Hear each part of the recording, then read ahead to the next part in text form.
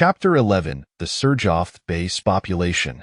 Xianxia finally seized high sweeping gond. With a hoarse voice, inquired, "What exactly is the situation in Xianxia? Why are there so many undead?" Sufi replied, "Tobe Frank, I can ascertain has specific soft emergence. I prefer not to elaborate. I can only tell you that the undead are referred to as zombies, and if I are bitten with them, you will become infected." Upon hearing this, Xianxia's face turned ashen with fear, and despite began to tremble involuntarily. Has struggled to suppress the quivering Gothis lips and stammered, "Is theory and Isifi haven't protected be the military here?" Sufu cast a silent glance at the disorganized army, shook his shade in resignation, and then casually gestured towards the direction of the base, disregarding them thereafter. Hethan turned and Du Huayan, Zhou Huayan, and Lin Yuan word. However, there were for spy too as to interrupt the dast high encounter at another group. This band of ruffians, brazen and arrogant, proclaimed themselves as members soft White Lotus sect and attempted Takawar Sufu and his companion Sinto hoining thanks. Sufu, sensing an opportunity, dispatched Zhou Huayan to negotiate. Yet, unexpectedly, the conversation quickly soured, and before long, violence erupted. Sufu cooed hard like Hansila's astonishment, cursing inwardly, "Damn it. How cold to encounter such a band of cultists? This is truly unfortunate." Theli drove Tisa cultists sways a burly bald monk, adorned in opulenter, bedecked with ostentatious jewels, as if fear fool Tatather smite over Lucai's wealth. Behind him, numerous lackeys brandished a plethora of flags, chanting nonsensicalese logants such as "White Lotus blooms," "The bright king emerges," "Mithriatis sins," rendering Thessin utterly absurd. Sufimu said to Hilf, "Thesa pipi iranothing the bunkof nonsensical drivelers." At the critical juncture, the spectator's attention was drawn a theme tense bodily unfolding before them. Thampasing bald leader was locked in a Lafan death struggle with Zhou Huayan. That wolficid each other with swords drawn and unyielding resolve, each move imbued with lethal and tentan power. Their figures intertwined like a lightning, a Tim's engaging in close combat, each punch landing with devastating forcedathers, these struck from a distance, the air crackling with sword energy. The atmosphere was fraught with tension, leaving Gonluker's breath less and utterly captivated. Meanwhile, Yu Huishan observed the battlefield's dynamic insolence. Unable to contain his inner impulse and a longer, hesitantly fleshedford, like a spectre, entering the fray with astonishing speed. In an instant, that idea shifted dramatically, shaking every heavens. Yu Huishan revealed an extraordinary level of skill and prowess, effortlessly vanquishing his opponent with a single thrust off his word, sending him crashing to the ground. With a flick of his wrist, he unleashed a flurry of silver needles, causing Gal the lackeys to collapse as well. Sufu approached slowly, gazing gatherizing, anguished cultists sprawled on the ground, a tumult of complex emotions swelling within him. Just moments ago, these individual shad brazenly cried out slogans like "White Lotus blooms," "The bright king emerges," and "Mithriatis sins," and "Ad spiriti bito and satesheas." Now, faced with a formidable adversary, they were reduced to pleading for mercy. Their situation pathetically dire. Yet, Sufi understood the peril and threat posed by these occultists. He would show them no mercy. With unwavering resolve, he commanded, "Yu Huayan, Zhou Huayan, eliminate them all even noticing unalive." In this perilous and challenging apocalyptic world, event the slightest thin toff danger could lead to catastrophic consequences. These occult organizations swore taking time bombs, and allowing them to persist towards billion-ending disaster.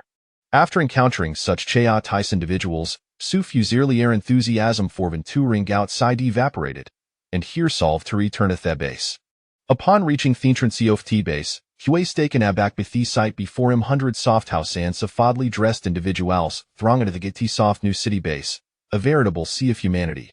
Amidst the crowd, minor skirmishes occasionally erupted. Fortunately, the base security personnel were present immediate, preventing an image or conflicts, while the fortune long, by Hu, Zhuke, and Su and Wu were elementing their plight.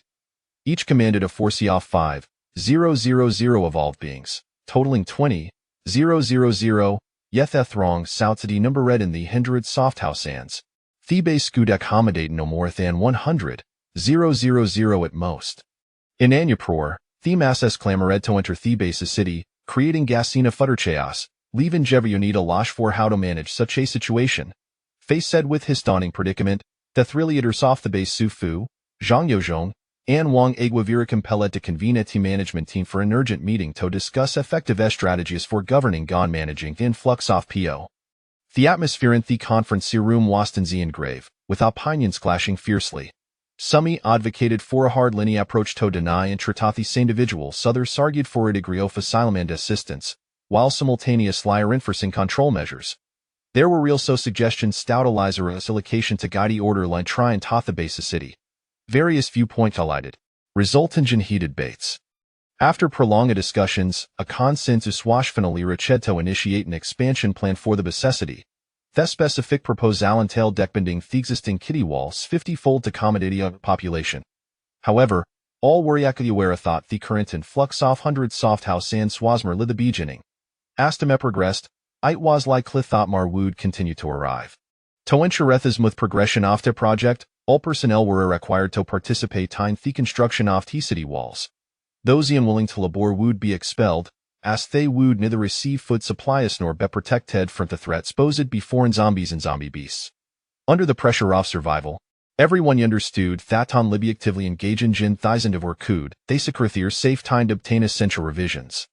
Suf Waymet to expand the evolved being steam to 120,000, while Wang Aguas military force sto swelto solid 100,000. Concurrently, Zhang Yuzong's city management team was to be bolstered to 50,000. Suf usability to command a Chavez numerical advantage, without a position from Wang Aguan Zhang Yozhong, stemmed from the necessity to ensure ample food supply and a variety of materials for constructing the city. Thus, he required the largest contingent of personnel. In contrast, Wang Aguas troops were of a permanent stationing nature, while Zhang Yuzong's city management team was solely tasked with maintaining order within the city, hence necessitating fewer personnel. Chapter 12 Rectification of Base City. Thethreedom simultaneous like amends said recruitment efforts, each dispatching representative as to the base gay test or replicants. Without question, Sufa's representative was Song Dan, assisted by the formidable Kordi Tofchinglong, by who, Zhu Anzuan want the military side, a deputy from Wang Agwald several soldiers to oversee recruitment. Surprisingly, Zhang Yu's Hong sent forth Hishan and Hidaking at the forefront, aiming to recruit personnel for the city officials, demonstrating that Zhang Yuzong weighs anything but straightforward. Having secret cultivated Samid spirit individuals while associating with dubious characters, all with utmost discretion. Once that recruitment concluded, amidst the cacophony, everyone abused themselves, fervently engage in themonument tall task of expanding the city walls. The team led by Sufu faced unprecedented challenges. Not only was food severely scarce, but the materials required for construction were also in short supply. In desperation, Sufu Chinglong, by who, Anchuan Wu, his most capable subordinates, Toliad 40,000 evolved being submissions. They were redivided in Tothouse and soft small teams, dispatched to various cornerstone gather diverse resources. However, the situation for Zuko was different. Being a woman, her participation in external missions posed numerous inconveniences, and she had always been responsible for protecting Song Dan. Although Song Dan possessed a certain level of prowess, she lacked practical combat experience. Having spent her time managing affairs within the city, she had never encountered at a battlefield. Thus, it was imperative to have a top-tier expert to remain by her side for protection. Meanwhile, the food resources outside the city were inexhaustible. Consequently, Song Dan delineated thousands of acres of land outside the citian planet recruit individuals lacking combat capability is sore with limited strength foe. Sufu further instructed Zukto gather several house and evolved beings to form any decadent responsible for safeguarding the intelligent cultivator Sankanduk. Only if as sustainable food source could the food crisis be alleviated. However, food does not grow instantaneously. Currently, every owner relied on the meager provisions gathered by Sufa steam from the outside to sustain himself, which was fully inadequate to meet the burgeoning population's demands. Consequently, a multitude of small factions, groups, and alliances began to emerge. These organizations, too, dispatch members to gather various resources to bolster their own strength. As a result, small scale conflicts and skirmishes erupted with alarming frequency. After a prolonged period exceeding months, the city wall had finally been completed. This monumental structure was painstakingly erected by hundreds soft house and soft citizens, Hotuk torn slaboring tirelessly. Each individual received merely 3 loaves soft bread and a bottle of water daily sustenance, a meager provision that barely allowed them to survive, rendering Ghani thought of a better life a distant luxury. In contrast, those tasked with venturing out Tagath resources fared slightly better, yet to faced perilous circumstances. They were a constant lie, threatened by ferocious zombies, fierce beastly zombies, and evolved formidable monsters, as well as by some individuals swarmed freely. It was notincommon for livestobolostathi hansafoders, and theft of possession should become a frequent occurrence. The city walls are anything short of magnificent, soaring to a height of 30 meters and boasting astigering thickness of 10 meters. Such an imposing substantial fortification was not constructed without treason. It serve as a profound significant purpose. One must recognize a thought those terrifying zombie beasts possess astonishing abilities, capable of growing in size and consequently becoming extraordinarily powerful. Ordinary buildings, under the claws of these monstrous creatures, crumble like fragile earthen walls, offer nor stand and being just a litterne part. Moreover, some exceptional zombies stand tall and formidable, frequently reacting heights of 7 to 8 meters. Additionally, evolved beings possess the ability to flightless. If tools were not sufficiently high, how could they withstand Ellen's laughs? The layout of T buildings in both Theaner and Deuter City is required a complete redesign. All existing structure is would be thoroughly demolished and rebuilt. Why the redesign focus said solely on practicality, discarding ostentatious and frivolous amenities. The singular rhyme was to accommodate as many inhabitants as possible. Within Theaner City, the trio fleeters Sufu, Wang Igua, and Zhang Yuzong would reside alongside core management personnel. Meanwhile, the outer city would serve as a refuge for the general populace. This clear demarcation was intended to ensure raw-ordered basis city while facilitating the rational distribution and management of resources. As to Mormon Slipty, the base seeks parents adoperio da vigorous development, with a steady influx of new members flooding in, causing the population to past Haramarka blimulus stona fenimillion, the Zeka-biting gun-precedented vitality and dynamism. The landscape within Thesida transformed day by day, with buildings rising majestically, meticulously filling Geverian co-fusible land. The exception was a grand plaza intentionally reserved to the center of the outer city, destined to become sacred space for future gatherings and celebrations, while the remaining areas were a careful designate das residential zones, with a scaly emplinado accommodate millions of residents. Even if the population were to continue to swell, it could be fortlessly managed by implying increasing the height of test structures. However, with rapid population growth commune escalation in daily needs and trading activities, bringing to light a present issue with a lack of fonified currency system. Clearly, relying on the prepo-calyptic currency had become impractical, as neither suited the current environment nor possessed adequate liquidity or a foundation of trust. In the face of this challenge, the three leaders of the base Sufu, Wang Igua, and Zhang's Honggai held frequent meetings to delve into potential solutions, yet a brain eye through remained elusive. Just as the attendees fell into contemplation, Xianxia stepped forward in the conference room, presenting a suggestion that was both innovative and practically viewable.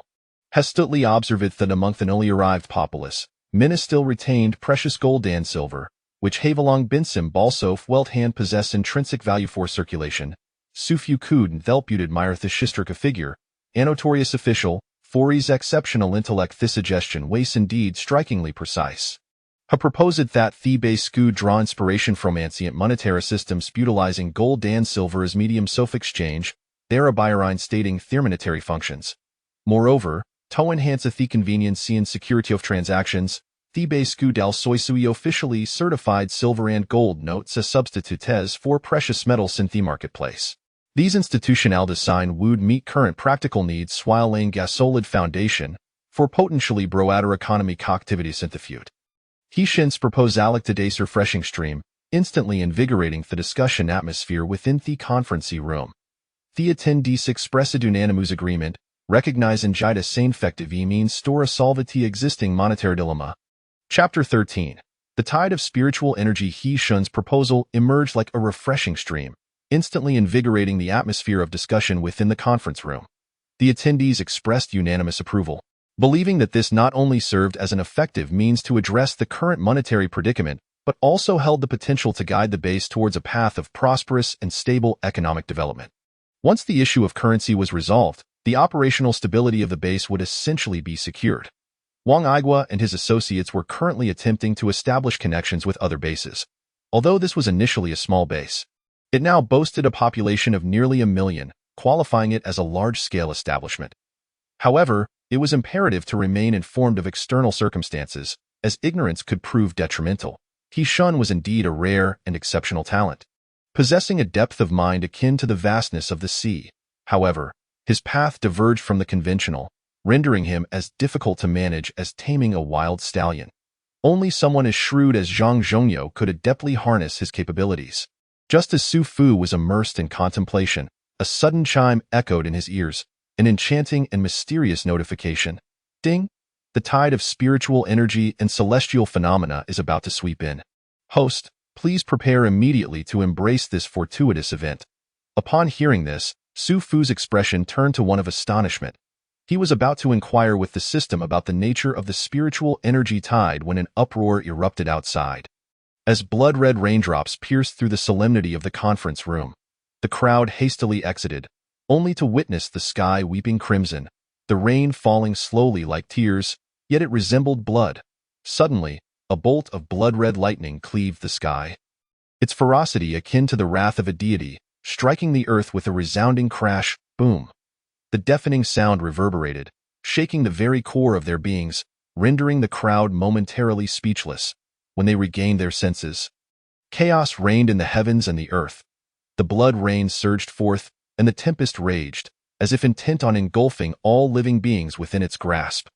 Miraculously, those unfortunate enough to be touched by the blood rain found themselves experiencing a subtle enhancement of power amidst their agony and struggle. Eliciting exclamations of joy and delight. Su Fu, Xianxia, and Wang Aigua, the three leaders, made a prompt decision, collectively commanding everyone to immerse themselves in the blood rain, seeking strength in its embrace.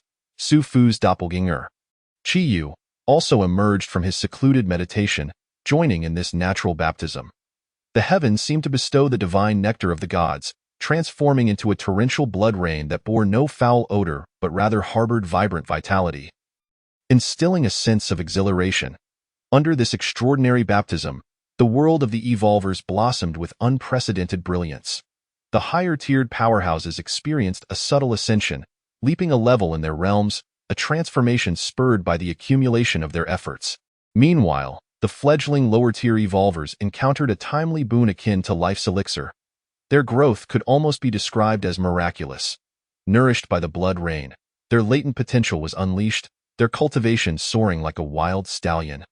Leaping several levels in an instant. In that moment, the entire assembly of evolvers was filled with uncontainable excitement. As the blood rain ceased, Su Fu opened his attribute panel. Su Fu, pinnacle of the third-tier cultivation method. 9 revolutions. Profound art, beginner, skill. Overlord blade technique, minor achievement, equipment. Overlord blade. Innate superior spirit treasure transformation field. Mid-second tier, cultivation method. Ho-Hot classic, major achievement, skill. Exorcism sword manual, major achievement, weapon. Exorcism sword Zhou Huayan, pinnacle of the third tier. Internal skill, purple mist manual, major achievement, skill. Huashan sword technique, major achievement, equipment. Kunwu sword Qiyu. Su Fu's doppelganger, mid-master tier, cultivation method. 9 revolutions. Profound art, major achievement, skills. Heaven slaughter, earth slaughter, manslaughter, understanding the ultimate truth, simplification of the great way. Reduced to 3 strikes. Equipment. Qiyu demon blade. Su Fu's ascension in power was remarkable. He had directly traversed through the late stages and firmly established himself at the pinnacle of the third tier. Simultaneously, his doppelganger, Qiyu, exhibited impressive progress, ascending a tier and rapidly approaching the late stages of the master tier. Faced with such growth, Su Fu felt no sense of contentment. He instructed Qiyu to enter seclusion once more, for he had encountered a bottleneck, and only through deeper cultivation could he further break through his realm. Qiyu's life in seclusion mirrored that of the elderly Zhang Sanfeng, both choosing to distance themselves from worldly affairs and immerse themselves in endless training. Unless faced with an exceptionally significant event, they would not emerge lightly. Leaving Qiyu in the base for seclusion was a carefully considered decision by Su Fu. He understood that even in the face of unforeseen calamities, as long as his doppelganger Qiyu persisted, his life would not be extinguished entirely.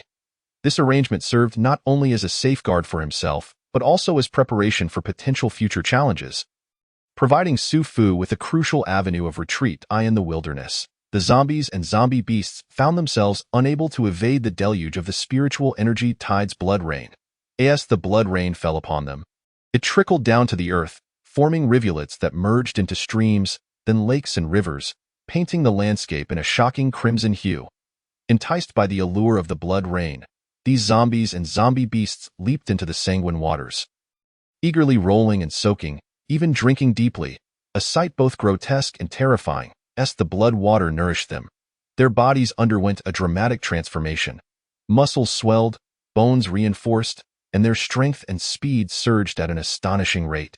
In an instant, a multitude of advanced evolved zombies and zombie beasts emerged, their sizes greater and power surpassing that of their ordinary kin, the very sounds of their movements sending shivers down spines.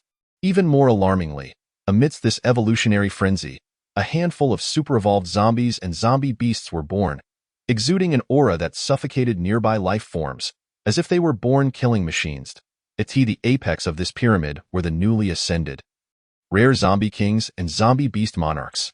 They not only inherited all the characteristics of their predecessors, but also exhibited heightened intelligence. Their strength was sufficient to rival that of Su Fu's doppelganger Qiyu. This scene was truly terrifying, prompting one to question whether the arrival of the spiritual energy tide was a boon or a calamity for humanity. Time swiftly passed, and in the blink of an eye, 3 days had gone by. Su Fu followed closely in the footsteps of Songdan, gathering information on the planting situation outside the city. The food crisis had grown increasingly severe, akin to surging waves relentlessly battering the threshold of survival. The surrounding food supplies had been nearly exhausted. Should the crops fail to yield bountifully, the million-strong populace would plunge into a dire famine. With no other recourse, they would be compelled to seek sustenance in distant lands.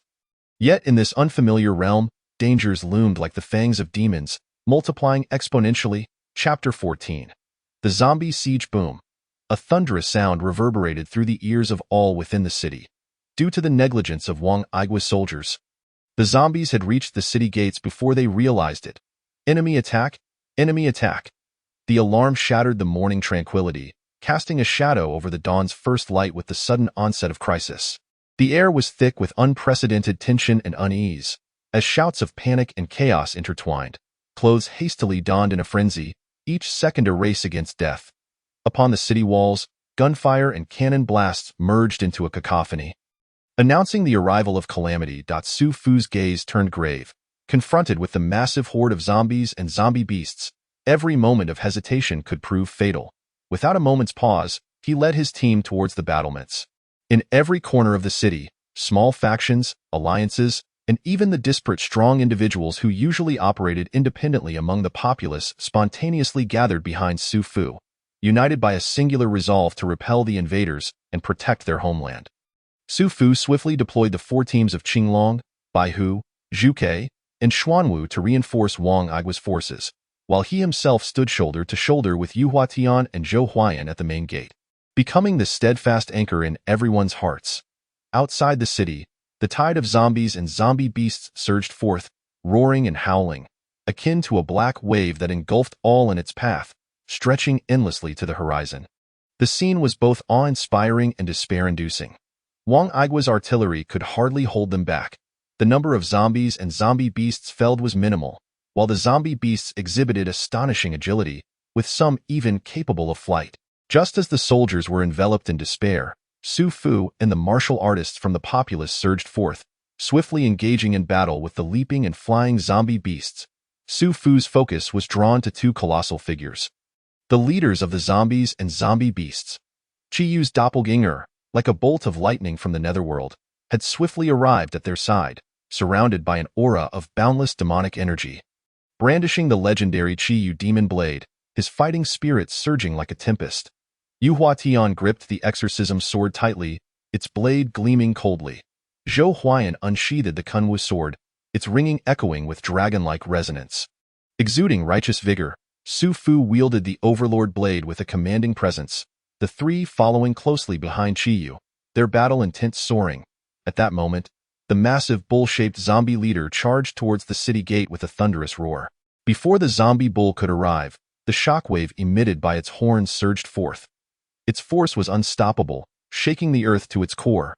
Upon witnessing this, Chiyu's eyes turned icy. With a flourish of his magic blade, he unleashed a forbidden technique, the unparalleled might of demon slaughter. A dark radiance surged forth from the enchanted blade, transforming into 100-meter-long demonic light, imbued with the power to rend space itself.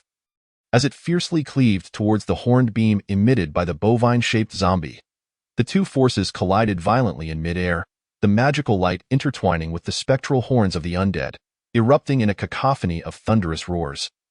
As sparks flew like stars, seemingly causing the very heavens and earth to tremble, the ground, unable to withstand such cataclysmic might, split apart instantaneously, a chasm several hundred meters long bursting forth with a deafening blast. Dust swirling into the sky, obscuring the sun. Yet, Chiyu did not relent. He extended his form, employing lightness skills to soar into the air like a wraith. With another earth-shattering roar, he unleashed the ultimate killing move of the human slaughter technique. Blood Massacre. In that moment, the heavens and earth appeared stained crimson, as a blade of pure slaughter energy coalesced, suffused with the essence of bloodshed and death, aimed unerringly at the neck of the bovine zombie. At this juncture, Su Fu, Yu Huatian, and Zhou Huayan found themselves embroiled in a life-and-death struggle against the humanoid zombie leader. This formidable foe, akin to a demon risen from the depths of hell, wielded a colossal 3-meter-long greatsword, every swing resonating with the force of a collapsing mountain. Even more astonishing, it was adept in swordsmanship, each strike designed to be lethal. 10,000 mountains bow to the ancients. The zombie howled to the heavens, brandishing its greatsword, as if summoning countless peaks to converge and form an unmatched sword aura, soaring skyward. Faced with such overwhelming might, Su Fu stood resolute, drawing his blade. And executing the Qian Kuan shield technique, radiating golden light, resembling a shield of the cosmos, defiantly repelling the oncoming sword aura. Witnessing this, Yu Huatian moved with the grace of a swallow, activating the day and night sword technique, creating a dazzling array of lights that confounded the zombie's vision, bolstering Su Fu's defenses. Meanwhile, Zhou Huayan seized the moment, unleashing the white rainbow pierces the sun technique, directing his sword's brilliance towards the zombie's vital points. The blade striking with lethal intent. However, the zombie was not easily vanquished. It roared angrily, employing the mountain pressing down technique, its sword intent heavy, crashing down as if the entire Mount Tai were descending. Su Fu, recognizing the peril, wielded his blade with renewed vigor, skillfully redirecting the immense force while countering the zombie's assault. Seizing the fleeting opportunity, Yu Huatian unleashed the needle technique from the Gue Hua cannon. The peony blooming, unleashing a multitude of silver needles, each imbued with deadly power, enveloping the zombie in a dazzling yet lethal display of floral imagery. Zhou Huayan, not to be outdone, initiated the drumbeat of war technique. His sword strikes resonating like war drums, colliding with the zombie's formidable swordplay. Although not entirely penetrating, it caused the zombie to stagger momentarily. This fleeting pause allowed Yu Huatian's peony to fully blossom. Countless peonies erupting in the air, imprinting upon the zombie, the intertwined needles and threads causing a cascade of blood, accompanied by its anguished howls. Su Fu seized this decisive moment, sweeping his blade with a force that could cleave through legions. Delivering a heavy blow to the zombie, grievously wounding it, its massive form collapsing upon the battlefield, aware of its impending demise. Consumed by rage at being cornered by three seemingly insignificant individuals, it resolved to take them down with it, even at the cost of its own life. Its sole means of achieving this was through self-detonation, and without hesitation, it chose to explode, a thunderous sound erupting forth. Boom! The zombie's explosion sent shockwaves through the air, tearing apart the surrounding atmosphere and conjuring a cataclysmic storm that cast everything into the shadow of death. Within the core of this explosion, Su Fu, Yu Huatian, and Zhou Huayan, faced with the terrifying blast, summoned their defensive techniques. Su Fu bellowed, invoking the Qian Kuan haze, conjuring a shield of air to protect the three of them, while Yu Huatian employed the earth and sky morning and evening technique to divert the explosive force. Minimizing its impact, while Zhou Huai and executed the Huashan sword technique. The monkey raises the cauldron, thrusting his sword forward like a mighty ape brandishing a cauldron, attempting to shield them. Alas, despite their combined efforts, they were unable to withstand the full force. The three were propelled skyward, Su Fu, Yu Huatian, and Zhou Huai, succumbing to unconsciousness as they soared through the air. Chapter 15. The zombie siege 2. Wang Yaqing was engaged in battle with a zombie when suddenly she heard a deafening crash. Boom! A tremendous explosion lit up the sky, and a figure came hurtling towards her. Upon closer inspection, she realized it was. Tears streamed silently down her face, like pearls falling from a broken string, cascading down her cheeks. Oblivious to the wetness on her skin, the pain in her heart was deeper than any blade could inflict. In that moment, her world narrowed to a singular focus. The figure who once regarded her as his entire universe, now lying quietly not far away, teetering on the brink of life and death. Despair surged like a tide, yet she did not waver as the high-level zombie beast advanced, intent on taking away the one who once filled her world with warmth. She felt an invisible force propel her forward, igniting an unprecedented courage within her. Like a wounded yet resolute lioness, she charged ahead, disregarding everything, but her feeble strength was no match for the formidable zombie beast. No! She cried out in desperation, tears and sweat mingling, her voice laden with helplessness and determination. She wrapped her arms around the monstrous zombie beast, her embrace like iron, fiercely constricting its neck, each cry a primal call for life. A pure testament to her love, she poured every ounce of her strength into the struggle, headbutting and biting, determined to prevent this terrifying creature from harming the one who had once given her warmth and solace. In that moment of life and death, a fiery red fox darted in like a bolt of lightning, crashing into the zombie beast and sending it tumbling to the ground.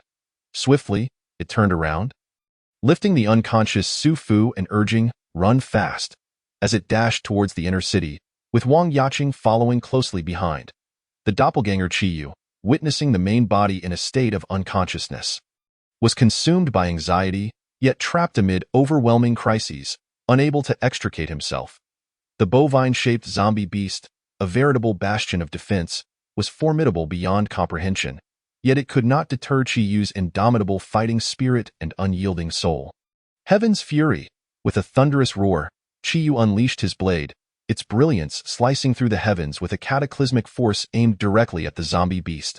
The blade danced through the air, as if even the sky itself shifted in hue.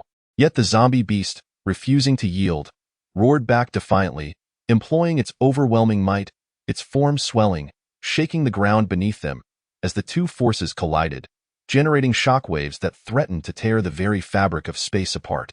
Heavenly King treads the 9 heavens. Qiyu surged forth like a celestial deity, each footfall resonating with the very essence of the cosmos, the blade alight with the power of the stars, bearing down upon the vital points of the zombie beast. However, the beast, equally ferocious, activated its earthquake technique, the ground erupting into a myriad of colossal stones and pillars, seeking to ensnare Qiyu. But Qiyu was no mere mortal.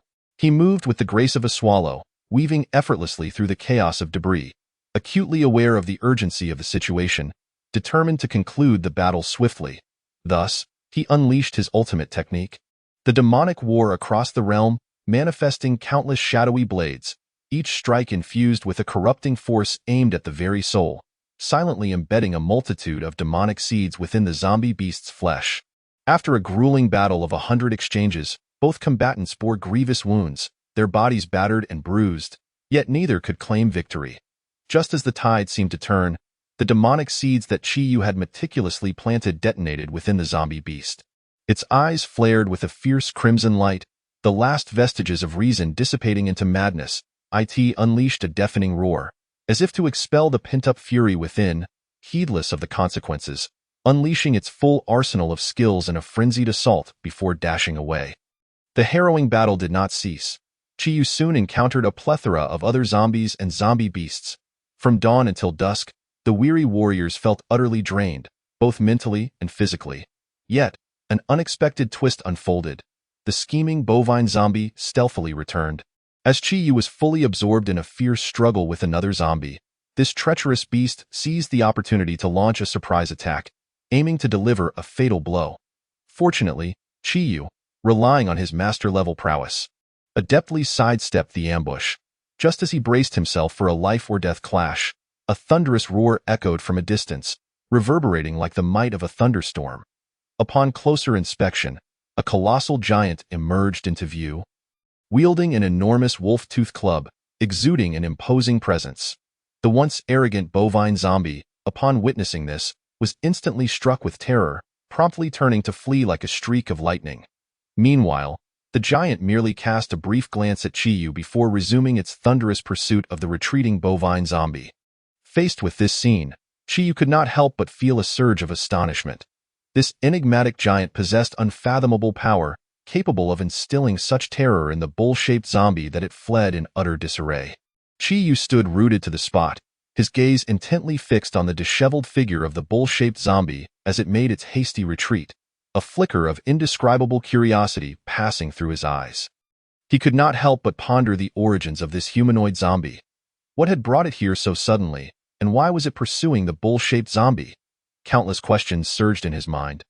Yet he understood that this was not the moment to seek answers. At this juncture, the base was confronting an unprecedented crisis. The horde of zombies surged like a tidal wave, launching relentless and ferocious assaults. The situation was perilously precarious. If effective measures were not taken swiftly to fend off the external threat, the consequences would be dire. Surveying his surroundings, Qiyu realized that the strength of the people within the base was relatively weak, and only through his own formidable power could he stabilize the current chaotic state. He was acutely aware of the heavy responsibility resting upon him. He must step forward to defend the front lines and deter those with malicious intentions from acting recklessly. Furthermore, it was imperative that he personally deal with the formidable advanced zombies and zombie beasts. Should these terrifying entities be allowed to rampage unchecked, the cost to his side would be catastrophic. By noon the following day, humanity had managed to repel the zombies with great difficulty.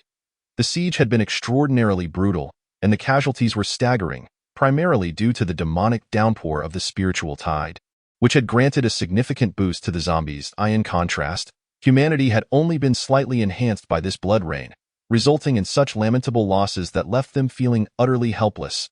Chapter 16. After the siege, silence enveloped the crowd as they celebrated their victory in quietude.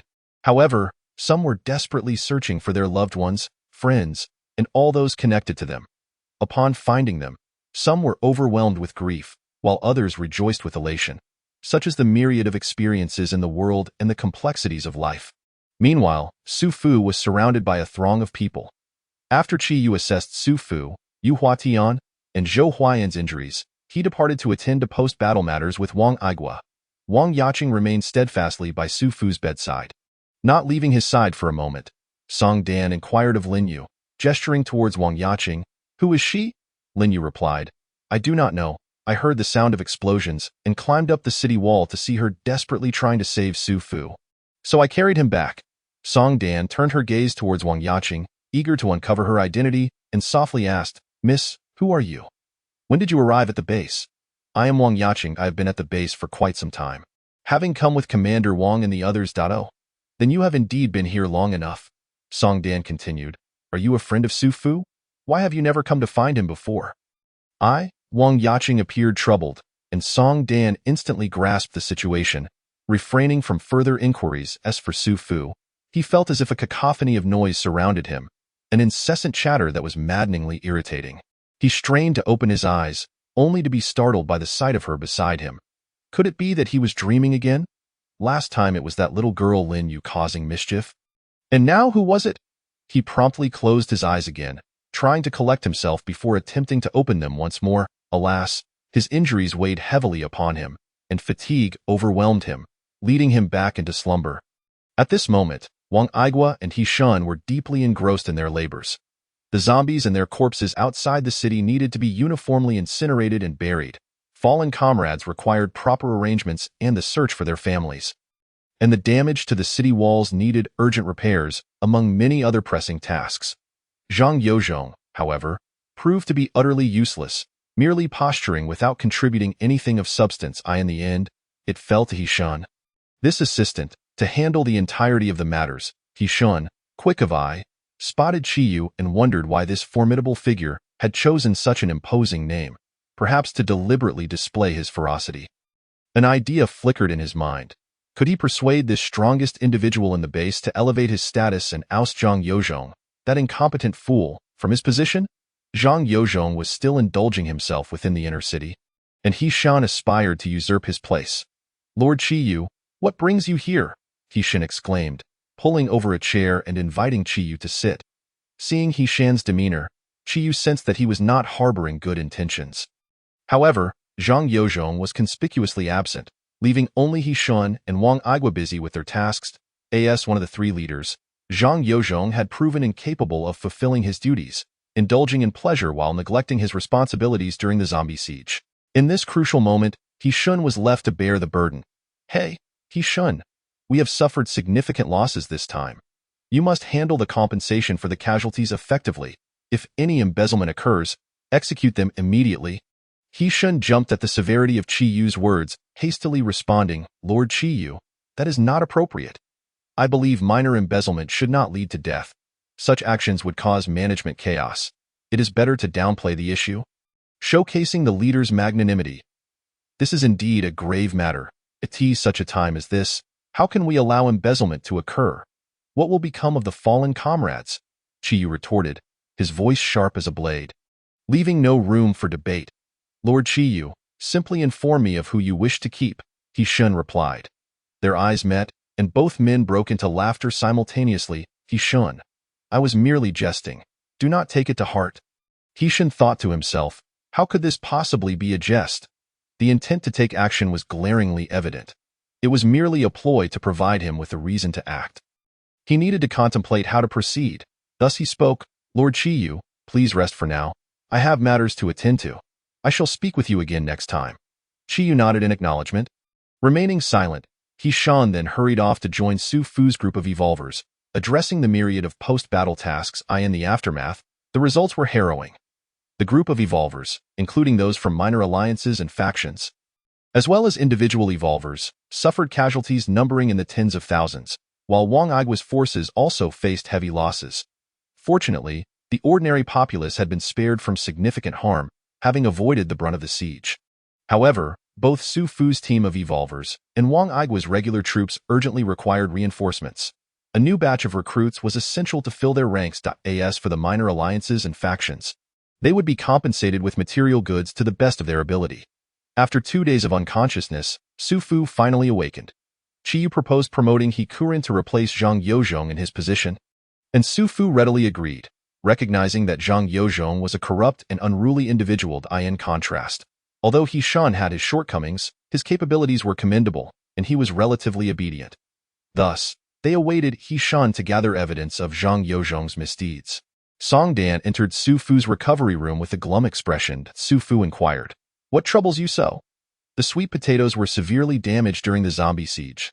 I managed to gather the sweet potatoes and their vines, but they are now all piled up in my ring. Su Fu responded. What of it?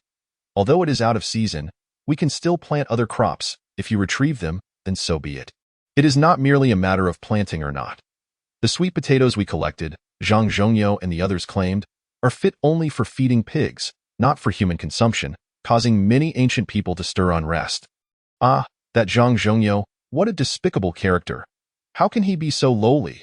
Because food is scarce outside, his enjoyment has diminished, and now he begins to stir trouble. It seems I must seek out Xian.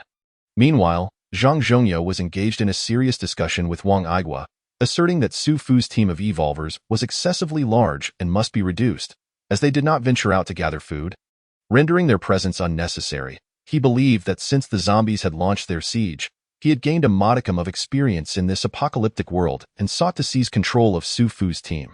With a substantial following, including the security team and various street thugs he had befriended, he felt he wielded enough power to dominate the entire base. Wang Aigua, having observed during the last zombie siege that Su Fu's team of evolvers did not heed his commands, but instead followed the directions of Su Fu's subordinates, Qinglong, Baihu, Zhu Ke, and Xin Wu, found it exceedingly challenging to manage. However, as a soldier by training, his sense of responsibility and justice was ingrained within him and remained unshaken. Thus, he found himself in a quandary. He wished to trim some of Su Fu's team while bolstering his regular forces. Yet, He understood that Su Fu's leadership position could not be altered. Zhang Zhongyo, on the other hand, sought to oust Su Fu entirely and transfer all the evolvers under his command, leading to an unending argument between the two. Chapter 17. Progressing amidst trials as Xian prepared to knock on Zhang Zhongyo's door, he suddenly overheard the heated argument within. A cold sweat broke out over him, and he thought, this is bound to cause chaos. I must slip away. However, recalling Qi Yu's words, he quickly assessed the balance of power between the two sides and quietly exited Zhang Zhongyo's residence. Xian found Su Fu and relayed the information he had gathered from Zhang Zhongyo without omission. Upon hearing this, Su Fu's eyes turned icy as he declared, if that is the case, they are seeking their own demise. I shall grant them their wish. His words were as cold as steel, leaving no room for dissent. Su Fu understood that his team of evolvers was the foundation of his survival in this apocalyptic world, and he would not allow anyone to easily encroach upon it. He summoned the reclusive Qi Yu, accompanied by Yu Huatian and Zhou Huayan, and headed towards Zhang Zhongyo's quarters. Everyone was aware of their intent, and silence reigned as they approached the entrance, where the argument continued unabated. With a resounding crash, the door was violently kicked open by Qi Yu, and Su Fu, accompanied by several others, strode directly into the room. Zhang Zhongyo and Wang Aigua exchanged glances, the air thick with an unspoken tension, yet no one dared to utter a word, as if any sound could ignite the powder keg of confrontation. The revelation that Zhang Zhongyo harbored a formidable expert capable of contending with Qi Yu left Su Fu and his companions astounded. It was indeed impressive that Zhang Zhongyo had managed to recruit such a powerful ally. Especially during the dire siege by zombies, Zhang Zhongyo had other subordinates of considerable strength as well. In stark contrast, Wang Aigua had only brought his aid to Zhang Zhongyo's stronghold, leading to an inevitable standoff. Su Fu, eschewing pleasantries, commanded action.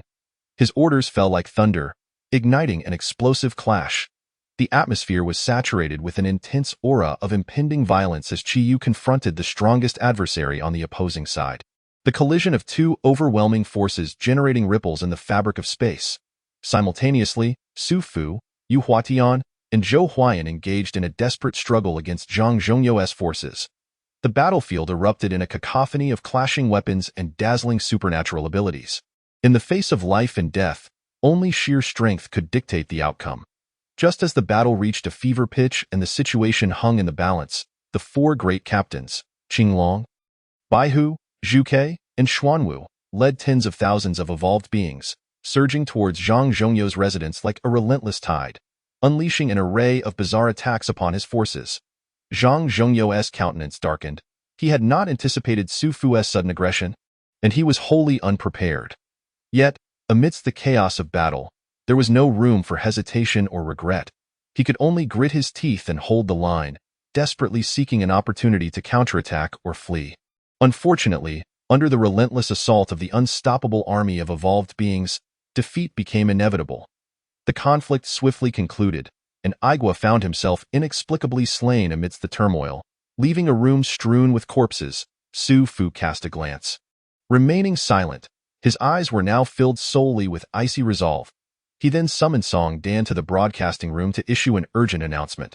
The broadcasting room had only recently been completed, and Song Dan was asked to temporarily assume the role of announcer, with the intention of appointing someone specifically for the task in the future. Emergency broadcast announcement. Attention all members of the base. We are now entering a state of emergency. Effective immediately, a comprehensive reorganization of the base must be undertaken unconditionally. Zhang Zhongyo and Wang Aigua's forces are to surrender immediately, including Zhang Zhongyo's hidden personnel, as this is a direct order from the supreme leader, and must not be met with any hesitation or resistance. Qi Yu, due to his formidable combat prowess, has been personally assigned by the supreme leader to take command of the forces previously under Wang Aigua. I urge everyone to prioritize the greater good, obey the new leadership, and unite to face the challenges ahead.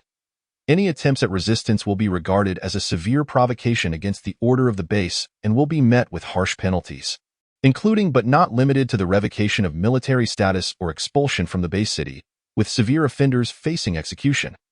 The military structure of the new city base is about to undergo a significant transformation, with the future military forces being entirely comprised of evolved beings, as ordinary individuals are unable to withstand the onslaught of zombies and zombie beasts, hence this decision.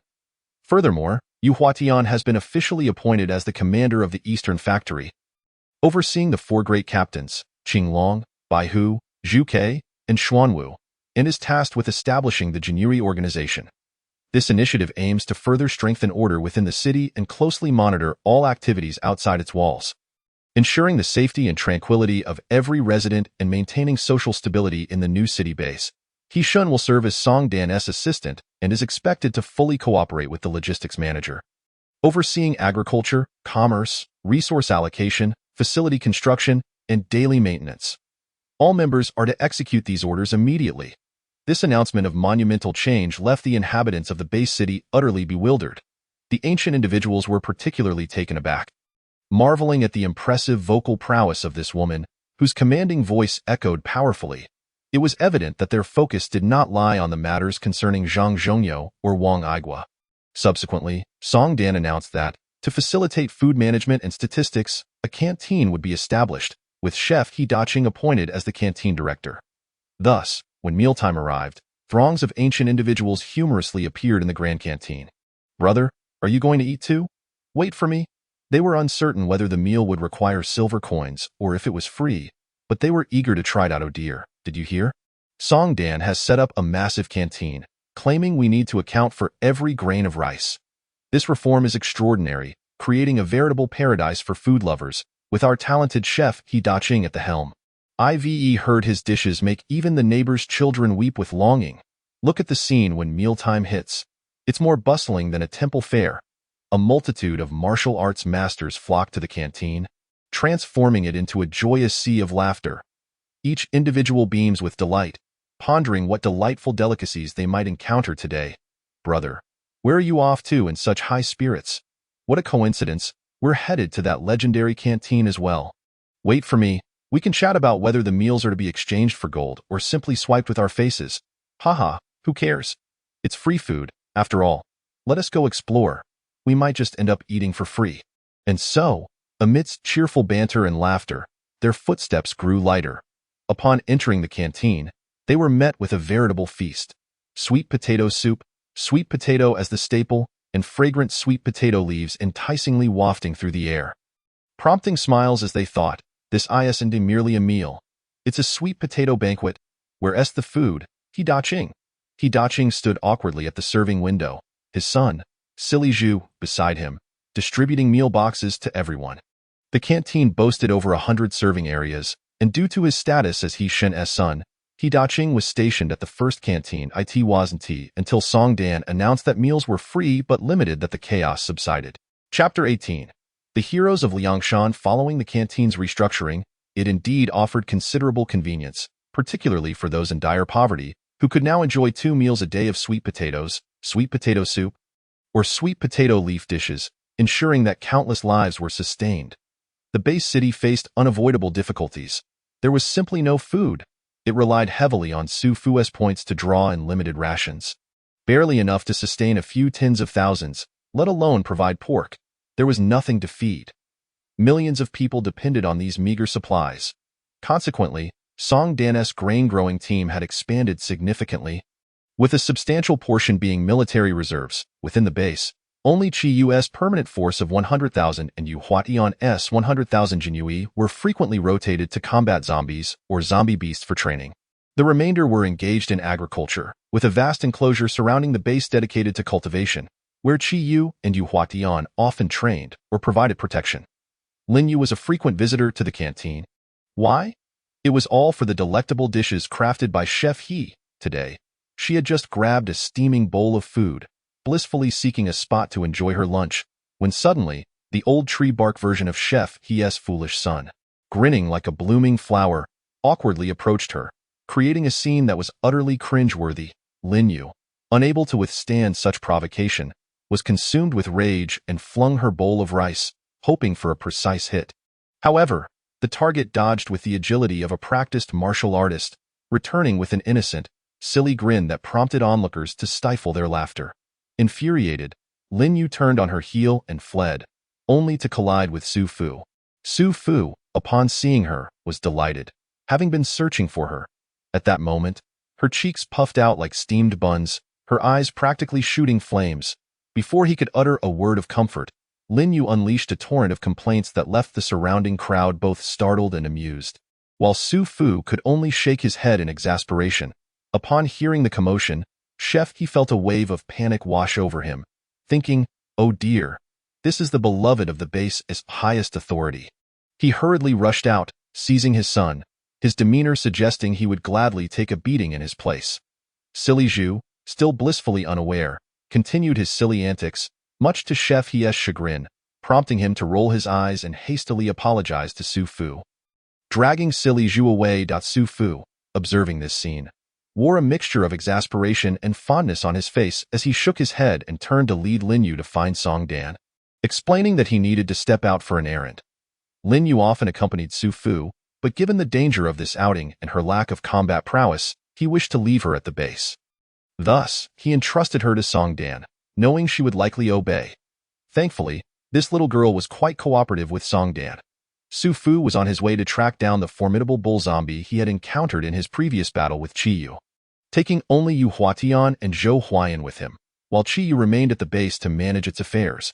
They set out, feeling somewhat lost, knowing they had to wander in search of an intelligent zombie for information.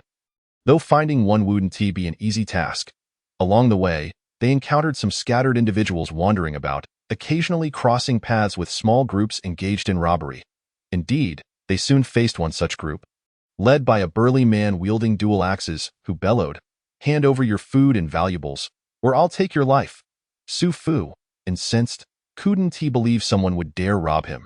He charged forward with his formidable weapon, swiftly dispatching the assailant with a single blow.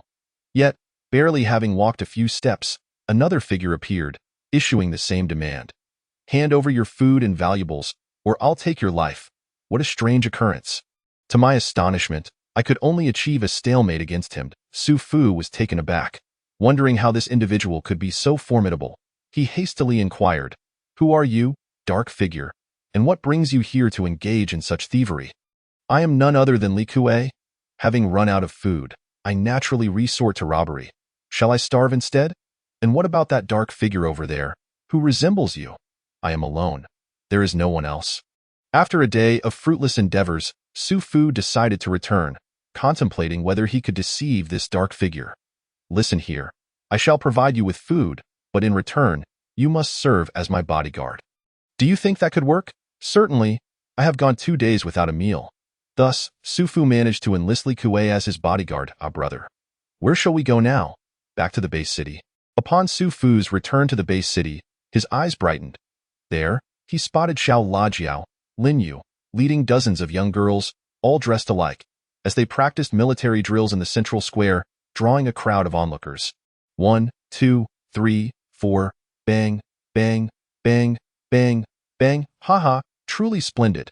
This young girl was quite intriguing, and this iron bull, Li Kuei, must indeed be from the Song dynasty. I wonder what other characters may yet appear. Just as he pondered this, Bai Hu approached the square, rushing over in a state of alarm. "My lord, it's dire. We have spotted a large group of individuals to the west raising flags. The banners read acting on heaven's orders, and they are shouting their intent to assault our base." "Is that so? After my iron bull has had his fill, he shall take down their supplies. To dare attack my territory, they must have extraordinary courage." Su Fu mused, could this acting on heaven's orders be related to Shui Sichuan? It was uncertain what other characters might emerge, whether friend or foe. Meanwhile, no news had come from the other base cities. Even Wang Aigua, after extensive attempts to make contact, had failed. These Shui Su heroes were hardly virtuous. They were either fugitives or scoundrels of the underworld, with only a scant few being good. Invasion! Invasion! The alarm sounded from the Qiyu army. These Shui Su warriors acted swiftly. Upon receiving news, they had already launched their attack. Su Fu could not bear to stand idly by. Ascending the city wall, he beheld a most bizarre sight. Hundreds of armed individuals dared to challenge an army of 200,000. It was as if they were seeking their own demise. Without batting an eyelid, Su Fu waved his hand, and 5,000 elite guards surged forth like a tide, enveloping the intruders. The leader, calling himself Song Sanlang, sounded familiar. Upon reflection, this must be the infamous Song Jiang. A notorious defector. Su Fu felt a wave of discomfort wash over him, akin to having swallowed a fly. I shall see what trickery he has in store this time. Song Sanlang, however, appeared quite compliant.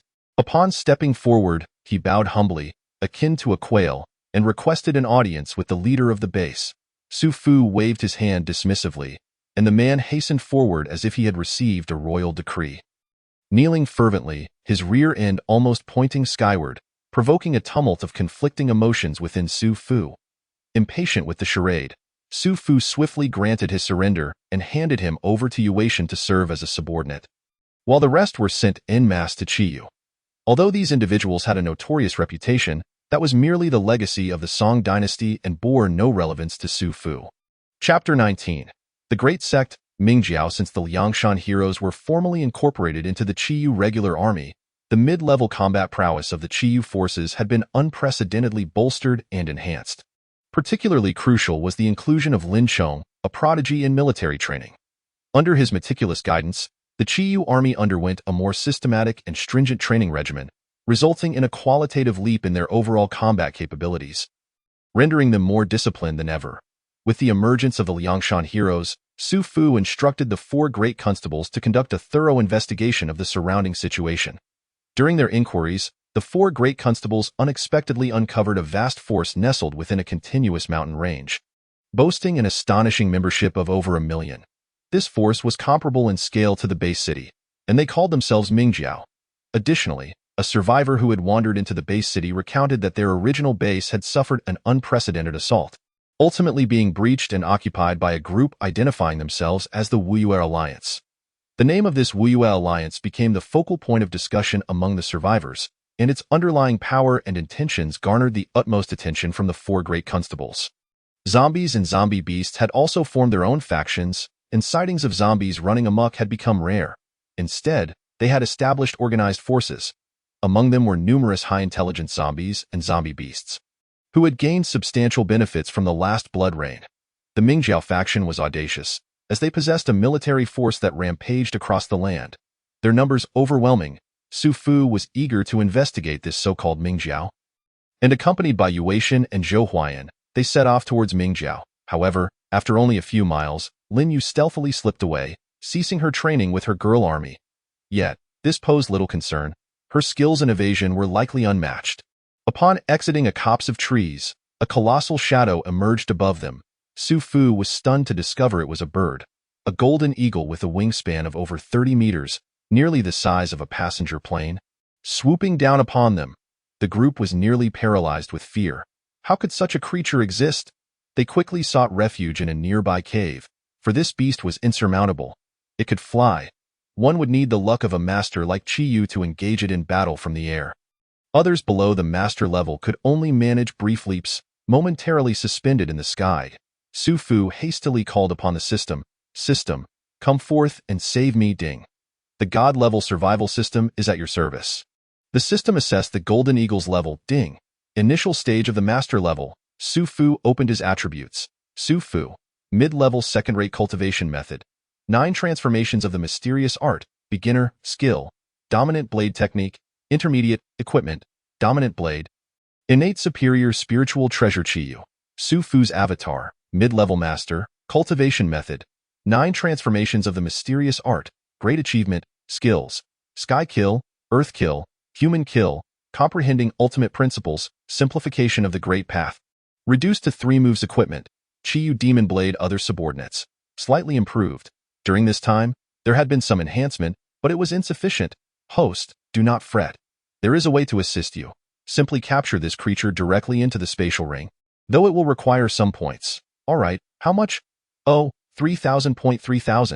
That's all I've managed to save up.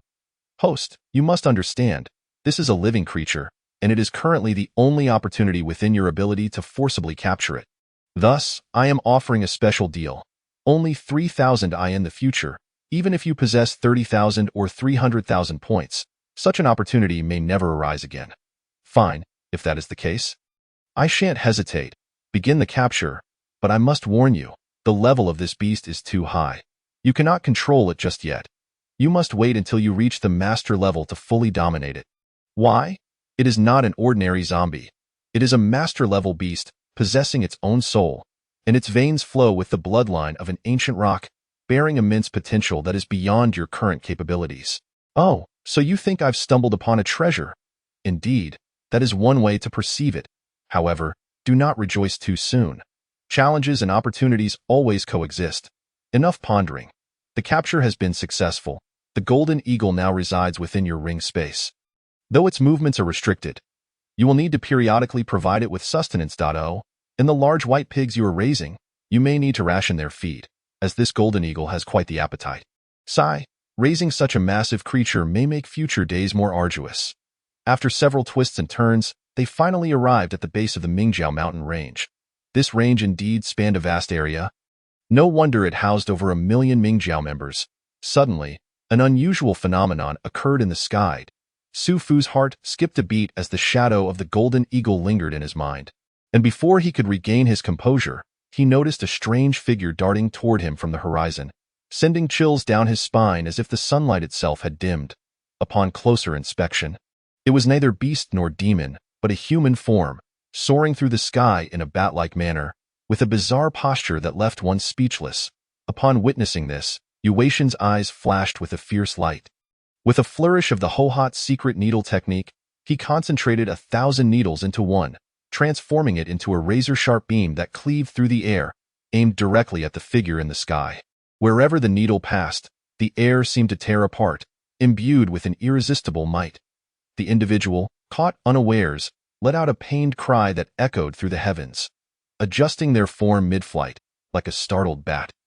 They twisted in a moment of peril, leveraging the force to accelerate their escape, leaving behind a trail of afterimages and the dissipating needle light, as well as the astonished gazes of the onlookers. Su Fu mused that this must be the famed Qingyi Bat King, Wei Yixiao. Indeed, his lightness skill was remarkable. Su Fu dared not venture further, for entering would surely lead to disaster. Given Wei Yixiao's prowess, one could only speculate what other formidable individuals might also have arrived in this world. If a master-level figure like Zhang Wuji were to appear, the odds of survival for their small group would be slim. It was prudent to retreat swiftly. The group hastened across the terrain, daring not to pause, yet trailing closely behind them were the Bag of Rice Monk and Zhou Jiao, leading a host of pursuers. The relentless chase seemed interminable. Each encounter was accompanied by fleeting moments of respite, only to be swiftly followed by another round of confrontation, devoid of any semblance of tranquility. The monk with the peculiar cloth bag, reputed to possess the ability to engulf all things within its depths, harbored a particular fondness for Lin Yu, constantly contemplating the prospect of ensnaring him as a gift for the sect leader. Yet, despite Lin Yu's lack of martial prowess, he excelled in the art of agility, his escape techniques being nothing short of extraordinary. Faced with the monk's persistent attempts at capture, Lin Yu adeptly evaded behind Su Fu, leaving the monk at a loss. Whenever the monk's figure loomed closer, Lin Yu would swiftly retreat to Su Fu's back, and without hesitation, Su Fu would retaliate with a slash of his blade. Its gleam akin to a dragon's roar, compelling the monk to momentarily withdraw. Chapter 20. The terrifying power of the Ming sect throughout their journey.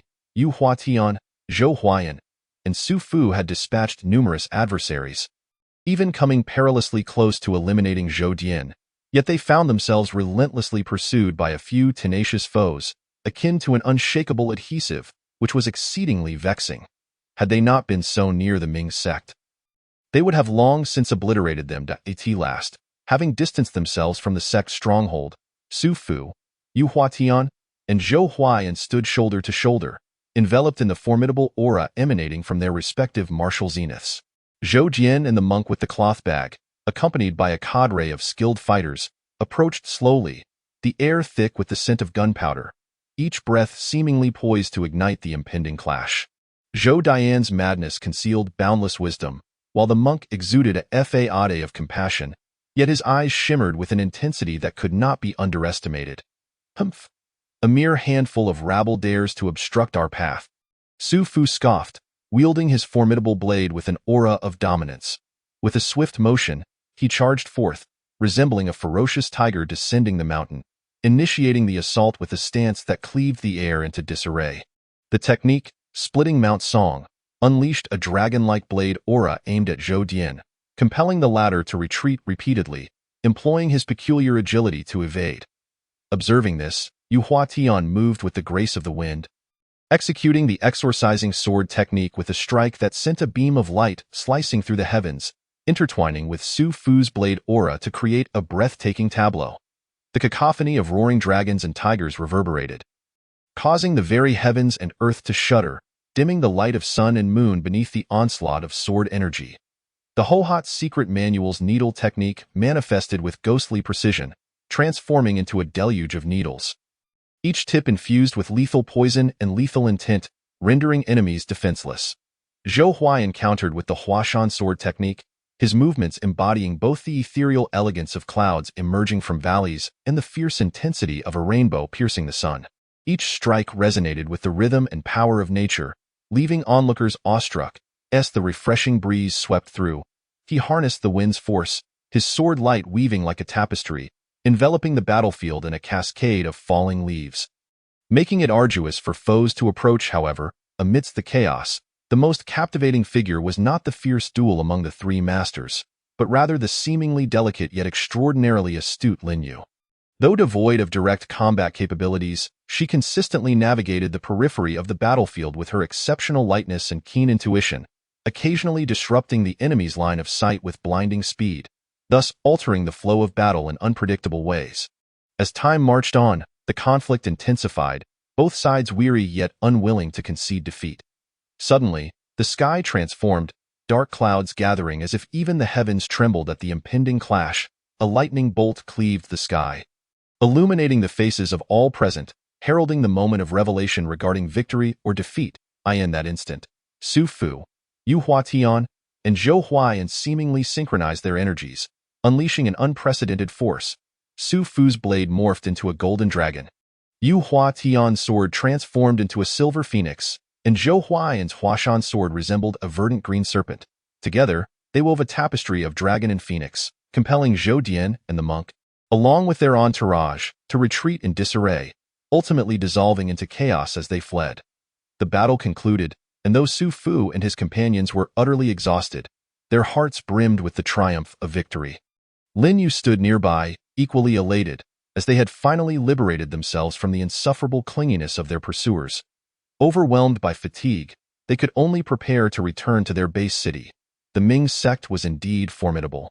Even against the likes of the monk and Zhou Dian, they had exerted tremendous effort, and there still remained the threat of the 5 element flags, the 5 scatterers, the protectors of the faith, the left and right pillars, the sect leader, and a million adherents. Their strength was undeniably invincible. It left them pondering whether Qi Yu could contend with Zhang Wuji. Caution was warranted, and they must not engage in battle lightly, needing to consolidate their own forces first. Notably, Lin Yu had become enamored with alchemy, for she had just produced a few pills for her companions. Each consumed one, instantly rejuvenating their spirits and banishing fatigue. Lin Yu wore a crestfallen expression, feeling utterly inadequate for her inability to fight, despite the prowess of the female soldiers she had trained, who were both disciplined and graceful. Su Fu appeared helpless. For Lin Yu was once again lamenting her perceived shortcomings, her voice notably loud. He gently reassured her, "Lin Yu, you are indeed remarkable. Your speed exceeds ours. None can keep pace with you. Moreover, your ability to concoct elixirs is unparalleled among us." "I am certainly not useless. I truly am capable," she insisted. "Indeed, you are undeniably impressive." Lin Yu's face brightened with a smile, for she was easily satisfied by the slightest praise.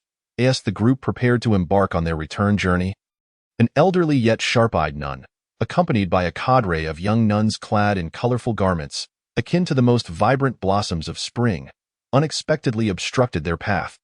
Though the nuns appeared gentle and amiable, each possessed formidable skills, their words imbued with an unwavering determination to defend the justice they held dear in the name of exorcising evil. This sudden display of resolve left Su Fu momentarily stunned. Yet he quickly discerned the kindness and warmth hidden beneath their seemingly stern exterior. It became evident that their fierce demeanor was merely a protective instinct, as they were, after all, a group of women with a heightened sense of self-preservation. Surprisingly, they extended a sincere invitation for the group to visit the legendary 5 Mountains Alliance, where the elite of the martial world convened to discuss significant matters. After a brief moment of astonishment, Su Fu sensed the sincerity and respect behind the invitation. With no pressing matters at hand, he readily accepted. Thus, the group, guided by the elder nun and her disciples, set forth on their journey to the realm of the Five Mountains Alliance. As they ventured deeper into their path, Su Fu gradually realized that the route was far more intricate and peculiar than he had anticipated. Upon discovering that the destination, Five Mountain City, was situated in the distant Jinfu province, he exchanged incredulous glances with his companions, his mind swirling with uncertainty. It was crucial to note that the distance between their original location in Beihai Province and Jianfu Province spanned mountains and rivers, rendering such a journey seemingly unfathomable. Had they unwittingly stepped into a realm where parallel worlds converged, blurring the lines of geographical boundaries? Once this thought took root, it spread like wildfire through his mind. He began to envision the vastness of this earth, so immense that it defied comprehension, to the extent that even communication systems might falter, and whether satellites could still exist in such boundless expanses became an open question. Even more astonishing was the presence of the Ming sect, which should have been relegated to the far western borders, now appearing in the land of Beihai. All of these elements pointed toward a staggering possibility. The world order seemed to be undergoing an unprecedented upheaval and amalgamation. Chapter 21. The turmoil of smiling proudly having clarified the route to Five Mountain City, Su Fu parted ways with the elder nun and her companions, as he sought to ascertain the existence of the Fu Wei escort agency. Fortuitously, he arrived just in time to witness Lin Pingji, accompanied by his guards, rushing back in a state of panic. Upon spotting a disfigured woman and an exceedingly filthy middle-aged man, he casually advised her, "Hurry back. Tell your father to cease his futile endeavors and reflect deeply at the cliff of reflection." He then tossed a copy of the I Ching to the disheveled man, for the I Ching was the essence of the I Jing. Vastly superior to the latter, Su Fu's team of over 20,000 evolved practitioners had all studied this text, yet he cautioned against sharing it with others. Afterward, he guided his companions to the old residence in Xianxia Alley to verify the existence of the exorcising sword manual. To his surprise, it was indeed there, identical to the version Yu Huatian possessed. Su Fu casually returned it and decided to explore the newly merged Jianfu province. Su Fu pondered within, recognizing that Five Mountain City had amalgamated elements from various martial worlds, incorporating the unpredictable dynamics of smiling proudly, alongside shadows from other unknown realms, rendering the entire Jianfu province shrouded in mystery and uncertainty. Strolling down the ancient streets, lined with shops selling various weapons, fragrant apothecaries, and inns bearing the Yuelai sign, it felt as though each step immersed him deeper into the narrative of a martial arts novel. The streets bustled with hurried passers-by, many adorned in diverse sect attire, engaging in hushed conversations, their eyes vigilant, creating an atmosphere thick with subtle tension. Xufeng's heart stirred with a sudden impulse. He resolved to refrain from immediate exploration and instead sought out a tea house to listen to the latest whispers of the martial world. He entered an establishment named Fengyun Tea House, where the air was thick with lively chatter. A myriad of heroes and warriors gathered around tables, engaged in animated discussions about the peculiar happenings of the realm. Xufeng found a spot by the window, ordered a pot of fine Longjing tea, and began sipping while attentively eavesdropping. "Have you heard? The Sun and Moon sect on Blackwood Cliff has been unusually active lately. It seems they are preparing for something significant," remarked a man in green robes, lowering his voice. "Indeed. It is said that the leader of the Huashan sect, Yubuchuan, has also been in seclusion for some time. I wonder if he is honing some unparalleled martial arts to face the impending storm," added an elderly man with silvery hair. Xufeng felt a stirring within. While this information aligned broadly with what he already knew, in this world of convergence, there might be unforeseen variables. He quietly noted these tidbits, intending to pay closer attention in the future. After finishing his tea, Xufeng decided to venture to the thought-reflecting cliff to uncover its mysteries. In the original tale of Xiaoliang Jianghu, this was where Ling Huchong mastered the Duga Nine Swords, and he wondered what encounters might await him in this fused world. Ascending the winding mountain path, he was greeted by breathtaking scenery, with strange peaks and bizarre stones that uplifted the spirit. Upon reaching the thought-reflecting cliff, he beheld clouds and mist swirling around the precipice, reminiscent of a fairyland. Xufeng surveyed his surroundings but did not immediately discern anything amiss. Yet, an inexplicable strong premonition surged within him, As if something of great importance awaited his discovery, he closed his eyes, concentrating his senses to perceive the ambient energy. After a moment, he opened his eyes, his gaze fixating on an inconspicuous crevice in the rock. Approaching for a closer look, he noticed a faint glow emanating from within. With a gentle push, the rock slowly shifted aside, revealing a narrow passage. At the end of the passage lay an ancient sword manual, resting quietly upon a stone platform, its cover inscribed with the bold characters of Dugu Nine Swords, legendary for its unparalleled swordsmanship. Xufeng was taken aback, but soon felt a sense of relief. It appeared that even in this merged world, certain pivotal narrative nodes still existed, albeit in different manifestations. He delicately picked up the sword manual. Silently reflecting, this item has revealed itself. Perhaps it is the opportunity one seeks on this journey. Just as he prepared to leave the thought-reflecting cliff, a sudden rush of footsteps interrupted his thoughts. Turning to look, he saw Ling Hucheng hastily approaching, accompanied by several guards, their expressions tense. They had learned of Xufeng's presence and came seeking his guidance. Xufeng smiled gently and handed the sword manual to Ling Hucheng, saying, "Since you have trained in my internal arts, I now grant you this sword manual. You may be my named disciple." Ling Hucheng replied, "But I already have a master." Xufeng responded, "Thus, you shall merely be my named disciple.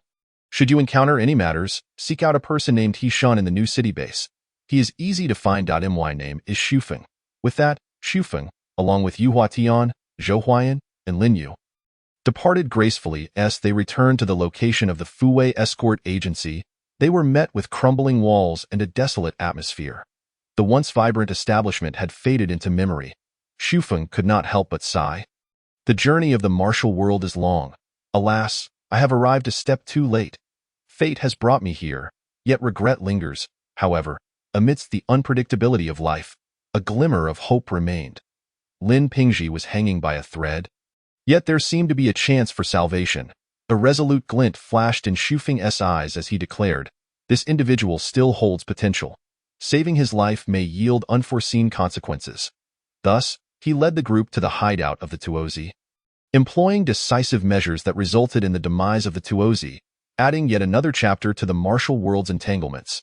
Facing Lin Pingji, Xufeng's expression was complex as he slowly drew forth two treasures: the ancient volume of the I Ching, profound and introspective, and the demon-repelling sword manual, sharp and fierce. Placing them before Lin Pingji, he spoke gravely, "There are myriad paths in life. The choice lies with you. The I Ching can fortify your resolve and grant insight into the truths of the world. The demon-repelling sword manual, while it may yield swift results, can easily lead one astray."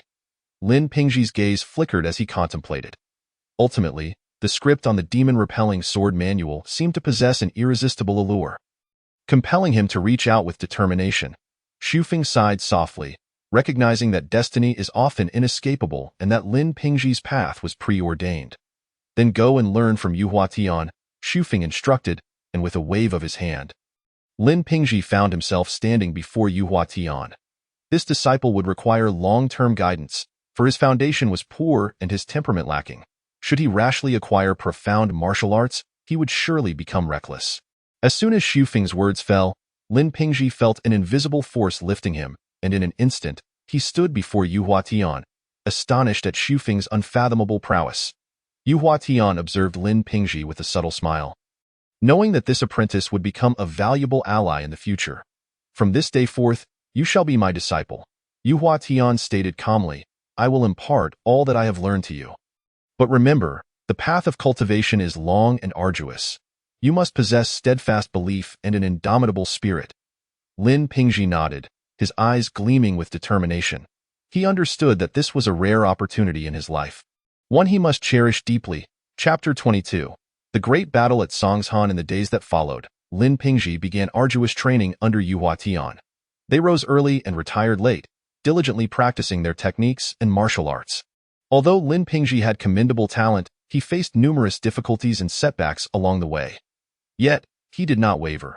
Instead, he relied on his perseverance to continually overcome challenges and enhance his skills. Atop Songshan, the Five Mountains Conference commenced in grand fashion, drawing together the heroes of the martial world. Xufeng, accompanied by Yu Huatian, Lin Pingji, Zhou Huayan, and Lin Yu, arrived to witness the unparalleled spectacle of the Xiaoyang Jianghu. As they gazed down at the bustling scene below, lively as boiling water, a fervent flame of anticipation ignited within them. The masters of the 5 mountain sword sects took to the stage, showcasing their extraordinary skills. The sword energy crisscrossed like a long rainbow, dazzling the eyes and creating a vibrant tapestry of swordplay. Yu Huatian's gaze was sharp, intently focused on the battles unfolding, while Lin Pingzhi's face radiated excitement, yearning for the day he too could demonstrate his prowess in such a setting. Zhou Huayan maintained a composed demeanor, observing each expert's moves and contemplating strategies. At that moment, the leader of the Huashan sect, Yu Buchuan, emerged, exuding an imposing presence, his eyes brimming with determination. Opposite him stood Zhuolingchan, the leader of the Songshan sect, a towering figure radiating a formidable aura, akin to an immovable mountain. As the two faced each other, the surrounding air seemed to thicken, and sparks flew from their locked gazes, heralding an impending clash of titans. Suddenly, Yu Buchuan moved like lightning, launching himself at Zhuolingchan, his sword dancing in a whirlwind, resembling a silver dragon soaring through the sky. Zhuolingchan, undeterred, bellowed and met Yu Buchuan's assault with his palms. In an instant, swordlight and palm shadows intertwined in a fierce exchange, each attack brimming with overwhelming power. The scene was intensely exhilarating, leaving spectators breathless and hearts racing. Zhuolingchan's icy true energy was as frigid as ancient ice, chilling to the bone, and he unleashed a torrent of bone-chilling coldness toward Yu Buchuan like a surging wave. Caught off guard, Yu Buchuan felt one of his hands freeze instantly, transforming into an icy sculpture. However, as the leader of the Huashan sect, Yu Buchuan's martial prowess was unparalleled in the face of such peril. A flash of determination crossed his eyes as he unleashed the renowned demon-repelling sword technique. The swordlight flickered, resembling a bolt of lightning piercing the heavens, aimed directly at Zhuolingchan. Zhuolingchan, sensing the impending threat, swiftly sidestepped but was still grazed by the sword energy.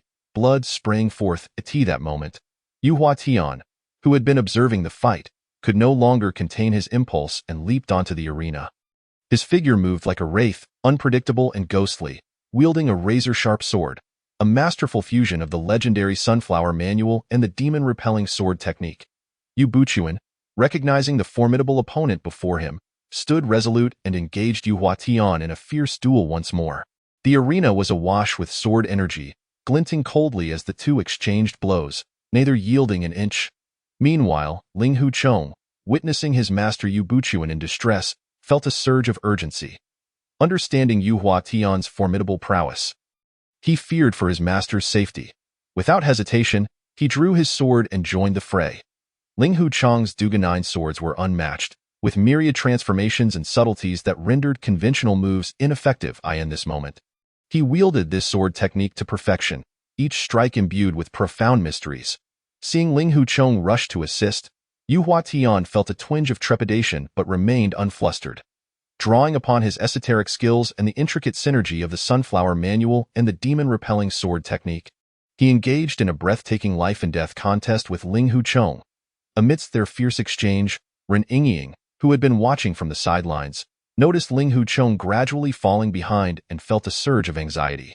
She understood the depth of Ling Huchong's affection for her. Should he meet with misfortune, she would not wish to live alone. Thus, Ren Yingying resolutely decided to ascend the arena, lending her strength to Ling Huchong.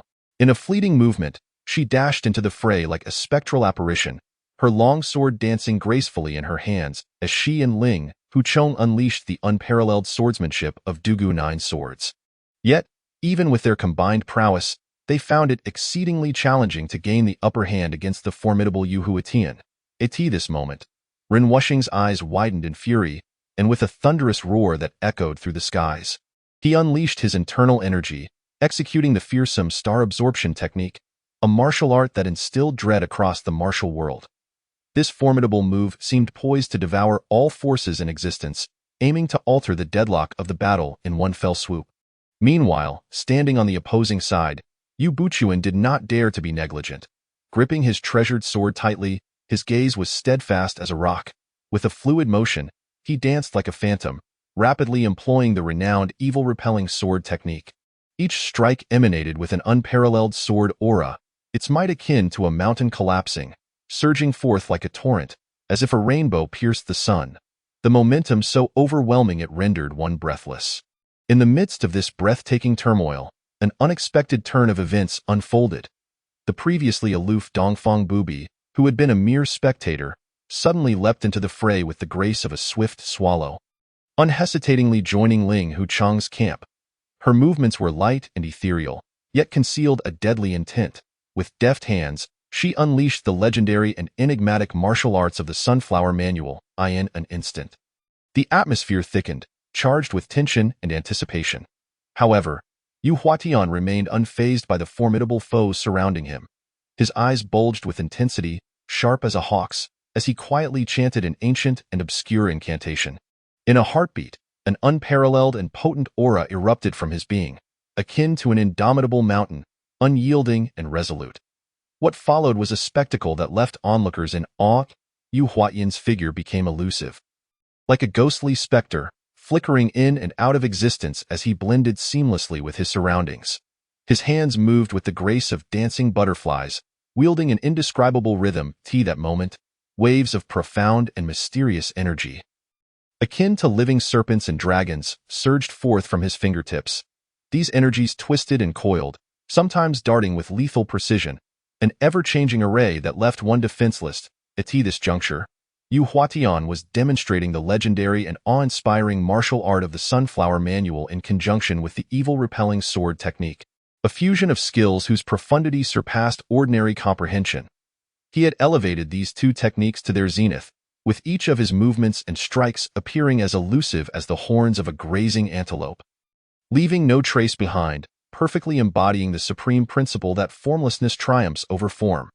This extraordinary display of martial prowess left all present, even the astute Ren Yingying, the unparalleled swordsman Ling Huchong, the domineering Ren Wuxing, the scheming Yu Buchuan, and the invincible Dongfang Bubi, profoundly shaken.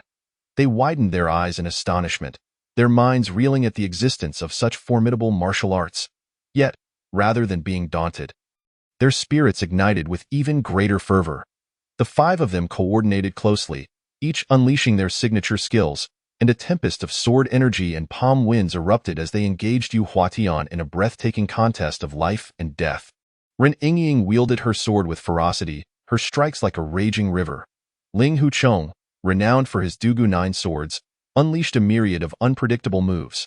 Ren Wuxing's profound internal strength and ruthless star absorption technique seemed capable of splitting mountains.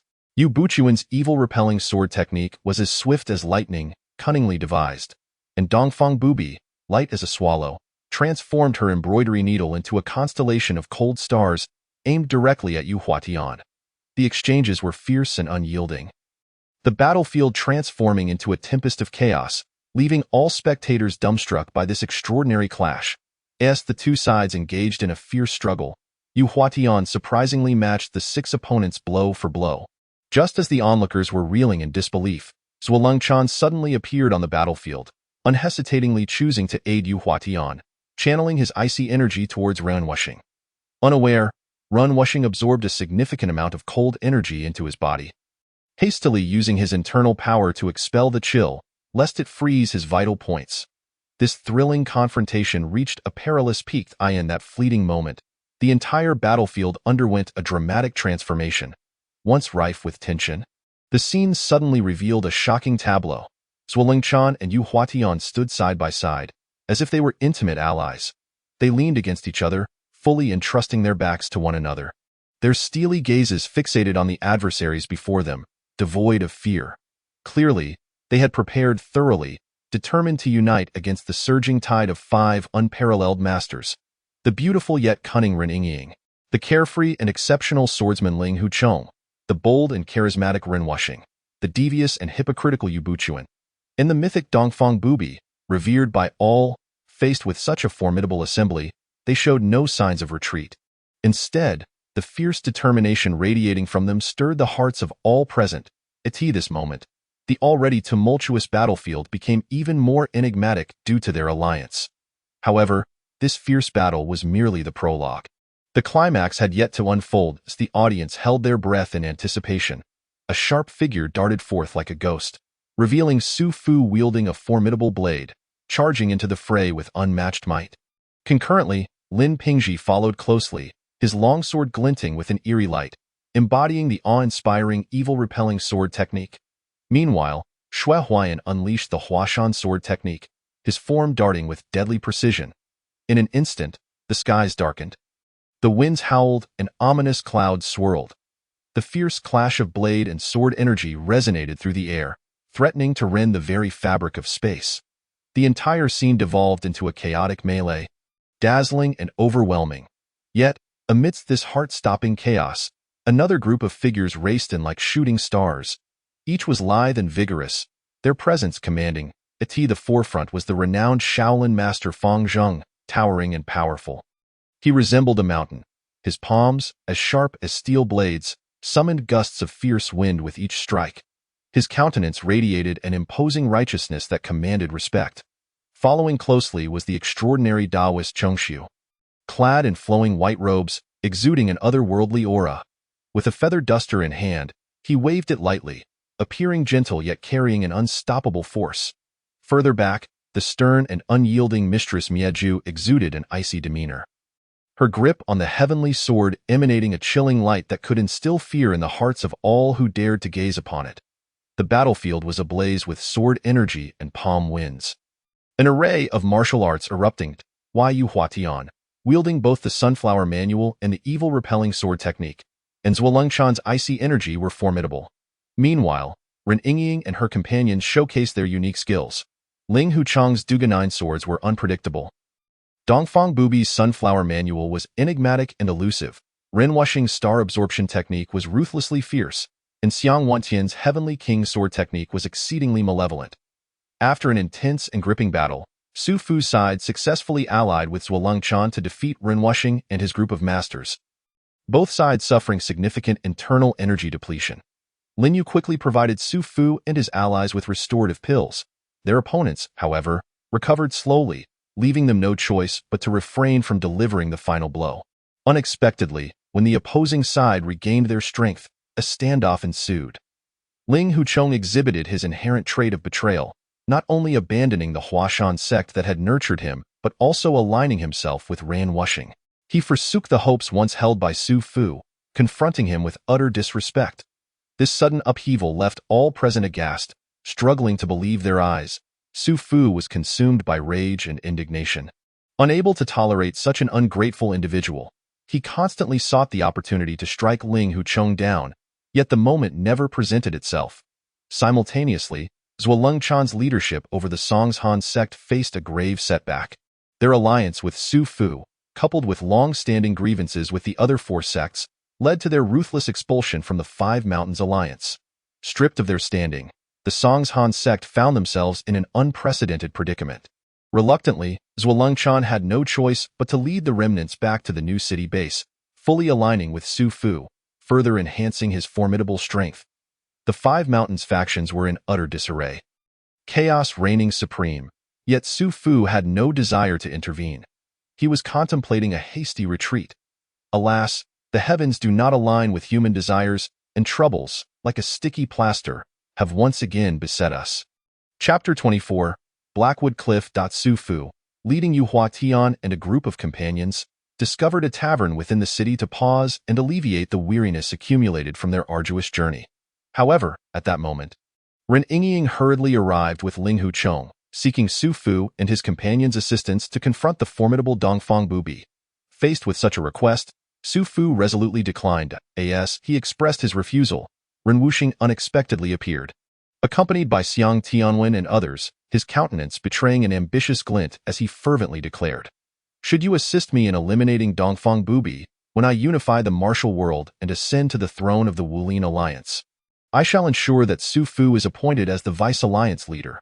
Such words, however, failed to sway Su Fu's heartstrings, for he would not easily acquiesce to such absurdity. Nevertheless, Su Fu harbored his own calculations. Ling Huchong was a treacherous traitor, betraying his master and the teachings bestowed upon him.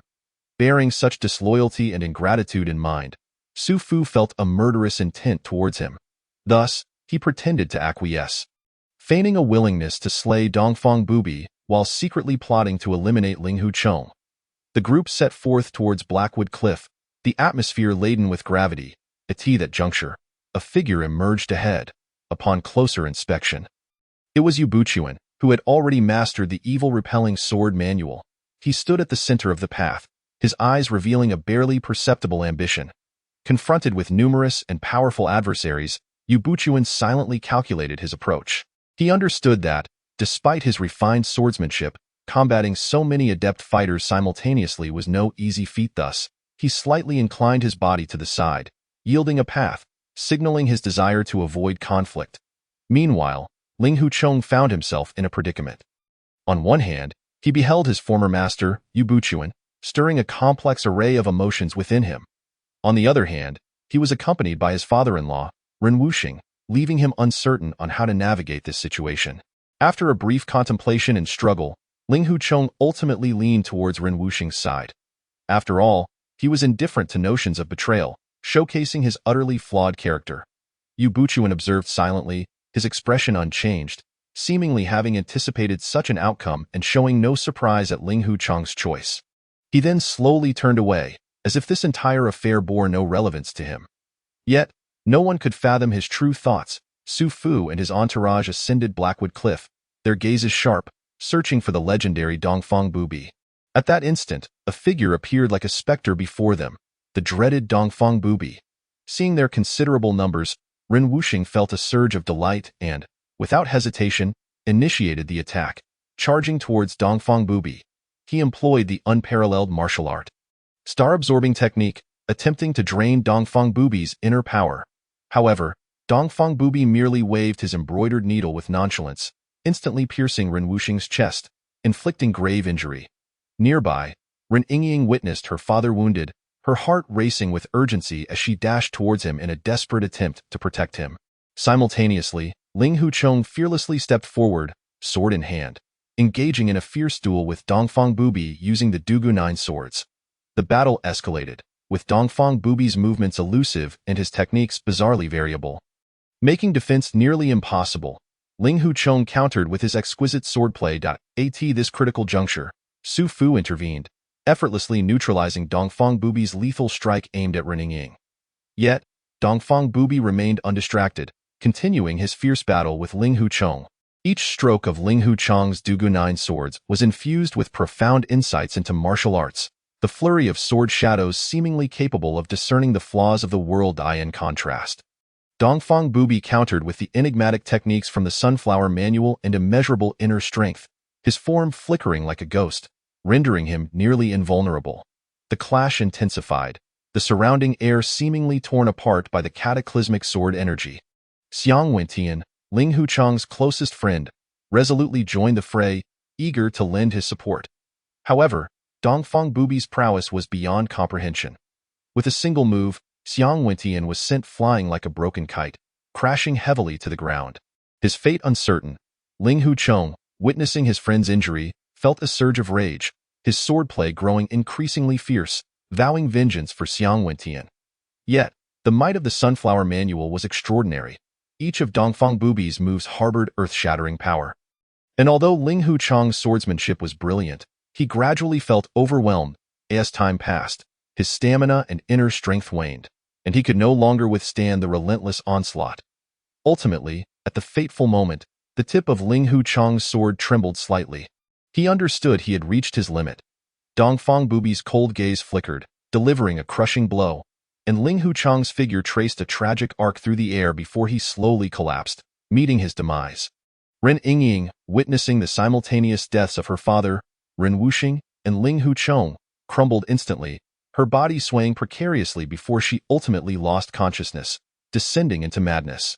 Faced with the unmatched strength displayed by Su Fu, Yu Huatian, Zhou Huayan, and other formidable figures, Dongfang Bubi and his followers from Blackwood Cliff, after a period of calm deliberation, made a decisive decision to submit to Su Fu. This choice, though not made lightly, was based on a careful assessment of the current situation, their own circumstances, and future prospects, a decision compelled by necessity and marked by wisdom. Subsequently, Dongfang Bubi led by example, unambiguously guiding all of Blackwood Cliff's members on the journey to relocate to the new city base. This expedition unfolded without a hint of clamor, leaving only an ineffable sense of simplicity. Within the ranks, each individual held hopes for an unknown new life, their steps steady and resolute, embodying a collective will and unwavering faith that transcended personal emotions. The scenery along the way might be ever-changing, yet the resolve of Blackwood Cliff's members remained steadfast as rock, their eyes reflecting a subtle acceptance of the past alongside boundless anticipation and hope for the future. This was not merely a migration to a new dwelling, but a profound transformation of spirit and destiny, a choice made in an era where strength reigned supreme, undertaken for the sake of survival and dignity. Ren Yingying, in her madness, followed the procession, prompting a sigh from Su Fu. Summoning the system, he pondered whether Ren Yingying could yet be salvaged. Of course, the host could utilize points to erase part of her memories. Allowing for restoration, Su Fu contemplated briefly, instructing Yu Huatian to render Ren Yingying unconscious. With a wave of his hand, he stored her within the ring's space. System, let us erase all her memories of Ling Huchong and those of everyone from Blackwood Cliff. Ding! 100 points deducted, memory erasure successful. Ren Yingying now possessed the naivety of an infant, devoid of any external memories. Su Fu mused, how could this be? Because all her memories bore the shadow of Blackwood Cliff. Chapter 25. Observations in the base. Gazing at the current state of Ren Yingying, Su Fu felt an overwhelming sense of frustration. She appeared akin to a newborn, innocent and naive.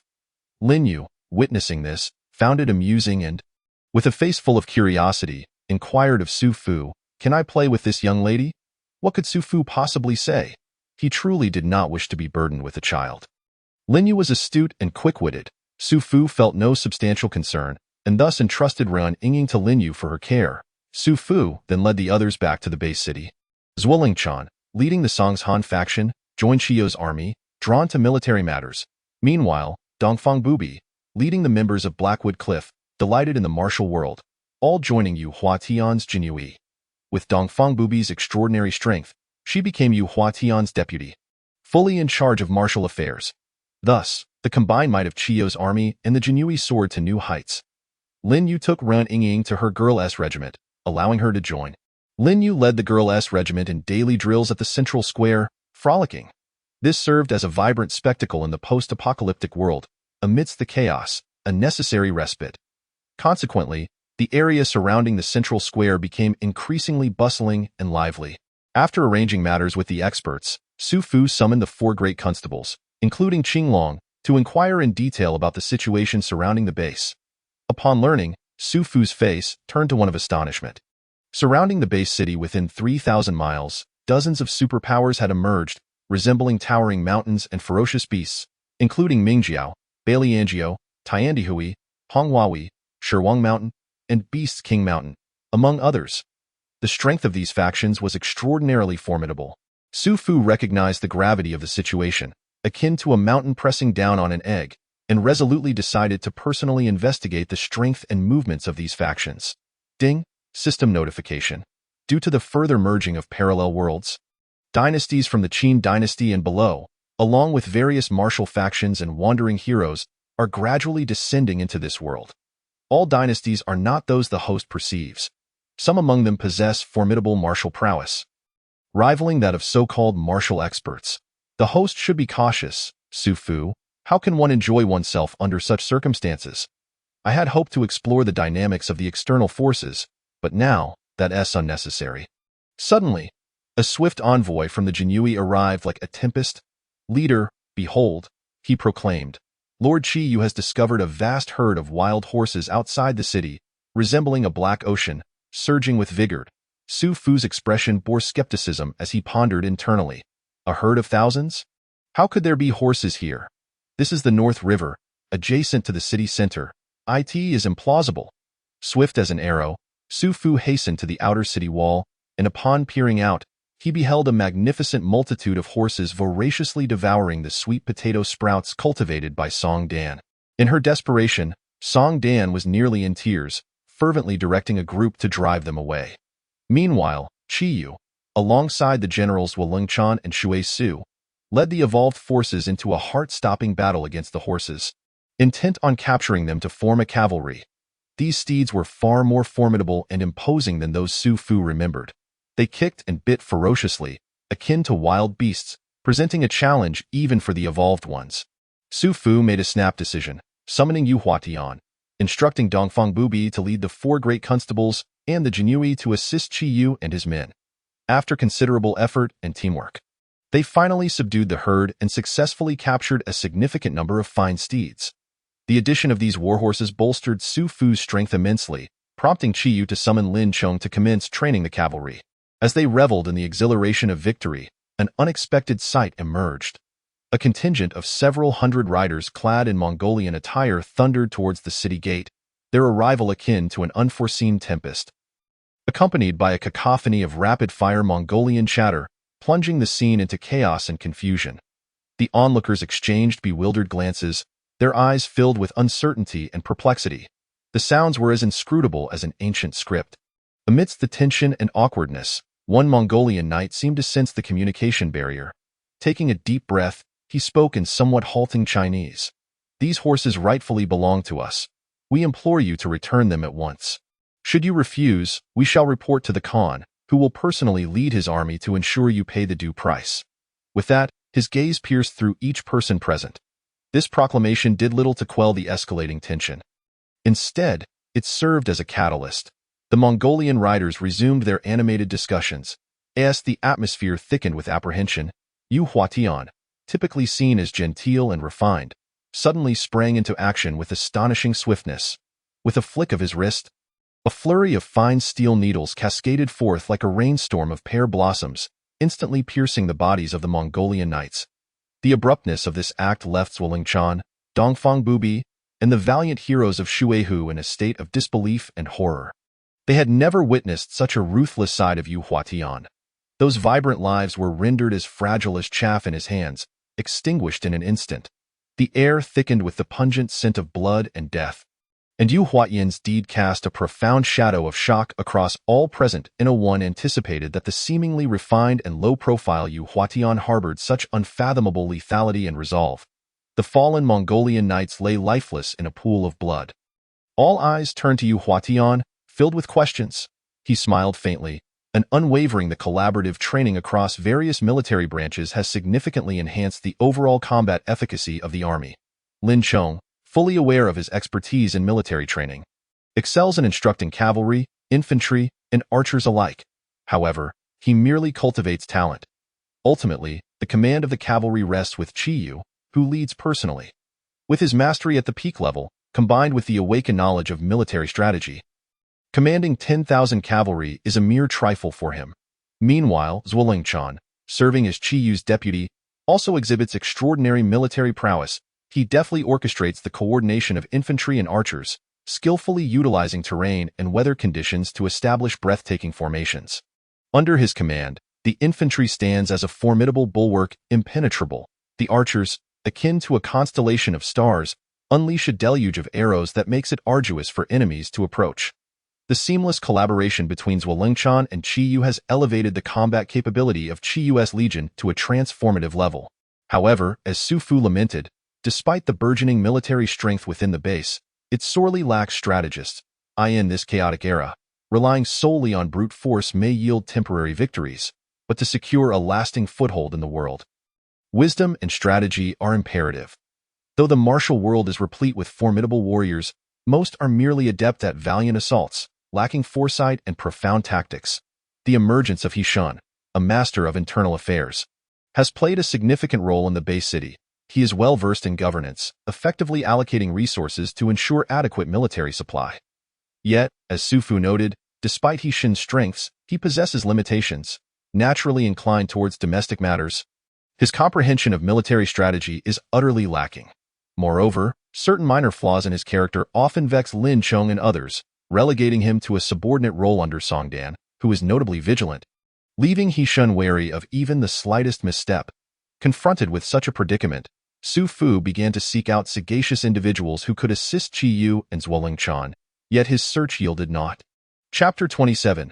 The Wisdom of Zhuge Liang. Just as Su Fu was troubled by the absence of strategists, the Jinui reported that there exists a recluse in the martial world named Zhuge Liang, a man with profound knowledge of astronomy and geography, as well as immeasurable military strategies. It is rumored that he descended from the heavens and now resides in a humble abode. Su Fu was astounded. Zhuge Liang? Elation surged within him as he resolved to personally visit this legendary sage. He understood that in this tumultuous age, an individual capable of orchestrating strategies and determining victories from afar would be an invaluable asset. Days later, Su Fu, accompanied by Yu Huatian and Zhou Huayan, embarked on a quest to find Zhuge Liang. They traversed towering mountains and swift rivers, enduring countless hardships, until they finally discovered Zhuge Liang's thatched cottage nestled in a serene valley. Zhuge Liang's dwelling was simple yet elegant, surrounded by bamboo groves and the gentle babble of a stream. Resembling a paradise untouched by the world, Su Fu and his companions approached the door and, shortly after, a young man emerged, Zhuge Liang himself. His penetrating gaze seemed to peer into the hearts of men, and he was already aware of Su Fu's intentions. Su Fu stepped forward, bowed respectfully, and sincerely conveyed his purpose, recounting the army he was assembling and the difficulties he faced.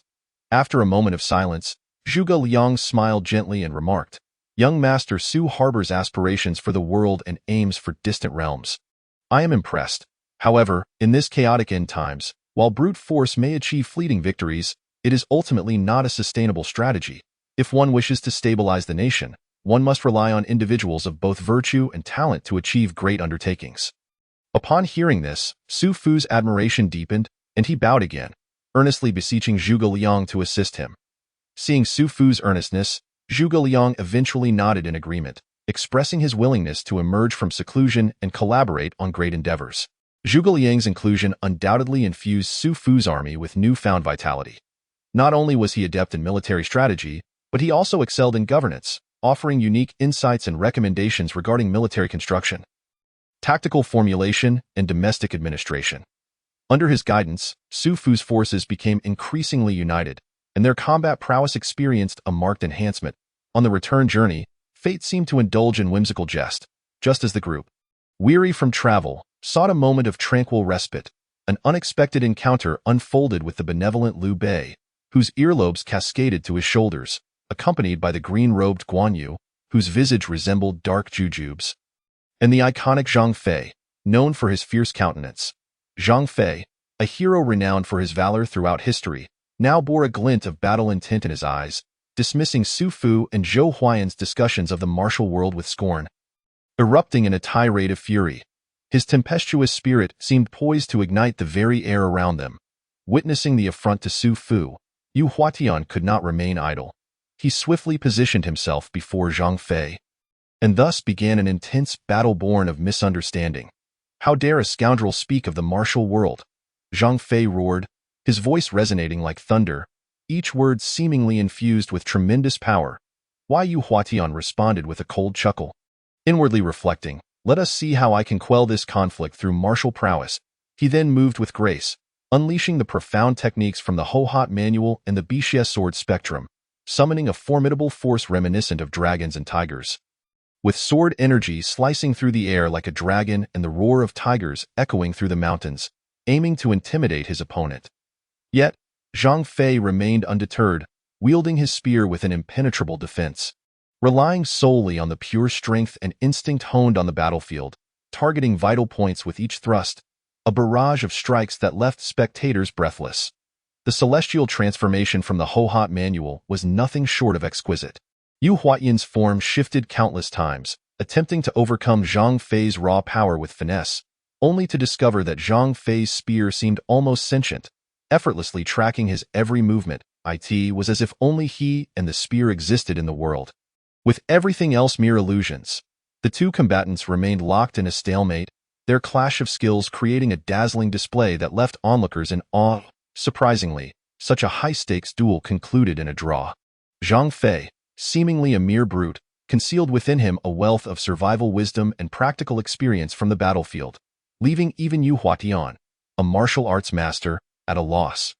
Ultimately, it was Su Fu, along with Liu Bei and Guan Yu, who intervened at the critical moment.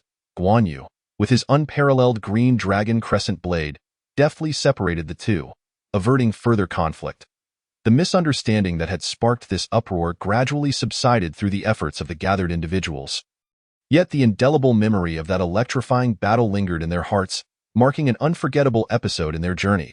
Su Fu assessed Guan Yu's strength, secretly comparing it to Qi Yu's. He surmised that their powers were likely on par. Su Fu contemplated each decision, aware that the fate of the Bay City hinged upon them. He understood that relying solely on their current strength would be insufficient to endure in this chaotic era, let alone to protect the safety of thousands amidst the dual threats of ancient dynasties and modern-day zombies. Thus, he hastened his pace, leading the group back, resolved to summon all management personnel, particularly the esteemed Zhuge Liang, often referred to as the Crouching Dragon, to discuss strategies.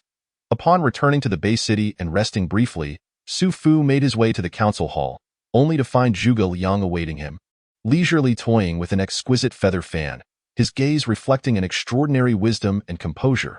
Su Fu laid out the dire circumstances, and Zhuge Liang, after listening intently, nodded gently, waving his fan as he spoke. The concerns of the Lord are indeed urgent. However, victory does not lie in numbers but in precision. Valor is not enough without strategy.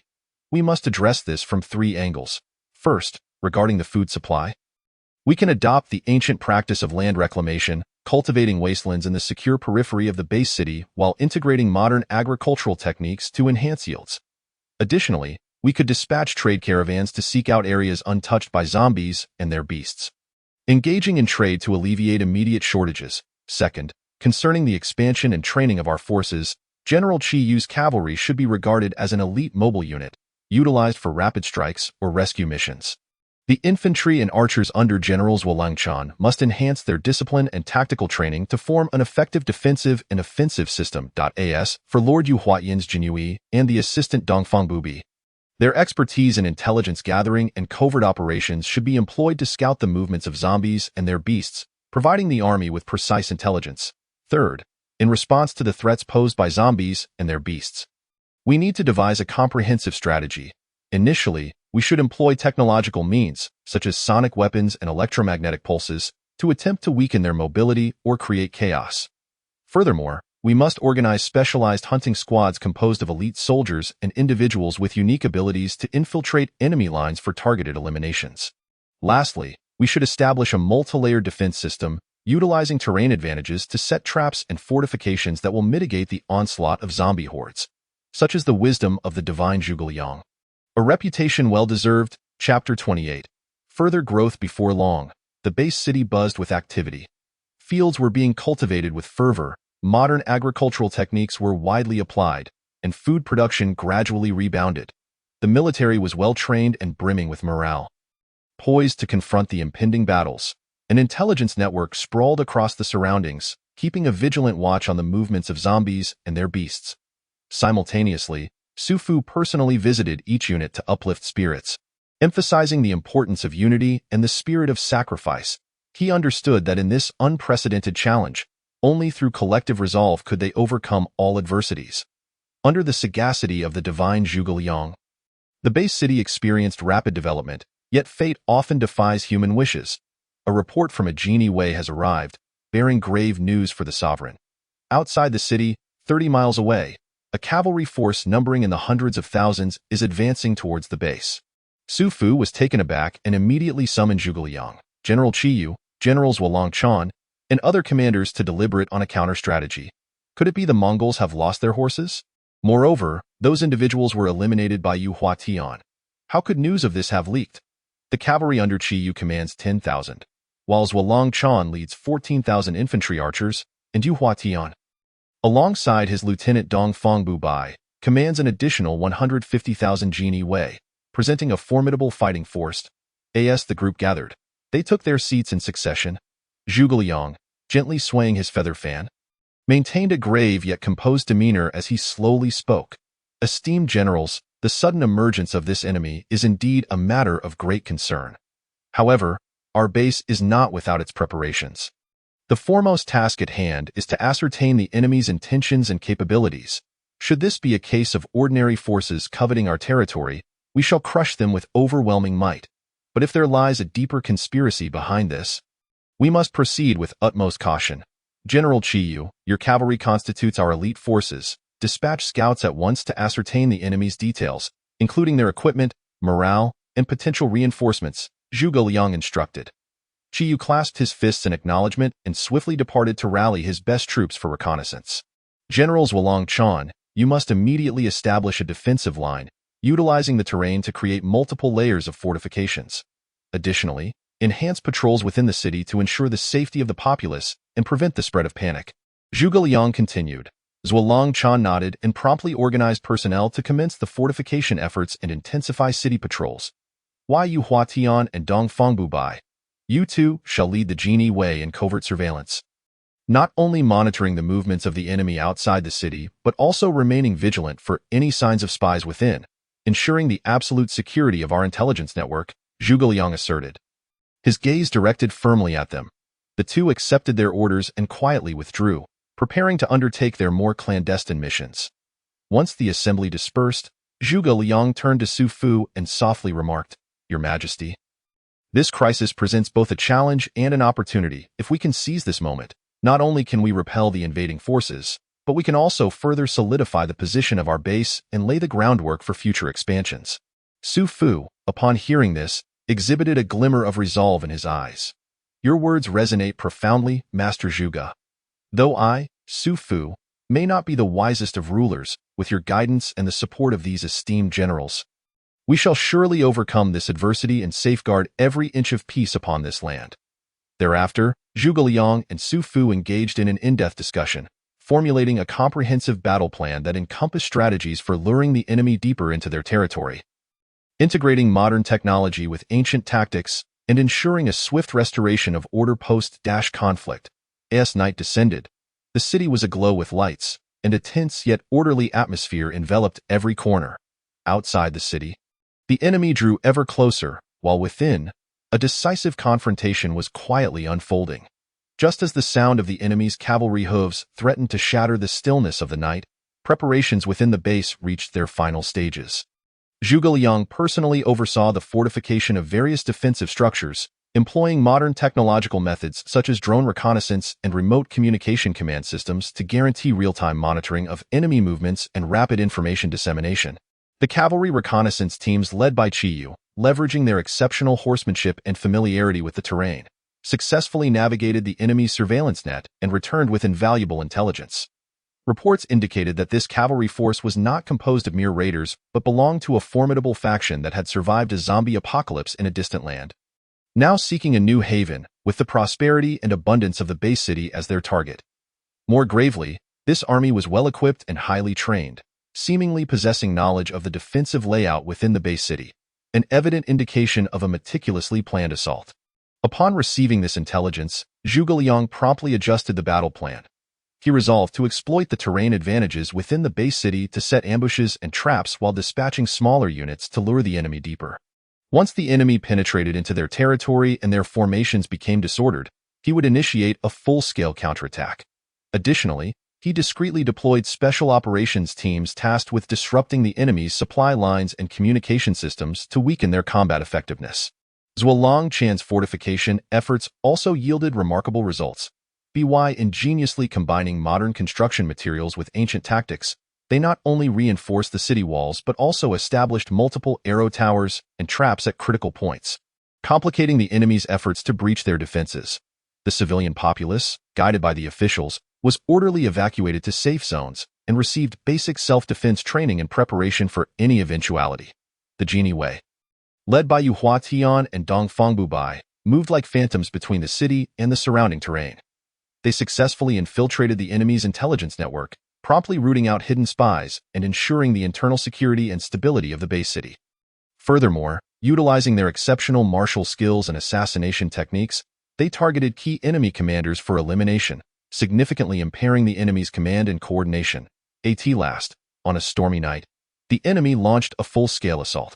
However, what awaited them were the meticulously laid traps and ambushes.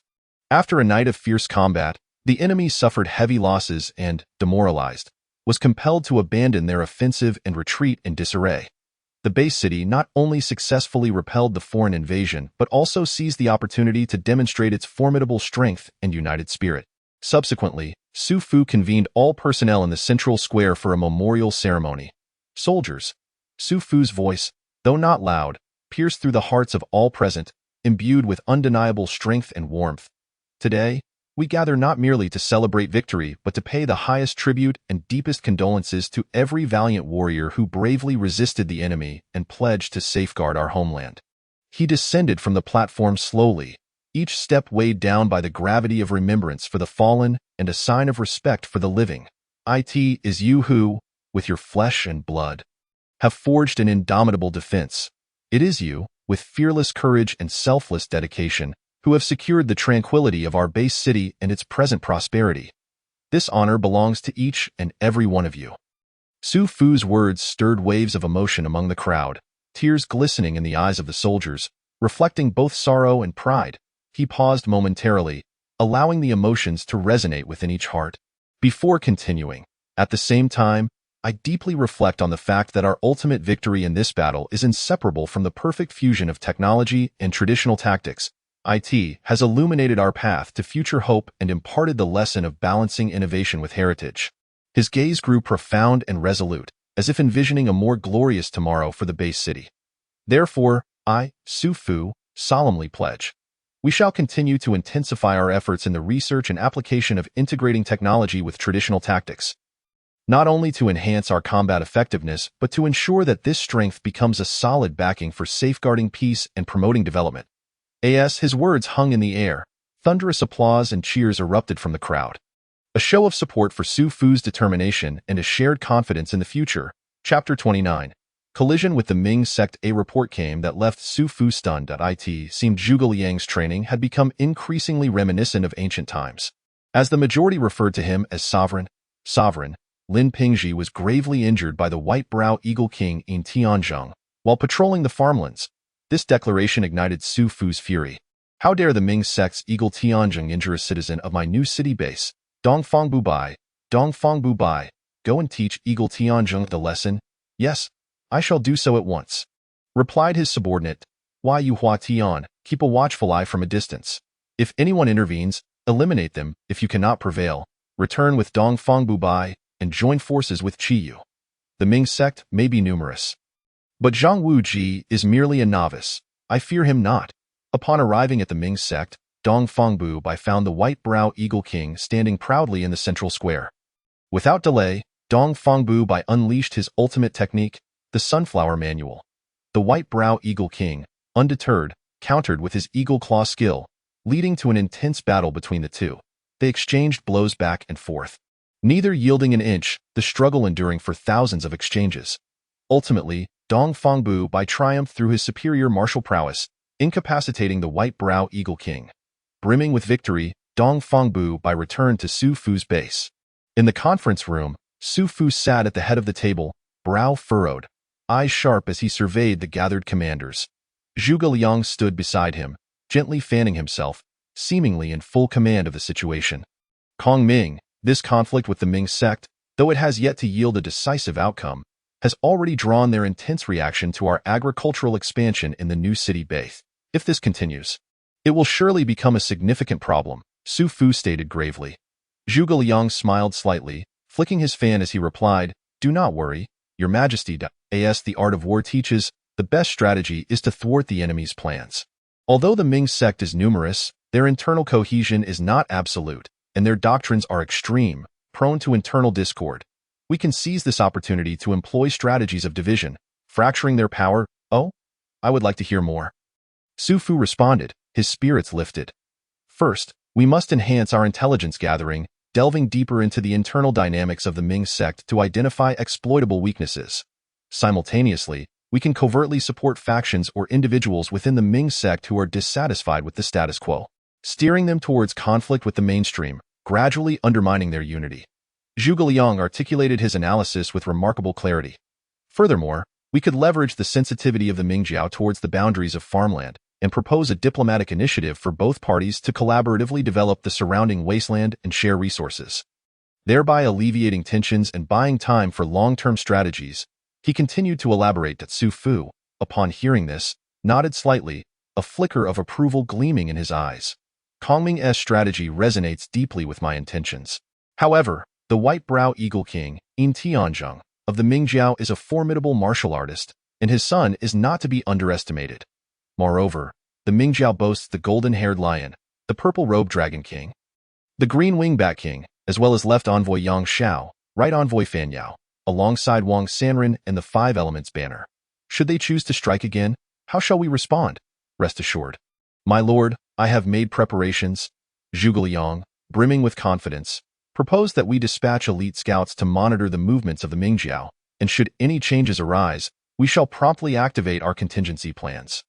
Simultaneously, we must bolster the defenses of the new city base to ensure absolute security. As for Yin Tianjing and his son, we can arrange for skilled individuals to subtly maintain the balance. And if necessary, engage in a decisive confrontation. The Mingjiao headquarters, Zhang Wuji sat at the forefront, his gaze steady as he surveyed the surroundings, speaking in a resolute tone. At present, it is undeniable that there exists a considerable disparity in strength between our Mingjiao and the new city base. In such circumstances, launching an unprovoked war would be unwise. Therefore, after much contemplation, I have decided to pursue a strategy of negotiation. We must prioritize the greater good, seeking a peaceful resolution to safeguard the safety of our Mingjiao disciples. Yang Xiao nodded gently, adding, "The leader speaks truly. Unity is essential for external challenges. I propose we convene an urgent meeting to inform all parties and discuss specific defensive and enhancement strategies. Additionally, I will personally oversee the vetting of our members to ensure no internal traitors disrupt our efforts." Fanyao, furrowing his brow, spoke solemnly, "I am willing to partake in the negotiations.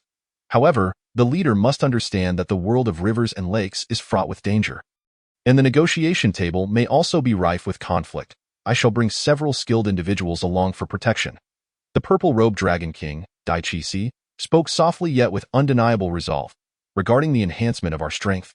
While our sect excels in martial arts, we must not underestimate the power of technology.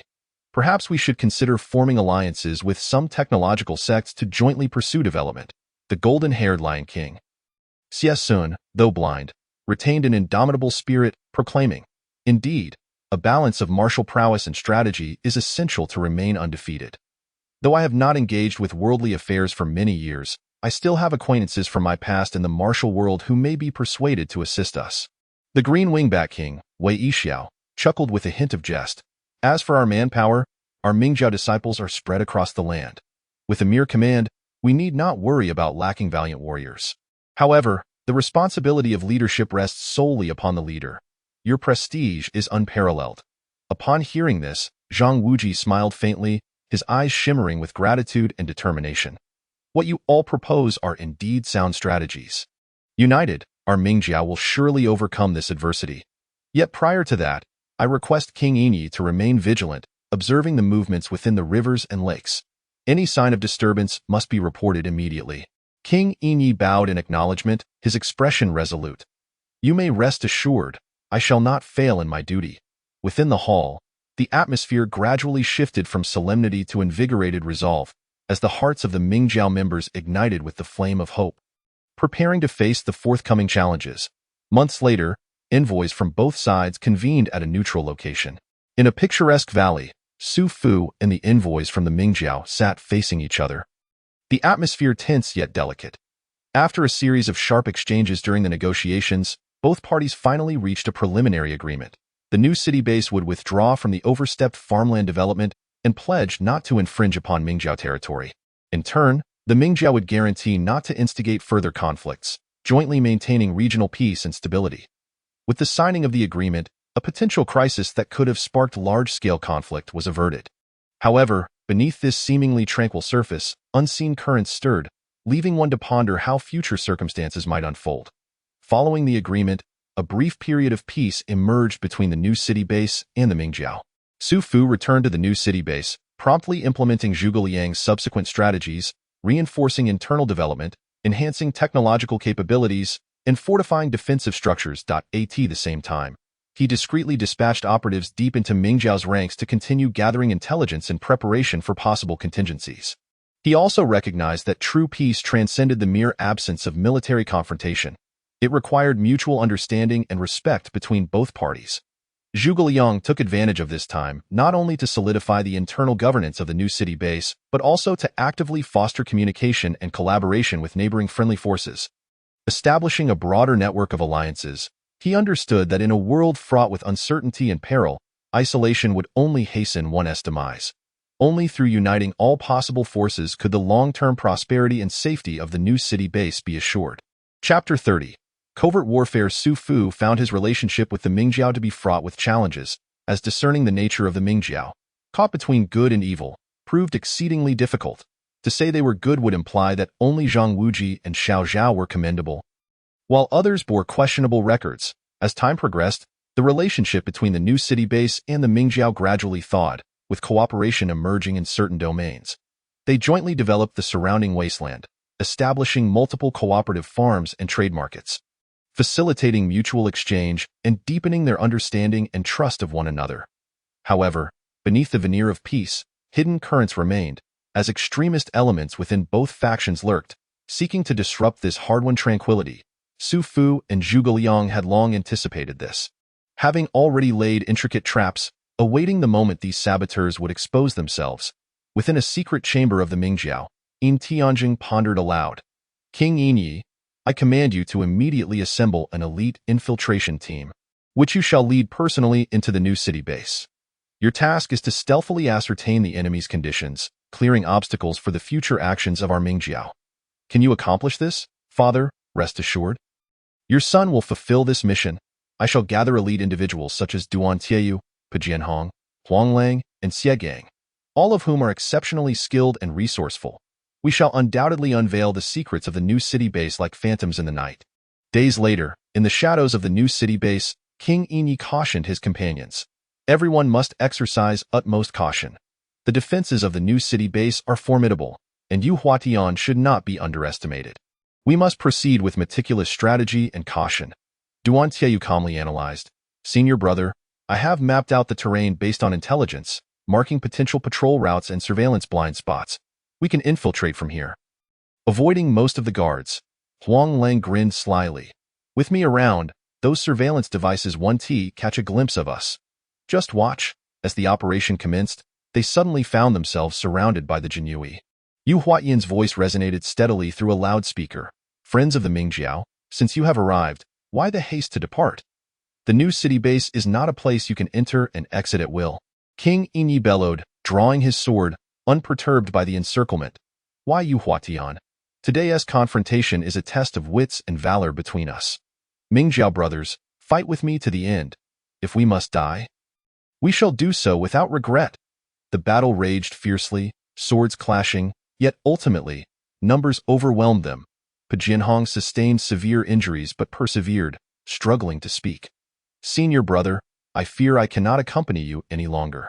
But please remember, the spirit of the Mingjiao shall never extinguish. Xiegang, back to back with King Yinyi, shielded his retreat. King Yi, you go first. I will hold them off in the end. King Yinyi was captured.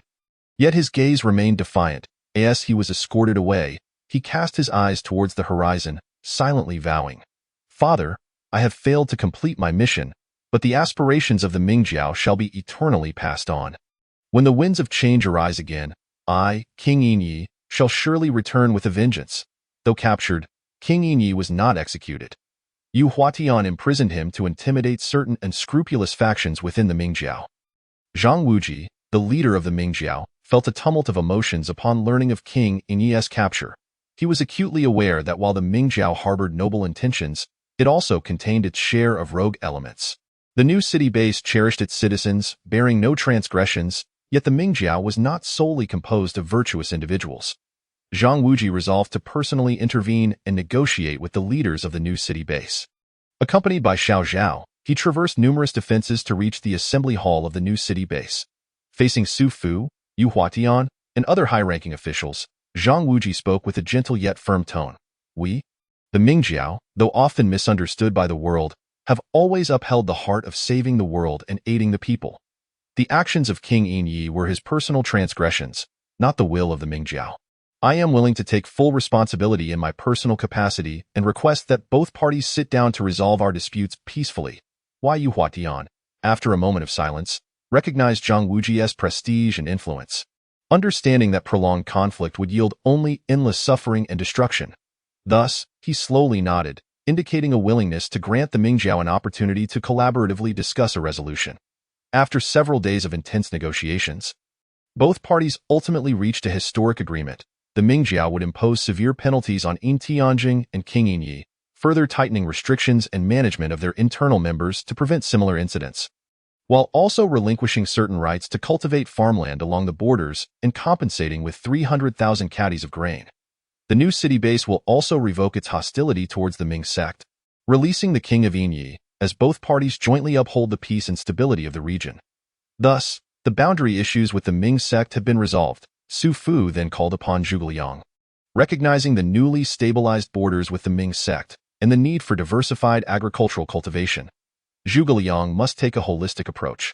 Finally, with the boundary issue settled, Su Fu let out a long sigh of relief. He understood that stable borders were the foundation for the development of the base, while diversified agriculture was crucial for ensuring the livelihood of the people. Therefore, he decided to summon Zhuge Liang to discuss the next steps. In the study, Su Fu and Zhuge Liang sat opposite each other. Su Fu spoke first. Kongming, now that the borders are stable, we must consider the issue of diversified agricultural cultivation. Zhuge Liang nodded in agreement. Acknowledging that the Lord's words were indeed correct, diversifying crops would not only enhance food production but also secure the people's livelihoods. Su Fu continued. I would like you to take charge of this matter. Do you have any thoughts? Zhuge Liang pondered for a moment and replied. I believe we can start with pilot projects in certain areas, promoting crops suitable for local cultivation. Additionally, we should strengthen farmer training to improve their agricultural techniques. Su Fu, pleased with this response, said, Very well, let us proceed according to your ideas. Just as Su Fu was about to take a break, an unexpected figure appeared before him. Wang Yaqing, during Su Fu's previous unconsciousness. She had taken care of him for 2 days, and upon sensing his imminent awakening, she had quietly disappeared. Su Fu was unsure how to face her and had refrained from seeking her out afterward. Now, she stood before him once more, and he wondered what had transpired. At that moment, she spoke softly. Su Fu, could you possibly help me by speaking to Sister Songdan? I wish to join her in logistics work. My abilities are too low. No one wants me in the field to fight zombies. Su Fu knew her capabilities were indeed lacking, and it was perilous outside. He did not want anything unfortunate to befall this lifesaver. Su Fu nodded slightly and led her toward Songdan's location. At that moment, Songdan was fuming with rage, cursing Xianxia, that old scoundrel. Humph, that old man. The moment he sees a slight increase in the base's food supply, he starts scheming again, even thinking of embezzling these life-saving supplies. Truly despicable. Thankfully, I caught him this time. Songdan had a particular emphasis on food, and Su Fu had barely finished his meal when she began scolding him.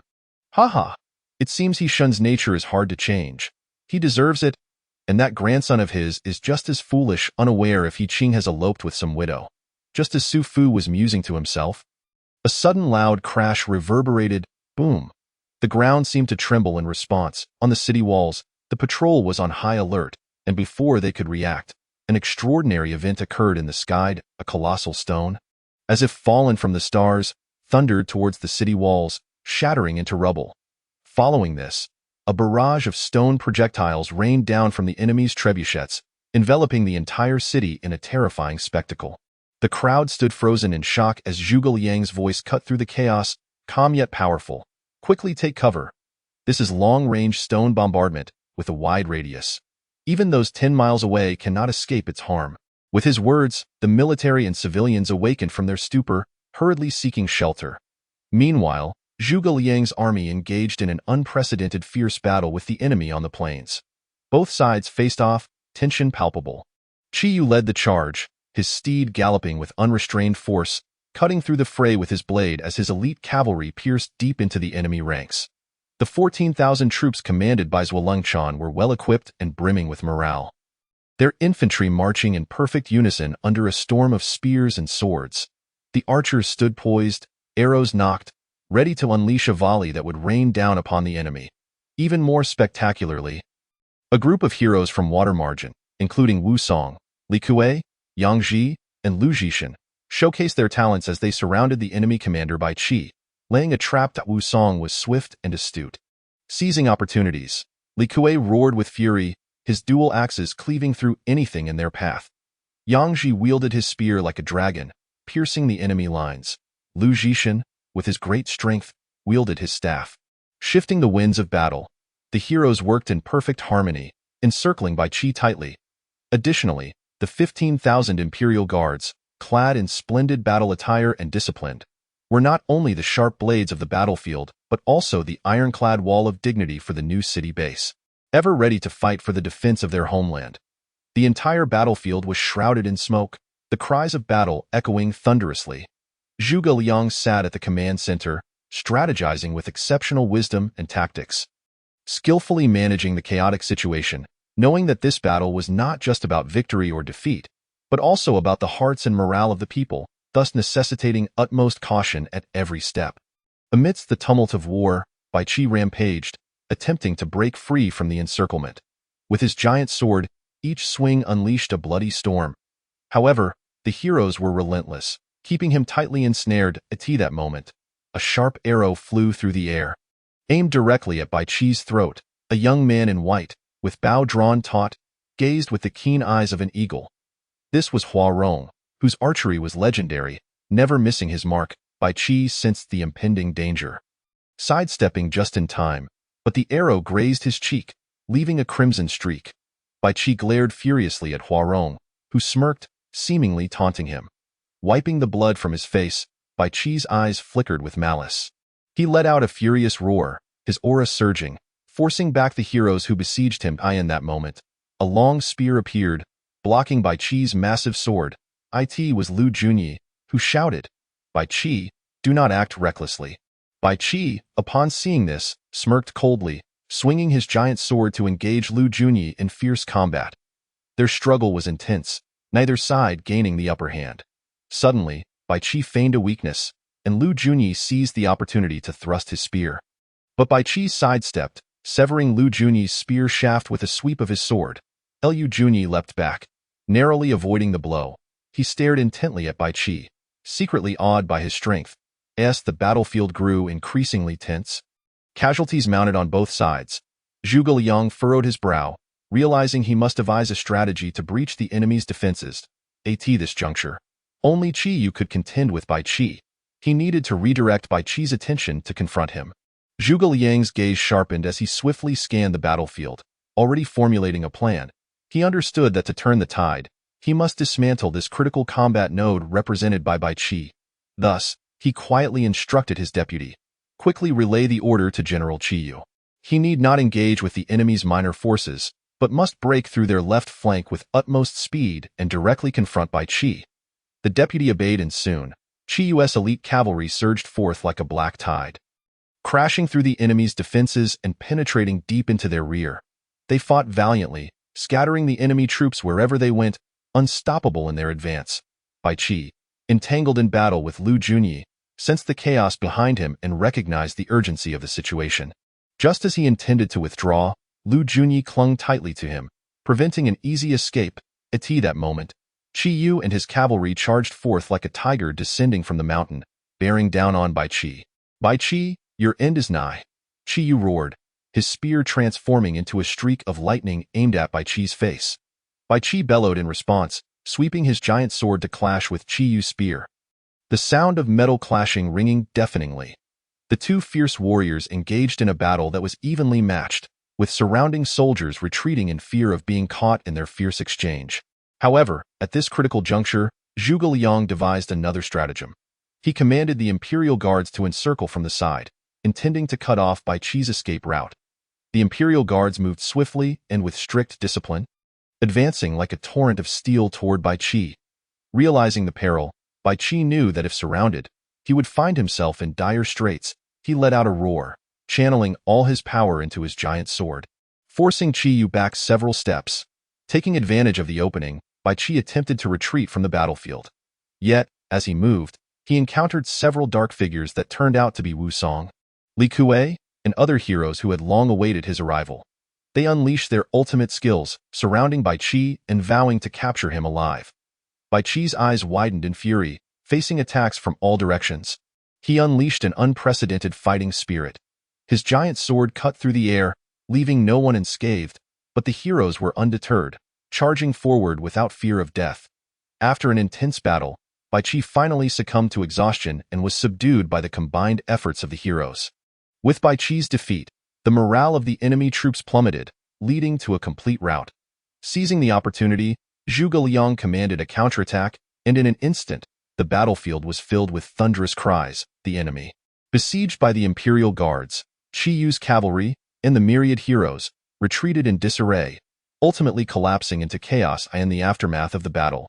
The heroes brought by Qi to the council hall of the base city, beginning the inquiry into why he had led his forces to attack. However, despite the relentless questioning, Bai Qi remained tight-lipped, resolutely refusing to divulge a single word, embodying a demeanor of indifference to death. Regardless of the threats and temptations, he steadfastly withheld any hint of information. As the minutes ticked by, the atmosphere grew ever more tense, at a time when despair engulfed everyone. Xianxia proposed the audacious idea of offering the release of the 100,000 captives as a bargaining chip, perhaps compelling Bai Qi to speak. After considerable contemplation, the suggestion was embraced.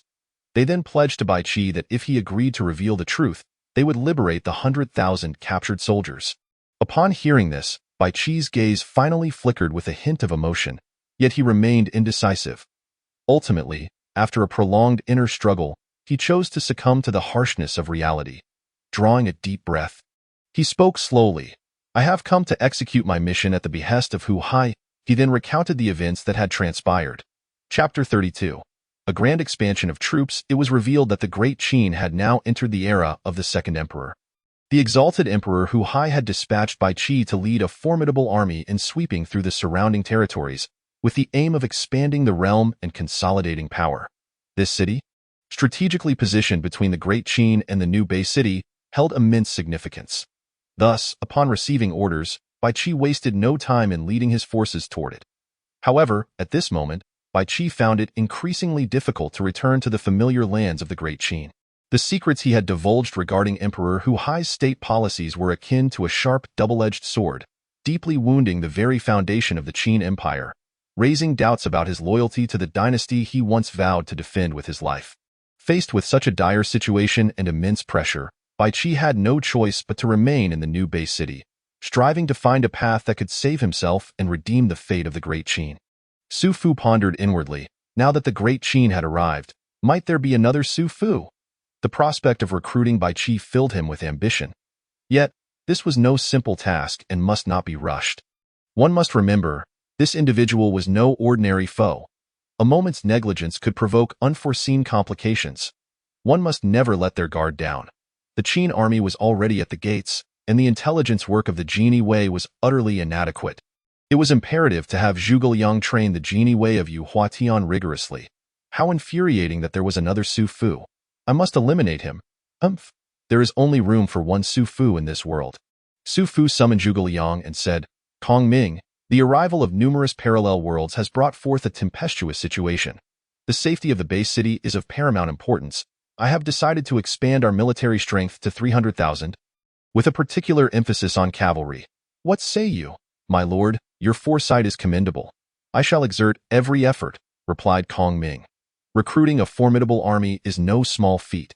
It requires meticulous planning to achieve greatness. I am aware of your unparalleled talents, Kong Ming. This matter is entrusted entirely to you. Understood. I will immediately initiate the recruitment strategy, selecting optimal locations, defining conditions, and setting deadlines. Additionally, I shall dispatch envoys to traverse the realms, announcing our call for heroes. Days later, the recruitment efforts ignited like a raging inferno. Kong Ming personally reviewed and interviewed each valiant warrior, each one akin to a fierce tiger descending from the mountains. Bold and unyielding, I must personally oversee the selection of those who possess both unparalleled bravery and profound wisdom to join the battlefield. On the training grounds, soldiers sweated profusely, as though recently cleansed by a torrential downpour. Kong Ming stood upon a high platform, his gaze piercing, like the brightest star in the night sky. Training is the essential path to forge an ironclad army, whether in physical prowess as unyielding as steel, martial skills as swift as lightning, or tactical coordination as seamless as dovetail joints. All must be pursued with utmost precision to ensure invincibility. When discussing the Genie Wei, Kong Ming's demeanor grew even more solemn. Resembling an immovable mountain, he addressed the leaders of the Genie Wei. The Genie Wei are the eyes and ears of our Lord, the sharp sword of the base city. Your training must be as rigorous as a blacksmith forging a fine sword. Your martial skills must be transcendent, akin to celestial beings. Your loyalty must be as steadfast as rock. After months of tireless effort, akin to water dripping through stone, Su Fu conducted an inspection and nodded in satisfaction. Kong Ming, you have indeed lived up to expectations. 300,000 elite soldiers stand as firm as an iron wall, while the Genie Wei are a sharp division, akin to arrows. With them, our foundation shall be as steadfast as a mountain, capable of repelling foreign threats. Kong Ming humbly smiled and replied, "This is merely the fortune bestowed upon our Lord. Coupled with the dedication of the soldiers, I am but a grain of sand in the vast ocean, contributing my modest strength. However, how many cavalry, infantry, and archers do we possess? Please enlighten me, Kong Ming." Upon hearing this, Kong Ming smiled slightly and confidently responded, "My lord, I have given careful thought to the distribution of our forces. Given the current complex and changing circumstances, we require both rapid mobility to respond to sudden threats and a solid defense to ensure the safety of the base city. Therefore, I propose the following. Cavalry, as the spearhead of our forces, their speed and striking power are unmatched, making them the preferred choice for breaching enemy lines and executing surprise attacks. I plan to allocate 1/3 of our total strength, or 100,000 elite troops, to form the cavalry division. They shall be equipped with the finest steeds and trained in mounted archery, charge tactics, and coordinated maneuvers, ensuring they can sweep through enemy formations like a tempest. Infantry, as the cornerstone of our army, their numbers and discipline are crucial to the outcome of battles. I will designate half of the remaining forces, or 150,000 valiant warriors, to form the infantry phalanx. They will undergo rigorous physical training, mastering the use of shields and spears, as well as formations to create an indomitable offensive and defensive force. Among the infantry, I will establish an elite infantry battalion, selecting soldiers with exceptional physical and martial prowess, equipping them with heavy armor and long weapons, to serve as the main force in overcoming challenges. As for the archers, while they may not charge directly into battle, their long-range striking capabilities significantly influence the battlefield dynamics. I will allocate the remaining 50,000 troops to form the archer division, divided into light archers and heavy crossbowmen. The light archers will be agile and mobile, responsible for harassing and restraining the enemy. The heavy crossbowmen will be positioned at key locations, providing overwhelming firepower to cover enemy positions, creating favorable conditions for the infantry and cavalry charges. Furthermore, I will introduce new weapons such as repeating crossbows to enhance the firepower and range of the archers. Regarding logistics and support troops, such as engineers, medical officers, and supply troops, while they do not directly engage in combat, they are indispensable to ensuring victory in war. I will allocate resources judiciously based on actual needs, ensuring that every unit receives ample support. Su Fu, upon hearing this, displayed an approving expression and clapped his hands in delight. Kong Ming's strategy is indeed comprehensive. This distribution of forces balances mobility and firepower while ensuring comprehensive control of the battlefield and sustained combat capability. The revival of our base is imminent. Kong Ming humbly clasped his hands and said, "My lord, you flatter me. I merely strive to do my best to alleviate your burdens. However, matters of war are ever-changing, and it is essential for you and the generals to adapt accordingly to secure an invincible position." Subsequently, the two continued to discuss specific operational plans, delving into intelligence gathering, enemy analysis, and tactical deployment with meticulous attention to detail. Striving for absolute certainty. Under the leadership of Su Fu and Kong Ming, the new base city gradually amassed a formidable force, preparing to face the impending storm. Meanwhile, Bai Qi, the once revered god of war, silently observed from the fringes of this burgeoning power, seeking his own path to redemption. According to intelligence from the Genie Wei, the location of the bull zombie's stronghold had been discovered.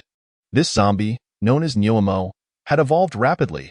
It had become far more formidable than Qiyu and had recently established the Beast Kingdom, claiming the title of Bull Demon King.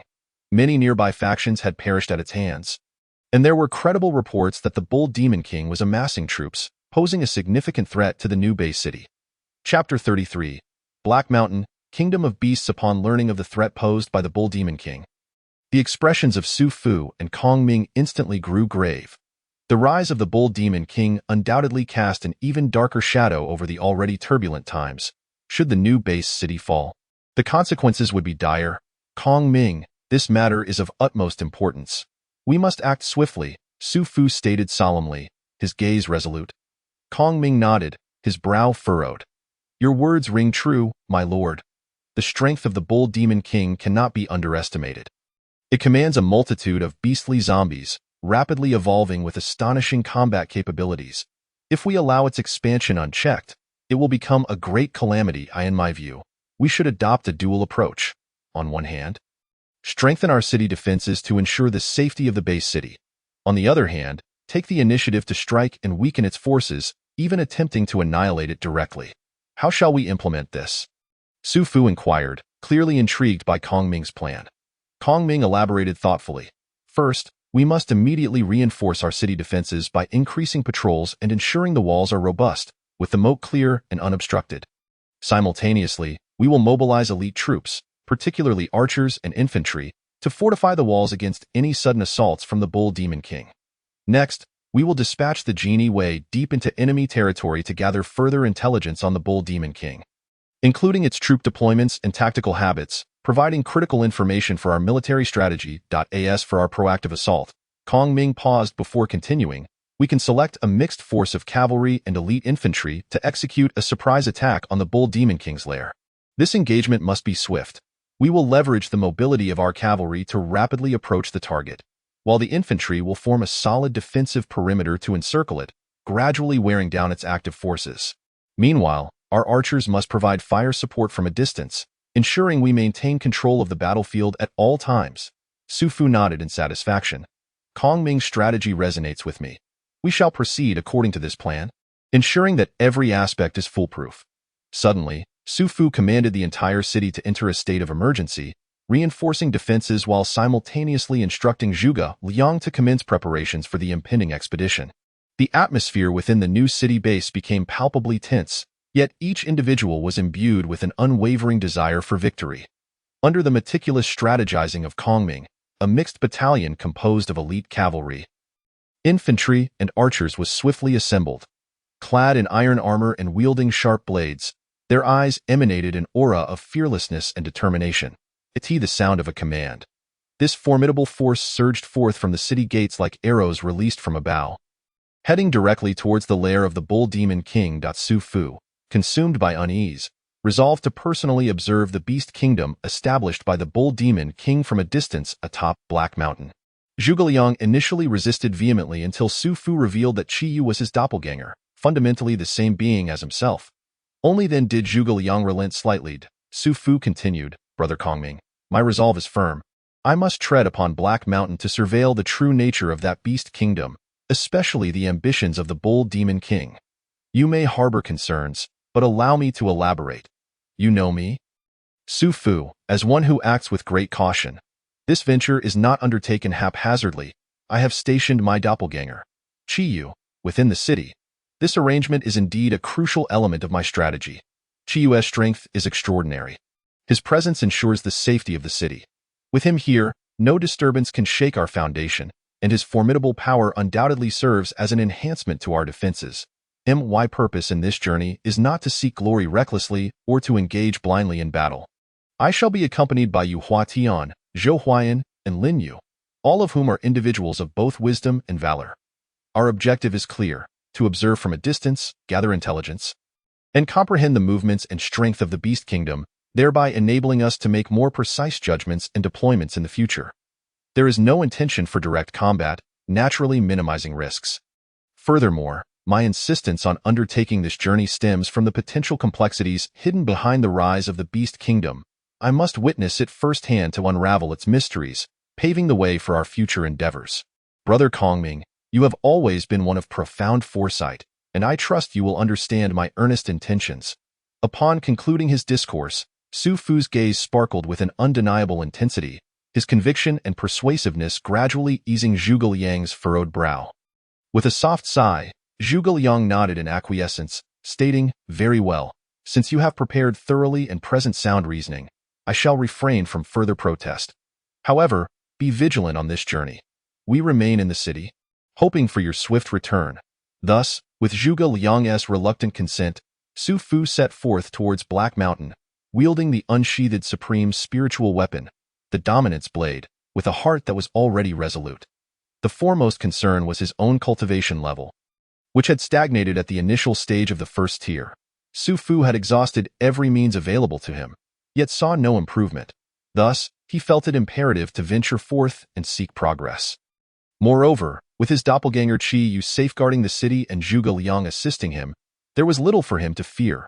As dawn's first light broke, Su Fu and his companions stealthily departed from the new city base, embarking on the rugged path towards Black Mountain. Along the way, they would not only traverse dense jungles, but also remain ever vigilant against ambushes from beastly zombies and the undead. Nevertheless, Su Fu and his comrades, seasoned by numerous battles, faced these challenges with remarkable ease. Yu Huatian, with his exceptional insight, foresaw several impending crises, allowing the group to evade potential dangers. Zhou Huaiyan neutralized all attacks from the zombie beasts, while Lin Yu, equipped with his extraordinary intellect, proposed solutions at critical moments, ensuring the team's steady progress. As they drew closer to Black Mountain, the number of zombie beasts surged, making their advance increasingly arduous. After countless skirmishes with the undead, they finally reached the outskirts of Black Mountain on a clear afternoon. From a distance, the Beast Kingdom loomed majestically against the mountainside, its scale imposing and its presence overwhelming. The Bull Demon King's banner fluttered high atop the city walls, radiating a sinister aura, as if one had stepped into a realm of darkness, inducing a profound sense of oppression. Su Fu inhaled deeply, channeling his energy to extend his gaze into the depths of the Beast Kingdom. He endeavored to capture more information about the Bull Demon King, yet could only discern countless zombie beasts roaming within its confines. Regrettably, the vast distance and the kingdom's formidable defenses allowed him to glimpse merely the tip of the iceberg. Su Fu did not feel disheartened. He understood that the primary objective of this expedition was to gather intelligence rather than engage in direct conflict.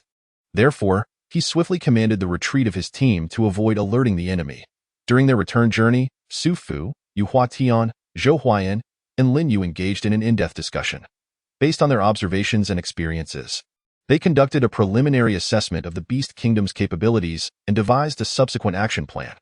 Having encountered the Beast King, Su Fu's demeanor grew solemn as he remarked, "We must exercise greater caution in our actions, ensuring that every step we take is as stable as Mount Tai. In the wake of their encounter with the Beast Kingdom, Su Fu's expression remained grave as he reiterated the need for meticulousness in their endeavors.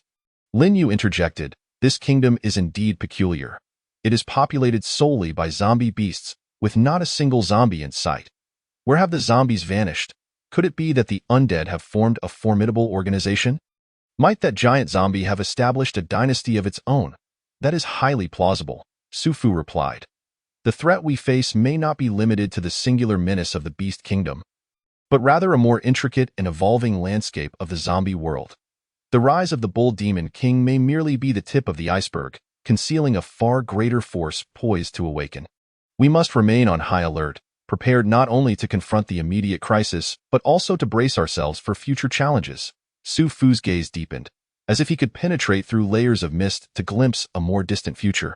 "Yu Huatian, your talent for divining hidden truths is unparalleled.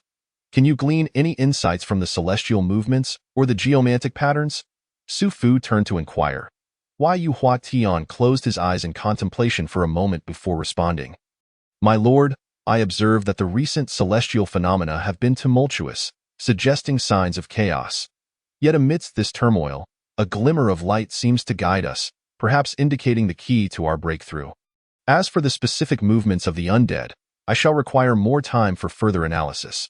Zhou Huaiyan then pondered, "If the zombie world has indeed organized itself, we might seek avenues for dialogue, understanding their motives and aspirations, potentially averting unnecessary conflict." Lin Yu nodded in agreement. "This strategy is astute.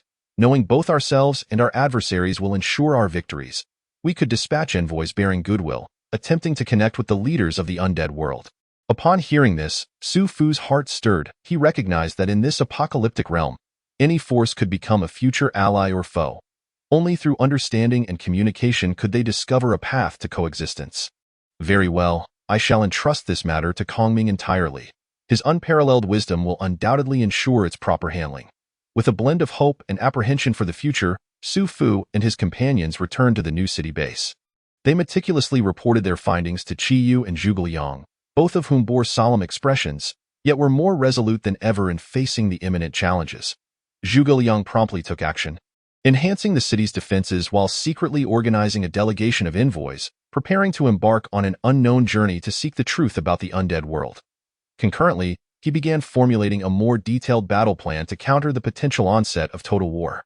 During this interval, Su Fu devoted himself to seclusion and cultivation, striving to break through his current cultivation bottleneck. He understood that in such turbulent times, only a sufficiently powerful self could safeguard those around him and protect the hard-won tranquility they had achieved. Time passed swiftly, and before long, several months had slipped by at last. Su Fu experienced a breakthrough in his cultivation, advancing to the mid-stage of the first tier, significantly enhancing his power. Overjoyed, he emerged from his seclusion and opened his attribute panel. Su Fu, mid-stage of the first tier. Cultivation technique, 9 transformations of the profound, entry-level, skill, dominance blade technique, great accomplishment, equipment, dominance blade, supreme spiritual treasure. Qiyu, Su Fu's doppelganger, late-stage master, cultivation technique, 9 transformations of the profound, great accomplishment. Skills, heaven slaughter, earth slaughter, human slaughter, equipment. Qiyu's demon blade, Yu Hua Tian, late stage of the first tier, cultivation technique, Ho Hot cannon, great accomplishment, skill, exorcism sword spectrum, great accomplishment, weapon, exorcism sword, Zhou Huayan, initial stage of the first tier. Internal technique, purple mist manual, great accomplishment, skill, Huashan sword technique, great accomplishment, equipment, Kunwu sword, Zhuge Liang, initial stage master, not skilled in combat, God-level strategist, cultivation technique, heavenly mechanism strategy, skills, innate 8 trigrams formation, 7-star life extension formation, equipment, 5 animals departing fire fan, medium grade supreme spiritual treasure. The attributes of Zhuge Liang were truly extravagant, and the others had all made progress. Upon exiting his retreat, Su Fu stepped out of his chamber, enveloped in a robust aura of true energy, emanating a calm yet formidable presence.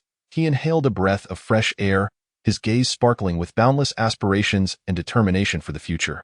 Within the new city base, everything functioned in an orderly manner. Soldiers trained diligently, and citizens lived in peace and prosperity, filling him with immense satisfaction. The Lord has emerged from seclusion. The news spread rapidly throughout the base, and people flocked to pay their respects, their faces alight with joy and reverence. Su Fu responded, encouraging everyone to persevere and collectively safeguard their homeland. Observing this, Zhuge Liang approached with a smile, clasping his hands in greeting. Congratulations, Your Majesty, on your significant progress in cultivation. It is indeed a fortune for us all. The envoys team is fully prepared and awaits your command on whether to depart immediately. Su Fu nodded, a resolute glint flashing in his eyes. It is time. We must take the initiative to uncover the truth of the zombie world. Kongming, your meticulous nature is well known. This journey demands utmost caution. We must demonstrate our sincerity while ensuring our own safety. As the envoys team set forth, several days later, the Jinui reported back with grim news. The Beast Kingdom, the Corpse Kingdom, Mongolia, the Qin Dynasty, the Tang Dynasty, the Song Dynasty, the Ming Dynasty, the Yuan Dynasty, the De Dynasty, the Sui Dynasty, and the Han Dynasty had all executed our emissaries, refusing to meet with us, claiming that our small barbaric city-state was unworthy of their attention. They warned that if we persisted, they would dispatch their armies to obliterate us.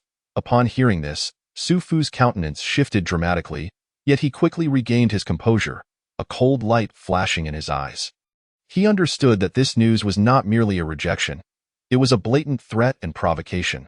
In this apocalyptic world, the law of the jungle had been magnified infinitely, but Su Fu had never entertained thoughts of retreat. What arrogance from the Beast Kingdom and the Corpse Kingdom! Along with those self-proclaimed dynasties, Su Fu scoffed coldly, turning to Zhuge Liang and stating, Kongming, it seems our path to peace is fraught with obstacles. Since they refuse dialogue, let us prove our determination and strength through action. Zhuge Liang gently waved his feather fan, his expression grave.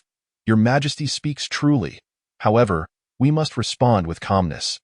Their audacity stems solely from their overwhelming strength. Yet we are not without strategies of our own.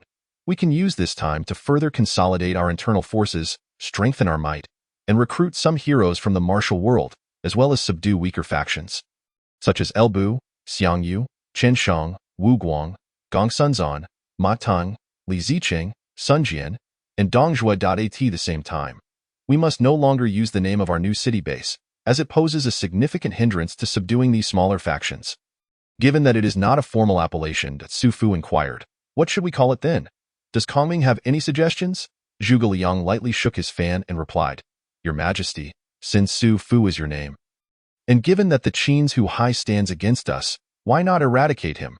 We may adopt the title Great Qin. Su Fu was taken aback, not expecting Kongming to possess such grand ambition, and he felt a deep admiration. Chapter 35. The battle for renaming Great Qin is indeed a name of formidable power.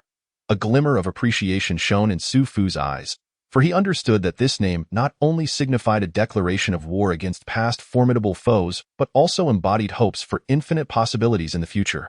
Let it be as Kongming suggests. From today forth, our new city base shall henceforth be known as Great Qin, vowing to revive the grandeur of the Great Qin in this apocalyptic era, ensuring that all nations recognize our might. With the establishment of the Great Qin, an unprecedented sense of unity rapidly spread under Su Fu's leadership. Zhuge Liang swiftly adjusted their strategies, enhancing military training to bolster the army's combat effectiveness. Simultaneously, he dispatched envoys to secretly contact the aforementioned martial heroes and weaker factions, drawing them to the Great Qin with Su Fu's exceptional talents and Zhuge Liang's unparalleled wisdom as bait. Enticing them to join forces against external threats, Elbu, the once famed warrior, having wandered through tumultuous times, upon hearing the name of the Great Qin and seeing the sincere words of the envoys, ultimately decided to pledge his allegiance to Su Fu, vowing to showcase his bravery once more under the new lord's banner. Xianxia, though no longer the overlord of Western Shu, retained his indomitable spirit and gallant demeanor. He was also drawn to the vision of the Great Qin and resolved to assist Su Fu in great endeavors. Simultaneously, the Great Qin showcased its inclusivity and wisdom. Leaders of uprisings such as Qianxia and Wu Guang, local lords like Gongsunzan and Ma Teng, even those previously deemed as traitors like Dongjue, under Zhuge Liang's persuasion, recognized the potential to realize their personal ambitions and values within the Great Qin. Choosing to submit, the addition of these talents undoubtedly injected new vigor and vitality into the Great Qin.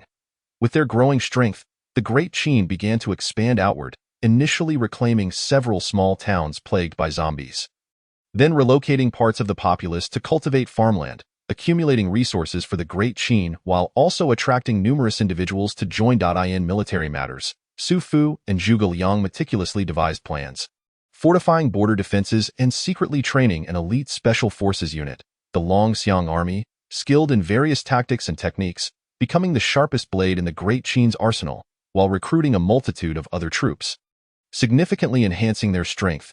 As time passed, another year quietly slipped away.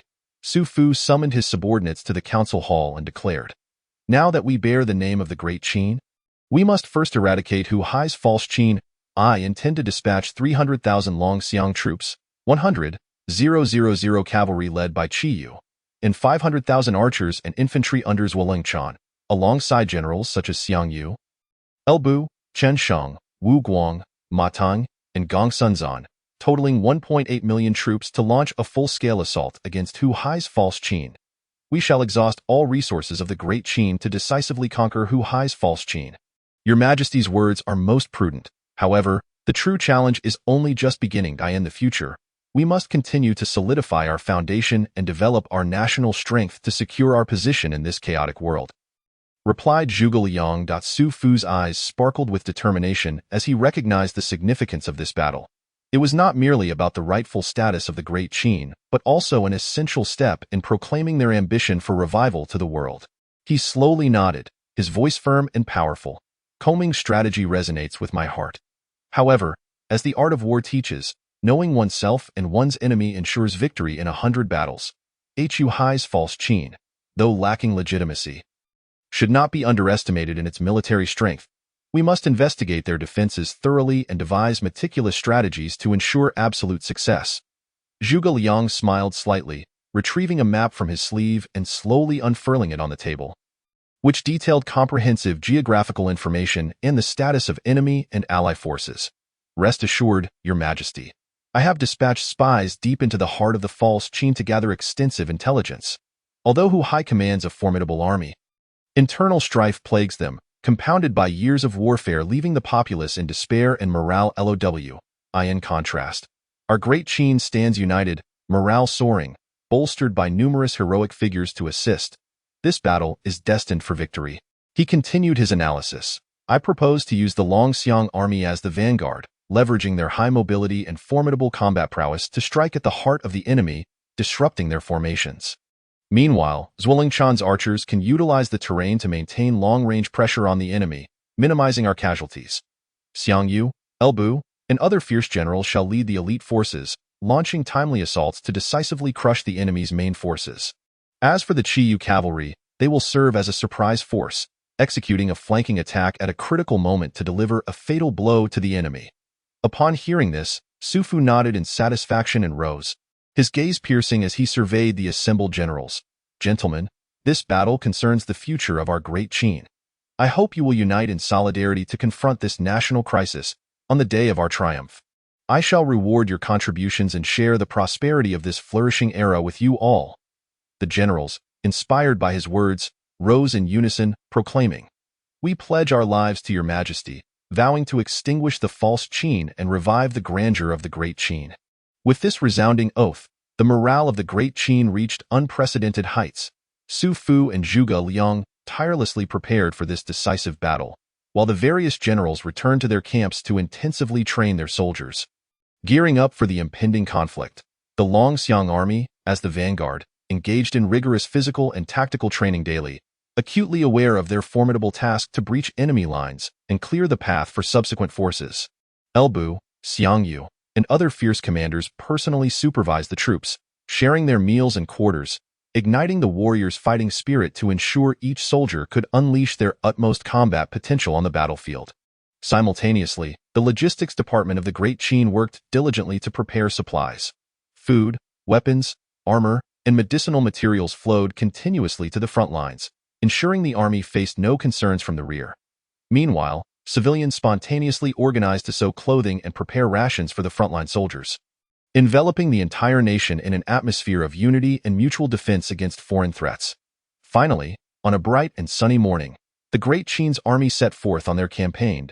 Su Fu and Zhuge Liang stood side by side at the front lines, gazing at the unknown land ahead, their hearts filled with both anticipation and trepidation. Yet they knew the moment had arrived. They must fight for the future of the Great Qin. With a command, the army surged forward like a tide. The Longxiang army lived up to expectations, breaking through the enemy's first line of defense with lightning speed, clearing the way for the following troops. Zhuolingchan's archers utilized advantageous terrain to rain arrows upon the enemy, inflicting heavy casualties and demoralizing them. Xianxia, Elbu, and other fierce generals led elite troops into the fray, engaging the enemy in fierce close combat. Their valor and determination inspired every soldier, propelling the Great Qin's forces forward with unstoppable momentum. At that moment, the Qiyu cavalry executed a surprise flanking maneuver, delivering a devastating strike to the enemy. Chapter 36. Encountering Wang Yu. This battle raged from dawn until dusk, the clamor of clashing weapons and the roars of warriors echoing throughout the heavens and earth. The pseudo-Qin army of Hu Hai crumbled one by one under the relentless assault of the Great Qin. Their once formidable might reduced to a mere shadow of its former self.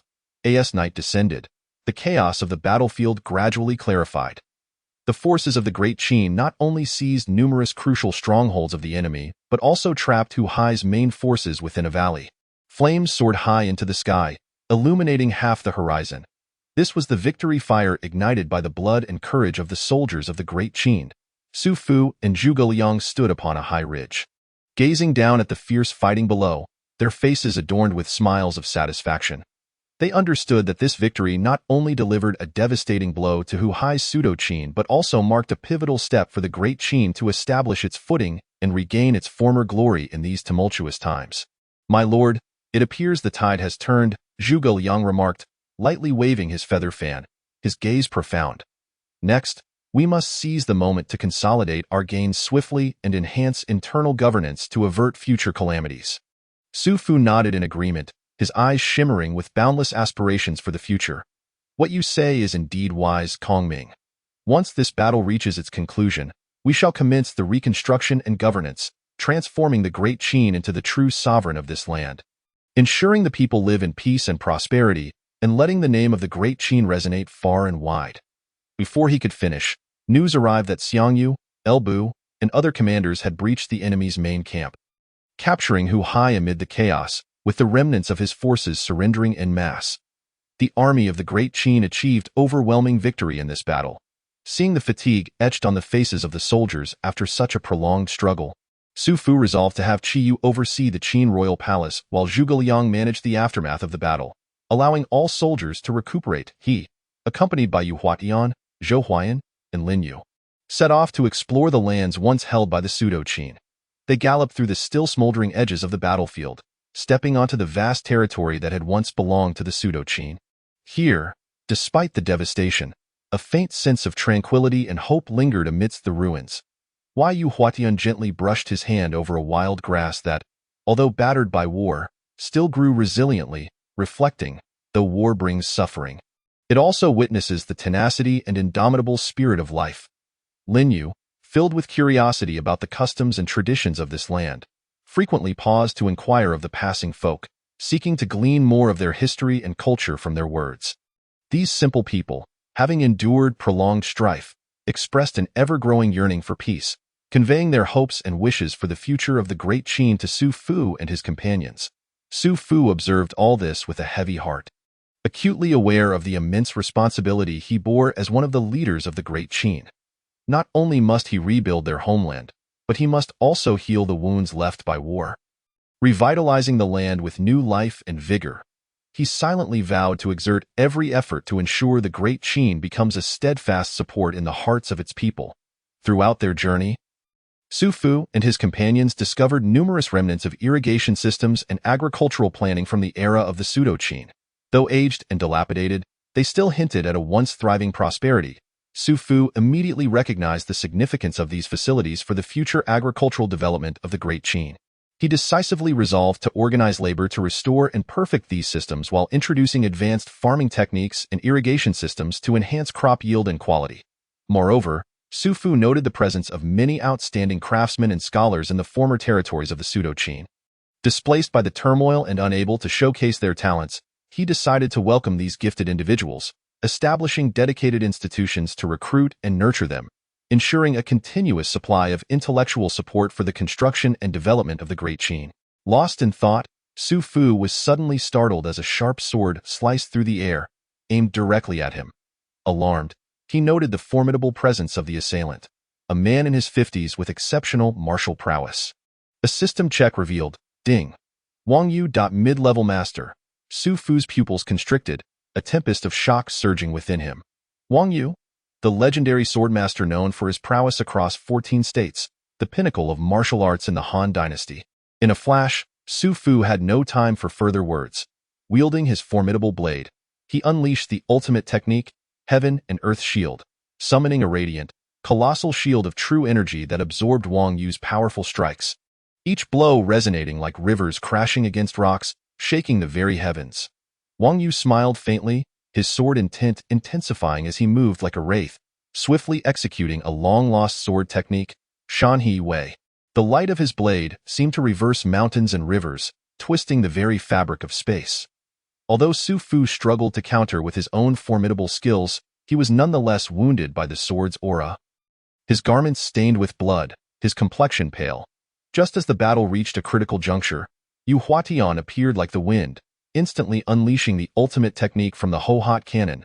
10,000 needles returned to one, a cascade of silver light converging into a single point aimed at Wang Yu's heart. Simultaneously, Zhou Huayan joined the fray, his sword light slicing through the sky like a white rainbow, the dual assault presenting Wang Yu with an unprecedented crisis. However, the name of the sword god was not mere legend. Wang Yu moved with grace, evading their attacks effortlessly, and with a slight flick of his sword, he unleashed Guard My Glory, a defensive stance that simultaneously concealed a counterattack. Observing this, Yu Huatian unleashed the power of the Ho-Hot cannon once more. Peonies burst forth in vibrant bloom, as if 1,000 flowers were competing in the sky, secretly concealing a deadly trap. An intricate web of silver needles descending upon Wang Yu. Yet, Wang Yu remained unfazed, his sword intent surging forth as he executed the timeless sword technique, Heavenly Sword 23. This strike not only embodied Wang Yu's lifelong mastery of the sword, but also seemed to resonate with the laws of the universe. Time itself appearing to freeze in that moment. In a flash, a figure of Wang Yu, forged from sword energy and imbued with cataclysmic power, struck at Su Fu, Yu Huatian, and Zhou Huayan simultaneously. The trio found themselves unable to withstand such an otherworldly blow. Collapsing to the ground, grievously injured, their bodies drawn into the rift that had suddenly appeared in the air, vanishing without a trace. Seizing the opportunity, Lin Yu fled back to the Qin royal palace, relaying the harrowing events to Zhuge Liang. Upon hearing the news, Zhuge Liang's brow furrowed in concern, immediately dispatching troops to search far and wide, yet finding nothing. Ultimately, he could only place his hopes on the protective power of Qi Yu, vowing to safeguard the foundation of the Great Qin and prevent the chaos of war from further ravaging this war-torn land. Within the Qin royal palace, a subtle connection existed between Qi Yu and Su Fu, allowing Qi Yu to sense Su Fu's survival. Thus, he straightforwardly relayed this news to Zhuge Liang, devoid of embellishment. Upon hearing it, the burden on Zhuge Liang's heart lifted significantly, granting him a semblance of peace. Chapter 37. The night of the Ice Lake. Fierce battle. Su Fu awoke from his stupor to find himself in a place beset by a biting blizzard, the cold piercing to the bone. Not far off, Yu Huatian and Zhou Huayan also regained consciousness, confirming to one another that their injuries were but minor. This led them to speculate that perhaps Wang Yu had no true intent to take their lives. He might have acted out of necessity for some greater task. Such conjecture eased their animosity towards Wang Yu, and they silently rejoiced. However, what could explain such heavy snowfall when it was still autumn in the Qin? Why did this place appear in such a state? A deafening roar suddenly ruptured the air, echoing as though a call from the abyss, tightening their hearts. Su Fu quickly looked up, his pupils narrowing in terror. What manner of beast is this? Before them stood a northeast tiger, towering at 5 or 6 meters, like a mountain confronting them, its eyes glinting with wildness and hunger, locking onto the three of them with unwavering intent. Without a moment's hesitation, the beast lunged forward with the force of a thunderclap, charging fiercely at Su Fu, Yu Huatian, and Zhou Huayan, the wind howling as if it could tear anything apart. Though they were filled with dread, the instinct for survival ignited within them, and in an instant, they sprang into action, like 3 bolts of black lightning spiraling down the steep hillside, plunging toward the boundless expanse of ice. The ice surface was as smooth as a mirror, vast like a frozen sea, yet in that moment, it became their sole path to escape. They dared not show any signs of slackness, sprinting with all their might toward the center of the ice, hoping to leverage its slickness to slow the terrifying beast's pursuit. Yet, the northeast tiger was no ordinary foe. As it ran, a gale swept up, stirring a storm of snowflakes, its ferocity inducing sheer terror. Though their agility was remarkable, it paled in comparison to the sheer might of their adversary. Just as despair began to cloud their minds, the northeast tiger leaped, its massive body carving a deadly arc through the air as it lunged at them. At that critical moment, the ice surface cracked with a slight yet fatal fissure under the weight of the beast, as if heaven had granted them a chance for salvation. Su Fu, Yu Huatian, and Zhou Huayan exchanged resolute glances, a shared determination igniting in their eyes. They knew this was their only opportunity. Su Fu roared, drawing his blade, its cold light glinting fiercely. Yu Huatian danced with his evil-repelling sword, weaving shimmering shadows. Zhou Huayan's Kunwu sword transformed into a streak of flowing light, the three converging as one, channeling their life's energy into a powerful strike against the fragile ice.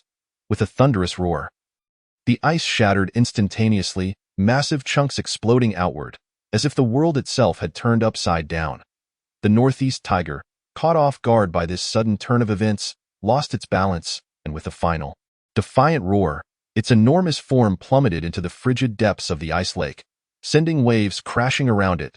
Su Fu and his companions looked on with lingering trepidation as they beheld the northeast tiger, now ensnared in the icy abyss. At that moment, the corners of the three men's mouths involuntarily curled into subtle smiles.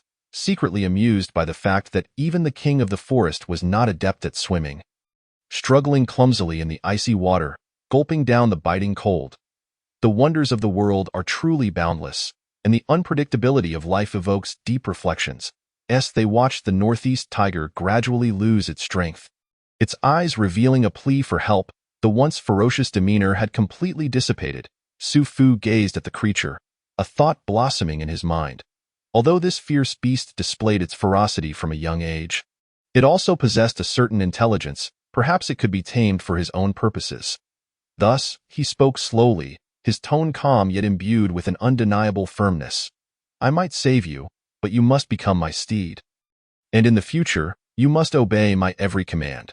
Surprisingly, the northeast tiger seemed to comprehend, gently nodding its head, its eyes reflecting acknowledgement and compliance. In the realm of animals, once allegiance is pledged, it signifies lifelong loyalty and trust. Consequently, Su Fu, along with Yu Huatian and Zhou Huayan, worked together to carefully rescue the northeast tiger from the icy water. Once free, it gasped for breath, expelling the frigid water from its belly, appearing utterly exhausted. Su Fu checked its attributes and was taken aback to find it at merely the first level of the third tier. How could it have appeared so fierce moments ago? Upon closer inspection, he realized in astonishment that it had mistakenly consumed a spirit fruit, its body inflated by spiritual energy, a mere facade. They had been thoroughly frightened moments ago. Well, let us not have it walk around. It can simply accompany the golden eagle in the ring's space during idle times.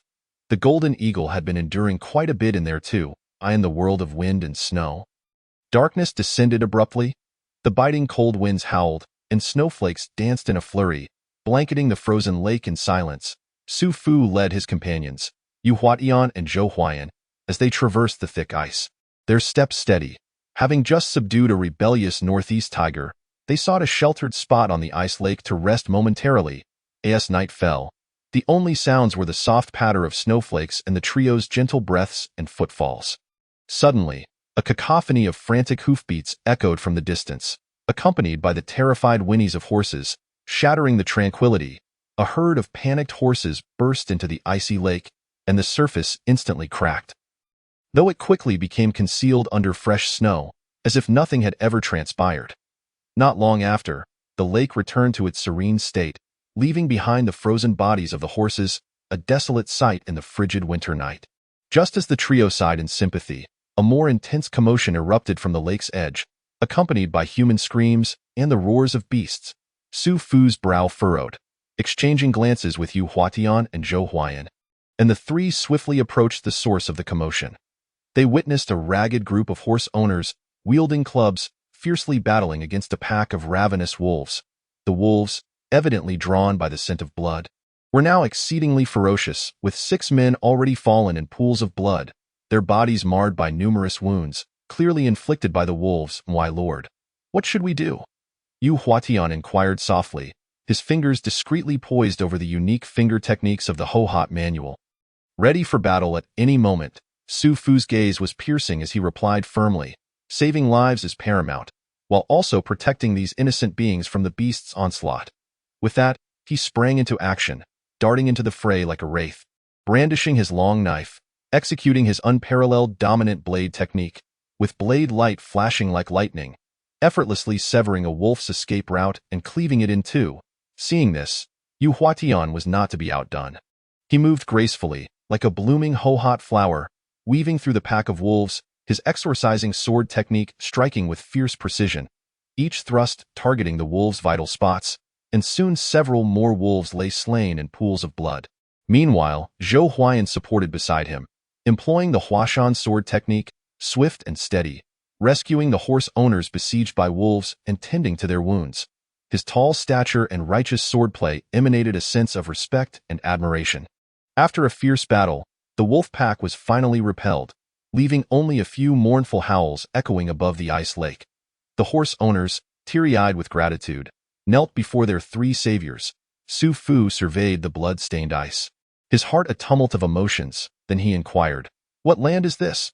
The leading man replied, "This is the Northern Kingdom."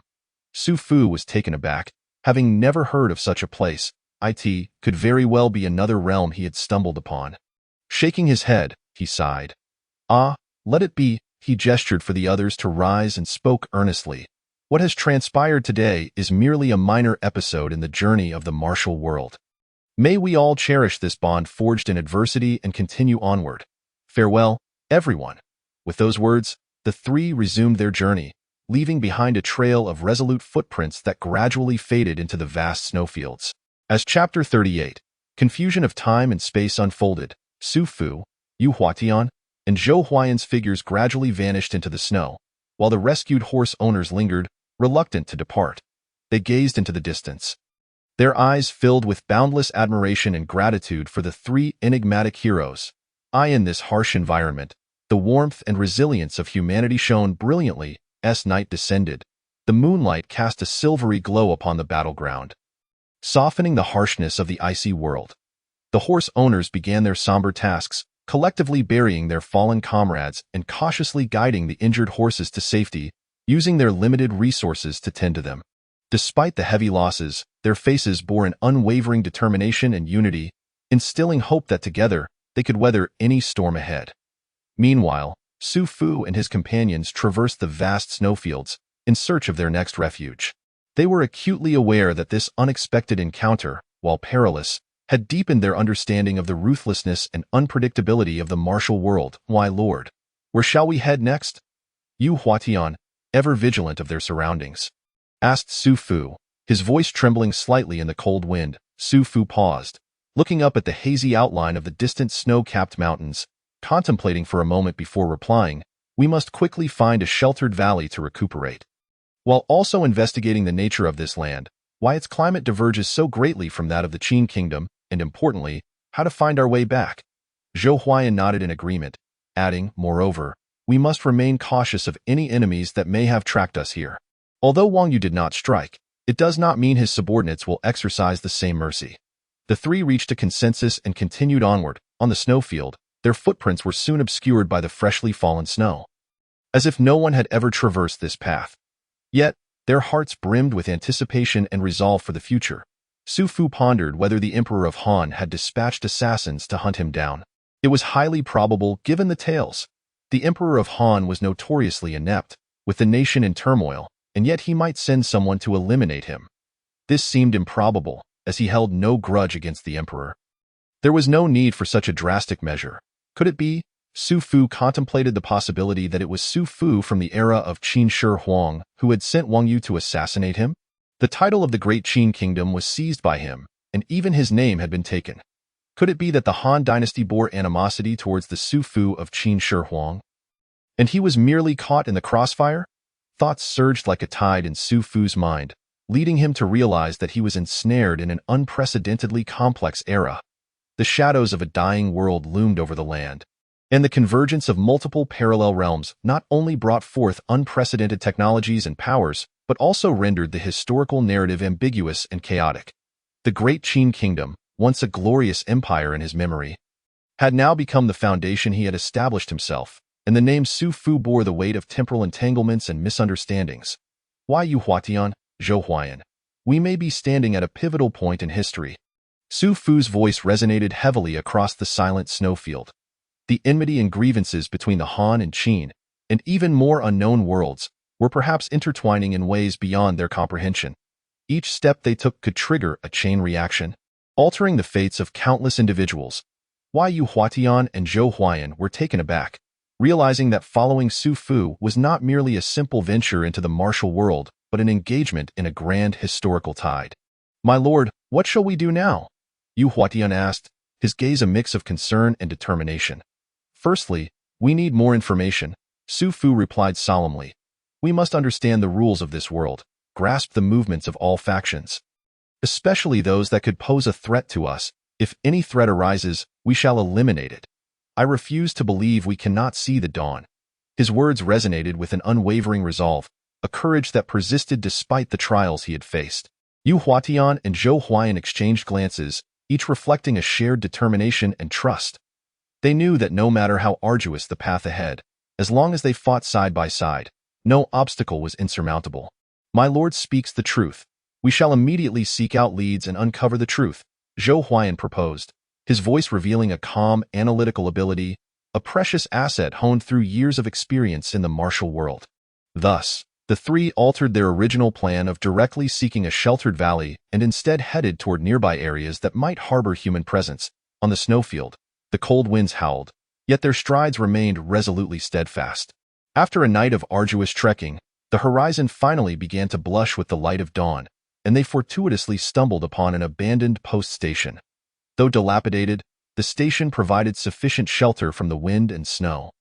Affording them a temporary refuge, Su Fu promptly assigned Yu Huatian and Zhou Huayan to act separately.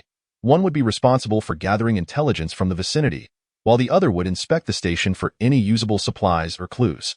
Soon, Yu Huatian returned with some fundamental information about the area. It turned out that this location had once been a crucial thoroughfare connecting several important city-states, but years of warfare and natural disasters had rendered the road increasingly desolate, leading to the post-station's abandonment. As for the enmity between the Han Dynasty and the Qin state, along with the reasons behind Su Fu's assassination order, Yu Huatian was unable to uncover further details.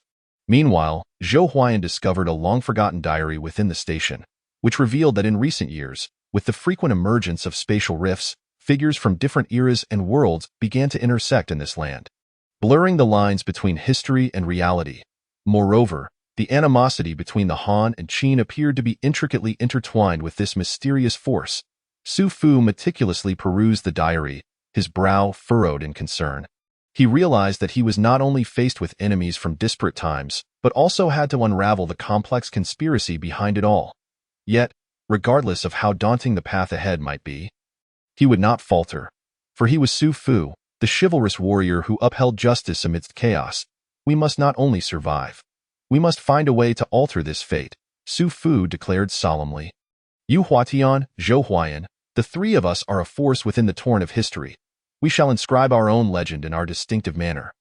The trio exchanged knowing smiles, a bond of mutual trust and understanding flowing between them once more.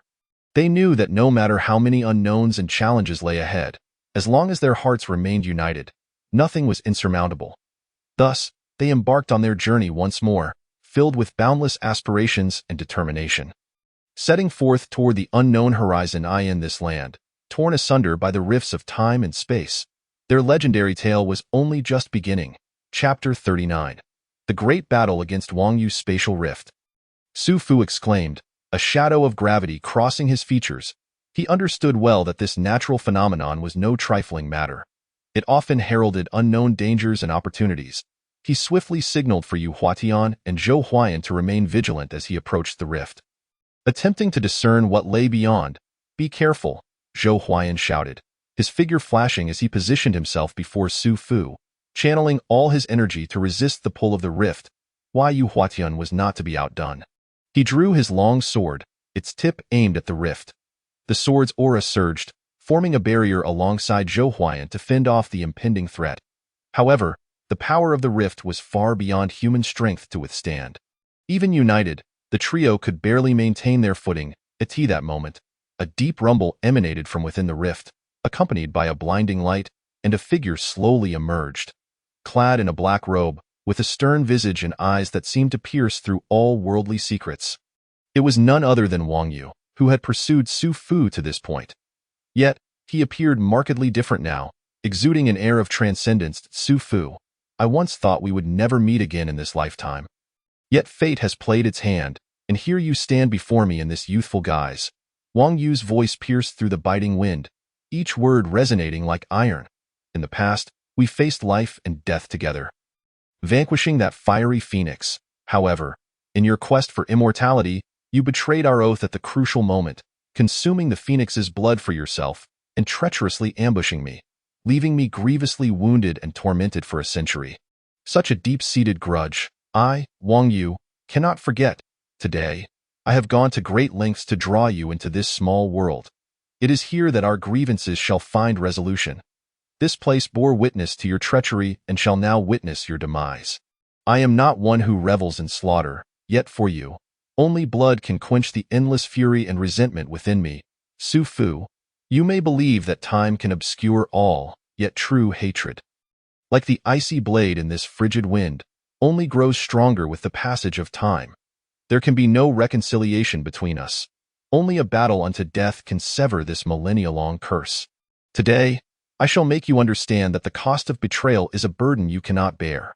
With that, Wang Yu's aura surged, as if he intended to ignite the very cold air around him. Wait a moment. Su Fu killing the fiery phoenix? Are you mad? Or am I? Su Fu retorted, I am not yet 30. How could I possibly travel back to your era to slay the phoenix? Humph. Consuming the blood of the fiery phoenix grants rebirth in a millennium. Does your age not seem quite normal now? Had it not been for the merging of parallel worlds, avenging this grudge would have been exceedingly difficult. Yet, the heavens have favored me with this opportunity. Your face remains unchanged. Die now. Wang Yu moved like a dragon, and in an instant, his internal energy surged, unleashing the unparalleled technique from the illusory heart swordplay. 3,000 flowing clouds, its brilliance cascading like a galaxy, striking directly at Su Fu. Su Fu's eyes gleamed as he swung his dominant blade, executing a technique akin to the turning of the heavens. Dispelling Wang Yu's magnificent assault with ease and countering with overwhelming force, at that electrifying moment, Yu Huatian swiftly appeared, invoking the heavenly transformation from the Hohat Divine Codex, manifesting myriad ethereal images that deftly supported Su Fu, adding an element of unpredictability to the battle. Meanwhile, Zhou Huayan found himself locked in a fierce confrontation with Wang Yu's subordinates, a web of death woven from the fierce winds of fists and palms. Wang Yu, not to be underestimated, chuckled coldly, shifting his swordplay. The Blood Fiend sword emerged, and with its tip aimed at Su Fu, all things dimmed in its wake, directly targeting his vital points. Observing this, Yu Huatian unleashed the morning and evening from the exorcising swordplay, its swordlight illuminating the battlefield, as if day and night were in constant flux, firmly blocking Wang Yu's lethal strike. Simultaneously, Su Fu refused to yield, wielding the dominant blade with a force akin to splitting Mount Song. Descending with the weight of 1,000 pounds, intending to cleave Wang Yu in two. Faced with this dual onslaught, Wang Yu's internal energy surged to its zenith. He roared, unleashing the heavenly annihilation phantom, with his sword tip creating multiple afterimages, each imbued with world-destroying power, thrusting towards Su Fu's heart. Su Fu, however, raised the Qingquan shield in defense, swinging his dominant blade to form an indomitable barrier, barely withstanding the furious assault. Yet, at this critical juncture, Yu Huatian unleashed the Hohat brocade from the Hohat Divine Codex with his left hand and the heavenly split from the exorcising swordplay with his right. The former shone brilliantly, akin to the gentlest spring breeze, while the latter, a display of overwhelming force, struck Wang Yu directly in a perfect culmination of day and night. A tremendous explosion echoed as Wang Yu was struck by these two unparalleled forces. Akin to a kite severed from its string, crashing to the ground amidst a cloud of dust, the flame of his life extinguished in silence. Thus, this millennia-long curse reached its conclusion, leaving Su Fu bewildered, as though he had been unjustly blamed. Therefore, significant matters of cause and effect must not be trifled with, especially those of ominous nature. Su Fu, Yu Huatian, and Zhou Huayan stepped into the spatial rift. Emerging from the small world, in an instant, the scene before them unfolded like a magnificent tapestry. When they once again set foot on solid ground, they found themselves amidst an expansive and boundless azure deep sea, enveloped by a soft and dreamlike radiance. Beneath the waves, an ancient and enigmatic colossal formation lay quietly unfurled, emitting a faint glow. This formation was wondrously peculiar, resembling a spatial barrier that isolated the tumultuous ocean above, preventing every droplet of seawater from encroaching upon the resplendent realm above. Yet, at times, the formation would flicker with sparks, and Su Fu realized this was the grand array that had been shattered by the forces of Binzi and the beautiful nation, which the system had declared irreparable. Su Fu and his companions could only step out of the barrier, finding themselves by the shores of Binzi. Chapter 40. A remarkably clean encounter. Su Fu had not anticipated that Wang Yu would mistake him for the historical Su Fu, claiming to be an ancient figure who had undergone 2 rebirths.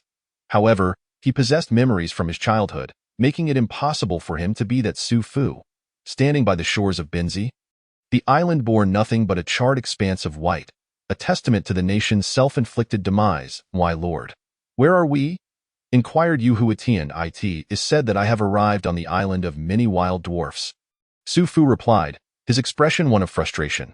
Yu Huatian and Zhou Huayan exchanged puzzled glances, but Su Fu offered no further explanation.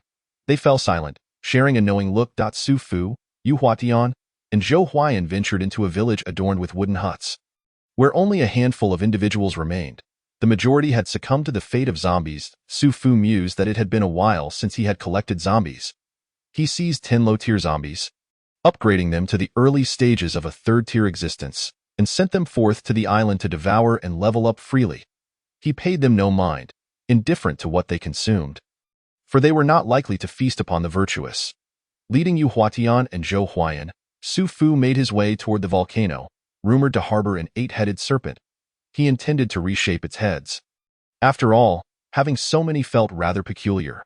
The volcano emitted thick smoke and was undeniably hot, compelling Su Fu and his companions to harness their vital energy to draw near.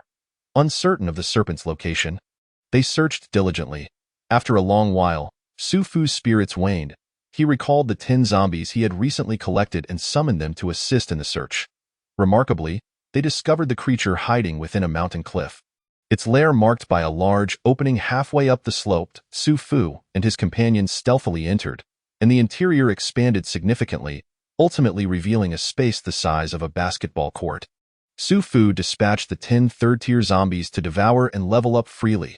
The island was teeming with animal zombies, and should they consume enough, their levels could rise substantially. Indeed, within the cavern lay the 8-headed serpent. Though it was not as colossal as the legend suggested, measuring only about 10 meters in length, Su Fu wasted no time, attacking first before Yu Huatian and Zhou Huayan could intervene. His blade struck, yet it inflicted minimal damage upon the serpent. Its 8 heads could unleash various elemental attacks, yet their range was limited. My lord, allow me to battle it with the Ho-Hot cannon, Yu Huatian suggested. The needle technique of the Ho-Hot cannon was ideally suited for long-range assaults on the serpent's vulnerable spots. The serpent was not particularly swift, allowing for a strategy akin to flying a kite. Its tough hide made the Ho-Hot cannon the most effective weapon against it. Fine. I find it difficult to inflict damage. It is quite laborious. Thus, Yu Huatian engaged in a fierce battle with the 8-headed serpent. Though the encounter was not perilous, Su Fu observed the serpent's lifeless body with indifference. He summoned a zombie to take a bite out of the serpent, transforming it into a zombie serpent, which he sent forth to consume and level up rapidly. After all, with its 8 heads, its consumption rate would be 8-fold that of a regular zombie. Su Fu swiftly elevated the 8-headed serpent to his C1 status, marking it as an early-tier zombie serpent, and dispatched it to the island to continue its insatiable feasting. Su Fu then scoured the cave for any useful items, and was pleasantly surprised to discover the Tian Song Yun sword. A post-heavenly exquisite spiritual treasure. Quite splendid. Perhaps I should train in a sword technique as well. It is certainly not out of the question. I have even studied the Duga 9 swords. After Ling Hu Chang's demise, I acquired his sword technique as well. That I wonder what kind of blade I shall wield in the future. Haha, delightful. Let us depart. We must take our leave. Where to? Zhou Huayan inquired. We can explore the island for now. Once the zombies and the 8-headed serpent have finished their consumption, we shall seek a vessel to return. However, we might also catch a few dwarfs to witness their dances. Should they perform well, we can bring them back so the soldiers may enjoy their performances. It would provide some entertainment amidst these harsh apocalyptic times. As for those with little mustaches, let us forego that notion. We require provisions for our horses, and there is no food to spare for them. The zombies are well suited for that. After some time, the island yielded little of value. Everything that could be transported had been collected into the spatial ring, and Song Dan had removed the items to the Great Qin Kingdom. The island was now barren, devoid of stones or soil. Upon boarding a large vessel, Su Fu remained for an entire month, fracturing the island into countless fragments, using the spatial ring to store them and subsequently discarding them into the sea. Looking for an island? Good luck. It is all just water. On board, there were still some individuals. Aside from the 8-headed serpent and 10 zombies, the remainder were women, several hundred female dancers. Su Fu, being merciful, did not slay any of them. The sea was tumultuous. Although the fish zombies could not leap and bite, they could still gnaw at the ship, With no alternative, Su Fu ordered the 8-headed serpent into the water for protection. Having reached the mid-tier of the second rank, the serpent was formidable, and its consumption rate was indeed swift. The 10 dwarf zombies had also ascended to the early stages of the second rank and had awakened their ninjutsu, which was rather impressive. During this period, Su Fu had also made considerable progress. He opened the system to view his attributes. Su Fu, peak of the first rank, technique. 9 transformations of the mysterious art, entry level, skills. Overbearing sword technique, great accomplishment. Duga 9 swords, minor accomplishment. Equipment, overbearing sword, heavenly grade. Tian Tsong Yun sword, post-heavenly grade. Chi Yu, Su Fu's clone, late master rank, technique. 9 transformations of the mysterious art, great accomplishment. Skills, heavenly kill, earthly kill, human kill, equipment. Chi Yu demon sword. Yu Huatian, peak of the first rank, technique. Ho Hot cannon, great accomplishment. Skills, banish evil sword manual, great accomplishment. Weapon, banish evil sword. Zhou Huayan, mid-tier of the first rank, inner skill. Purple mist manual, great accomplishment. Skills, Huashan sword technique, great accomplishment. Equipment, Kunwu sword. Zhuge Liang, mid-tier master, not adept at combat. Divine level strategist, technique. Heavenly mechanism strategy, skills. Innate Bagua array, 7-star life extending array, equipment. 5 animals departing fire fan, innate medium grade. Su Fu had reached the peak of the first rank, placing him among the elite within the martial world. As for masters, such individuals were rare among other factions. Some long-standing dynasties might possess a few more. But having even a handful of martial factions was already quite commendable. Yu Huatian and the others had also improved. Combat truly honed one's skills. Unlike the master ranks, their only recourse was to diligently cultivate their inner power. It was noteworthy that even Zhuge Liang had advanced, a testament to the difficulty of such progress within the master realm. While Su Fu was lost in his thoughts, he was suddenly assailed by a formidable marine beast. Yu Huatian leaped into action to engage the creature, while Zhou Huayan remained at the helm, unable to assist. Su Fu drew the Tian Tsong Yun sword, eager to test the Duga 9 swords. Alas, the Duga 9 swords were effective only for countering enemy techniques. The overbearing sword proved more efficient against zombies and demonic beasts. Delivering a forceful blow, Su Fu struck out with a cleaving motion. The sword energy extending over 10 meters, akin to cleaving through Mount Song, delivering a devastating blow to the marine beast's head. Yu Huatian swiftly unleashed the Ho Hot cannon's unparalleled needle technique, piercing the beast's eye. The marine beast writhed in agony, thrashing violently and sending waves crashing in all directions. The ship rocked violently, nearly capsizing, causing the dancers on board to scream in alarm. Chapter 41. Accompanying Yu Huatian in slaying dragons, the vessel swayed perilously. Though they had triumphed over the marine beast, the ship had sustained damage. The land expanded, and the ocean appeared even more vast. Su Fu and his companions finally spotted land, where the mountains soared high and lush greenery stretched endlessly. Devoid of any human presence, save for a handful of uninfected small beasts frolicking about, Su Fu, Yu Huatian, and Zhou Huayan stood in awe, reluctant to disturb this rare tranquility amid the apocalypse. However, they could not remain idle. With no knowledge of their location, they had to find a place to rest before nightfall. As they ventured deeper, they encountered sporadic zombies, remnants of the world that once was My Lord. Should we proceed further in? Zhou Huayan inquired. Of course. Even if we encounter no humans, we have buildings within to rest temporarily. Besides, look at that group behind you. If they do not take the opportunity to rest, something unfortunate may occur. Yu Huatian, please scout ahead and see if you can clear a space for us. Understood, my lord. In a short while, Yu Huatian returned. My lord, there are no zombies or humans inside. Su Fu pondered, sensing an oddity. It was improbable for there to be nothing at all. Suddenly, a low rumble echoed. Uwu! Yu Huatian exclaimed, my lord, that was the roar of a dragon. A dragon's roar? How could that be possible? Are there dragons in this world? Indeed, my lord. Ancient texts have recorded their existence. Do not worry, my lord. The roar of the dragon possesses a formidable resonance and should be quite distant from this place. Zhou Huayan, please distribute these provisions among the more than 100 women. We cannot allow them to starve. We must exhibit a modicum of benevolence. Yu Huatian, feeling somewhat speechless, acknowledged the Lord's kindness, albeit with the caveat that he is selective in his generosity. After arranging the others, Su Fu resolved to investigate alongside Yu Huatian. They advanced in the direction of the sound, during which they encountered enormous footprints and broken branches, reminiscent of a large creature's passage. As they drew nearer to the source of the sound, the atmosphere grew increasingly oppressive, as if an unseen force impeded their progress. Nevertheless, Su Fu did not falter. His heart brimmed with curiosity and a thirst for exploration. Upon reaching a valley shrouded in thick mist, they faintly heard a series of roars. Su Fu and Yu Huatian cautiously entered the valley.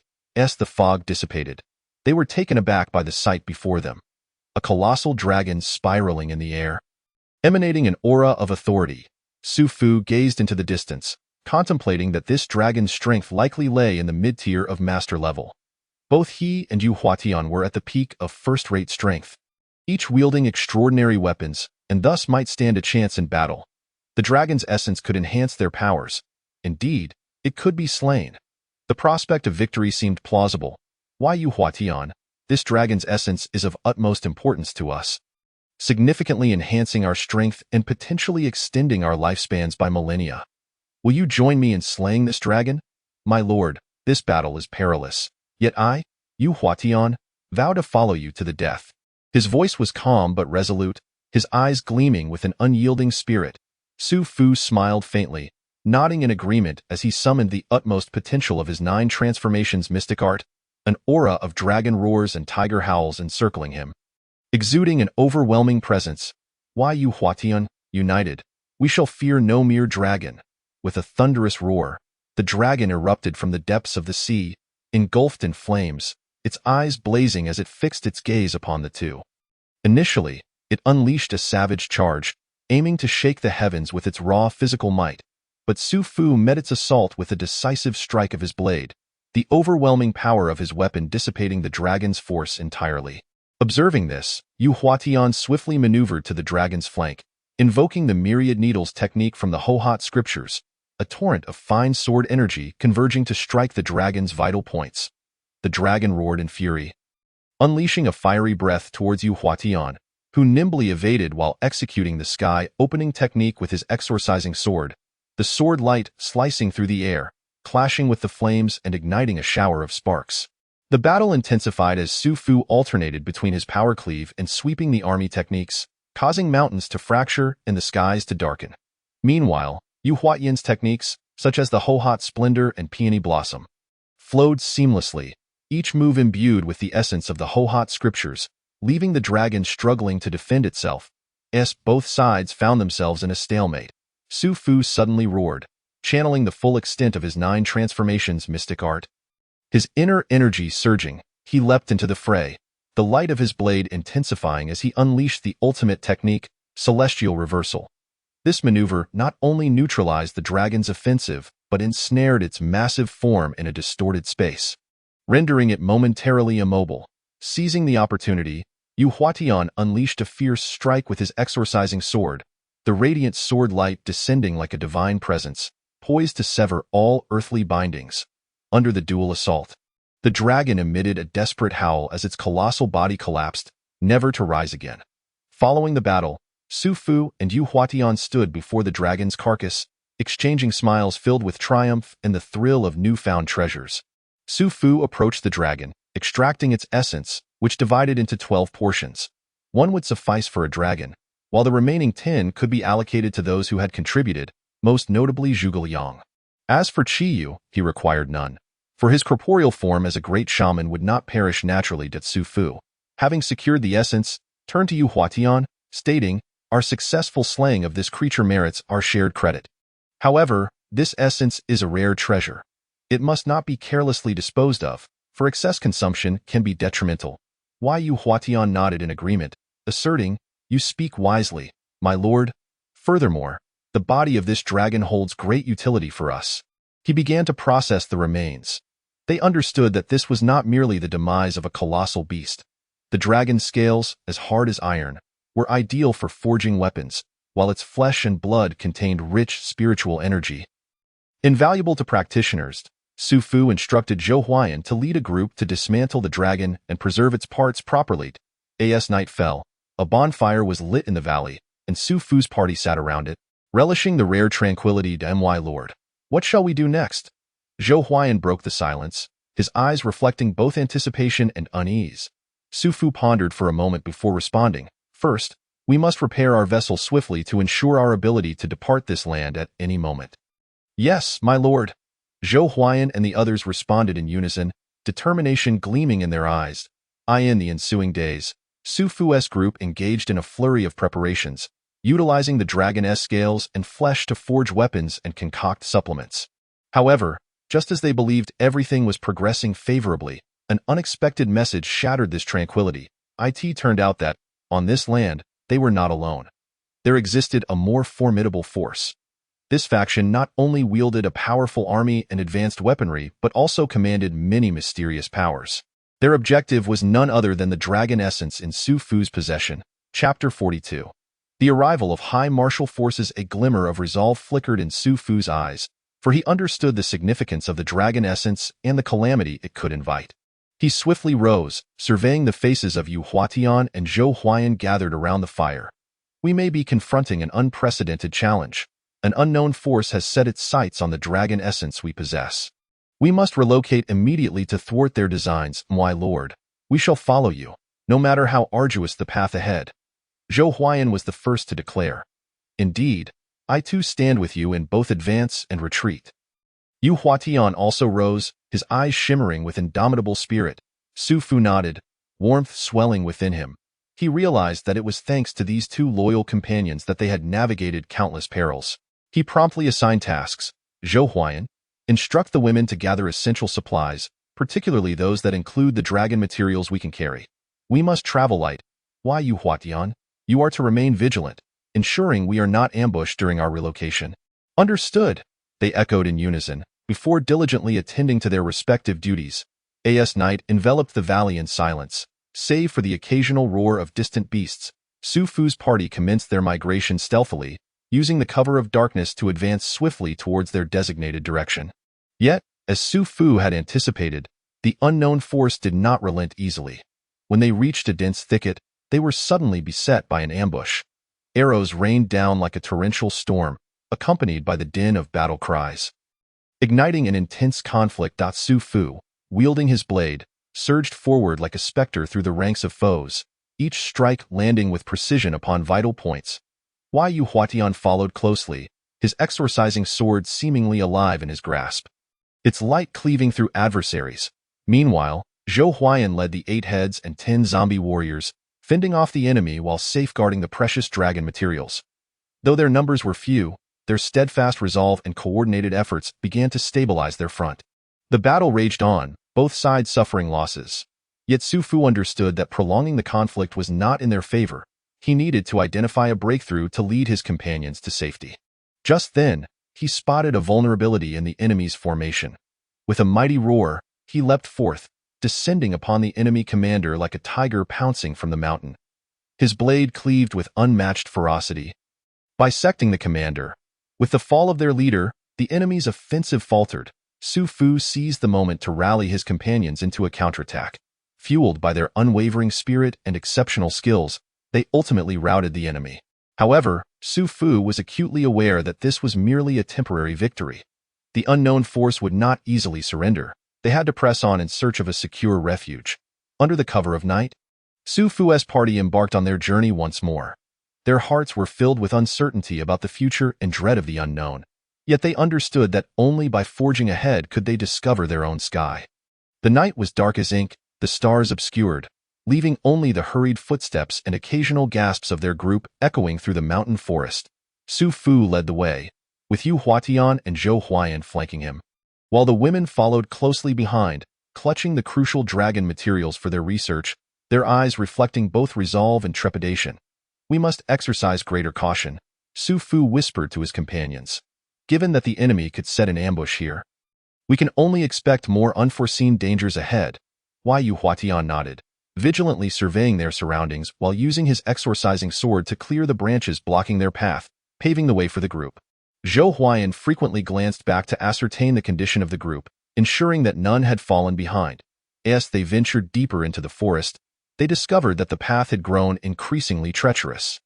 Yet, this very difficulty served as their natural shield. Su Fu, leveraging his familiarity with the terrain, chose a more concealed and less traceable route. Along the way, they stumbled upon several traps evidently laid by human hands.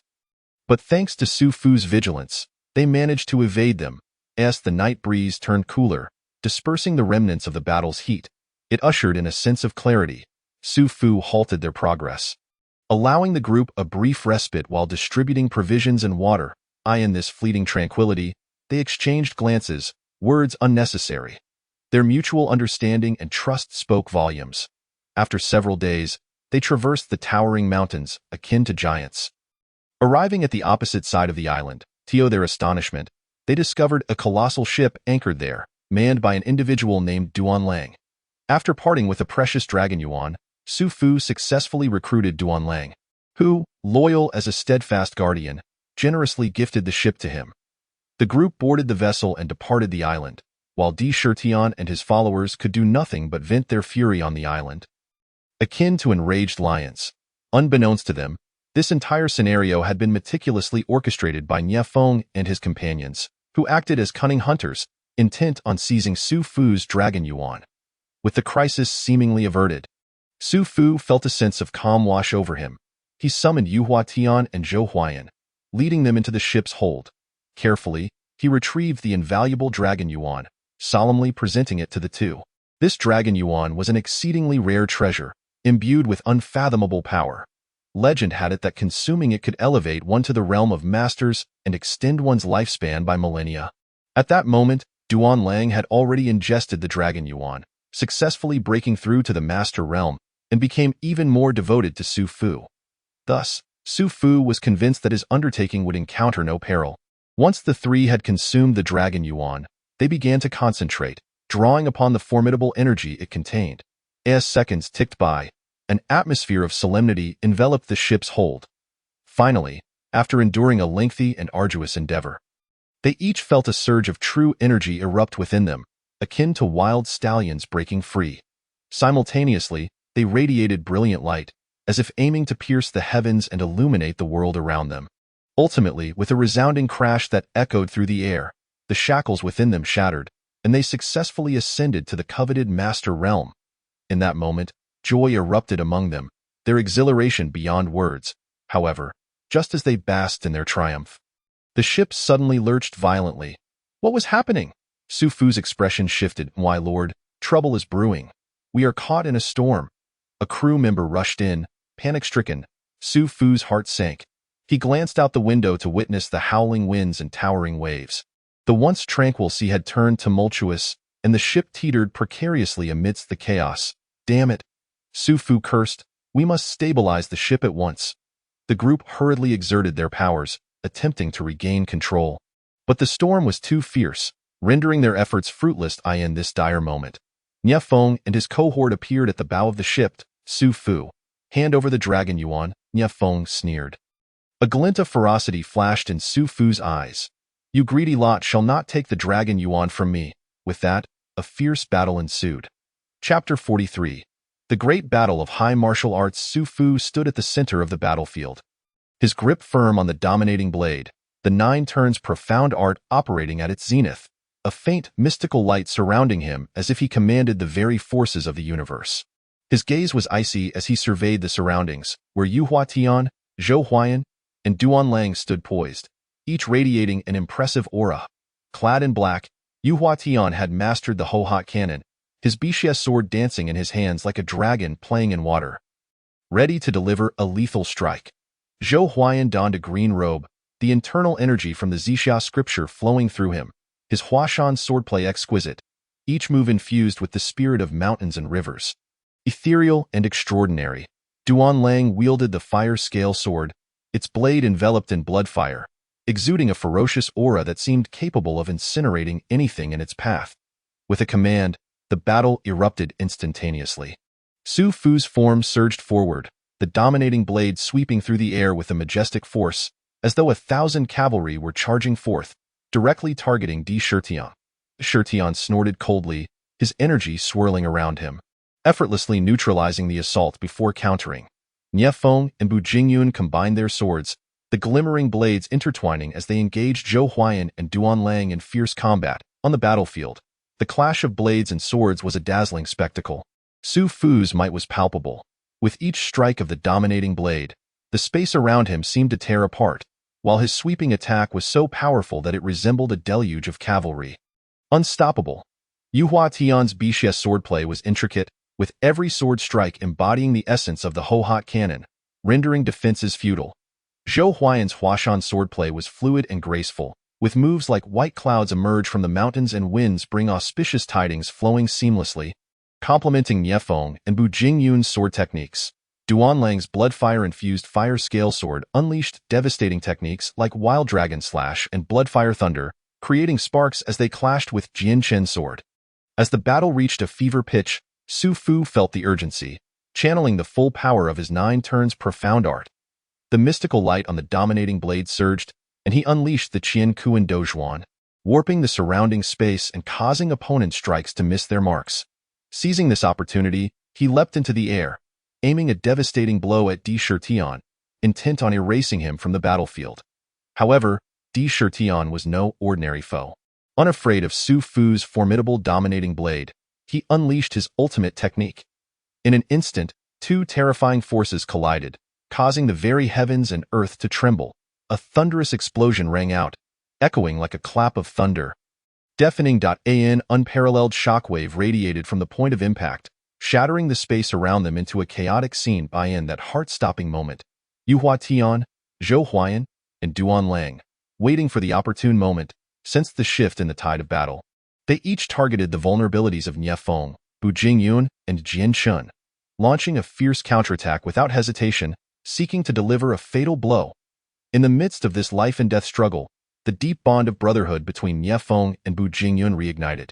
Sensing each other's intentions without words, their swords merged into a dazzling dragon-shaped sword energy, soaring skyward and forcing Yu Huatian and Zhou Huayan's assault to retreat.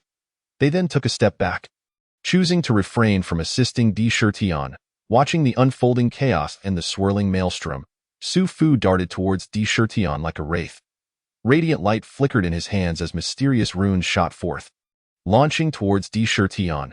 With a furious roar, Di Shitian summoned all his inner strength to withstand Su Fu's onslaught. Yet, Su Fu's attacks surged like an unrelenting tide, gradually overwhelming him. At that moment, Yu Huatian, Zhou Huayan, and Duan Lang struck simultaneously, their techniques harmonizing to amplify their power. Under the relentless assault of the 4, Di Shitian began to falter. The battlefield's intensity escalated, both sides pouring forth their utmost efforts in pursuit of victory. Jian Chen, facing Duan Lang's ferocious onslaught, displayed a glint of determination in his gaze. Aware of his inferiority in strength, yet resolute in protecting the innocent behind him, he invoked the forbidden technique of his sect. Sword heart illuminated in that fleeting instant. He seemed to merge with the sword, his sword intent fluid yet resolute, deftly countering Duan Lang's advances. At a critical juncture, he retaliated with autumn waters share the long sky. Though it did not harm Duan Lang, it compelled him to momentarily withdraw and catch his breath, for his inner strength was nearly depleted. Seeing the urgency of the situation, Su Fu contemplated that continuing the head-on clash would yield little chance of victory and might endanger innocence. Thus, a spark of inspiration ignited within him. Utilizing the essence of Qian Kuan Dozhuan, he sought not only to attack but to create chaos, providing an opportunity for his allies to counterattack. He tore apart the ground at the center of the battlefield, forming a massive vortex intended to engulf everyone, thereby breaking the current stalemate. Di Shitian, noticing this, furrowed his brow but had no choice but to divert his attention to address this sudden turn of events. He channeled his life's cultivation to stabilize the space and thwart the vortex's expansion. This action undeniably granted Su Fu's allies a moment to breathe. Realizing the gravity of the moment, Yu Huatian, Zhou Huayan, and Duan Lang exchanged resolute glances, understanding that this was not a time for solitary action. They must unite to confront this catastrophe. They quickly adjusted their breathing, poised to unleash a combined offensive. Amidst the vortex, Su Fu's figure flickered, darting toward Di Shitian like a specter, eye in his hands. The light flickered incessantly, as mysterious runes surged forth, hurtling directly towards the formidable figure of Emperor Xianxia. With a furious roar, Emperor Xianxia summoned his inner strength, striving to withstand Su Fu's onslaught. Yet, Su Fu's attacks came like an unrelenting tide, gradually overwhelming him. At this critical juncture, the combined assault of Yu Huatian, Zhou Huayan, and Duan Lang had reached its zenith. Each drew upon the essence of their lifelong studies, transforming it into three brilliant beams of light, akin to meteors streaking across the night sky, aimed directly at the vital points of Emperor Xianxia. Yu Huatian's spell-breaking sword technique melded the ultimate softness and ferocity of the Hohat Sutra. As the sword light shimmered, it seemed to slice through the very air. Zhou Huayan's Huashan swordplay was ethereal yet infused with the boundless power of mountains and rivers, each strike capable of shaking the heavens. Duan Lang's fire-scale sword, enveloped in blood fire and malevolent energy, twisted the very fabric of space as flames and sword chi intertwined to form a net of death. These three assaults converged into an irresistible force, colliding with Su Fu's runic attacks against Emperor Xianxia's defenses. In that moment, the battlefield appeared to be torn apart, the heavens and earth changing hue. Though Emperor Xianxia was strong, he was compelled to retreat under such ferocious onslaught, his energy spiraling chaotically, revealing an unprecedented degree of disarray. However, amidst this fleeting glimmer of triumph, a more terrifying aura began to permeate the air.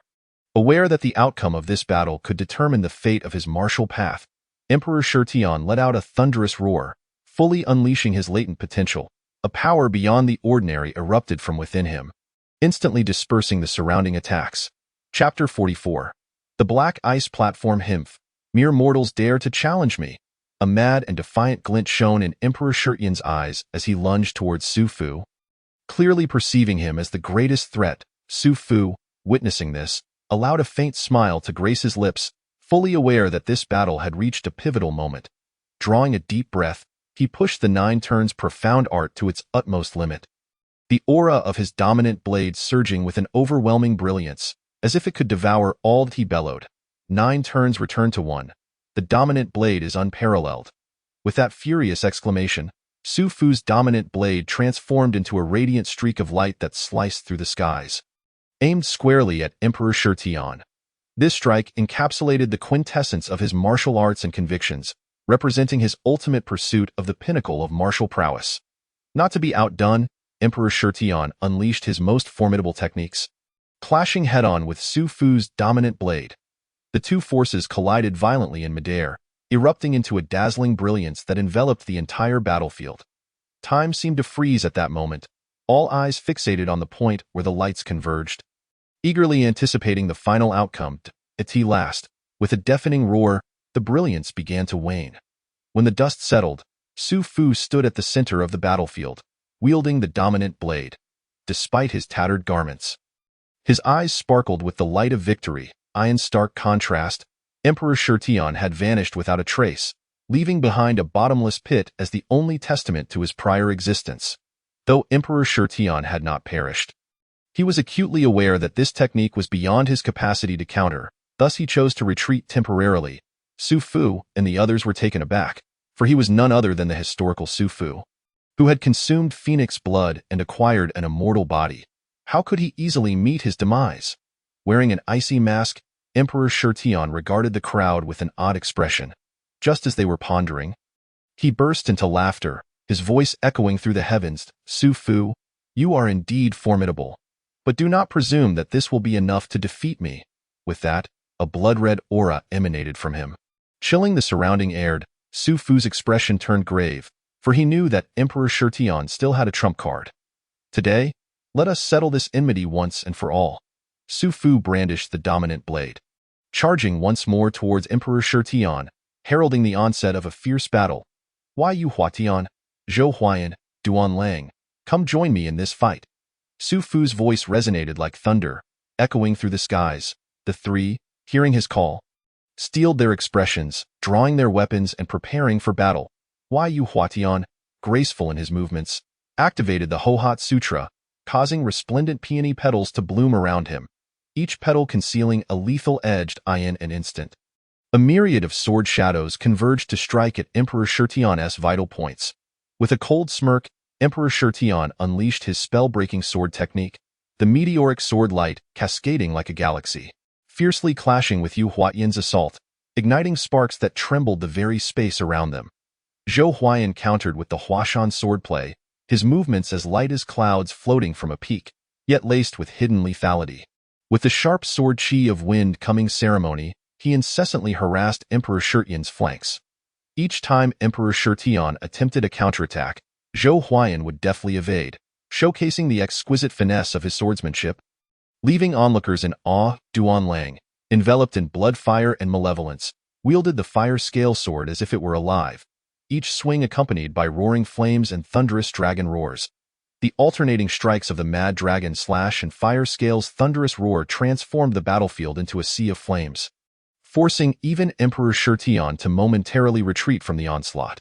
Seeing this, Su Fu drew his dominant blade, initiating the charge with the horizontal blade stance, cleaving the air as if it were being split asunder. The might of his strike resonated through the void, shaking the very fabric of reality.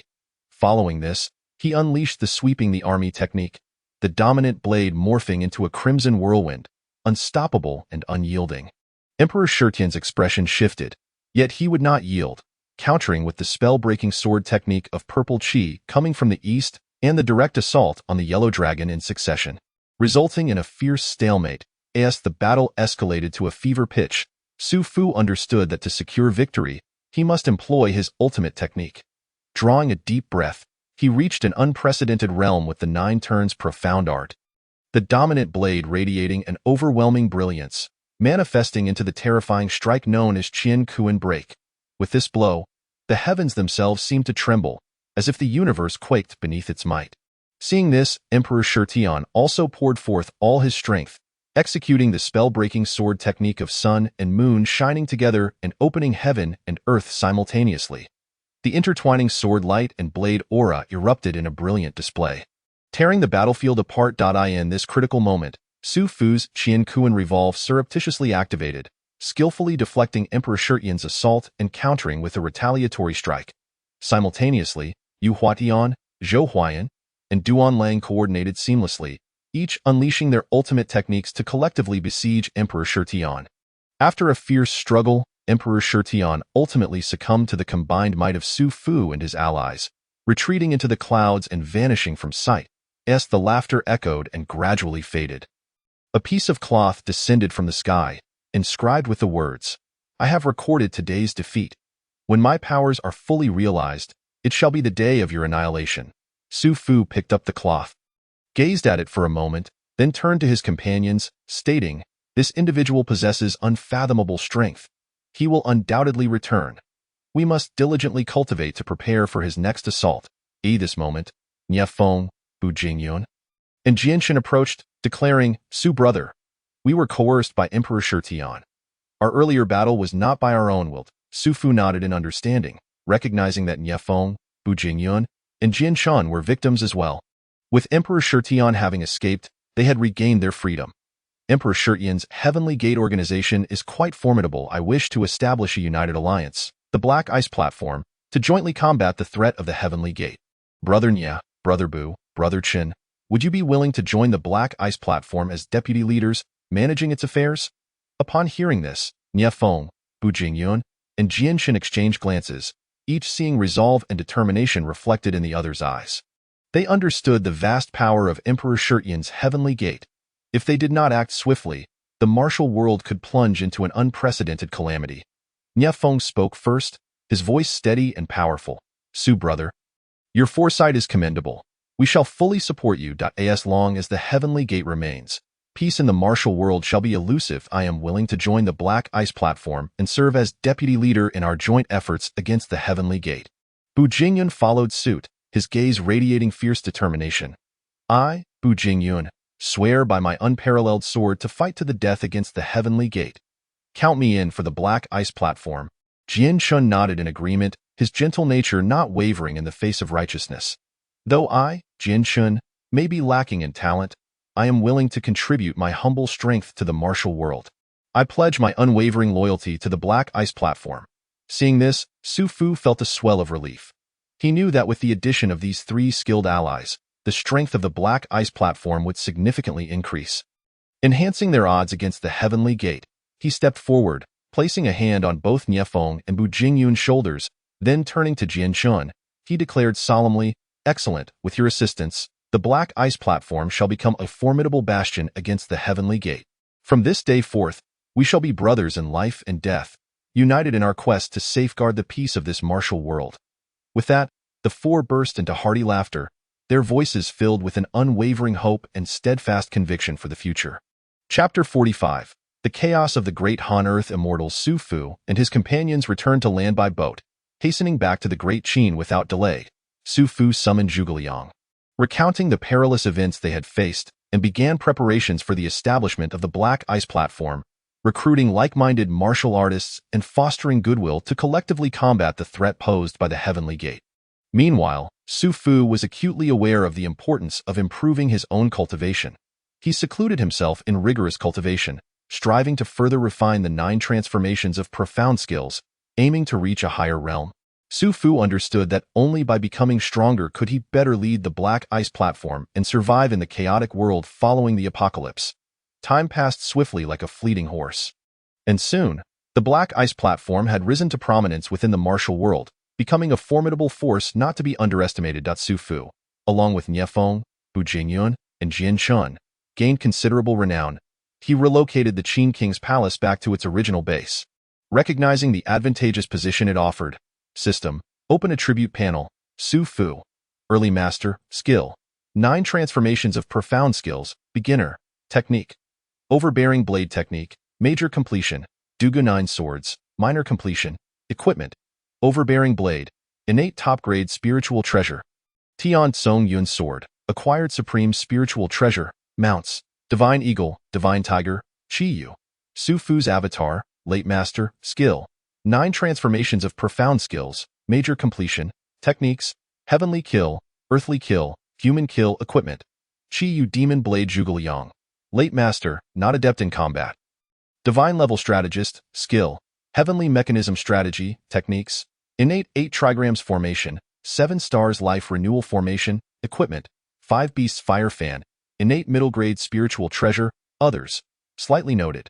Upon returning to the Great Qin, Su Fu distributed the remaining 8 Dragon Essences to those who had contributed, leading to the emergence of numerous masters and further enriching the foundation of the Great Qin. Zhuge Liang's suggestion for Su Fu to assume the title of Emperor of the Great Qin was declined, as Su Fu had no interest in courtly affairs. Ultimately, Qi was appointed as the Emperor of the Great Qin, earning the title of War King of the Ancestors. According to reports from the Imperial Guard, a zombie frenzy had erupted in the Han Kingdom, instigated by Zhang Jiao. Upon hearing this, Su Fu resolved to investigate. Accompanied by Yu Huatian, Zhou Huayan, Duan Lang, and Lin Yu, Su Fu set forth towards the Han Kingdom. As they embarked on their journey, trepidation loomed in their hearts regarding the unknown challenges ahead. Along the way, they faced intermittent zombie assaults and witnessed hellish scenes, which only solidified their resolve to contribute to the eradication of the zombie tide. Upon reaching the borders of the Han Kingdom, Su Fu encountered numerous zombies, slaying countless foes, including 8 giant serpents and 10 zombie ninjas, each enhancing their strength. Yu Huatian, utilizing his peculiar footwork and exercising sword manual, frequently infiltrated enemy camps at night to assassinate zombie generals, thereby weakening the enemy's forces. Zhou Huayan, armed with the Purple Mist secret manual and Huashan sword technique, achieved multiple victories on the front lines. Duan Lang's Bloodfire evil aura struck fear into the hearts of the zombies, causing them to retreat in panic. However, Zhang Jiao, the creator of the zombies, was a force to be reckoned with.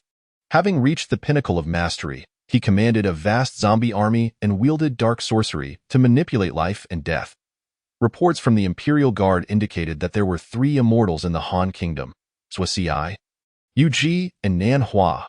These immortals possessed profound powers, rumored to have reached the realm of tribulation, standing at the level of Earth immortals. Zhang Jiao was merely a foot soldier under their command, and he had 2 brothers who were also late masters.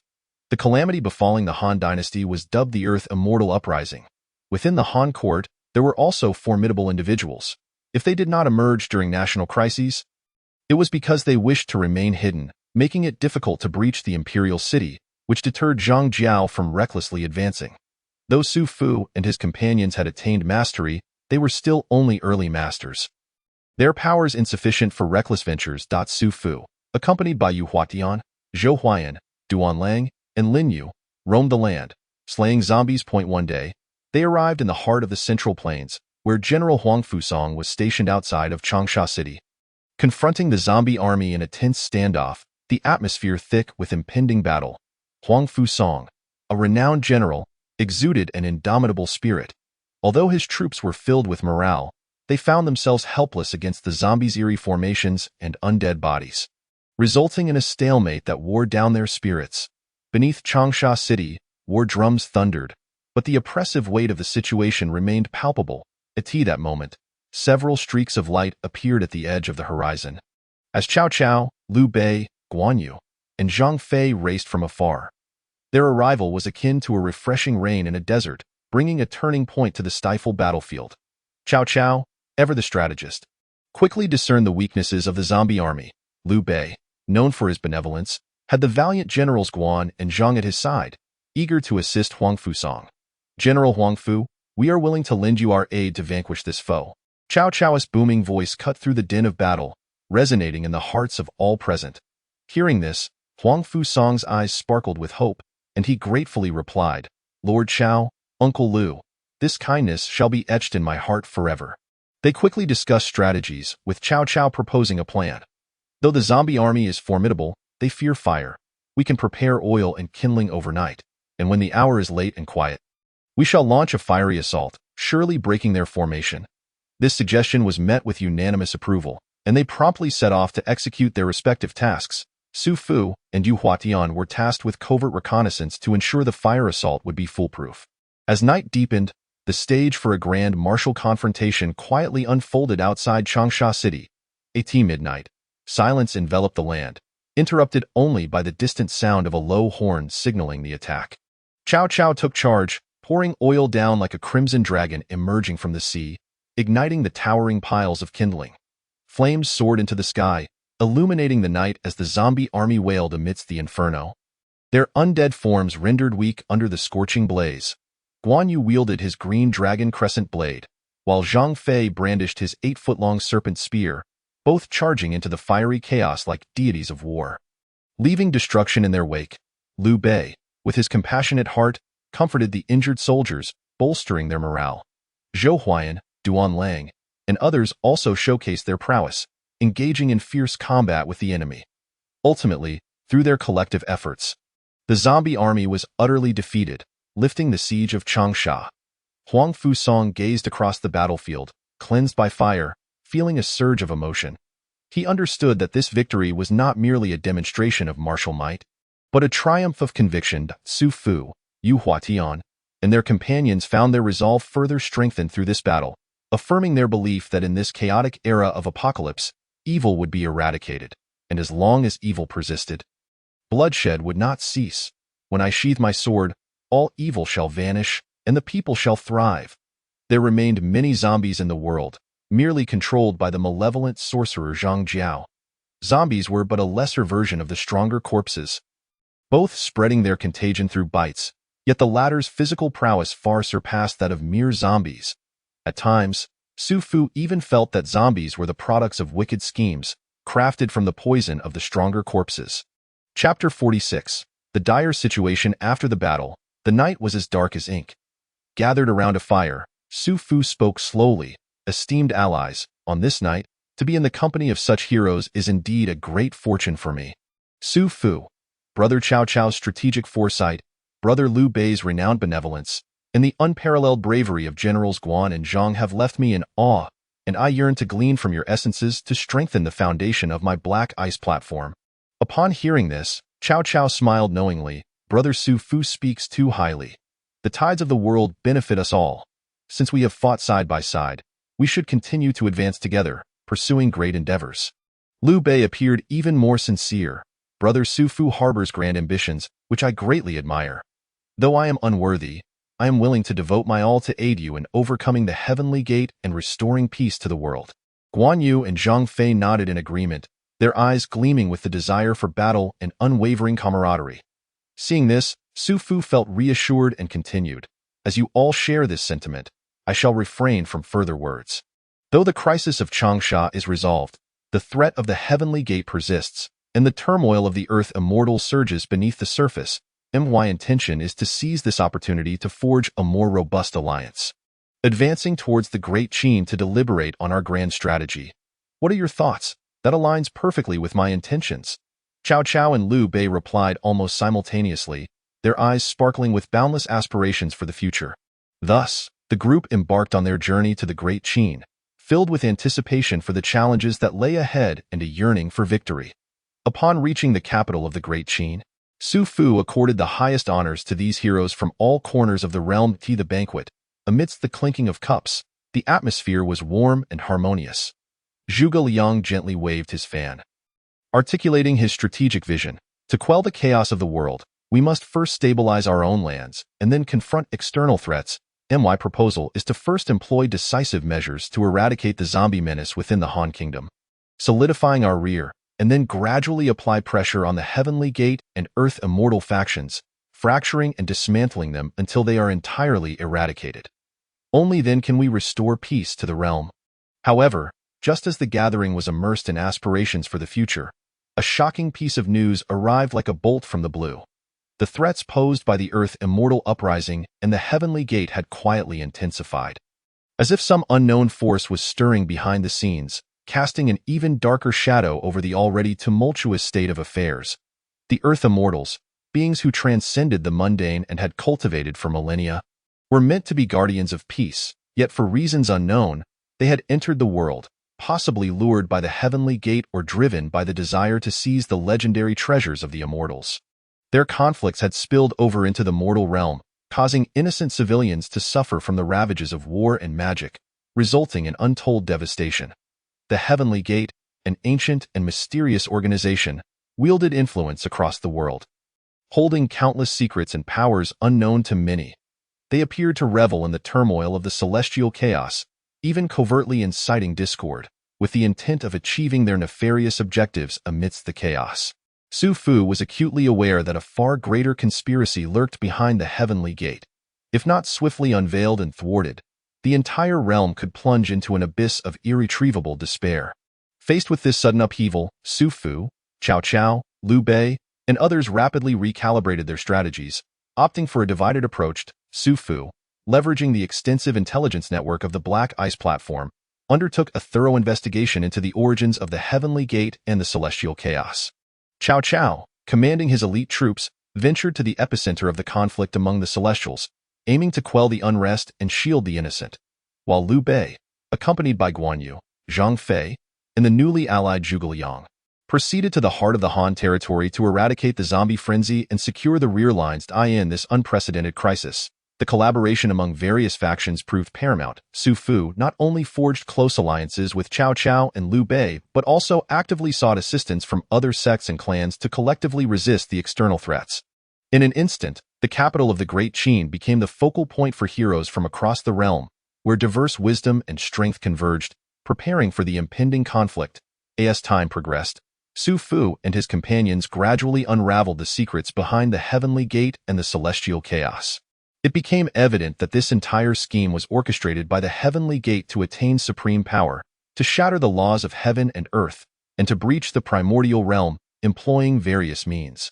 The experiments of the Binzi nation and the Beautiful Nation, including the 3 bombs, were all devised by the Heavenly Gate, echoing the national policy left by Emperor Sakya and Binzi. Similarly, the upheaval instigated by the Celestials was driven by their desire for greater spiritual energy. To cultivate higher techniques and attain elevated realms, the chaos was merely an expedient to accelerate their integration. Su Fu, however, found himself in a quandary. The grand formation was irreparable, a determination confirmed by the system. An immutable truth. As time marched on, the spiritual energy began to recover gradually, albeit slowly. Concurrently, a chilling spectacle began to manifest as demons and monsters proliferated across the world like mushrooms after rain. The once vulnerable human race now faced an unprecedented and colossal challenge, with the road ahead fraught with endless hardships and tribulations. According to reliable intelligence from the Jinui, the modern human settlements on Earth had dwindled to a mere handful. Cities that once thrived in grandeur had been reduced to ruins. with only a few scattered enclaves struggling to survive. More astonishingly, the planet's size had inexplicably expanded to tens of thousands of times its original volume. Across the vast expanse of land, numerous kingdoms from ancient times lay densely scattered, bringing about earth-shattering changes to this world. Among them was the Great Qin Empire, commanded by Qiyu, surrounded by formidable adversaries such as the fierce Mongolian cavalry, the Han dynasty, and the expansive Yuan dynasty. Additionally, a small portion of the Song dynasty's borders also adjoined it. On the opposite side, towards the eastern sea, lay the path Su Fu had traversed upon his return. This intricate geographical tapestry rendered the entire situation chaotic and bewildering. Su Fu, upon digesting this intelligence, felt a surge of anxiety. The martial factions included the Heavenly Gate, the Celestials, and other unknown powerful organizations, alongside demons and formidable entities such as the Zombie King and the Beast King. The ancient dynasties were equally formidable. Su Fu found himself at a loss, prompting him to summon Zhuge Liang for his expertise. Zhuge Liang accepted the intelligence from Su Fu, his brow furrowed, his eyes glimmering with wisdom. He understood that the current predicament was exceedingly complex, and any misstep could lead to total defeat. After a moment of contemplation, he spoke slowly. "My lord, we now face an unprecedented challenge, yet it is also a unique opportunity. The Heavenly Gate, the Celestials, demons, and ancient dynasties may seem to operate independently, yet beneath the surface, currents of intrigue intertwine, mutually restraining one another. We must identify the equilibrium among them, exploiting their contradictions to dismantle them one by one. Firstly, regarding the Heavenly Gate and the celestial chaos, the crux lies in the desire and contention for power. We could attempt to sow division among them, enticing a faction of the Celestials to perceive the benefits of collaborating with us against the Heavenly Gate and its underlying schemes. Concurrently, we can utilize the intelligence network of the Black Ice Platform to infiltrate the Heavenly Gate, seeking out its vulnerabilities to undermine its influence from within.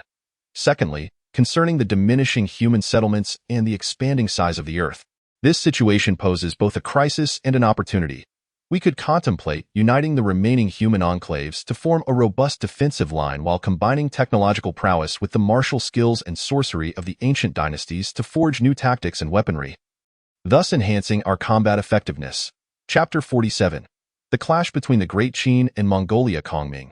Regarding the threat posed by the ancient dynasties, we must adopt a flexible diplomatic strategy, Su Fu responded, his eyes reflecting deep contemplation. Your suggestion shines like a beacon in the darkness, illuminating our path forward. On one hand, seeking alliances with friendly or neutral dynasties will not only strengthen our network of allies but also strategically encircle our enemies, leaving them with no avenues for escape. On the other hand, engaging in distant diplomacy while attacking nearby foes is a masterful scheme that alleviates the pressure of multi-front warfare, allowing us to dismantle them one by one. Advancing steadily. As for those supernatural entities, demons, monsters, the Zombie King, and the Beast King, while they may instill fear, they are merely paper tigers in the face of your intellect. Su Fu spoke with a newfound boldness. Recognizing that utilizing the natural laws of heaven and earth and strategic formations indeed grants us a unique advantage against them. Be wise setting elaborate traps and luring the enemy into our midst, we can strike them down with overwhelming force. A strategy certain to instill terror in those creatures. More importantly, enhancing our cultivation to bolster our own strength is fundamental. Only by being sufficiently powerful can we face any challenge with confidence, ensuring our invincibility in direct confrontations. Su Fu nodded in affirmation, expressing sincere admiration for Zhuge Liang's strategic insight. He then turned to address the gathered generals, his voice resonating with conviction. Esteemed generals, heed my command. Mr. Kongming's strategy is the key to our victory over the enemy. Henceforth, we shall implement Mr. Kongming's directives and act in concert. One faction will focus on diplomatic outreach to seek allies. Another will prepare for battle, whether by arranging formations or enhancing our skills, dedicating ourselves wholly. The glory of the Great Qin rests upon the shoulders of each and every one of us. Upon hearing these words, the generals were invigorated, rallying to respond with fervor, vowing to execute the orders with utmost commitment. Within the capital of the Great Qin, a palpable sense of zeal enveloped the atmosphere as preparations commenced in earnest. The entire city enveloped in a tense yet hopeful ambience, poised for the impending clash. Concurrently, Su Fu recognized that this battle would not merely be a contest of martial prowess and cunning, but also a test of hearts and convictions. He personally visited each enclave, rallying morale and instilling hope. Ensuring that every individual believed that united in purpose, no obstacle was insurmountable. As time unfolded, the alliance between Su Fu, Cao Cao, Liu Bei, and others steadily strengthened. They successfully divided a faction of the Celestials and unveiled the conspiracy lurking behind the Heavenly Gate, thus diminishing its power in the vast expanse of the heavens and earth. An epic-defining confrontation was brewing silently. It was the clash between the Mongolian and Great Qin empires, a battle of iron and blood, and a contest of wit and valor. My lord. A Jinui captain rushed into the council chamber, bearing a secret missive. Su Fu opened the letter, his expression calm, already having anticipated its contents. Meanwhile, in the capital of the Great Qin, a palpable atmosphere of tension permeated the air. Su Fu, fully aware of the Mongolian threat, remained composed, knowing that Zhuge Liang alone could resolve this encirclement. This ancient prodigy was entrusted with the crucial task of managing the Mongolian invasion. Zhuge Liang gently waved his feather fan, his gaze profound, acutely aware that this battle was extraordinary, necessitating both the defense of territory and the avoidance of unnecessary sacrifice. Thus, he discreetly commanded the likes of Xianxia, Bu, and Ma Teng, renowned generals of the age, to assemble a formidable force of 760,000 troops at the frontier, ready to confront the enemy. As the northern winds rose and the snow blanketed the land, 800,000 Mongolian cavalry surged towards the east like an unstoppable tide. General Bakito stood at the forefront, flanked by valiant warriors such as Toliai, Hahahe, and Huhuner, their eyes ablaze with the flames of vengeance. Fueled by the Great Qin's past transgressions, years ago, they had not only seized thousands of precious warhorses from Mongolia, but had also slain the Khan's youngest son. This battle was not for conquest, but to reclaim justice. Bakito's voice resonated through the ranks, steady and resolute, igniting fervor among the troops. As the two armies faced off, a storm of conflict loomed. Xianxia donned his black gold armor, wielding the overlord's spear with an imposing presence. Bu, mounted on his steed red hare, brandished his halberd, glinting with lethal brilliance, while Ma Teng, the leader of the Western Liang cavalry, commanded his fierce and battle-hardened soldiers. The Mongolian side was equally formidable. With a plethora of fierce generals, tension thickening in the air as both sides readied for combat. With a resounding command, both forces charged forth simultaneously, the sound of clashing steel reverberating through the heavens. Xianxia led the charge, directly targeting Bakito. When the two titans met, the overlord's spear clashed against the Mongolian sabers, igniting brilliant sparks. Bu, akin to a specter, weaved through enemy lines, leaving none unscathed, while Ma Teng propelled the Western Liang cavalry forward, crashing into the Mongolian formations with overwhelming force. The battle was brutally fierce, with countless clashes between the commanders, each encounter stained with blood and glory. Despite the Mongolian army's numerical superiority, the indomitable resistance of the Great Qin soldiers hindered their advance. In a pivotal moment, Zhuge Liang orchestrated the battlefield, leveraging the terrain to lay traps and ambushes. Unbeknownst to the Mongolian forces, they unwittingly fell into a deadly snare, suffering devastating losses. As Bakito observed the situation, he was compelled to issue a retreat, seeking to devise a new strategy. However, the Great Qin did not lower its guard. Zhuge Liang was acutely aware that the Mongols would not relent easily. Thus, he ordered Xianxia, Liu Bu, and others to pursue the advantage with fervor, ensuring that the roots of their foes were thoroughly eradicated. After a fierce battle, the Mongolian forces were ultimately repelled, suffering significant losses with over half of their 800,000 cavalry in disarray as they fled back to the steppes. Above the Mongolian plateau, the biting cold winds and merciless snows could not conceal the burning fury and resentment within the hearts of Genghis Khan's descendants. News of their defeat spread like wildfire, igniting an unprecedented desire for vengeance among the Mongolian people. Kublai Khan, the newly appointed Khan and grandson of the great Khan Temujin, resolved to mobilize the full might of the nation. Amassing a more formidable army of 1.4 million Mongolian cavalry, vowing to reclaim their honor and conquer the Great Qin, turning the glories of the East into mere dust beneath their iron hooves. Aware that mere brute force could not completely subjugate such a mighty empire, Kublai summoned the wisest strategists and generals on the steppes to devise a plan. They resolved to adopt more flexible and adaptive tactics, combining the mobility of the nomadic tribes with the technological advantages of the Great Qin to formulate an unprecedented strategic plan. Meanwhile, the Great Qin Empire reveled in its fleeting victory, yet Zhuge Liang remained acutely vigilant. He understood that the Mongols would not easily abandon their ambitions, thus he intensified the organization of military supplies, fortified defensive lines, and dispatched spies deep into Mongolian territory to gather intelligence. Upon learning that the Mongols were preparing a larger-scale counteroffensive, Zhuge Liang swiftly summoned his generals to strategize for defense and retaliation. He first reinforced the fortifications along the borders, utilizing the terrain to construct robust defensive lines, while secretly training an elite special forces unit, ready to deliver a decisive blow to the Mongolian army at a critical moment.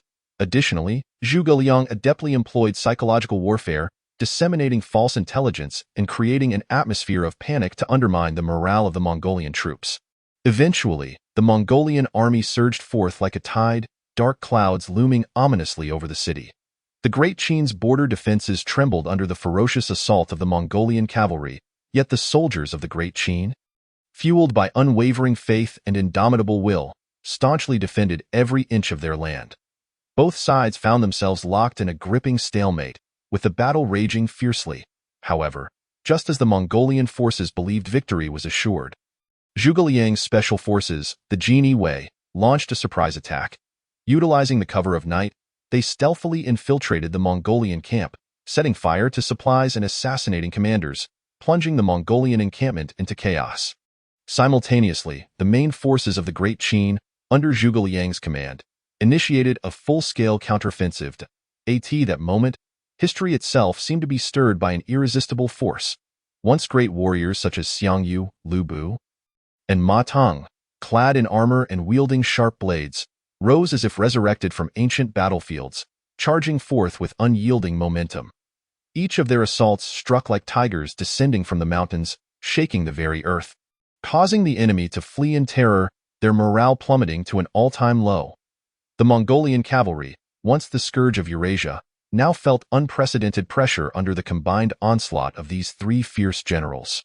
Surrounded and besieged, the soldiers' eyes were filled with confusion and fear. Their former bravado and pride seemed shattered in an instant by this sudden turn of events. Kublai Khan, the sagacious leader of the Mongolian Empire, observed this scene with a heart full of reluctance, yet understood that persisting in a head-on confrontation would only exacerbate their losses. Thus, he resolutely ordered a retreat, opting for a strategic withdrawal to preserve strength for future resurgence. The banners of the Great Qin Empire fluttered high over the battle-scarred land, amidst a cacophony of victorious cheers. Yet, as the wise Zhuge Liang stood aloft, his gaze pierced through the present triumph. Envisioning a more distant and profound future, he knew that this victory was merely a fleeting episode in the extended saga of war. The enmity between the Mongols and the Great Qin, akin to an ancient tree with gnarled roots, was deeply entrenched and could not be resolved in a single day. He foresaw that in the days to come, more breathtaking confrontations would unfold between these two great powers, each clash serving as a supreme test of intellect and courage for both sides. Thus, Zhuge Liang silently contemplated his next strategic moves, fully aware that only through continuous planning and maneuvering could he secure greater breathing space for the Great Qin Empire in this chaotic era, allowing this ancient land to once again radiate with resplendent glory. Chapter 48.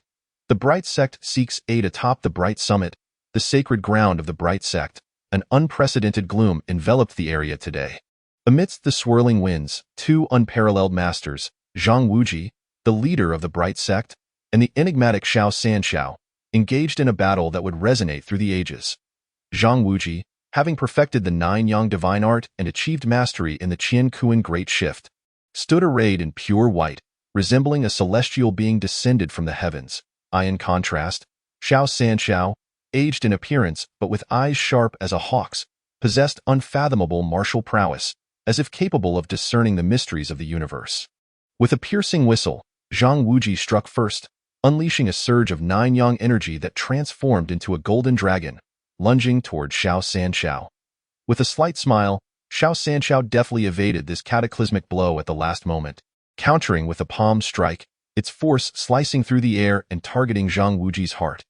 The two engaged in a fierce clash for hundreds of rounds, the surrounding rocks of the bright summit splintering under the aftershocks. And the heavens themselves seemed to change hue. However, as time progressed, Zhang Wuji gradually felt a sense of fatigue.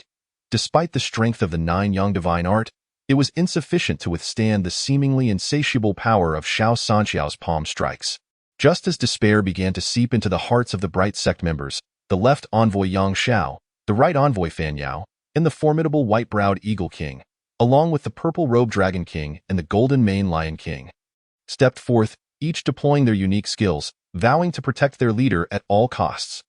Yang Zhao's Qianquan Great Shift complemented Fanyao's elusive movements, while the white-browed Eagle King's claw technique was ferociously sharp. The purple-robed Dragon King's chilling energy struck fear into hearts, and the golden-maned Lion King's roar was thunderous. Despite their combined efforts, even these five masters could only barely fend off Xianxia's relentless onslaught. Unable to turn the tide of battle. In this critical moment of life and death, the blue-winged Bat King, Wei Yixiao, harnessing his extraordinary speed, darted like a blue lightning bolt through the sky, racing deep into Great Qin territory to seek aid from the legendary leader Su Fu. Su Fu, along with his formidable subordinates, possessed immeasurable strength. Should he come to their aid, a glimmer of hope might emerge. As he soared through the air, Wei Yixiao ultimately located Su Fu's whereabouts. Upon learning of the Bright Sect's peril, Su Fu resolutely decided to lead his masters and experts to support them. He summoned his comrades, who were electrified by the news of battle, all being fervent warriors. Su Fu shook his head, acknowledging the formidable presence of Qiyu, filled with fighting spirit. Yu Huatian, who had mastered the Sunflower Manual, wielding swords like a weaving tapestry. Zhou Huayan, whose Huashan swordplay was exquisite, and historical figures such as Xianxia, Lu Bu, Duan Lang, Bai Qi, and Ma Chao, each demonstrating their prowess, summoning golden eagles as steeds, charging forth with unbridled momentum toward the Bright Summit. Atop the Bright Summit, Zhang Wuji led the Bright Sect members, with left envoy Yang Xiao devising clever strategies, right envoy Fanyao displaying unmatched bravery, while the four great Dharma Kings, Xie Sun, the purple-robed Dragon King, the white-browed Eagle King, and Wei Yixiao, though each bearing wounds, remained spirited and resolute. Both sides stood poised, the winds and clouds shifting ominously, as a battle for the survival of the Bright Sect loomed ever closer. Brother Su Fu, we of the Bright Sect are immensely grateful. Zhang Wuji bowed in thanks, his eyes gleaming with unwavering determination. Su Fu smiled slightly, gripping his imposing blade with an aura of authority. The Bright Sect is the force of righteousness. We shall lend our full support. With Su Fu's command, the masters surged forth like a tidal wave toward Xianxia. Yu Huatian unleashed the exorcism sword technique, its blade shimmering like falling meteors, targeting the vital points of Xianxia. Xianxia, Lu Bu, and other renowned generals showcased their extraordinary skills, engaging in fierce combat with Xianxia's subordinates. Su Fu led the charge, his 9 transformations mystical art reaching its pinnacle, wielding his blade to cleave through Mount Song, sweeping away countless foes, unstoppable in his advance. Yet, Xianxia's strength was unfathomable. With a light chuckle, countless phantoms appeared around him, making it nearly impossible to discern his true form. In an instant, the Bright Summit became a whirlwind of blades and spells, the clash of powers resonating through the heavens and earth. Although the members of the Bright Sect fought valiantly, they gradually found themselves overwhelmed by Xianxia's formidable prowess. Blood stained the stone slabs of the Bright Summit, the air thick with a pungent mix of blood and heroism. Just as the fate of life and death hung in the balance, Zhang Wuji's 9-yang divine art and Qianquan Great Shift erupted simultaneously. In a miraculous flash, he positioned himself before Xianxia, thrusting both palms forward, the 9-yang energy radiating like the blazing sun, colliding with Xianxia's chilling palm strikes, creating a thunderous explosion. The two unparalleled forces clashed fiercely above the Bright Summit, as if the very heavens trembled and the fabric of space seemed distorted in that moment. Zhang Wuji's gaze reflected an unprecedented resolve and determination. He understood that this was not merely a battle for the survival of the Bright Sect, but also his final stand as their leader to uphold justice, As the nine-yang energy surged within him, Zhang Wuji became enveloped in radiant golden light, imbued with an essence of eternal vitality, starkly contrasting with Xianxia's cold, consuming power. The two forces tore at one another, devouring each other, as the air filled with the essence of destruction and rebirth. Xianxia, our enmity shall be settled today. With a resounding declaration, Zhang Wuji's voice reverberated through the heavens, each word imbued with tremendous force, stirring the hearts of all present. Laughter Sanxiao's countenance remained as tranquil as a still lake. Yet a flicker of astonishment danced in his eyes. He had not anticipated that Zhang Wuji could unleash such astounding power in the face of utter despair. However, he was, after all, Laughter Sanxiao, a master who had weathered countless storms and regarded life and death with indifference. With a slight smile, his figure once again became indistinct, as if blending into the very fabric of the universe, rendering him elusive to capture. Zhang Wuji, you are indeed extraordinary, but today, you shall become the stepping stone for my ascent to the pinnacle of martial arts. Laughter Sanxiao's voice echoed through the void, exuding an undeniable aura of dominance. At that moment, Su Fu and the other elite warriors of the Qin were launching a more ferocious assault. The sword light of Yu Huatian wove intricately. Each strike aimed directly at Laughter Sanxiao's vitals. Renowned generals such as Xiang Yu and El Bu fought valiantly against Laughter Sanxiao's subordinates in a life-and-death struggle. On the bright summit, the battle escalated to a fever pitch, where every second could usher in life or death. Yet, in this most critical juncture, Zhang Wuji suddenly felt an unprecedented surge of power coursing through him. It was the profound inner strength accumulated from years of practicing the nine-yang divine art and the great shift of the universe, which at that moment seemed to find an avenue for breakthrough, merging seamlessly with his very soul. Nine-yang unifies. The universe is boundless. Zhang Wuji roared, as his entire being radiated a golden luminescence that coalesced into a dazzling beam. Soaring into the heavens in that instant, he appeared to become one with the cosmos, embodying the mightiest presence in existence. The luminous column collided once more with Laughter Sanxiao's palm strike. This time, there was no thunderous roar. No explosion, only an eerie silence. As the radiance dissipated, Laughter Sanxiao's figure had vanished without a trace, leaving Zhang Wuji standing alone at the summit, resembling an invincible deity. Long live the sect leader, the Ming sect endures. The members of the Ming sect erupted in joyous cheers, fully aware that they had triumphed in this battle. Following this extraordinarily arduous conflict, Zhang Wuji resolved to lead all to join the Great Qin, an endeavor that would significantly enhance the nation's territory, strength, and martial prowess, a most commendable achievement. Chapter 49. Laughter Sanxiao, the first sect leader of the Ming sect after that unprecedented clash, Zhang Wuji, after deep contemplation, resolutely decided to integrate the entire Ming sect into the Great Qin. Standing atop the bright summit, he surveyed his surroundings, his voice steady and potent. Members of the Ming sect, having faced countless trials of life and death, we have borne witness to the ever-changing tides of the martial world. Today, I stand here, filled with reflections and aspirations. That fierce battle has taught us that while individual valor is commendable, only through unity can we achieve immortality.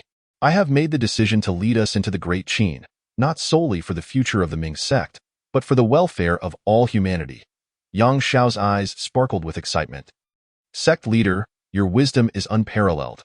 Though we are of the Ming sect, we harbor the world in our hearts.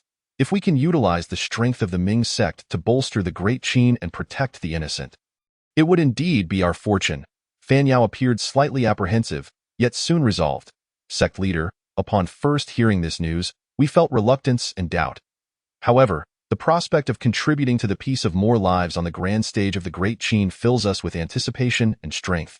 Su Fu stepped forward, a smile gracing his face, his tone sincere.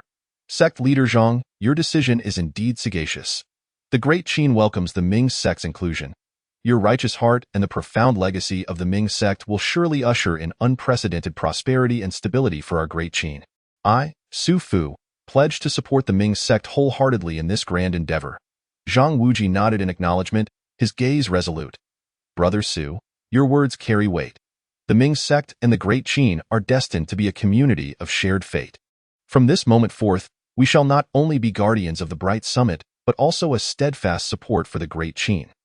Let us forge ahead together, creating brilliance, so that every life upon this land may bask in peace and hope.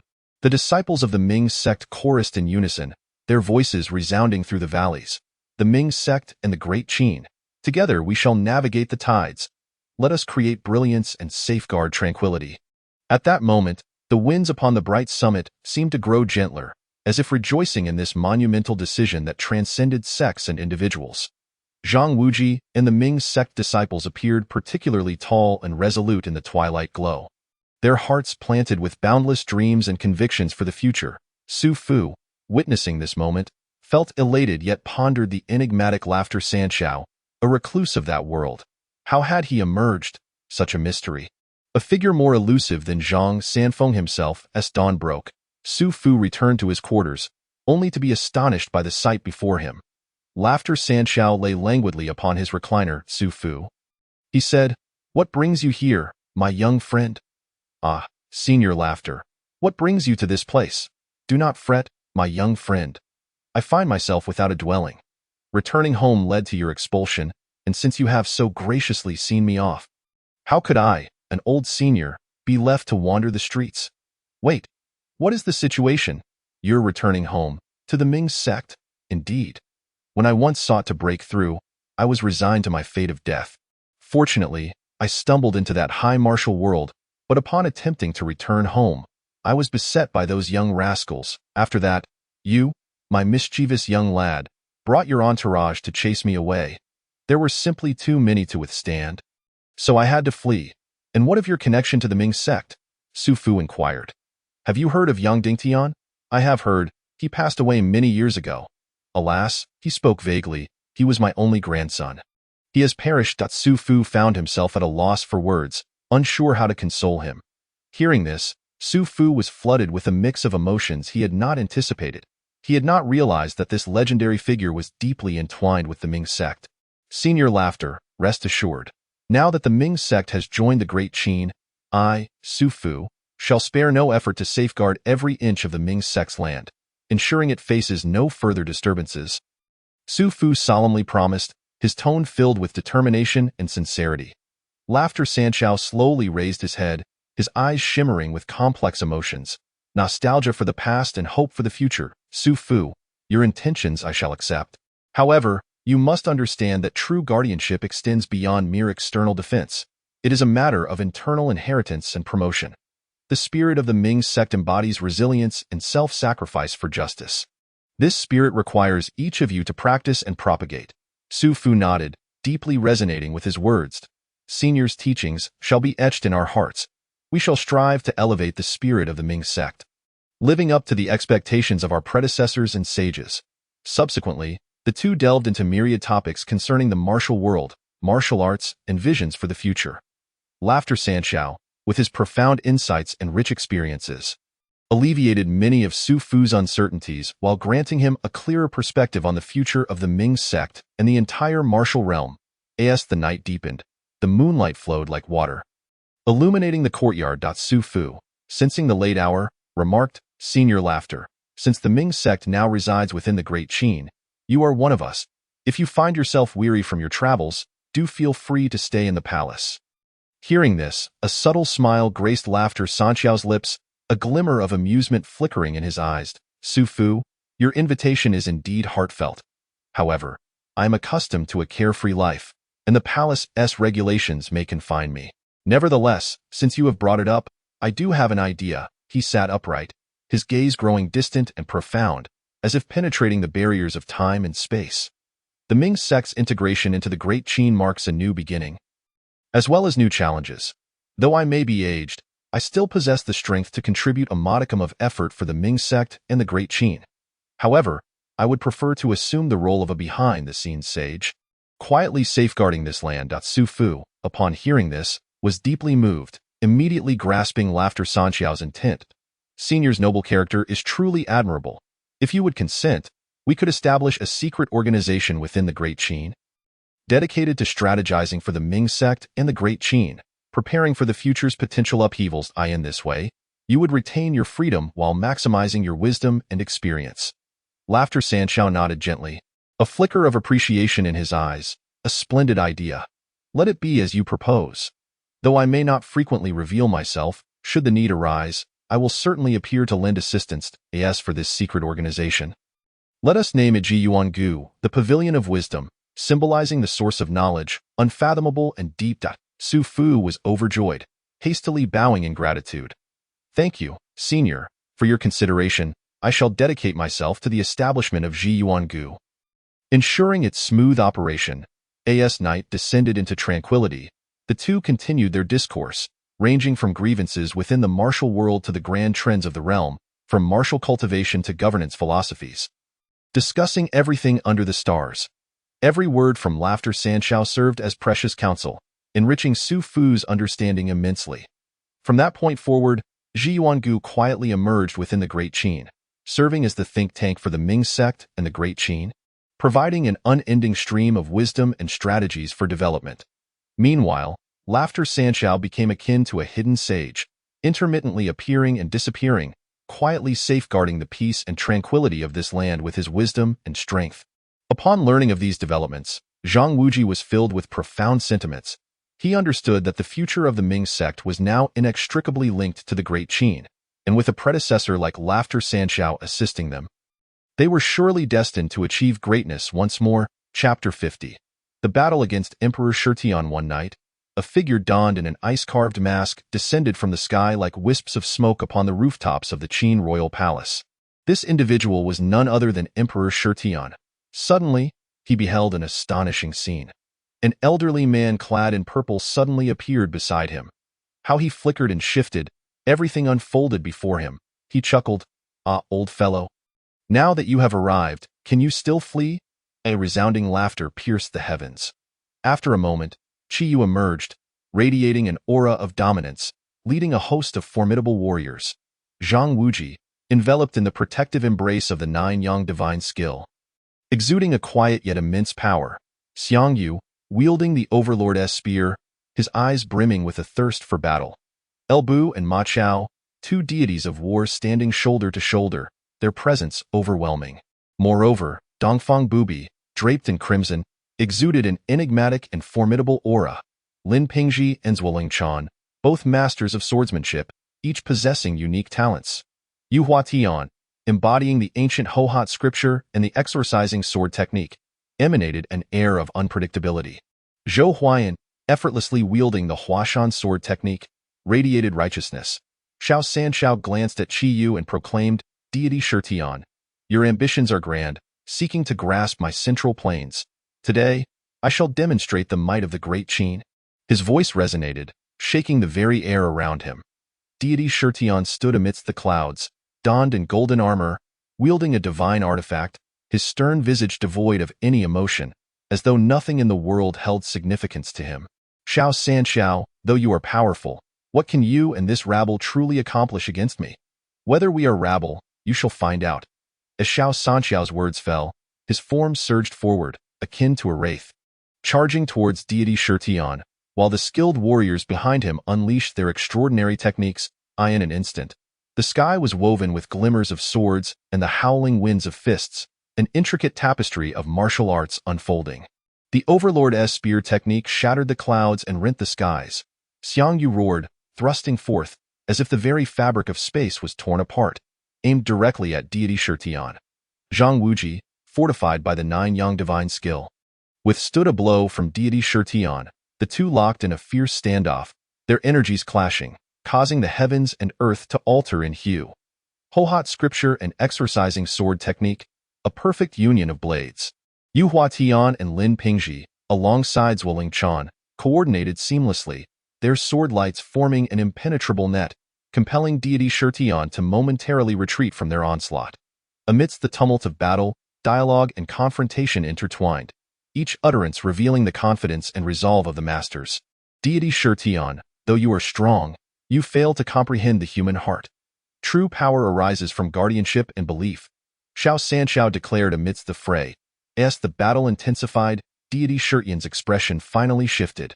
He had not anticipated that these seemingly disarrayed masters could harmonize so remarkably, forming a force that could not be underestimated. "Humph!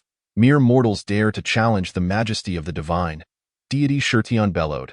his entire being radiating golden light, preparing to unleash his ultimate technique. Yet, in that critical moment, Xianxia suddenly laughed, a sound imbued with both relief and determination. Deity Shirtion, you are mistaken on this land. Every life is an indomitable flame. Their beliefs converge into a sea capable of engulfing any deity. As his words echoed, Xianxia accelerated, as if breaking the constraints of space. Appearing directly before Deity Shirtion, he formed hand seals, a soft golden light swirling around him, complementing Deity Shirtion's golden armor, yet distinctly different. Embodying the brilliance of righteousness. Great Qin's dragon vein, protect my land, Xianxia murmured, and the ground trembled. Beneath the Qin palace, an ancient and powerful force seemed to awaken, a robust dragon-shaped energy spiraling upwards from the earth, enveloping the assembled masters, bestowing upon them boundless strength and courage. Seeing this, Deity Shirtion narrowed his eyes, clearly taken aback by this unforeseen turn of events. With a cold snort, he raised his artifact, bracing himself for this unprecedented challenge. A mere dragon vein cannot impede me, he declared, channeling all his power, the artifact's brilliance surging, as if it sought to rend the heavens and the earth asunder. Yet, at that moment, an even more astonishing transformation occurred.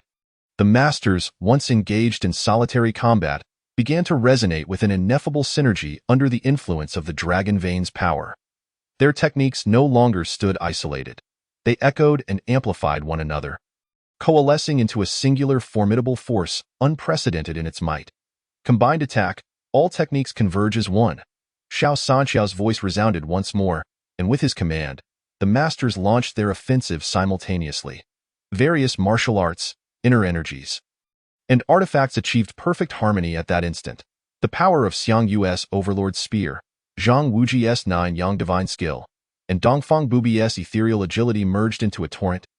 Surging towards Deity Shirtion, Deity Shirtion's countenance shifted dramatically. He sensed the terror of this force, realizing it was not to be trifled with. He roared in defiance, swinging his artifact to meet the oncoming tide. And in that moment, the heavens and earth transformed, thunder rumbled, and lightning flashed, as if the very world was about to turn upside down. In this epic-defining confrontation, the cosmos seemed to change color. The moment of collision between Deity Shirtion's artifact and the united might of the masters. A dazzling light erupted, illuminating the night sky as if daybreak had arrived.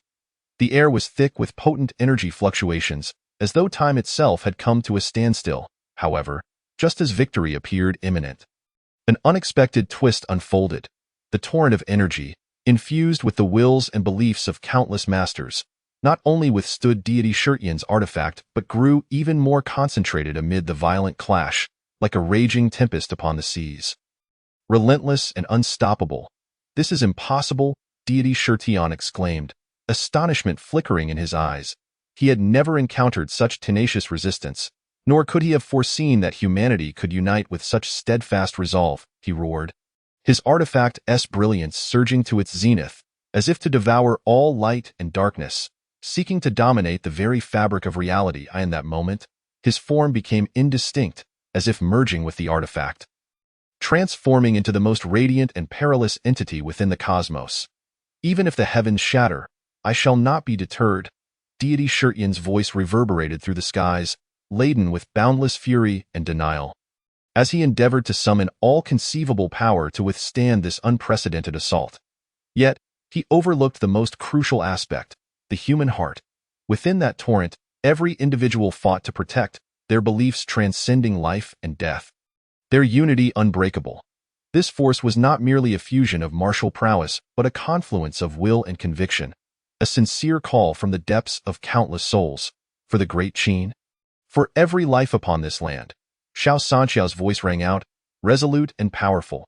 He understood that, at this moment, they were no longer mere individuals, but embodied the collective will and hope of the entire Central Plains. The energy fluctuations from the collision between the torrent and the artifact intensified, threatening to tear apart the very fabric of space. However, in this moment of life and death, a warmer and more potent light surged from the hearts of the multitude. It was the power of love, the essence of guardianship, gently enveloping each individual, endowing them with boundless courage and strength. We shall not falter. Zhang Wuji, Xiangyu, Elbu, and Ma Chao each bore gleaming eyes, reflecting a shared yearning for victory and a profound love for their homeland. At last, with a thunderous roar, the brilliance of deity Xianxia's artifact began to wane, his form gradually becoming indistinct. The torrent, infused with the collective strength of countless hearts, pierced through the darkness like the first rays of dawn, illuminating the entire world. I have lost, deity Xianxia's voice quavered, faint and trembling. He had never imagined he would be vanquished by mere mortals. With a flash, deity Xianxia vanished, a wisp of azure smoke dispersing into the sky. We have triumphed. Xianxia gazed skyward, a long-lost smile gracing his features. Chapter 51. The resemblance of history. Liu Bei arrived in Great Qin, his heart aflame with urgency, seeking assistance from Su Fu. With heartfelt entreaties, he implored, "My esteemed teacher, Liu Ji, is ensnared amidst the yellow-turbaned zombie horde, perilously close to demise. I beseech you, sir, lend your aid." Su Fu was taken aback. Thoughts raced through his mind. Dongjua has been subdued by me, and Liu Ji is on the brink of death. What fate awaits the ordinary populace? No, he resolved, I must rescue Liu Ji. Su Fu's expression turned grave. He promptly decided to lead Yuhua Tian, Zhou Huayan, Xianxia, Elbu, Ma Chao, and 500,000 cavalry to the rescue. Zhuge Liang repeatedly obstructed Su Fu, asserting that troops must not be dispatched. The Han dynasty, due to its royal lineage, possesses a foundation that instills fear. Thus, the three immortals will not directly annihilate the Han forces. We are from a foreign realm, he argued. Yet Su Fu remained unconvinced, believing the three immortals would dare to strike down ordinary soldiers. Perhaps his memories from the end times clouded his judgment, leading him to assume that karmic retribution would restrain those who sought immortality. He forgot, however, that this was the end times. The grand army set forth, the sound of hooves resonating through the heavens. Throughout the journey, Su Fu meticulously devised strategies while Yuhua Tian and Zhou Huayan provided protection. Xianxia, Elbu, and Ma Chao each commanded their elite troops, their spirits soaring high. Su Fu, leading Yuhua Tian, Zhou Huayan, Xianxia, Elbu, Ma Chao, and 500,000 cavalry, pressed onward, each figure exuding valor and confidence. Yet, along the way, they encountered the ancient sage Nanhua, who commanded a legion of over 1 million yellow-turban zombies. Nanhua, clad in a pristine white robe, stood tall and majestic, exuding an aura of mystery as if descended from the celestial realm. He radiated an invisible pressure, invoking awe and reverence. This legendary immortal wielded profound powers, each gesture imbued with boundless might. That moment, the battlefield echoed with the clamor of battle, as soldiers from both sides fought valiantly, their blood staining the earth. Nanhua and Su Fu clashed in a breathtaking duel, the very skies shifting in hue, the sun and moon losing their light. Every clash between them resonated with the force of thunder, leaving a profound impact on the onlookers. After hundreds of rounds of fierce combat, Su Fu's side gradually began to show signs of fatigue and started to falter. Despite the valiant efforts of the 5 indomitable masters, Yuhua Tian, Zhou Huayan, Xianxia, Elbu, and Ma Chao, against the formidable spells of the ancient sage of Nanhua, they found themselves ensnared in an impenetrable net of magic. The ancient sage stood aloft on a cloud, his stature commanding and ethereal, his gaze imbued with boundless authority and mystery. With a subtle wave of his sleeve, seemingly casual, a brilliant cascade of vibrant light erupted forth, transforming into a torrential downpour of razor-sharp sword rain that rushed downward at an astonishing speed. This deluge of blades descended like a torrential storm, targeting Su Fu, Xianxia, Elbu, Ma Chao, Yuhua Tian, and Zhou Huayan with lethal precision. Upon witnessing this, Su Fu felt a surge of urgency and immediately unleashed his most treasured skill, the 9 turns mysterious technique. His vital energy surged as he executed the dominant blade technique with exquisite mastery, wielding his long knife with the swiftness of the wind, exuding an unparalleled aura of dominance. He first cleaved through the void of Mount Song, creating a rift in the air. Then, he swept across the battlefield, conjuring a tempestuous gale, followed by a mesmerizing maneuver reminiscent of retrieving the moon from the depths of the sea. And finally, he unleashed the earth-shattering technique, altering the very fabric of the world, causing the skies to darken and the winds to howl.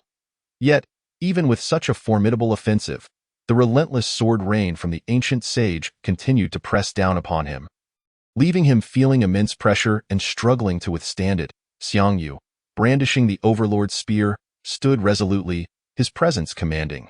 With a fierce roar, his muscles bulged, and his power surged. He wielded his spear, attempting to pierce through the onslaught of incoming sword rain.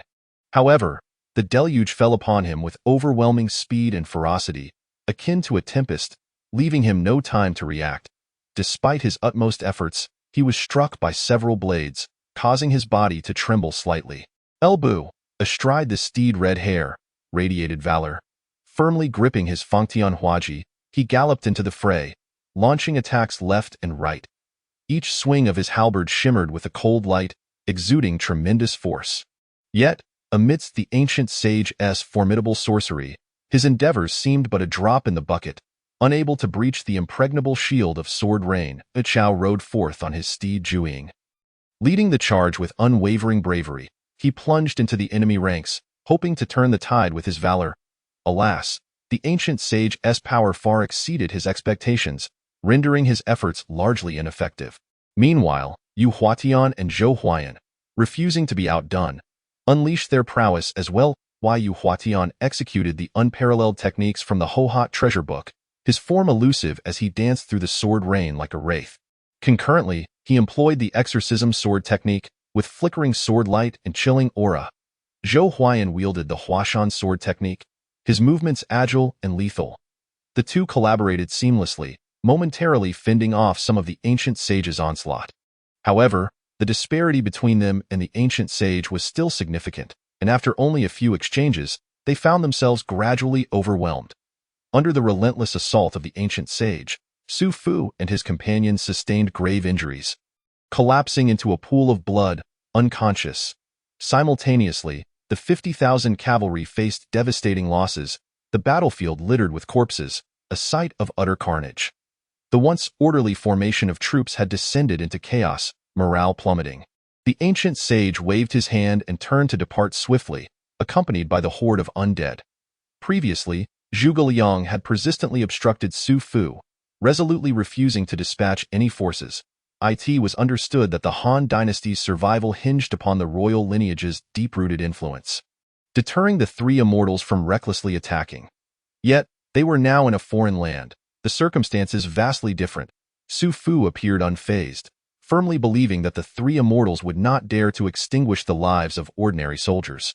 Perhaps due to the indelible memories from before the apocalypse, he mistakenly assumed that those cultivators would fear the so-called karma, thus refraining from harming common soldiers.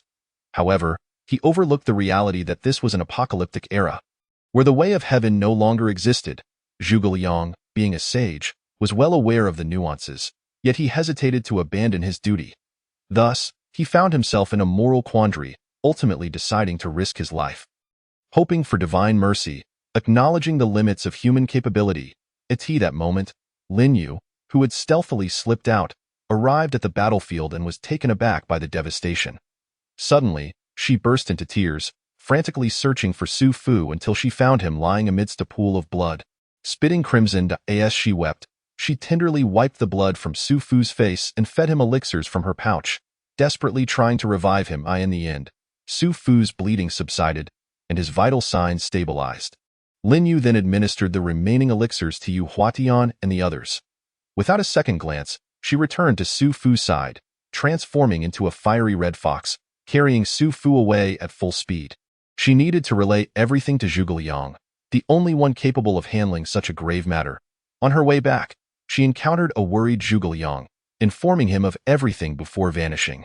Zhuge Liang, previously torn in his thoughts, ultimately realized that even if he were to perish, he could not forsake loyalty and righteousness. Thus, he rallied hundreds of thousands of troops. However, they could not head straight to the Han dynasty. They needed to retrieve the injured or the remains, preventing them from succumbing to zombification. Chapter 52. Pursuit of Nanhua. Seated on the steps, Su Fu reflected on the battlefield's horror, his heart heavy with guilt and regret. His erroneous decision had led to the grievous injuries of several subordinates and the loss of countless lives. He felt the weight of his sins, unable to forgive himself for his misjudgments. While Su Fu wallowed in self-reproach, Zhuge Liang approached him.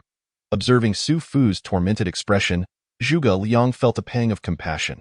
He gently moved closer and said, "My lord, there is no need for you to be overly critical of yourself. War is inherently fraught with uncertainty, and no one can predict every outcome. You have done your utmost, and everything you have done is for the survival of humanity." Su Fu lifted his gaze to Zhuge Liang. His eyes brimming with gratitude, he understood that Zhuge Liang was trying to console him, yet he remained unable to absolve himself of his errors. He replied, "Kongming, I know you seek to comfort me, but I cannot forgive my mistakes. I should have been more prudent in my decisions, and should not have allowed so many lives to be lost." Zhuge Liang sighed and said, "My lord, you have done remarkably well. Everything you have done has been for the survival of humanity, and your contributions will be remembered by future generations. Now, we must learn from this failure, gather our experiences, and strive for greater victories in future battles." Su Fu nodded, saying, "Kongming, you are right. We must learn from this setback and gain insights. I will strive harder to make a greater contribution to humanity." Zhuge Liang smiled and said, "My lord, I believe you will surely succeed. Let us work together, striving for the future of humanity. Kongming, how are Xianxia and the others faring?" "My lord, they are recovering well. In a few days, they will be able to move freely, thanks to Lin Yu's elixirs. They are no longer in serious danger." Hearing this, Su Fu let out a sigh of relief. A month later, Su Fu commanded Zhuge Liang to organize a vengeance force, summoning Qiyu, Xiangyu, Elbu, Ma Chao, Zhang Wuji, and all the generals from the Qin state to lead an army of 320,000 to attack the ancient sage of Nanhua. Zhuge Liang meticulously devised a strategy, dividing the army into 5 routes to assault the ancient sage's territory from different directions. Qiyu led a team of valiant warriors, charging ahead with formidable combat prowess that instilled fear in the enemy. Xiangyu commanded an elite cavalry unit, rapidly breaching the enemy's defenses with his overwhelming impact and fighting spirit. Elbu and Ma Chao each led their respective contingents, displaying unmatched bravery as they felled countless foes on the battlefield. Zhang Wuji utilized his exceptional martial skills and intellect, offering vital strategies to support the army. Under the relentless assault of the Qin army, the ancient sage's forces began to retreat in disarray. However, the ancient sage was no ordinary foe. He unleashed powerful spells in an attempt to halt the Qin army's advance. The battlefield transformed into a tempest of conflict, where sorcery intertwined with martial prowess, culminating in a breathtaking spectacle of warfare. At a critical juncture, Zhuge Liang devised a brilliant stratagem, directing Qiyu, Xiangyu, Elbu, Ma Chao, Zhang Wuji, and the other generals to lead separate detachments to assault the ancient sage's magical formation from various angles. After a fierce struggle, the Qin army succeeded in dismantling the ancient sage's magical array, securing a decisive victory. Ultimately, the Qin army triumphed over the ancient sage of Nanhua, avenging Su Fu. This battle elevated the Qin state's reputation across the continent, becoming a legendary tale. The only lament was that the ancient sage managed to escape. Zhuge Liang then tasked Yu Huatian and the genie Wei to investigate the ancient sage's whereabouts. Upon discovering the ancient sage's location, Zhuge Liang swiftly assembled a formidable team to apprehend him. This contingent included masters such as Xianxia, Qiyu, Yu Huatian, Zhou Huayan, Zhang Wuji, Elbu, Ma Chao, Xiangyu, Zhuolingchan, Dongfang Bubi, experts from Blackwood Cliff, Songshan, Mingjiao, and heroes from Water Margin, totaling 57 elite warriors, all vowing to capture and execute him. As they pursued, they finally traced the ancient sage's presence in a secluded valley. Upon seeing the approaching group, the ancient sage remained unperturbed, a slight smile gracing his lips as he remarked, "You mere mortals dare to apprehend me." Upon hearing these words, the crowd erupted in furious shouts, charging towards the venerable South Hua. Observing this, South Hua did not retaliate. Instead, he vanished in the blink of an eye. The crowd searched frantically, yet his figure remained elusive. Just as confusion reigned among them, South Hua's voice unexpectedly resonated in their ears. "You mere mortals shall never capture me." This only fueled their rage further, prompting them to unleash their ultimate techniques in the direction of the voice. However, South Hua's voice continued to echo around them, obscuring his true location. As despair began to set in, Zhuge Liang spoke up, "Do not panic, everyone. South Hua must be employing some form of illusion. If we can locate his true body, we shall surely defeat him." The crowd nodded in agreement, and thus began their search for South Hua's corporeal form. After a diligent search, they finally discovered South Hua's true body deep within the valley. Upon realizing his concealment had been uncovered, South Hua ceased hiding and charged directly at the crowd. Seeing this, they surged forward to engage him in a fierce battle. With a flourish of his hands, South Hua summoned a tempest, transforming the heavens and earth, revealing an army of several 100,000 yellow-scarfed zombies. Each visage twisted with malevolence, brandishing weapons and roaring a cacophonous battle cry.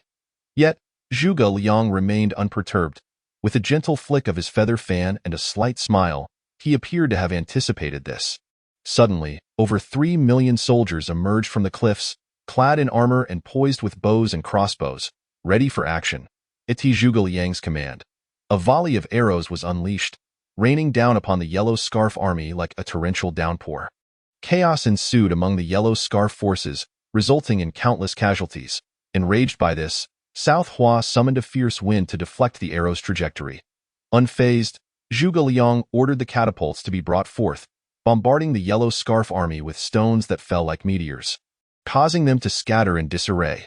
The sky darkened ominously as South Hua conjured a myriad of sharp swords that descended like a violent storm upon Zhuge Liang's army of over 3 million. However, Zhuge Liang had prepared for this. He calmly directed his soldiers to swiftly raise their shields, forming a formidable defensive line. The shields interlocked to create an unyielding barrier, successfully repelling the onslaught of swords. Simultaneously, he instructed the archers to retaliate, loosing arrows skyward in an attempt to disrupt South Hua's sorcery. The battlefield erupted with the clash of sword rain and arrows, creating a thunderous symphony. Under Zhuge Liang's guidance, his forces executed their defense and counterattack with precision. The soldiers' morale soared, buoyed by their faith that, under Zhuge Liang's leadership, they would undoubtedly triumph over South Hua's sorcery. Chapter 53. A Great Battle Against South Hua, Part 1. In a fit of rage, South Hua ceased his assault on the soldiers and unleashed the devastating technique of heavenly fire scorching the plains. Flames rained down from the sky, igniting the earth in an instant, the inferno raging fiercely amidst billowing smoke. Witnessing this, Zhuge Liang had no choice but to order a retreat to prevent further casualties. The soldiers withdrew, but the flames continued to spread with alarming rapidity. Zhuge Liang gazed upon the burning land. Anxiety gnawing at his heart, he understood the potency of South Hua's magic. If a countermeasure was not devised swiftly, the consequences would be dire. In this critical moment, Zhuge Liang remained composed, suddenly formulating a plan. He commanded the soldiers to prepare large quantities of water and damp cloths, while organizing teams to dig fire breaks to halt the flames' further advance. After careful contemplation, Zhuge Liang resolved to encircle the perimeter to prevent South Hua's escape. Ordering all skilled fighters to besiege him, with over 400 experts responding to the call. Heroes of the realm, as citizens of the Great Qin, our blood flows with the fervor of our nation. We cannot allow such bloodshed to be in vain. South Hua, a figure of notorious villainy, truly embodies the epitome of evil. Today, we shall ensure he faces the retribution he deserves to avenge this sea of blood. Zhuge Liang's words resonated with unwavering strength, akin to a resounding bell, penetrating the heavens and shaking the earth. His voice, reminiscent of thunder, seemed to awaken the long-dormant forces of justice. Upon hearing these words, the heroes responded in unison. There was the enigmatic figure, imbued with unparalleled skills, harboring compassion for all. Qiyu, formidable and imposing. Yu Hua Tian, with unparalleled swordsmanship and elusive movements, making him difficult to counter. Moreover, there were unparalleled masters from Blackwood Cliff, venerable figures from Mount Song, esteemed members of the Ming cult, and numerous heroes from Water Margin. They were all renowned top-tier warriors of the martial world, gathered together, united in their vow to reclaim the heavy debt of blood owed to them by South Hua. Each of these heroes possessed extraordinary talents, some excelling in fist and palm techniques, fierce and unyielding. Others mastered sword and blade techniques, striking with unparalleled ferocity. Still others excelled in concealed weapons and poisons. Cunning and treacherous. Regardless of their methods, their sole purpose remained to eradicate evil and uphold justice.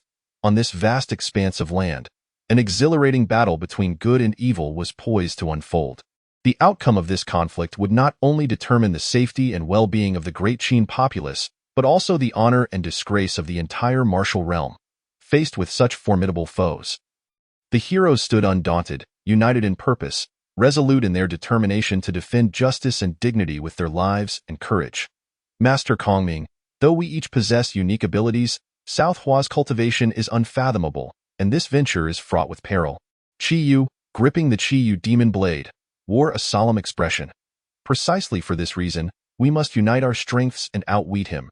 Zhuge Liang replied, lightly waving his feather fan, his eyes sparkling with brilliance.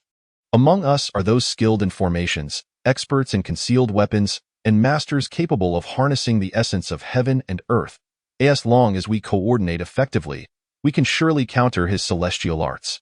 South Hua stood high above, amidst the clouds, exuding an air of confidence as if all was within his grasp. Do mere mortals dare to challenge the might of the celestial? His voice bore an undeniable authority. What is a celestial? Blood debts must be repaid in blood. Elbu, consumed by rage, his eyes wide with fury, brandished his Feng Tian painted halberd, glinting ominously, akin to a ferocious dragon soaring into the sky. Slicing through the air with unparalleled force, aimed directly at the enigmatic figure of South Hua. Yet, in the face of such a fierce assault, South Hua merely smiled lightly, casually waving his wide sleeves. Effortlessly dissipating the mighty strike as if it were child's play, he uttered softly, "The strength of mere ants is truly both laughable and pitiable." That moment, the previously silent Zhuge Liang finally made his move. With swift hand gestures, he recited incantations, invoking the miraculous technique of Qimen Dunjia. In an instant, the surrounding air grew heavy, as countless rays of light converged from all directions, flooding into the bodies of the experts. These already formidable individuals, now bolstered by the essence of heaven and earth, surged with newfound strength, their auras rising exponentially, merging with the very fabric of the cosmos, forming an immense net that gradually closed in on South Hua. South Hua, have you never considered that all things in this world are governed by the laws of mutual creation and restraint? Even someone as powerful as you is not exempt, Zhuge Liang intoned solemnly. His voice soft yet resonant, reaching every ear and stirring the hearts of those present. Following Zhuge Liang's deft orchestration, the heroes unleashed their signature abilities. Zhang Wuji's nine-yang divine skill radiated like a blazing sun, exuding boundless heat. Xiang Yu's overlord power roared like a ferocious lion, its roar deafening, while Dongfang Bubi's sunflower manual moved with ghostly unpredictability, eerily captivating. An array of extraordinary martial arts intertwined, resonating with one another, filling the heavens and earth with an overwhelming energy, dazzling to the point of being nearly blinding. Simultaneously, the experts from Blackwood Cliff and the elites from Mount Song collaborated seamlessly, employing clever formations and strategies, laying down multiple layers of deadly traps that ensnared South Hua in an unprecedented predicament. This once aloof and imperious celestial began to feel the strain, beads of sweat forming on his brow. However, South Hua was no ordinary opponent. He inhaled deeply, and the celestial energy enveloping him surged dramatically, an indescribable aura of majesty and power erupting from within him, as if he intended to seize control of the very heavens and earth. With a gentle sweep of his hands, a powerful wave of celestial energy radiated outward like crashing waves, instantly shattering part of the expert's assault and creating fissures in the seemingly flawless net. "Humph, do you think the feeble strength of mortals can entrap me?"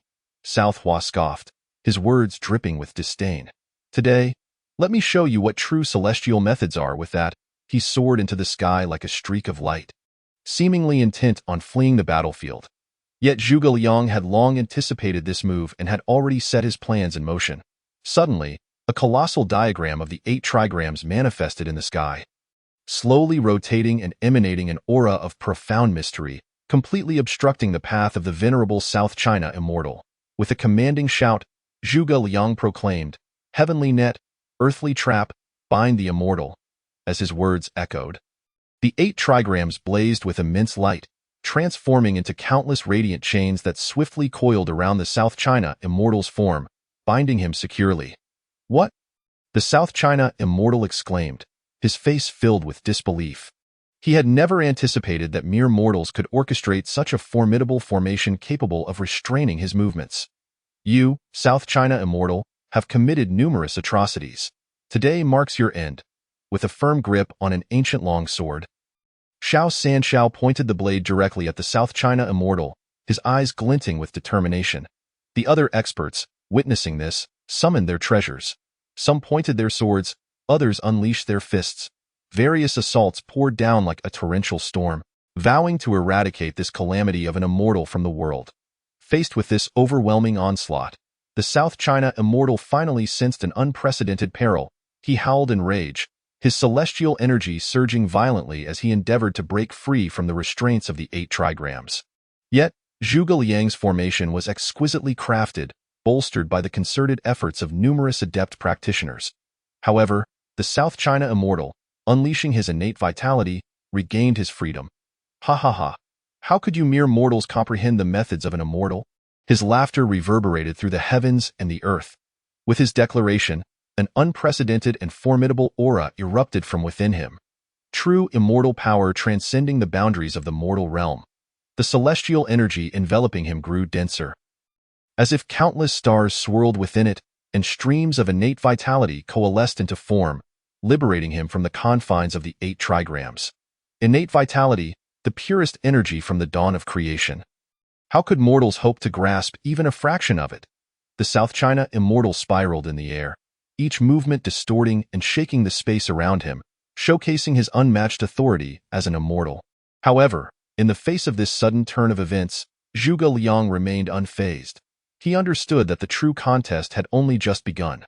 With a flick of his feather fan, a resolute glimmer flashed in his eyes as he intoned, "Limitless heaven and earth, lend me your laws. Celestial bodies of the cosmos, heed my command." As his words fell, the previously clear sky darkened, and countless stars seemed to respond to his call, twinkling in the night sky before coalescing into a magnificent star map that encircled the South China immortal.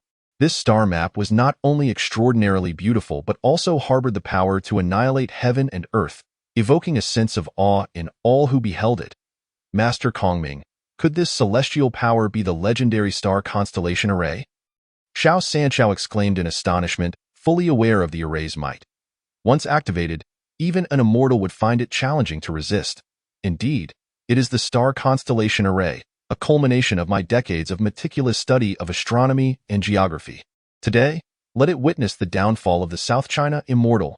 Zhuge Liang's voice was firm and resolute, exuding an undeniable conviction. Under Zhuge Liang's command, the star map began to rotate slowly, releasing waves of formidable celestial energy. These forces converged into a torrent, surging toward the South China immortal. Although he was deeply cultivated, he could not afford to underestimate this celestial power.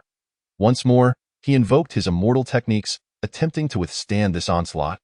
Yet this time he found himself at a disadvantage. Humph, a mere celestial power, do you think it can ensnare me, an immortal? The South China immortal's bravado belied a growing sense of retreat within. He understood that the adversaries he faced today were formidable, and should he continue to entangle himself, he might find it difficult to escape unscathed. Yet, just as he prepared to employ his escape technique, Zhuge Liang appeared to have already discerned his intentions. With a gentle smile, he waved his feather fan, and from the star map, several radiant stars shot forth, transforming into streaks of light that raced toward the South China immortal with blinding speed. Humph! With this trifling tactic, you dare to confront me. You greatly underestimate my capabilities. The South China immortal bellowed as he executed the art of heaven and earth reversal, appearing to flicker in the void. His figure became elusive, each manifestation accompanied by violent distortions in space, as if he could traverse the fissures of time and space at will. This technique, one of his signature moves, allowed him to momentarily warp the surrounding space, making it difficult for enemies to track his movements. However, Zhuge Liang was well prepared. He understood the cunning and might of the South China immortal and did not place all his hopes on a singular assault. While the stars attacked, he subtly summoned the natural forces surrounding him: mountains, rivers, flora, and the elements of wind, rain, and lightning stirred under his will. Wind fuels fire, thunder amplifies lightning, water floods the 7 armies, earth crumbles, and all returns to the source. Heed my command. Zhuge Liang's voice echoed through the skies, and as he spoke, the heavens and earth transformed, unleashing an unprecedented spectacle of natural forces upon the battlefield. A tempest arose, whipping up clouds of dust that intertwined with raging flames, forming terrifying fire tornadoes that bore down upon the South China Immortal. Lightning struck like divine punishment, each bolt harboring the power to annihilate, seeking to obliterate the South China Immortal into nothingness. Meanwhile, the elements of water and earth worked more subtly, silently permeating the battlefield to weaken the flames while weaving invisible cages underground, attempting to ensnare the South China Immortal. Confronted with this overwhelming natural force, the expression of the South China Immortal grew grave. He could sense the terrifying prowess contained within these powers, an existence that transcended his understanding of mortal might, truly capable of threatening an immortal being. Humph, mere mortal tricks, do you think you can rival the path of the immortals? The South China Immortal scoffed, his celestial energy boiling as if he sought to tear apart all constraints of heaven and earth. He rapidly formed seals with his hands, chanting an obscure incantation, and a surge of immense celestial power erupted from within him, transforming into dazzling rays that clashed violently with the natural forces. In an instant, the battlefield was illuminated, with thunderous roars resonating through the skies. The very heavens seemed to tremble at that moment, and all living beings felt an unprecedented sense of oppression. Yet, in this clash of power and intellect, the scales of victory gradually began to tilt. Relying on his profound understanding and application of the principles of heaven and earth, along with the harmonious cooperation of numerous adept practitioners, Zhuge Liang gradually cornered the South China Immortal into a desperate situation. Despite his formidable cultivation, the South China Immortal appeared increasingly vulnerable against such overwhelming natural forces. South China Immortal, you wretched fiend, today you shall taste suffering and face the judgment of justice. Zhuge Liang's roar resonated like thunder, his voice seemingly capable of piercing the clouds and shaking the earth. Each word was filled with boundless fury and resolve, exuding an irresistible authority. He gripped his feather fan tightly, his gaze unwavering and sharp, akin to two swords aimed directly at the South China Immortal. At this moment, Zhuge Liang understood that this battle had reached a life-and-death juncture, where a single misstep could lead to total defeat. He took a deep breath, channeling all his strength into a singular point, ready to unleash his most formidable technique. The air around him seemed to resonate with his determination and courage, churning violently. Winds whipped, clouds surged, and thunder roared. The entire world shifted in this critical moment. Zhuge Liang abruptly swung his feather fan, chanting incantations. In an instant, a radiant beam of light erupted from him, dazzling like the sun. This brilliant radiance surged toward the South China Immortal with astonishing speed, shattering the void and causing all things to wither in its wake. The South China Immortal's countenance changed dramatically upon witnessing this spectacle. He had never anticipated that Zhuge Liang possessed such terrifying power, yet at this juncture, he could only brace himself to confront it. With hands forming seals, he recited an incomprehensible incantation. As the chant concluded, a dark mist ascended from within him, rapidly coalescing into a massive demonic claw that lunged fiercely toward the radiant light. Just as the two forces were on the verge of colliding, time seemed to freeze. All held their breath, fixated on this breathtaking moment. Zhuge Liang's righteous radiance began to erode the demonic claw, leaving the South China Immortal in utter disbelief. How is this possible? Your mortal skills can actually erode my demonic claw? Zhuge Liang was resolute in his intention to shatter his malevolence. South China, you wicked and malevolent being, do you not realize that justice still exists in this world? As his incantation resonated through the air, the flames, previously subdued by the forces of nature, suddenly erupted into a more ferocious blaze. They transformed from mere fire into a blood-red flame, coalesced from resentment and hatred, each flicker imbued with the power to annihilate all. Observing this, Zhuge Liang furrowed his brow, fully aware of the terrifying nature of the blood sacrifice technique. This was not merely a physical devastation. It was a trial for the soul and will. He swiftly recalibrated his strategy, commanding all skilled warriors to remain vigilant while amplifying their control over the natural forces, aiming to counter this malevolent power with a purer strength. Heroes, do not let hatred cloud your vision. Our goal is to protect this land and its people, not to be consumed by it. Zhuge Liang's voice was resolute and powerful, his words like a refreshing stream, dispelling some of the gloom on the battlefield. The masters, inspired by his words, rallied their spirits, fully aware of the responsibilities and missions they bore. They no longer merely attacked the old sage of Nanhua but began consciously guiding the raging natural forces, transforming them into a protective power. The wind could bolster the flames, yet it could also disperse the blood mist. Thunder could amplify the lightning's might, driving away evil thoughts. Flooding waters were meant to cleanse the world's impurities. And Earth's collapse was for the reconstruction of hope. With this newfound strength and will, the situation on the battlefield began to shift once more. Though the blood-red flames remained fierce, their potency gradually diminished under the combined efforts of the masters and the natural forces. The old sage of Nanhua, having overexerted the blood sacrifice technique, found his celestial energy in disarray, his cultivation impaired. "Impossible. How can you ants prevent me?" he roared, yet his voice betrayed a hint of panic and despair. He desperately attempted to invoke his celestial arts again, but the energy within him surged like a flood breaking its dam, plunging him into unprecedented turmoil. At that moment, Zhuge Liang took action once again. With a gentle sweep of his feather fan, a soft radiance emanated from his being, a manifestation of his profound understanding of the principles of heaven and earth.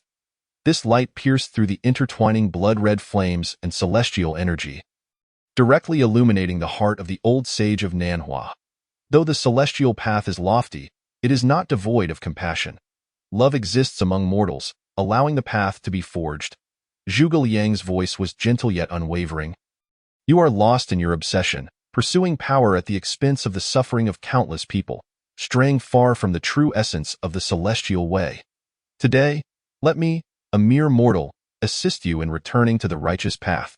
As Zhuge Liang's words fell, the gentle glow began to spread within the old sage of Nanhua. He melted away the resentment and hatred in his heart like warm sunlight, gradually stabilizing and harmonizing his chaotic celestial energy. The sage's countenance transformed from a grimace to tranquility, his eyes reigniting with clarity and understanding. "Did I err?" the old sage murmured, his voice tinged with confusion and regret. Suddenly, he exclaimed, "How could I possibly be wrong? It is heaven that is at fault, granting me the talent for cultivation, yet confining me thus." The old sage's face twisted with madness, as if possessed, he bellowed the blood sacrifice to the world. In the face of the sage's sudden, frenzied counterattack, the entire battlefield was plunged into unprecedented chaos once more. The blood-red flames surged like a tsunami, consuming everything in their path, seemingly intent on dragging all of heaven and earth into an abyss of darkness and despair. To perform a blood sacrifice to the world is to act against heaven, inviting your own destruction. Zhuge Liang's expression grew grave.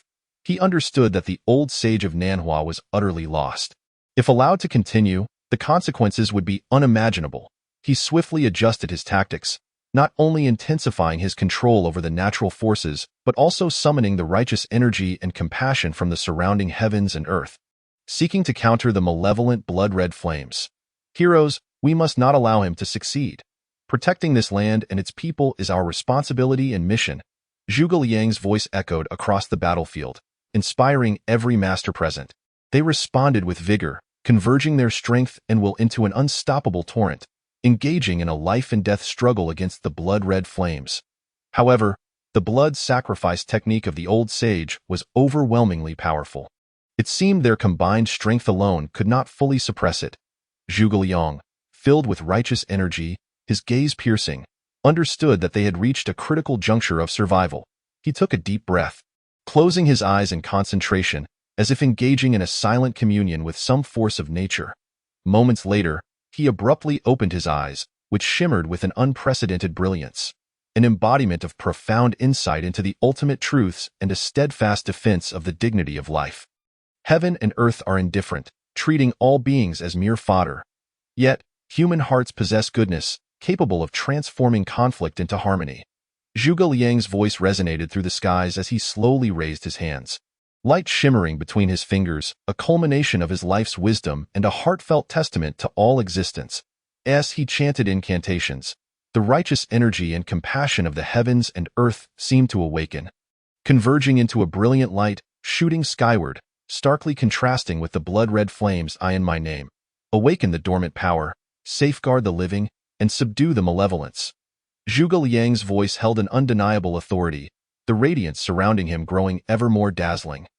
as if countless souls were singing within it, the spirits of ancient sages, the purest embodiment of justice and light.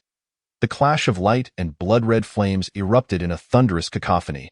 Each beam of light that descended was accompanied by the dissolution of the blood-red flames. As if cleansing the land of its sins and suffering, the old sage of Nanhua's complexion grew increasingly pale, his eyes filled with disbelief and despair. He never anticipated that the power he had pursued his entire life could be so easily dismantled at this moment. Who are you? How can you wield such formidable strength? The voice of the old sage trembled, his body swaying precariously under the brilliance. I am but a humble scholar of the mortal realm. Yet my heart is with the people. My aspirations are for the world, Zhuge Liang replied with a serene smile, his expression imbued with compassion and tolerance. We are all born of heaven and earth and ought to follow the natural order, living in harmony. You, driven by selfish desires, sought to act against heaven, and you shall ultimately reap what you have sown. With Zhuge Liang's words, the righteous energy and compassion of heaven and earth reached their zenith, finally subduing the blood-red flames, transforming them into a wisp of azure smoke, dissipating into nothingness. The body of the old sage also succumbed to the impact of this power, slowly collapsing, yet his eyes no longer reflected the earlier madness and hatred, but rather an unprecedented tranquility and liberation. I understand now. The old sage's voice was faint yet resolute. Thank you for helping me find my true self. Upon uttering these words, he seemed to shed an immense burden, closing his eyes, his face revealing a long-lost peace. The battle had concluded, yet the reflections it left behind were far from over. Months later, the system opened the attribute panel. Su Fu, Mid-Stage Master, Technique. 9 turns Mystical Art, Intermediate Completion. Skills, Dominating Blade Technique, Great Completion. Duga 9 Swords, Intermediate Completion. Equipment, Dominating Blade, Innate Superior Grade Spirit Treasure. Amaterasu Cloud Sword, Acquired Superior Grade Spirit Treasure. Mounts, Divine Eagle, Divine Tiger. Chiyu, Su Fu's Avatar, Pinnacle Master, Technique. 9 turns Mystical Art, Great Completion. Skills, Heavenly Kill, Earthly Kill, Human Kill. Equipment, Chiyu Demon Blade. Zhuge Liang, Mid-Stage Grandmaster, Cultivator, Divine Level Strategist, Technique. Heavenly Mechanism Strategy, Skills. Innate 8 Trigrams Formation, 7 Stars Life Continuation Formation. Righteous Energy Formula, Acquired Literary Energy. Equipment, 5 Animals Leaving Fire Fan. Innate Middle Grade Spirit Treasure. The remaining subordinates had also grown significantly, especially Zhuge Liang, who soared to new heights, having reached the mid-stage Grandmaster level and capable of employing Taoist techniques in combat, akin to a peerless genius. With the old sage of Nanhua dealt with, it was time to consider how to address the zombie crisis posed by Xianxia of the Han Dynasty. Su Fu felt a deep sense of frustration regarding this revenge, as Zhuge Liang had forbidden him from participating, citing concerns over his emotional instability and the potential for subtle shifts in temperament. After much contemplation, Su Fu acknowledged the validity of Zhuge Liang's words. After all, his own intellect could not fathom the complexity of Zhuge Liang's thoughts. Thus, he entrusted the entire matter of revenge to Zhuge Liang. Su Fu summoned Zhuge Liang, saying, Kongming, now that the issue of Nanhua has been satisfactorily resolved, my heart remains restless. The Han Dynasty's empire is steadily declining, plagued by the power of the 10 attendants within, while external forces vie for control, compounded by the self-serving interests of various noble families. The entire realm has descended into chaos. These individuals are solely concerned with their own gains and losses, utterly disregarding the lives of the common people, or whether humanity can continue to exist upon this land. If possible, I would truly like to overthrow this decaying Han Dynasty in one fell swoop. This world belongs to the multitude, not to be monopolized by any single family.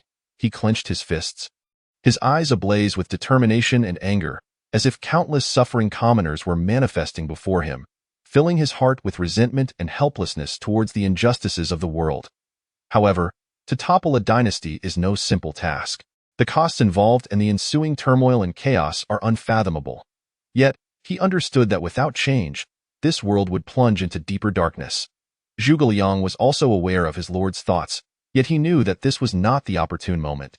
Shaking his head, Zhuge Liang replied, currently, various heroes are rising, and the Han Dynasty is but a shadow of its former self. Cao Cao commands the north with unparalleled might. Sun Quan governs the eastern lands. And Liu Bei emerges as a formidable force in Jingzhou.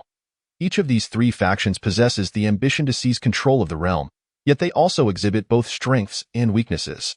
We must remain vigilant and await the opportune moment, Su Fu inquired. When do you believe that moment will arrive? Zhuge Liang smiled faintly and replied, when the tides of the world become clear and the hearts of the people align. That will be our time to accede at that juncture. We must unite with like-minded individuals to raise the banner of righteousness, overthrow the old regime, and establish a new order. Su Fu nodded in agreement. Recognizing Zhuge Liang's profound foresight, despite the current chaos, they must exercise patience and seek the most suitable opportunity. Isnt Sun Jian, one of our generals from the Great Qin. He was with us in avenging the old immortal Nanhua. So how has Sun Quan emerged as a force? Su Fu's confusion hinted at a muddled recollection of history. Zhuge Liang stroked his long beard, a glimmer of wisdom illuminating his eyes, and explained, my lord, the Sun Jian you mentioned was indeed one of our valiant generals, a fierce tiger of the east. However, fate is unpredictable. General Sun Jian met an untimely demise while seeking vengeance against the immortal Nanhua. His son, Sun Quan, has since rallied forces in the east, diligently cultivating his domain and attracting talented individuals, gradually solidifying his power and forming a tripartite balance with Cao Cao and Liu Bei. Ah, I see. The world's affairs are ever-changing, truly ephemeral, Su Fu lamented, feeling both sorrow for Sun Jian's early passing and recognition of Sun Quan's capabilities. So, how shall we establish ourselves in this tumultuous era? And how can we ensure our plans remain unaffected? Zhuge Liang pondered for a moment before continuing, my lord, fret not in chaotic times, strength reigns supreme. Our foremost task is to fortify our own power, enhancing the cultivation and combat prowess of our soldiers. Simultaneously, we must strengthen our communication with various factions, gather intelligence, and understand the shifting dynamics of the world.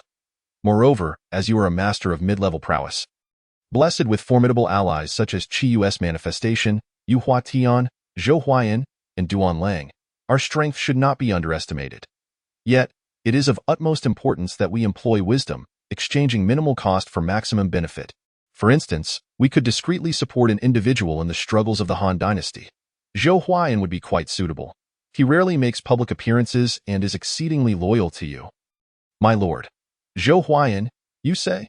Su Fu mused, envisioning the composed and reticent master swordsman. He nodded in agreement, recognizing that Zhou Huayan, with his exceptional swordsmanship and meticulous mind, could indeed become a significant asset within the Han court if supported discreetly. Precisely so, my lord, Zhuge Liang further elaborated. Zhou Huayan hails from a prestigious lineage. Though his family has diminished, he still maintains numerous connections in both the martial and scholarly circles. We can leverage this network to gradually infiltrate the Han court and its martial realm. At the same time, we must remain vigilant to the movements of other factions, particularly Cao Cao and Liu Bei. Neither should be underestimated, and we must guard against them discovering our intentions prematurely. Then, how shall we address the issue of Zhang Jiao's undead? Su Fu pivoted back to the initial topic. Zhuge Liang smiled faintly, as though he had already formulated a strategy. The calamity of Zhang Jiao's undead is indeed a grave threat to the world. However, such malevolent sorcery possesses its weaknesses. From my observations, while the undead possess immense strength and swift movement, they lack autonomous will, being entirely controlled by Zhang Jiao's intent. If we can discover a means to sever this mental connection or directly destroy the core of Zhang Jiao's spellcasting, the undead plague would resolve itself. Yet, Zhang Jiao is cunning and resourceful, surrounded by capable allies, making it exceedingly difficult to approach him. You speak wisely, my lord. Therefore, we must devise a meticulous plan. Zhuge Liang retrieved a scroll of parchment from his sleeve. Unfurling it upon the table, I have dispatched agents to covertly investigate Zhang Jiao's movements and deployments. This map illustrates the distribution of Zhang Jiao's forces based on our intelligence. We can identify several key nodes to breach systematically, ultimately striking at the heart of his power. Su Fu gazed intently at the map, silently calculating. Zhuge Liang's strategies were always prudent and far-reaching, and he trusted that this endeavor would also succeed. Very well, we shall proceed according to your plan. However, we must exercise utmost caution to ensure that all goes without a hitch. Understood, my lord. Zhuge Liang bowed in acknowledgement, then added, additionally, my lord, you must prioritize your own safety. Since Zhang Jiao is aware of our existence, he will undoubtedly take precautions. As our leader, should anything befall you, it would have immeasurable repercussions for the overall situation. Upon hearing this, Su Fu felt a warm current surge within him. He was acutely aware of Zhuge Liang's concern and loyalty whenever the illusory soldiers drew near. He would invariably appear behind them at an astonishing angle and speed, either with a pointed finger or a swift palm strike, effortlessly dismantling their offensive. Each of his strikes seemed to resonate with the profound truths of the universe, leaving even Zhuge in quiet admiration. Observing this, Zhuge's expression grew increasingly grim. He was acutely aware that he had fallen into a fierce battle, and if he could not swiftly bring it to a conclusion, he feared he would not escape calamity today.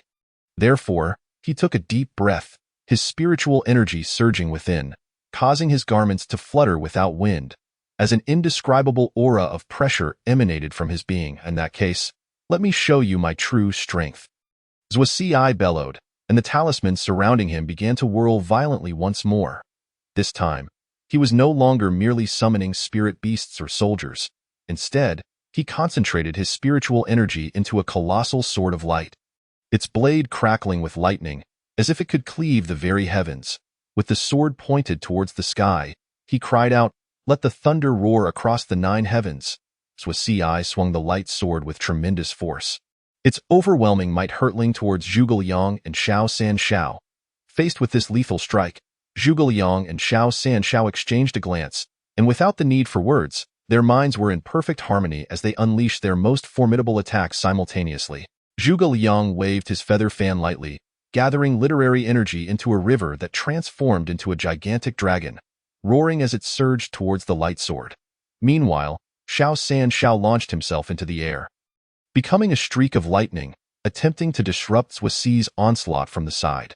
The three forces collided violently in the air, producing a deafening roar that shook the entire palace. Radiant light burst forth, and dust swirled. When all settled, Zhuge stood at the center of the battlefield, wielding the light sword, his complexion slightly pale, clearly having expended a considerable amount of energy. Zhuge Liang and Xianxia, though also somewhat fatigued, declared, "Zhuge, you have lost, I have lost. You underestimate me too much." Zhuge thundered, demon might reign supreme. No sooner had he spoken than his aura transformed once more, a chilling and ferocious power surging forth from his being. His eyes turned crimson, as if flames danced within, the demonic energy he had suppressed deep within himself for so long, unleashed in a perilous gamble for victory.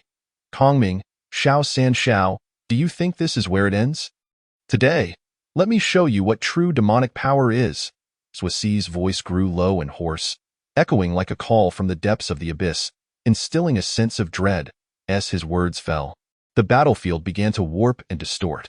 The surrounding space seemed to be torn apart by an invisible force, black fissures spreading through the air, from which emerged not light and hope, but endless darkness and despair. This was a realm forged by Zhuge's demonic power, known as the Abyss of Hades. Chapter 58. The Great Battle. Zhuge Liang and Xianxia, witnessing this, wore grave expressions. They understood that this battle had escalated to another level, no longer merely a contest of wits and martial prowess, but a trial of will, belief, and even soul. Xianxia, we must exercise utmost caution. This abyss of Hades can weaken our powers while augmenting Zhuge's demonic might. Zhuge Liang spoke solemnly, adjusting his breath to maintain a calm state of mind against the encroaching negative emotions. Xianxia nodded, his enigmatic smile still intact, yet his eyes shimmered with an unprecedented determination. Kongming, together we shall not fear mere demonic forces. Today, let us shatter this darkness and restore clarity to the world. With that, both erupted with even greater vigor. Zhuge Liang's feather fan transformed into myriad streams of literary energy, radiating like stars, illuminating the entire abyss of Hades. Meanwhile, Xianxia became a streak of flowing light, darting through the darkness, each appearance accompanied by a thunderous strike, striving to rend the chains of this abyss. Observing this, Zhuge roared in fury, swinging the light sword, intertwining lightning with demonic energy, creating a cataclysmic storm that surged towards Zhuge Liang and Xianxia. Yet, in the face of this seemingly unstoppable assault. The two displayed remarkable synergy and coordination. Zhuge Liang guided the forces of heaven and earth with literary energy, forming a sturdy barrier to withstand the storm's impact, while Xianxia seized the moment to close in on Zhuge, delivering a palm strike imbued with the truths of the universe directly to Zhuge's chest. Poof! Zhuge spat a mouthful of blood, staggering backward, disbelief etched across his features. He could never have imagined that within this abyss of Hades, he would be defeated by these two juniors. Elders Zhuge, though your demonic power is formidable, it ultimately cannot withstand justice and light. Is that so? Zhuge growled fiercely. Zhuge Liang, Xianxia, today I shall show you the true essence of the demonic. With a thunderous roar, he proclaimed, the demon sovereign descends. As Zhuge's voice echoed, the entire abyss of Hades seemed awakened by an ancient and malevolent force. The sky split open, a massive chasm pouring forth darkness like ink, shrouding the already dim surroundings in deeper shadows. A palpable pressure emanated from the fissure, as if time itself had come to a halt. The demon sovereign descends. Zhuge Liang and Xianxia exchanged glances, both recognizing an unprecedented severity in each other's eyes. They understood that this was not merely a display of Zhuge's personal power, but rather his renunciation of the celestial path, fully descending into the demonic realm, summoning forth a far more terrifying existence. Kongming, it seems today's battle will be the most arduous trial of our lives. Xiaoxia's smile faded, replaced by an unparalleled seriousness. But regardless of the outcome, we must safeguard the peace and light of this land. Zhuge Liang nodded, gently waving his feather fan, concentrating literary energy into a luminous barrier that enveloped the two, shielding them from the increasingly potent onslaught of demonic energy. What you say is true, Xianxia. Today, let us fight side by side against the demon sovereign. Zhuge Liang bellowed. The primordial 8 trigrams formation arises. Instantly, a radiant light spread forth. Within the brilliance, the shadows of the 8 trigrams emerged, each trigram embodying the profound truths of heaven and earth, counteracting the chaotic demonic energy of the abyss. The formation not only stabilized the area where the two stood, but also distorted and complexified the surrounding space, creating a natural labyrinth that hindered the approach of the demonic entities surging forth from the chasm. Ha ha! A mere 8 trigrams formation dares to ensnare me, Zhuge? Zhuge laughed maniacally. Yet beneath his mirth lay a barely perceptible hint of panic.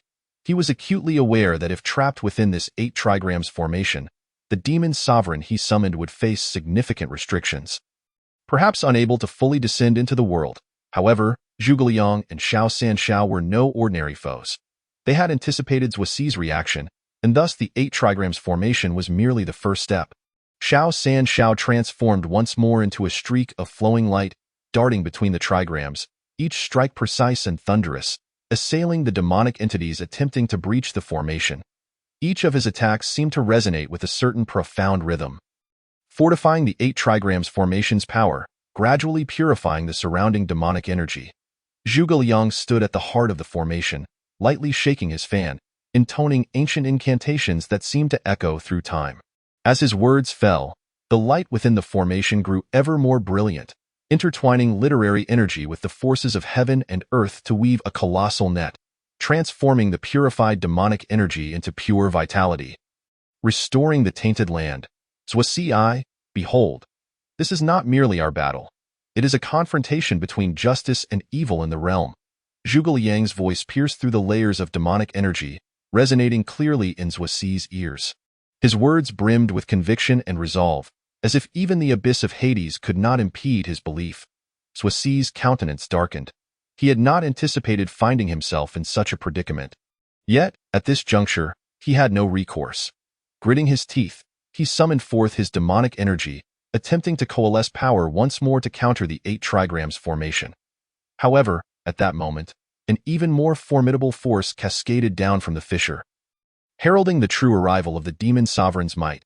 This is bad. Zhuge Liang and Xiaoxia's expressions shifted dramatically. They knew that with their current strength, they could not withstand the full brunt of the demon sovereign's impending strike. Yet, in this moment of life and death, their resolve toward one another only strengthened. Xianxia, let us join forces, with heaven and earth as our witnesses, vowing to protect the peace and light of this land. Zhuge Liang's voice thundered, his gaze aflame with indomitable spirit. Indeed. Let us stride forth into this final battle together. Xianxia laughed heartily, transforming once again into a streak of light, charging alongside Zhuge Liang towards the imminent arrival of the demon sovereign. In that instant, time seemed to freeze, and the entire abyss of Hades held its breath, bearing witness to this life-and-death confrontation. Zhuge Liang and Xianxia, the pinnacle of wisdom and martial prowess, appeared ever more formidable amidst the intertwining energies of demonic and literary forces, as if they had become the most steadfast bulwark in the universe. As the demon sovereign's power continued to accumulate, the darkness pouring forth from the chasm thickened, exuding a terrifying aura of annihilation. Yet, in this moment of despair, the latent potential within Zhuge Liang and Xianxia was fully ignited, their power reaching unprecedented heights. Zhuge Liang swung his feather fan with sudden vigor, and the light of the 8 trigrams formation surged instantaneously, transforming into countless radiant beams that shot skyward, contrasting sharply against the encroaching demonic energy. These radiant pillars not only withstand the encroaching malevolence, but also continuously absorb the surrounding primordial energies of heaven and earth, thereby amassing strength for the impending decisive battle. Meanwhile, Xianxia dances through the tempest like a nimble performer, his form weaving effortlessly within the Bagua formation, each strike precise and fatal, vanquishing the demons that attempt to breach the array. With every move he makes, it seems as though he resonates with the cosmos, invoking the forces of nature to bestow upon the Bagua formation an ineffable might. Chapter 59. The awakening of truth boundless as the heavens, the laws of the universe converge, with a thunderous voice. Zhuge Liang commanded, and the brilliance within the Bagua formation suddenly coalesced into a torrent, surging towards the rift. This force, the most potent strike forged by Zhuge Liang through the energies of heaven and earth, aimed to thwart the arrival of the demon lord. Concurrently, Xianxia unleashed his ultimate technique, laughter that ends the world. His form swelled dramatically, transforming into a colossal silhouette surrounded by thunder and flames. Resembling a war deity emerging from the mists of antiquity, he leaped high, palms pressed together, then forcefully separated them, unleashing a blinding radiance from his palms that combined with Zhuge Liang's assault to challenge the demon lord lurking within the rift. Boom! A deafening roar shook the very foundations of the nether abyss. The malevolent energies from the rift were forcefully repelled by this overwhelming power, momentarily staving off the demon lord's descent. However, this was merely the beginning. The true confrontation had only just commenced. Zhuge Liang and Xianxia understood that this single strike could not entirely vanquish the demon lord, nor could it alter the grim reality of Zhuoxi's descent into darkness. Yet, they did not surrender, for they knew that as long as there was light in their hearts, hope would never extinguish. Seniors Zhuoxi, turning back is the path to salvation. Zhuge Liang's voice pierced through the malevolent fog, attempting to awaken the remnants of conscience buried deep within Zhuoxi. Yet, Zhuoxi appeared wholly consumed by the darkness, his eyes reflecting only boundless madness and hatred. Humph, you shall not thwart me. Today, I will bring ruin upon this world, Zhuoxi bellowed, gathering his full strength once more, preparing for the final showdown against Zhuge Liang and Xianxia. Faced with Zhuoxi's resolute madness, Zhuge Liang and Xianxia felt turbulence within, yet their resolve remained steadfast and fearless. They knew this battle was not merely to prevent the demon lord's arrival, but to rescue a once illustrious soul from the abyss of despair. Seniors Zhuoxi, you were once a revered sage. Why allow hatred to blind your vision? Zhuge Liang spoke with a hint of sorrow, seeking to rouse Zhuoxi's lingering rationality. All things in this world abide by the cycle of cause and effect. The malevolence you sow today will ultimately rebound upon you. Xianxia stood by, silently gathering strength, his eyes reflecting both sympathy for Zhuoxi and a fierce determination for the impending battle. Zhuoxi, though our stances differ, I still hope you can find your way back. If you persist in this path, then I, Xianxia, shall fight alongside you until the very end. At that moment, an unusual phenomenon manifested in the skies above the nether abyss. From the depths of darkness shrouded in malevolence, a faint glimmer of light pierced through the clouds, as if the purest essence of the cosmos responded to their call. Though minuscule, this light ignited the flames of determination within Zhuge Liang and Xianxia. Look, that is the light of hope, Zhuge Liang exclaimed with fervor, as he perceived the dawn of victory within that flicker of brilliance. As long as we uphold our beliefs, justice shall ultimately triumph over evil. Xianxia felt the invigorating power surge through him, inhaling deeply as he summoned his strength to its zenith. Let us harness this force to obliterate Xuexi's dark path, restoring peace to the world. With their words echoing, they unleashed their most formidable attack simultaneously. Zhuge Liang wielded his feather fan, channeling the energies of heaven and earth, forming a colossal whirlwind of literary essence and primordial energy that surged towards Xuexi. Meanwhile, Xianxia transformed into an embodiment of thunder and flames, darting towards Xuexi with blinding speed, vowing to defeat him utterly. Upon witnessing this, Xuexi roared in fury, his malevolent energy erupting like boiling magma. Colliding with the assaults of Zhuge Liang and Xianxia in an instant, the nether abyss became a chaotic battlefield where demonic energies clashed with literary essence, thunder entwined with fire. Yet, amidst this seemingly equal contest, Xuexi began to show signs of faltering. Though he had succumbed to darkness, a flicker of unextinguished conscience struggled within him, becoming his vulnerability, keenly sensed by Zhuge Liang and Xianxia. Seniors Xuexi, your heart has not been completely extinguished. Zhuge Liang seized the moment, his words nurturing Xuexi's parched spirit like spring rain. Cast aside your hatred, and let us return to the path of light together. Xianxia chimed in, indeed, Xuexi, your wisdom and strength could have benefited the world. Why must you drown in darkness? Under the persistent persuasion of the two, Xuexi's gaze finally wavered. He looked upon the two young men before him. Their determination and tenacity reminiscent of his own youth. In that moment, he glimpsed the light and hope buried deep within his heart. Can I truly turn back? Xuexi's voice trembled with uncertainty. Of course you can, Zhuge Liang and Xianxia responded in unison. As long as you are willing to relinquish hatred and obsession, the door to the light will always stand open for you. Encouraged by their words, Xuexi made his decision. Gritting his teeth, he felt the malevolent energy around him begin to surge violently. Then, with a resounding roar, the dark energies entwined around him gradually began to dissipate, replaced by a refreshing and pure essence. I have returned. Xuexi's eyes sparkled with tears of joy. Thank you for helping me find myself again. As Xuexi embraced the path of light, the malevolent energies within the nether abyss swiftly dissipated. The entire realm seemed to exhale in relief, returning to tranquility and peace. With the dark energies gone, Xuexi's form began to etherealize, ultimately transforming into a radiant beam of celestial light, akin to a dazzling shooting star, vanishing into the horizon. Zhuge Liang and Xianxia exchanged smiles, knowing that this arduous battle had finally reached a fulfilling conclusion. It is truly wonderful that Senior Xuexi found his way back. Zhuge Liang reflected, hoping this experience would lead him to cherish the light and justice before him even more. Indeed, Xianxia nodded in agreement. That battle was truly exhilarating. We almost what? Zhuge Liang interrupted with a chuckle. Almost failed? That is impossible. The light of justice shall never be extinguished. Su and his numerous generals, having witnessed this thrilling confrontation among the three, felt a surge of profound emotions within. They acutely realized that, in comparison, their own strength was woefully inadequate. It was evident that Zhuge Liang and Xianxia had been ensnared in such perilous circumstances, while they themselves remained utterly powerless to intervene. The formidable power and profound techniques displayed during this battle left Su and his subordinates in awe. They widened their eyes, fixated on the central battlefield as if drawn by an invisible force. Each clash of spells, each flash of light quickened their heartbeats and hastened their breaths. Watching Zhuge Liang and Xianxia fighting valiantly against overwhelming foes, Su's heart grew increasingly heavy. He understood that, had it not been for the extraordinary strength and wisdom of these two unrivaled masters, they would have likely been defeated long ago, despite their own battlefield experience. Facing such a level of confrontation left them with nothing but admiration.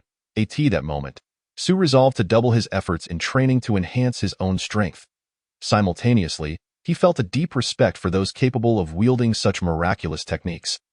Fully aware that this world was rife with the unknown, where a single misstep could lead to ruin, making survival a precarious endeavor. Chapter 60. Preparing to strike the Han Empire, Su turned his gaze. resolutely staring at his soldiers and passionately proclaimed, "Did you not witness today's battle? We stand at a considerable distance from true strength. However, I believe that with relentless effort, one day we too can reach such heights." The soldiers responded fervently, their spirits soaring. Upon hearing Su's words, Zhuge Liang and Xianxia exchanged looks of encouragement. Indeed, Zhuge Liang concurred, "We must continuously strive for improvement to safeguard the justice and light of this world." Xianxia nodded in agreement.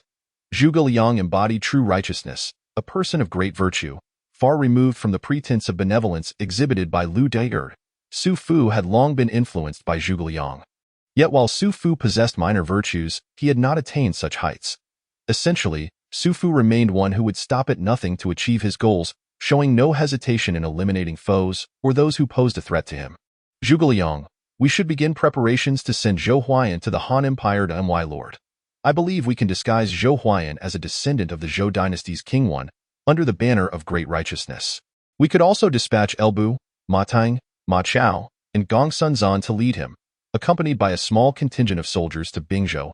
Su Fu frowned slightly, pondering that such a course of action would inevitably weaken his own forces. Yet he comprehended that to achieve great undertakings, sacrifices must be made. Mr. Kongming's words ring profoundly true. Su Fu pondered for a moment, his gaze penetrating into the distance as if he had transcended the barriers of time and space. Envisioning a blueprint for the future, should Zhou Huayan be able to carry the name of the descendant of King Wen of Zhou, not only would his legitimacy be undeniable, but he would also unite the hearts of the people, bestowing upon the Qin a formidable and unassailable strength. As for the distribution of military forces, it requires utmost prudence. General Elbu, renowned for his unmatched valor, would ensure Zhou Huayan's safety. Ma Tang and his sons, along with Gong Sunzan, are all loyal and valiant warriors, fully capable of holding their own. Regarding troop numbers, it is wise to remain discreet, lest we draw undue attention, which could prove detrimental. A select group of elite warriors will suffice to confront the potential perils along the journey. Kongming smiled faintly, gently waving his feather fan, as if everything was well within his grasp. "Your concerns are valid, my lord. I have already made clandestine preparations to ensure this mission is foolproof. Furthermore, we need to dispatch spies to disseminate the notion that Zhou Huayan is the one destined by heaven to revive the Zhou dynasty, thereby shaping public opinion and nurturing the people's longing, naturally drawing their allegiance. Meanwhile, our Qin must refrain from making any overt moves to prevent our plans from being detected by others, thus jeopardizing this grand scheme." Xianxia, standing by, though silent, had a glint of wisdom in his deep-set eyes.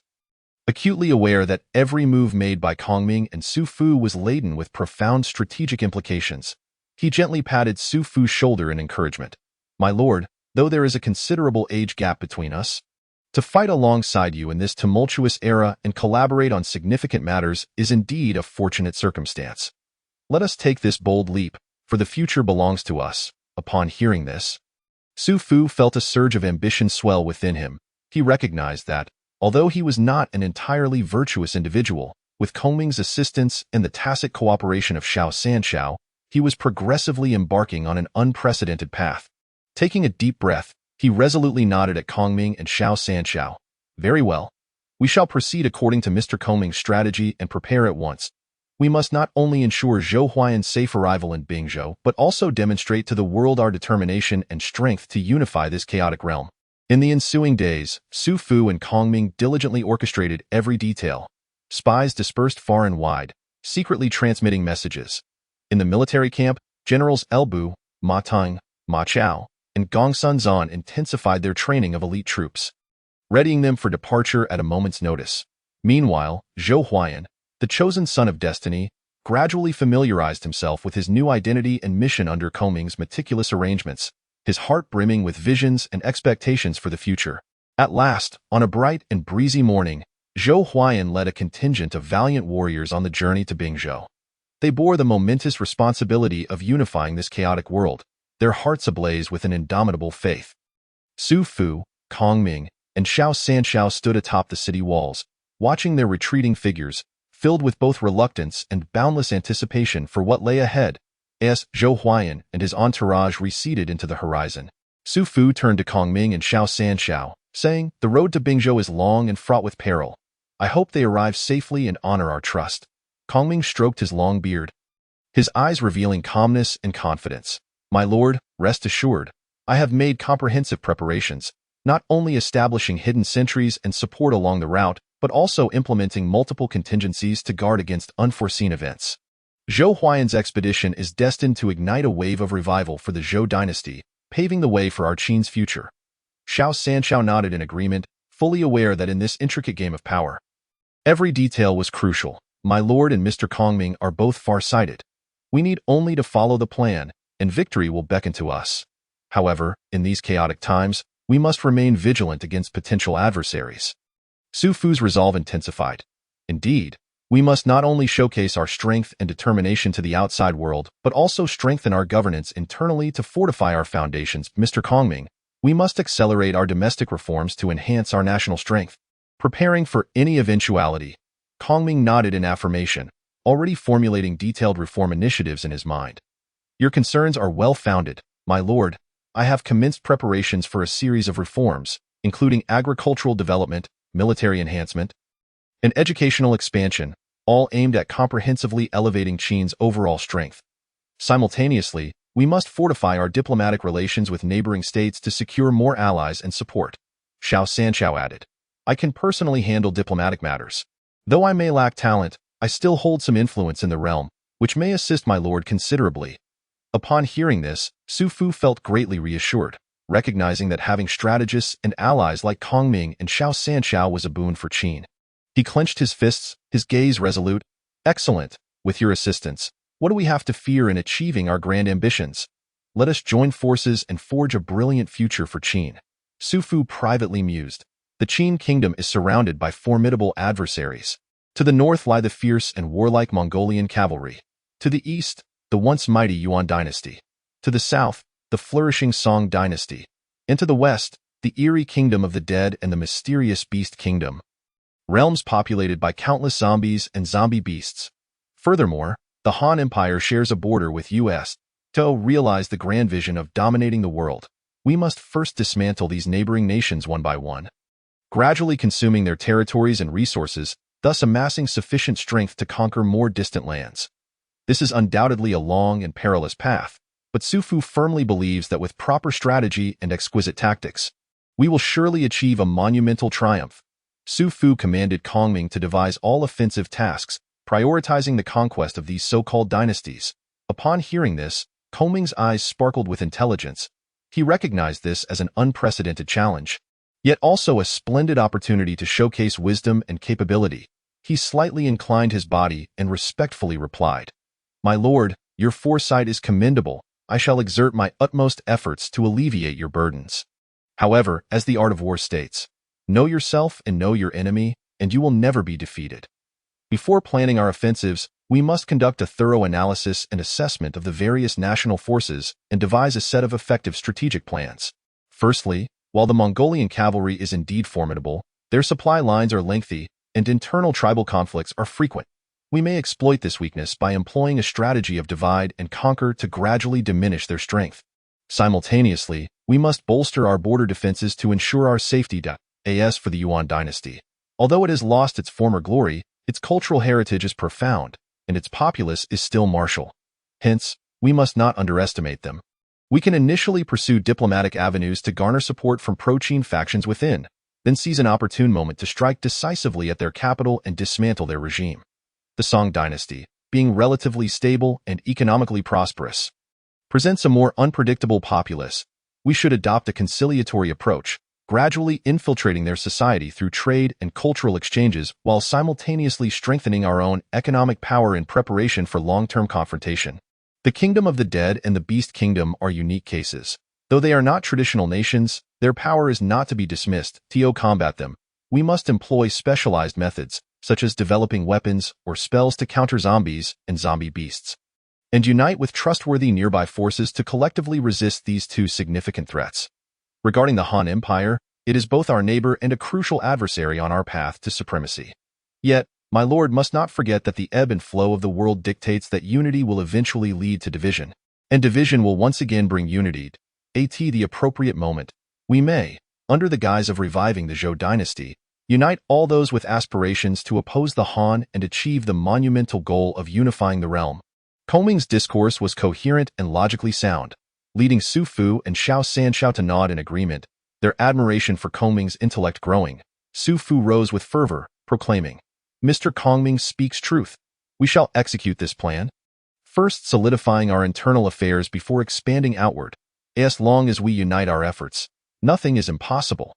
Let the order be dispatched for the entire army to enter a state of readiness. Preparing for the imminent conflict, Kongming, let us now prioritize addressing the Han dynasty, providing Zhou Huayan with unwavering support." Upon hearing this, Kongming's eyes gleamed with insight, fully aware of Su Fu's regard for the Han dynasty and the profound implications of this action for the greater scheme. He began to articulate, "My lord, you are astute. Although the Han dynasty is no longer at its zenith, its roots run deep, and the people's loyalty endures. A direct assault could incite public outrage, proving counterproductive to our grand designs. In my view, we should adopt a strategy of distant alliances and local attacks, dividing and conquering. Firstly, we should strengthen connections with the small nations surrounding the Han dynasty, utilizing diplomatic means or covert support to turn them into our allies or, at the very least, maintain their neutrality, thereby isolating the Han. Simultaneously, we can send spies to infiltrate the Han dynasty, gathering intelligence and identifying exploitable vulnerabilities. Secondly, under the banner of Zhou Huayan, we should rally those discontented with Han rule, feudal lords, aristocrats, and common folk, forming a formidable force. By shaping public sentiment, we can reveal the Han dynasty's decline and our righteous cause, thereby garnering further support from the populace. Moreover, in addressing the Han military strength, we must devise meticulous strategies to avoid direct confrontations. We could deploy Eli finally, and most critically, we must seize the political initiative. By formulating a series of policies that are beneficial to the populace and in accordance with the overarching trends of the world, we can attract more scholars and common people to our cause. Concurrently, we should strengthen internal governance, enhance national power, and ensure that we remain invincible in our contest against the Han dynasty.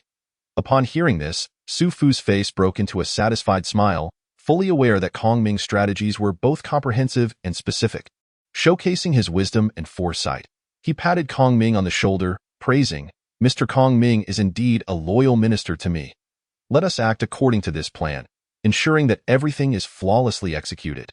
Turning to Xianxia, he said, "Mr. Xiao, you too must leverage your strengths, forging connections with heroes in the world to bolster the might of our great Qian. At the same time, closely monitor the movements of the Han dynasty and other nations, relaying intelligence back to us promptly." Xianxia nodded in agreement, understanding his role and responsibilities within this chaotic era. He recognized that only through concerted efforts with Su Fu, Kongming, and others could they carve out a space for themselves in this tumultuous world. Thus, Su Fu, Kongming, and Xianxia gathered once more to deliberate their forthcoming strategies. They were acutely aware that this path was fraught with the unknown and challenges, yet with their collective resolve and wisdom, nothing could hinder their advance. As Zhou Huayan gradually rose in Bingzhou, alongside the deepening reforms within the Great Qin, the entire realm was subtly transforming. Soon after, the emperor of the Han dynasty passed away. The Han Empire descended into chaos, with Liu Bei, Cao Cao, Sun Quan, Zhou Huayan, and others engaged in relentless conflicts. The collapse of the Han Empire was akin to a massive stone thrown into a tranquil lake, sending ripples throughout the world, plunging it into unprecedented turmoil and upheaval. In this chaotic time, Zhou Huayan's rise in Bingzhou emerged as a refreshing current. With Kongming's meticulous planning and Su Fu's robust support, he swiftly established a foothold in the north. He rallied support under the banner of reviving the Zhou dynasty and restoring legitimacy, attracting numerous discontented scholars and common folk, thus growing in power. Simultaneously, under Kongming's leadership, the Great Qin was undergoing a series of profound reforms in agriculture. Advanced farming techniques were implemented to increase grain production, ensuring military and civilian needs were met. Militarily, border defenses were strengthened, elite troops were trained, and overall combat effectiveness was enhanced. In education, cultural knowledge was disseminated, nurturing talents for governance, thereby laying a solid foundation for future unification efforts. Su Fu personally commanded the Central Army, overseeing the grand strategy, his vision extending beyond the immediate battlefield to the entirety of the realm. He understood that to truly achieve the monumental goal of unification, one must possess ample patience and wisdom to gradually dismantle the powers of various lords, ultimately realizing peace and stability across the land. Xianxia played an irreplaceable role in the realm, utilizing his extensive connections and influence to forge alliances among various heroes, contributing an indispensable force to the Great Qin. At the same time, he remained vigilant, keeping a close watch on the movements of the Han dynasty and other nations, ensuring that the Great Qin could swiftly acquire the latest intelligence and developments. As time progressed, the repercussions of the Han dynasty's collapse gradually became evident. Conflicts among the lords intensified, spreading the flames of war across the vast central plains. Yet amidst this chaos, Zhou Huayan and the Great Qin maintained their composure and clarity, fully aware that the true contest was merely beginning. Chapter 62. The Great Qin mobilizes at last. On a stormy night, Su Fu summoned Kong Ming and Xianxia, and the three convened within the confines of the tent to discuss their forthcoming strategies. A glimmer of determination shone in Su Fu's eyes as he slowly articulated. Now, the Han dynasty exists only in name, and various lords are itching to act. We can no longer remain passive. We must seize this opportunity to firmly establish our Great Qin's dominance. Upon hearing this, Kong Ming gently waved his feather fan, contemplating for a moment before responding. What the Lord says is indeed correct. However, the current situation is complex and volatile. We must proceed with caution. In my humble opinion, we should first target the weakest of the lords, gradually encroaching upon their territories, while simultaneously strengthening our diplomatic relations with neighboring states to garner more allies and support. Xianxia nodded in agreement, adding, "What the Lord and Mr. Kong Ming have articulated is profoundly accurate. Moreover, we could utilize the forces within the realm to subtly undermine and weaken those lords who refuse to comply. Additionally, we must intensify our intelligence gathering and analysis to ensure we remain abreast of the movements and vulnerabilities of various lords." Kong Ming, how many generals and troops do we have in the Great Qin? Su Fu inquired again. Zhuge Liang responded, "Currently, our Great Qin boasts generals such as Qi Yu, Bai Qi, Lu Bu, Xiang Zhang Wuji, Ma Chao, Dongfang Bubi, Zuoling Chan, Chen Shang, Wu Guang, and Gong Sunzan, among others. Only Lu Bu, Ma Teng, Ma Chao, and Gong Sunzan are stationed in Bingzhou under Zhou Huayan. The rest are within the borders of the Great Qin. We have 7.3 million cavalry, 11 million infantry, 8 million archers, and 2 million elite troops from the Jin Yi Wei, led by Nie Feng, Bu Jingyun, and Jian Chun, totaling 30,000 martial artists. Then, Kong Ming, you shall take full responsibility for the war against the Han dynasty. I merely wish to swiftly eradicate the Han, liberating the common people from their suffering." Upon hearing this, Kong Ming's expression turned grave yet resolute. He fully understood the weight of the responsibility and mission placed upon him. He slowly rose, bowing to Su Fu, and declared, "Rest assured, my lord, I will do everything in my power to sweep away the Han dynasty and rescue the people from their plight." Turning to the map, he gently traced the borders of the Han dynasty with his finger, swiftly calculating the optimal strategic layout in his mind. Although the Han had fragmented, the lords such as Liu Bei, Cao Cao, and Sun Quan each held considerable military strength. Their power should not be underestimated. Nevertheless, they were rife with contradictions and discord among themselves, which we could exploit. Firstly, we must concentrate our superior forces to launch an offensive against the relatively weaker lords, swiftly seizing their territories with lightning speed, thereby expanding our influence. Simultaneously, we should deploy spies to infiltrate enemy lines, sowing discord among the lords, fostering mutual suspicion and infighting, thus further weakening their collective strength. Secondly, in dealing with the more formidable lords like Liu Bei, Cao Cao, and Sun Quan, we must adopt more flexible tactics. We can exploit their internal conflicts, such as territorial disputes and resource struggles, to incite division and discord, preventing them from forming a unified front against us. Moreover, we should dispatch elite troops to execute surprise attacks and ambushes, continuously depleting their active forces and gradually diminishing their combat effectiveness, in conjunction with military operations. We must also amplify our political offensive, by publicizing the benevolence and virtue of the Great Qin. We can encourage the people of the Han to perceive our sincerity and resolve, ultimately leading them to willingly submit. Furthermore, we must extend ample privileges and resettlements to those lords and commoners who choose to align with us, stabilizing public sentiment and securing our victories. Additionally, we must fully leverage the technological and resource advantages of the Great Qin.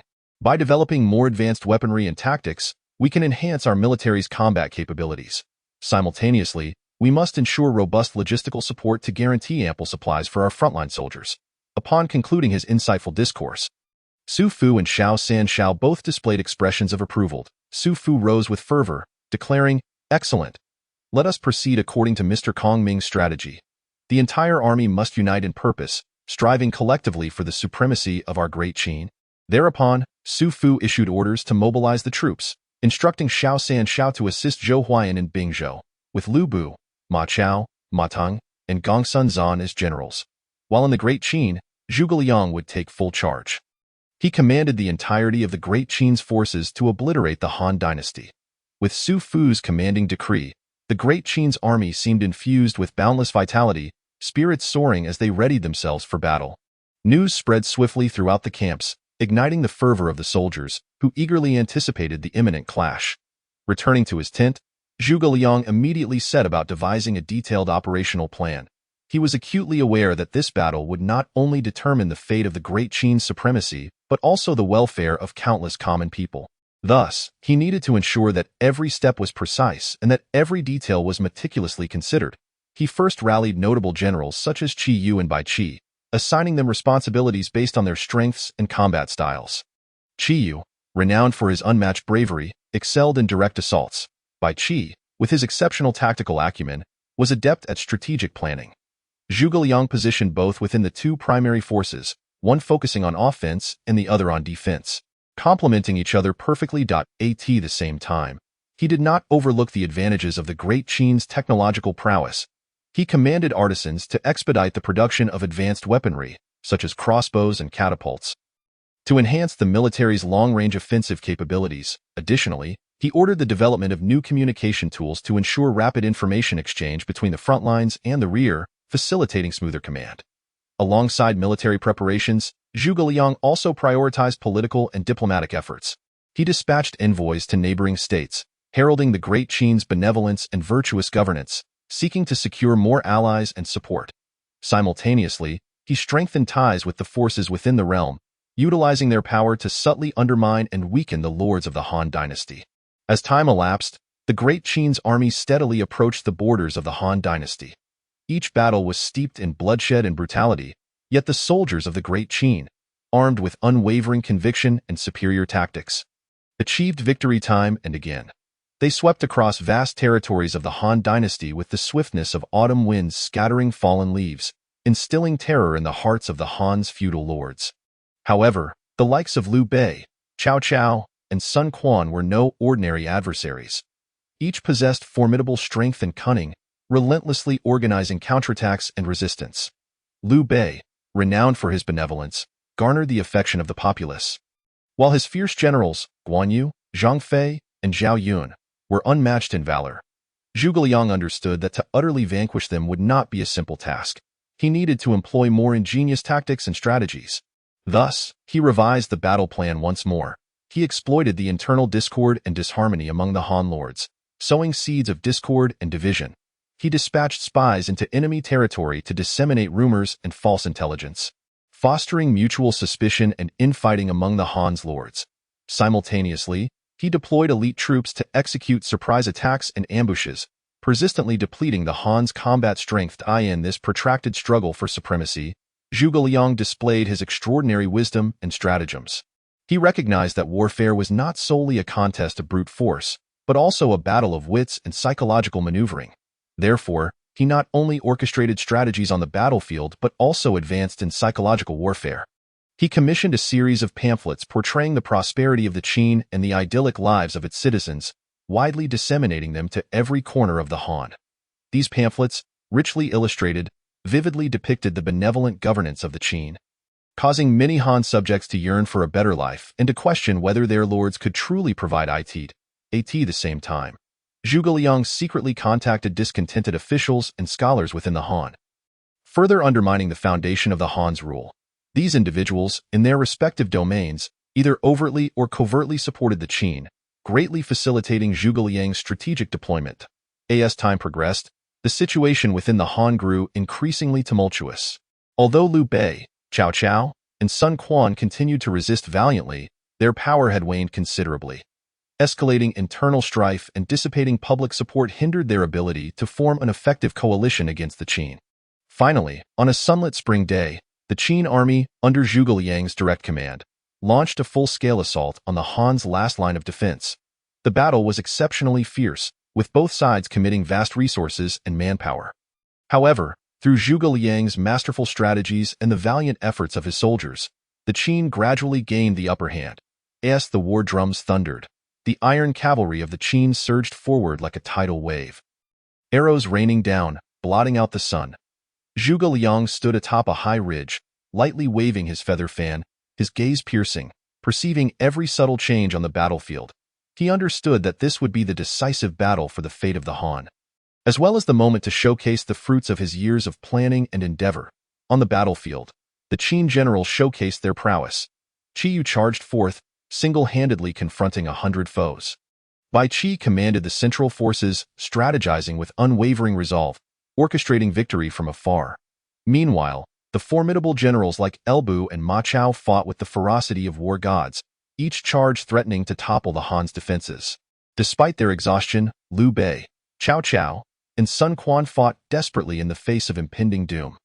Guan Yu wielded his green dragon crescent blade with devastating force. Zhang Fei's snake spear roared like thunder, and Zhao Yun's silver spear struck like a dragon emerging from the sea. None could withstand their might. Yet, the tide had turned. The morale of the Han soldiers dwindled, and they began to falter. In this critical moment, Zhuge Liang once again demonstrated his extraordinary intellect. He discreetly assembled an elite team of martial arts masters, including Nie Feng and Bu Jingyun, who employed their agility and concealed weapons to silently infiltrate the camps of Han generals, executing assassination and sabotage missions. In an instant, the Han's command structure fell into chaos as their leaders were ensnared, killed, or captured, causing the situation to deteriorate rapidly. As the Han's generals fell one after another, their soldiers lost their will to fight and began to surrender. Ultimately, the Han's last line of defense was thoroughly trampled by the Qin's iron hooves, leading to the complete disintegration of the Han dynasty. After the battle, Zhuge Liang stood amidst the ravaged battlefield, gazing at the rising sun in the distance, his heart filled with both the joy of victory and the melancholy of war's futility and reflection. He understood that while the Qin had triumphed in this conflict, the scars and suffering it wrought could not easily be mended. He quietly resolved to devote himself to the construction and governance of the nation, ensuring that the populace could lead truly peaceful and harmonious lives. Meanwhile, Su Fu and Xianxia arrived with their troops, and upon witnessing the scene of victory, they rejoiced exuberantly. Su Fu grasped Zhuge Liang's hand tightly, expressing his gratitude. "Master Kongming, it is thanks to you that we have so smoothly defeated the Han and established the hegemony of the Qin. Your wisdom and contributions will forever be etched in my heart." Zhuge Liang smiled gently, humbly replying, "Your words are too flattering, my lord. I have merely done my utmost to contribute to the prosperity and flourishing of the Qin. There are still many challenges ahead of us. We must unite and face them together." As Su Fu and his subordinates sat in the grand tent, Su Fu spoke first. "Kongming, the official forces of the Han have now been extinguished. However, Zhang Jiao's Yellow Turban undead army still numbers in the tens of millions, wreaking havoc upon the common people. We cannot afford to rest. We must eradicate Zhang Jiao's Yellow Turban army." "Indeed, what you say is most reasonable. Zhang Jiao and his Yellow Turban undead must be eliminated." Su Fu pondered further, realizing that with the Han now fallen, Kongming had yet to be appointed to an official position. He then declared, "Today, in light of your great achievements, Kongming must receive a reward. Henceforth, let it be decreed that Kongming shall serve as the Prime Minister of the Qin." Kongming smiled but remained silent. He cared little for titles, finding great satisfaction in being able to serve the common people in any capacity. "Very well. I believe Kongming must be weary. Go and rest for a while. We shall attack Xianxia in a few days." Days passed, and Zhuge Liang, this unparalleled sage of strategy, traversed time and space, leading a formidable army that spanned across eras, gathering the war god Bai Qi of the Qin, the fierce generals Elbu and Xiangyu from the Three Kingdoms, as well as characters from Jin Yong's works like Zhang Wuji and Ma Chao, alongside martial arts legends such as Dongfang Bubi and Zhuoling Chan, along with the spirits of Chunshang and Wu Guang's uprising. The valor of Gong Sunzan, the gallantry of Ma Teng, the rebellious will of Li Ziqing, and the tyranny of Dong Zhuo, and even heroes from the Liangshan band such as Wu Song, Yang Ji, and Lu Zhishan joined this extraordinary war. The army surged forth with great momentum, comprising 7.3 million cavalry like a dark tide, 11 million infantry as solid as rock, and 8 million archers whose arrows fell like rain, complemented by 200,000 elite Jinui quietly maneuvering at the fringes of the battlefield, executing the most clandestine missions. Among this mighty force, the Black Ice Platform, led by Nie Feng, Bu Jingyun, and Jin Shun, comprising 30,000 martial arts experts, acted like blades in the night, always poised to deliver fatal blows to the enemy. Prime Minister, this battle is of utmost significance. The Yellow Turban Undead are unlike any ordinary foe. How shall we respond? Ma Chao queried gravely, riding beside Zhuge Liang. Zhuge Liang lightly waved his feather fan, his eyes gleaming with wisdom. Though the undead are fierce, they lack cunning. Our army must win through strategy. Let the archers suppress from a distance. The infantry hold steady, the cavalry wait for opportunities to strike, and the Jinui will handle intelligence and assassination. As for the Black Ice Platform, they will be key in breaking the enemy's command. Understood. The generals responded in unison, their spirits high. The war drums sounded, and the heavens changed color. Among the ranks of the Yellow Turban Army, the three brothers Zhang Jiao, Zhang Bao, and Zhang Liang stood atop a high platform, gazing at the formidable opposing force with a flicker of trepidation, but more so with fervor and resolve. Brothers, for our faith, for this land, charge. Zhang Jiao raised his staff, chanting incantations, and the undead army surged forward as if summoned by some force. Charging with renewed madness, fire, with Zhuge Liang's command, 8 million arrows blotted out the sky, raining upon the battlefield, causing the undead to wail and fall, yet countless continued to advance, undeterred by death. Charge! At Ma Chao's furious shout, the cavalry surged forth, engaging in fierce hand-to-hand combat with the undead. Elbu swung his spear, cutting through foes with ease, while Xianxia wielded his overlord's spear, advancing fearlessly.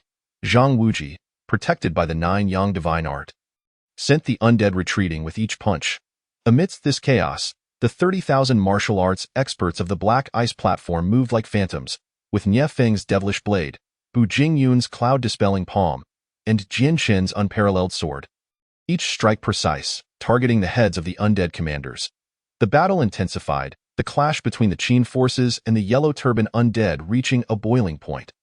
Zhuge Liang's strategies proved remarkably effective in practice. Yet the sheer number of undead and their disregard for death rendered the conflict exceptionally arduous. Prime Minister, the undead are numerous, and our casualties are significant. Should we consider adjusting our tactics? Bai Qi inquired, furrowing his brow as he sought Zhuge Liang's counsel. Zhuge Liang surveyed the battlefield, rapidly calculating the next move in his mind. He understood that relying solely on brute force was not a sustainable strategy. He must find the key to countering the undead. Send word to the Jinui to closely monitor the movements of the 3 Zhang brothers, particularly the source of their spells and their weaknesses.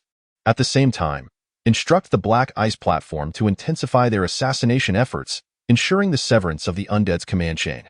Zhuge Liang issued his orders decisively, his gaze reflecting an unwavering determination. With the commands dispatched, the Jinui and Black Ice Platform sprang into action. The Imperial Guards, utilizing their exceptional skills in stealth, infiltrated the ranks of the Yellow Turban Army, gathering a wealth of clandestine intelligence regarding Zhang Jiao's arcane arts. Meanwhile, the masters of the Black Ice Platform adopted a more aggressive approach, launching a direct assault on the 3 brothers of Zhang Jiao. Although they did not succeed in delivering a fatal blow, their efforts inflicted considerable injuries, significantly diminishing the potency of Zhang Jiao's spells. Consequently, the dynamics of the battlefield underwent a subtle transformation. The horde of zombies, stripped of effective command, descended into chaos and disorder. Seizing the opportunity, the Qin army counterattacked. Archers maintained their long-range pressure, infantry advanced steadily, and cavalry sought opportunities for decisive strikes. The martial artists of the Black Ice Platform thrived in this environment, weaving effortlessly through the fray, reaping the lives of the undead. With the Chancellor's brilliant stratagem, the undead were thrown into disarray. Ma Chao returned on horseback, his face radiant with the joy of victory. Zhuge Liang offered a gentle smile. his feather fan waving lightly, as if everything was well within his grasp. He understood that this was but a temporary victory. The true challenges lay ahead. As the yellow turban zombies crumbled, the three brothers of Xianxia were compelled to retreat to a hidden cave. Seeking to harness ancient dark magic for a final counteroffensive, Zhuge Liang, of course, would not let this opportunity slip away. He promptly devised a new encirclement strategy. General Bai Qi, you shall lead the cavalry as the vanguard. Ensure that their escape route is severed. Elbu, Xiangyu, and other valiant generals, follow me in the central army to strike directly at the heart of the foe. Zhang Wuji, Ma Chao, and others will be responsible for flanking maneuvers, ensuring that none escape. Zhuge Liang's orders were clear and resolute, with every detail meticulously considered. As night descended and silence enveloped the land, the Qin army approached Zhang Jiao's hiding place like phantoms. The masters of the Black Ice platform took the lead, using the cover of darkness to silently infiltrate the cave, where they engaged in fierce close-quarters combat with the zombies and the three brothers of Zhang Jiao. Inside the cave, flickering firelight cast shadows on twisted and grotesque faces. Despite their injuries, the eyes of the three brothers burned with a frenzied light, as they chanted incantations, attempting to summon more zombies to thwart the Qin's advance. However, at this critical juncture, the intelligence gleaned by the Imperial Guards proved pivotal. They discovered the core of Zhang Jiao's magic, a long-forgotten altar, inscribed with intricate runes, the very source of the undead's power. Shatter the altar, sever their roots. Zhuge Liang's voice resonated from outside the cave, not loud, yet thunderous in its impact. Upon hearing his command, the martial artists of the Black Ice platform launched a vigorous assault on the altar. Amidst the clash of swords and the dance of blades, the runes began to fracture, and the light emanating from the altar dimmed. Seeing this, Zhang Jiao's expression shifted dramatically. He summoned all his strength to unleash his final spell, desperately attempting to turn the tide. Yet at this moment, he was but a waning force. The efficacy of his magic had waned, failing to halt the Qin army's advance, and instead hastening the depletion of his own power. Just then, Bai Qi, leading the cavalry like a black tempest, charged forth, brandishing their long spears, encircling the fleeing Zhang Jiao and his brothers, Elbu, Xiangyu, and other fierce warriors followed closely behind, their figures tracing brilliant arcs across the battlefield, each strike accompanied by the wails and falls of the undead. Zhang Jiao, your doom approaches, Elbu cried, striking forth with his spear aimed at Zhang Jiao's head. Zhang Jiao barely managed to defend himself but ultimately collapsed from his grievous wounds and exhaustion. Zhang Bao and Zhang Liang, witnessing this, rushed to his aid, only to be intercepted by Ma Chao, Zhang Wuji, and others, who captured them after a fierce struggle. With the capture of the three brothers of Zhang Jiao, the yellow turban zombie horde lost its backbone, scattering in all directions, unable to pose any further threat. The Qin army pursued relentlessly, obliterating the remnants of the undead forces, thereby bringing an end to this protracted war. In the aftermath, the realm of Qin expanded unprecedentedly, and under Zhuge Liang's governance, the populace gradually entered a state of peace and prosperity. Zhuge Liang emerged not only as an extraordinary military strategist but also as a statesman well-versed in the art of governance. He understood that the long-term stability of the state hinged on the improvement of the people's livelihoods and the establishment of sound legal systems. Thus, he initiated a series of reform measures to alleviate the burdens on the populace, promote agricultural production, enhance water management, and increase grain yields. Simultaneously, he reinforced the construction of legal frameworks, combating corruption, and upholding social justice, leading to the burgeoning strength of the Qin state and the contentment of its people. News from the Imperial Guards came the report. In the borders of the former Han dynasty, astonishingly, the territories now border the Shang, Western Xia, and Jin states. For Su Fu, witnessing such a spectacle was akin to a bolt from the blue, stirring a tumult of emotions within him. The name of Shang resurfacing in the world, accompanied by legends of immortals, foretold of the Shang possessing celestial beings, a statement potent enough to shake the realm. Reflecting on the past, although figures like Zhuo Ci, who bore the semblance of Earth immortals, were rare and swiftly recognized, the current adversaries of Shang, Western Xia, and Jin states boasted legendary figures such as Wen Taisher and celestial warriors like Li Jing and Huang Feihu, whose strength far surpassed that of the Han. Su Fu was acutely aware that, with the current military leaders of Qin, any reckless engagement would likely lead to utter defeat. A single strike from the enemy could easily overwhelm them. This scenario not only tested Su Fu's personal cultivation, but also prompted a profound reflection on the entire epic's landscape. The former glory of the Han seemed but a fleeting memory, while the rise of new powers signified that only the strong could thrive in these tumultuous times. Despite the myriad of regrets and helplessness swirling within him, Su Fu recognized that only by enhancing his own prowess could he find a glimmer of hope amidst the chaos. Thus, he concealed his astonishment, shifting his focus to devising a strategy, silently vowing to discover a path to break through and confront this unprecedented challenge. In this realm of ever-shifting fortunes, every action Su Fu took would profoundly influence his own destiny. Shaped by the choices he made. Chapter 65. The Lingyun Cave. After much contemplation, Su Fu resolved to first explore the nations beneath the realm of high martial prowess, seeking to recruit formidable or gifted individuals while pursuing opportunities. Presently, the Qin state was fortified by Zhuge Liang, Xianxia, and the avatar of Qi Yu among other generals. As long as no celestial beings appeared, there was little to fear. Su Fu mused that they must swiftly enhance their strength to contend with the pressures posed by celestial beings. Opening the attributes panel, Su Fu reviewed his status. Su Fu, Late Master, Cultivation Method, 9 Revolutions Profound Art, Middle Completion, Skills, Dominant Blade Technique, Great Completion, Dugu 9 Swords, Great Completion, Equipment, Dominant Blade, Innate Superior Spirit Treasure, Tian Songyun Sword, Postnatal Superior Spirit Treasure, Mounts, Divine Eagle, Divine Tiger, Qi Yu, Su Fu's Avatar, Mid-Grandmaster, Cultivation Method, 9 Revolutions Profound Art, Great Completion, Skills, Heaven Kill, Earth Kill, Human Kill, Equipment, Qi Yu Demon Blade, Yuhua Tian, Late Master, Cultivation Method, Hohot Cannon, Great Completion, Skills, Exorcism Sword Manual, Great Completion, Weapon, Exorcism Sword, Zhou Huayan, Mid-Master, Cultivation Method, Zixia Manuscript, Great Completion, Skills, Mount Hua Sword Technique, Great Completion, Equipment, Kunwu Sword, Duanlang, Mid-Master, Cultivation Method, Bloodfire Evil Gang, Great Completion, Skills, Ancestral Sword Technique, Great Completion, Equipment, Fire Scale Sword, Zhuge Liang, Mid-Grandmaster, Cultivation, Divine Level Strategist, Cultivation Method, Tian Shu Strategy, Skills, Innate Bagua Formation, 7 Stars Continuation Formation, Equipment, 5 Beasts Leaving Fire Fan, Innate Middle Grade Spirit Treasure. The remaining subordinates were less notable. Following numerous battles, each subordinate had seen significant improvements, yet it was still insufficient. Celestial beings had emerged, and their current prowess was hardly worth mentioning. On a certain day, Su Fu, accompanied by Yuhua Tian, Zhou Huayan, Duanlang, and Lin Yu, ascended the renowned Mount Buddha, where it was said that Niefeng resided. Su Fu shook his head, calculating that Niefeng was now a member of the Qin state, and that such underhandedness would be unworthy of him.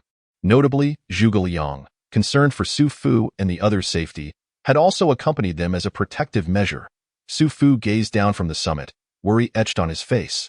It was said that one must leap from this height to find the Lingyun Cave. How daunting! His gaze lingered on the steep cliff's edge, hesitating yet filled with an eagerness for the unknown challenges ahead. He understood that within the Lingyun Cave lay numerous adventures and treasures, with the potential to encounter undiscovered geniuses or powerful beings, which was crucial for enhancing the strength of the Qin state and combating any celestial-level foes that might arise. Friends, though this journey is perilous, opportunities abound. I, Su Fu, have dedicated my life to the pursuit of immortality and the pinnacle of martial arts. Today, let us together explore the Lingyun Cave and see if we can achieve something worthwhile. Su Fu's voice resonated with steadiness and determination, exuding an undeniable aura of leadership. Yuhua Tian, Zhou Huayan, Duanlang, and Lin Yu, upon hearing his words, felt invigorated, nodding in agreement to follow him. They recognized that Su Fu's decision bore profound significance and trusted in his strength and wisdom to guide them through perilous waters. Just as the group prepared to leap into the abyss, Su Fu suddenly furrowed his brow. As if sensing something, he closed his eyes in concentration, and moments later, he opened them, a glimmer of joy flashing in his gaze. What a powerful aura! It seems there truly are extraordinary things within the Lingyun Cave. However, he added, there is no need to rush. Let me first use the Bagua disc to divine a safe entry. With that, Su Fu withdrew the Bagua disc from his sleeve, giving it a gentle shake. Instantly, Complex runes and patterns materialized on its surface, and a mystical aura began to emanate. Upon witnessing the situation, Su Fu subtly nodded. The Bagua plate, indeed a precious item lent to him by Zhuge Liang, proved to be remarkably effective. After a round of calculations, a satisfied smile emerged on Su Fu's face.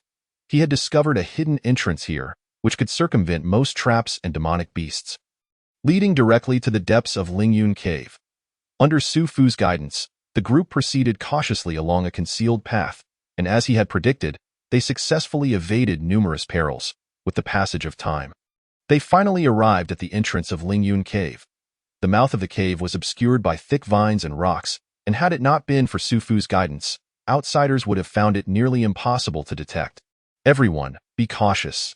The interior may be fraught with even greater dangers, Su Fu advised, and he was the first to step into the cave. Inside, the darkness was profound, with only scattered glimmers of light filtering through the crevices of the rocks, illuminating the bizarre stalactites and stalagmites surrounding them. As they ventured deeper, intense fluctuations of spiritual energy began to permeate the air, indicating that this place was rich with abundant natural spiritual essence. Su Fu and the others remained vigilant, constantly on guard while also paying attention to any signs of rare treasures or powerful beings. Suddenly, a low, thunderous roar shattered the tranquility of the cave, and a colossal demonic beast surged forth from the shadows, charging directly at them. This beast, covered in hard scales, bore a fierce glint in its eyes, clearly not a foe to be underestimated. Be cautious.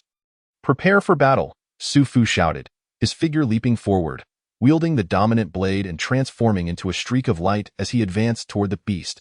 Wei Yu Huatian, Zhou Huayan, Duan Lang, and Lin Yu also unleashed their ultimate techniques.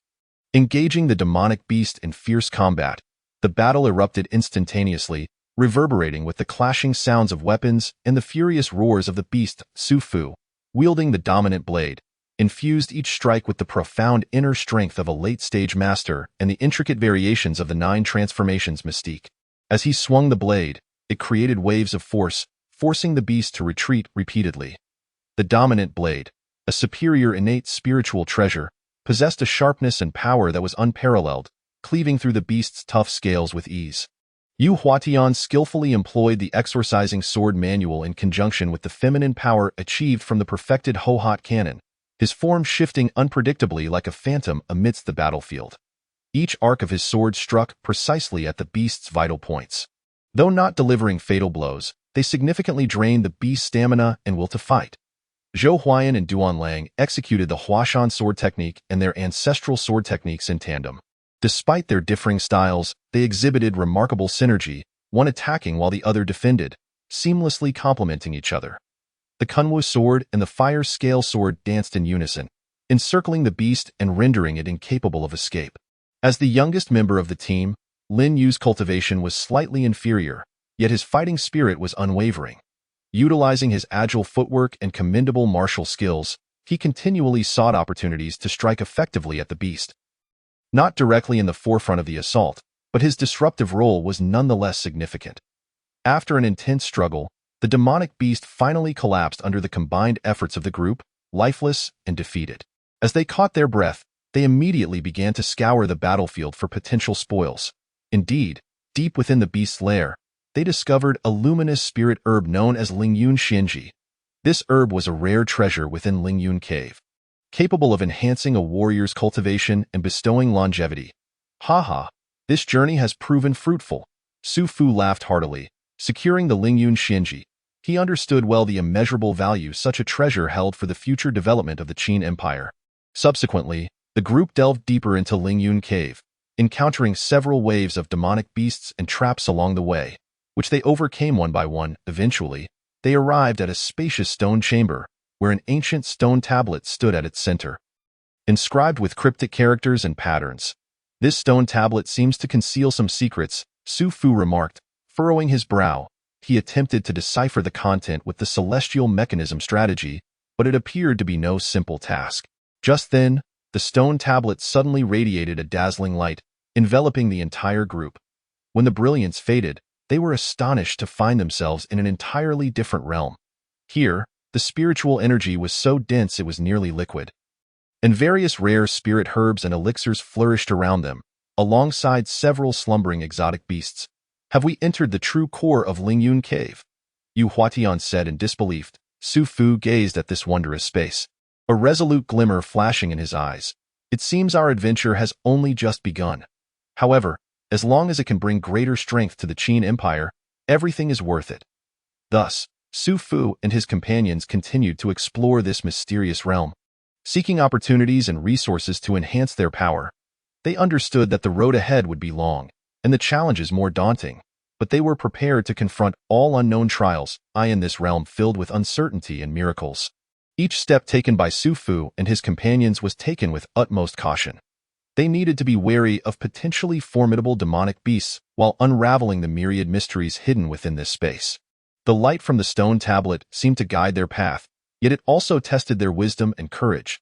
As their exploration deepened, they gradually discovered that this space not only brimmed with spiritual energy but also contained ancient martial traditions and secret techniques. In a concealed cavern, Su Fu stumbled upon an ancient scroll, its cover embroidered with the 4 characters Xuanwu Classic in golden thread, emanating a faint glow. His heart stirred, and he immediately realized that this could very well be a legendary martial art long thought lost. The Xuanwu Classic, as legend has it, was bequeathed by the ancient divine beast Xuanwu. Mastery over it would allow one to control the elements of water and earth, making it no difficult feat to contend with celestial beings. Su Fu mused inwardly, then called for the others to join in comprehending it. Yu Huatian, Zhou Huayan, Duan Lang, and Lin Yu, upon receiving the news, gathered around the scroll, closing their eyes in concentration, attempting to grasp the profound truths contained within the text. As time passed, waves of mysterious energy began to envelop them, resonating with the spiritual essence of the space. Days later, Su Fu slowly opened his eyes, a previously unseen brilliance flickering within them. I've comprehended it. He exclaimed excitedly. The Xuanwu Classic is indeed profound. If we can master it, our strength will undoubtedly ascend to new heights. Under Su Fu's leadership, the group began to cultivate the Xuanwu Classic individually. Some sat beside spiritual springs, absorbing the essence of heaven and earth. Others stood atop sheer cliffs, perceiving the transformations of wind and thunder. Each person's cultivation progressed at an astonishing rate, with some even showing signs of breaking through from late-stage masters to the Grandmaster realm. However, the path of cultivation was not without its obstacles. Within this mysterious space, numerous unknown dangers lay hidden. One day, while the group was immersed in their training, a powerful pressure suddenly descended, causing the entire realm to tremble. A colossal exotic beast materialized from the void, cloaked in flames, its eyes like bronze bells. Indeed, it was the legendary Fire Qilin. This is bad. It is the spirit beast guarding this space. Su Fu's expression shifted, and he immediately summoned the others to prepare for battle. He knew that the appearance of the Fire Qilin was no coincidence. It had sensed the changes in them and had come to test or thwart their progress. The battle erupted once more, but this time, Su Fu and his companions were no longer the inexperienced novices they once were.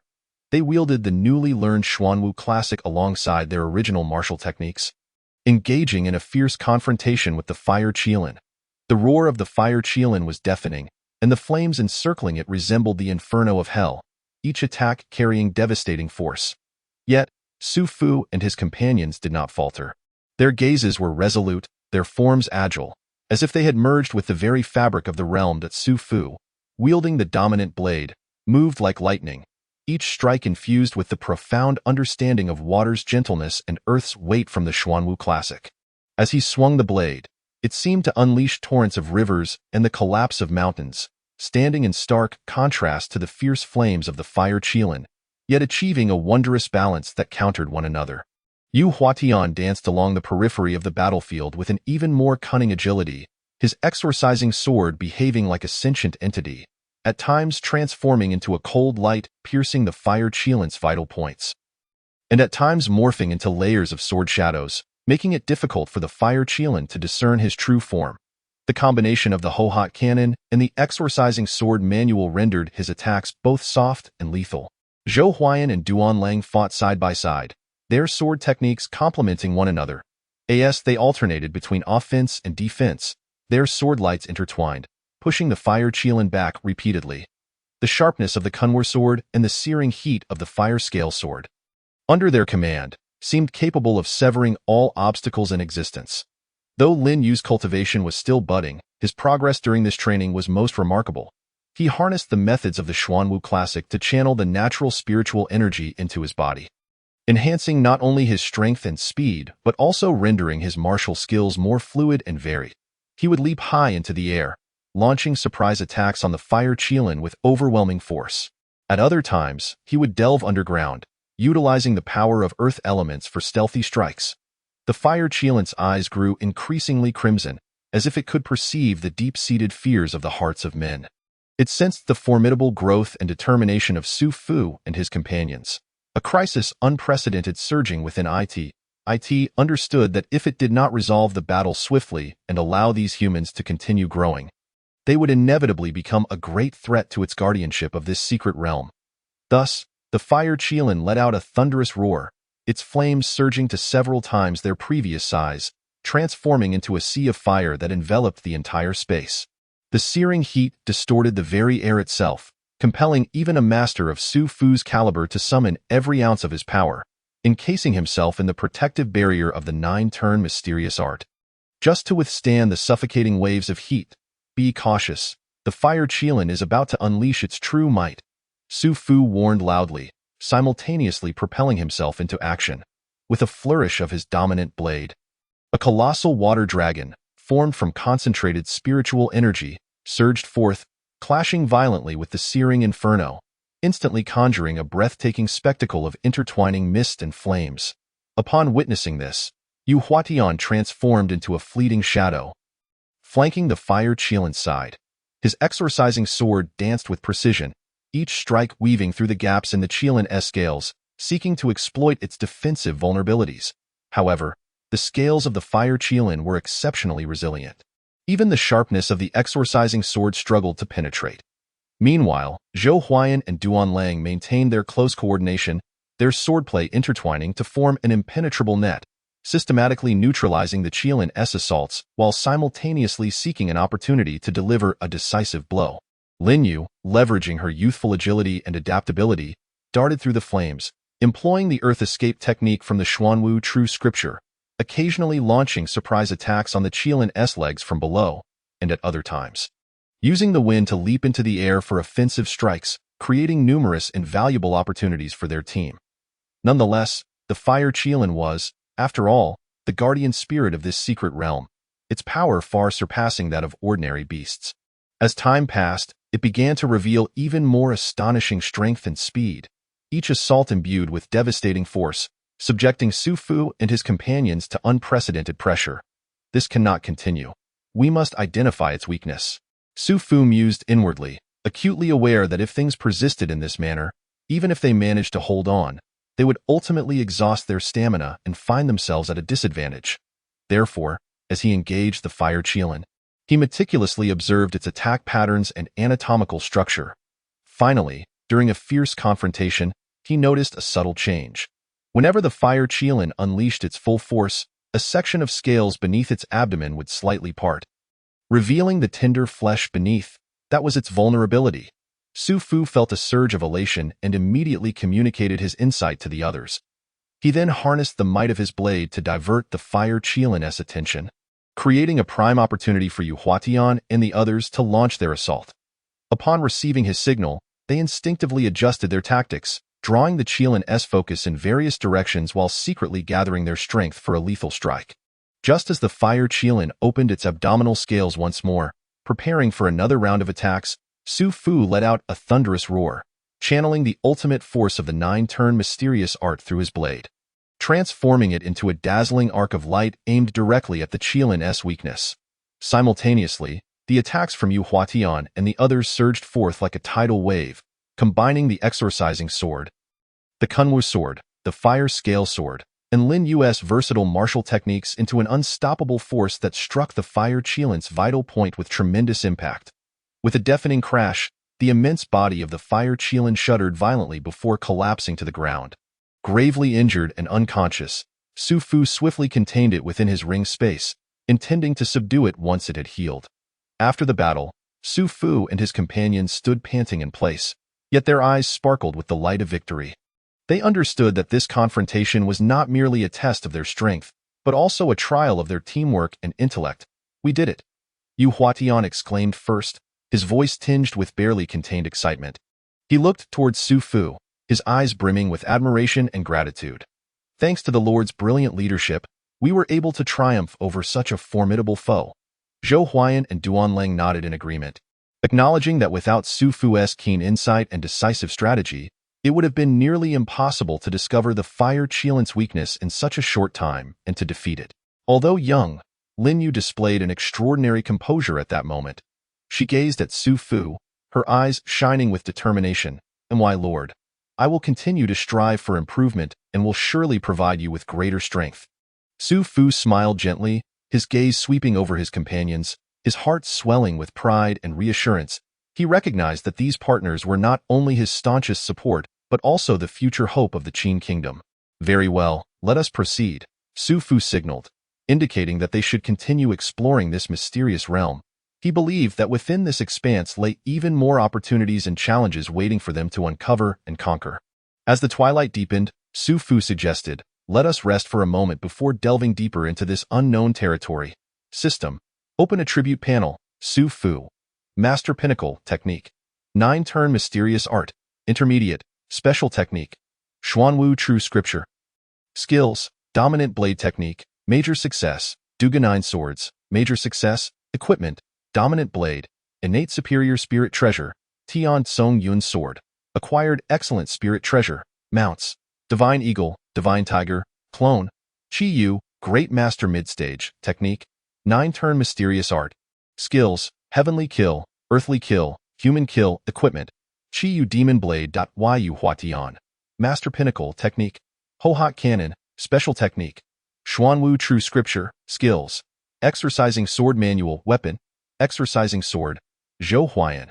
Master Late Stage. Technique. Purple Cloud Secret. Special Technique. Xuanwu True Scripture. Skills. Huashan Swordsmanship. Equipment. Kunwu Sword. Duanlang. Master Late Stage. Technique. Blood Fire Evil Gang. Special Technique. Xuanwu True Scripture. Skills. Ancestral Sword Technique. Equipment. Fire Scale Sword. Lin Yu. First-Rate Pinnacle. Female Alchemist. Technique. 9-turn Mysterious Art. Intermediate. Special Technique. Xuanwu True Scripture. Skills. Lightning Speed. Fox Clan Sword Technique. Equipment. Qingyang Sword. Zhuge Liang. Great Master Pinnacle. Cultivation. Divine Level Strategist. Technique. Heavenly Mechanism Strategy. Special Technique. Xuanwu True Scripture. Skills. Innate 8 Trigrams Array. 7 Stars Life Extending Array. Acquired Literary Qi. Equipment. 5 Beasts Leaving Fire Fan. The remaining subordinates are noted briefly. This elevation is remarkably significant. No further elaboration is necessary.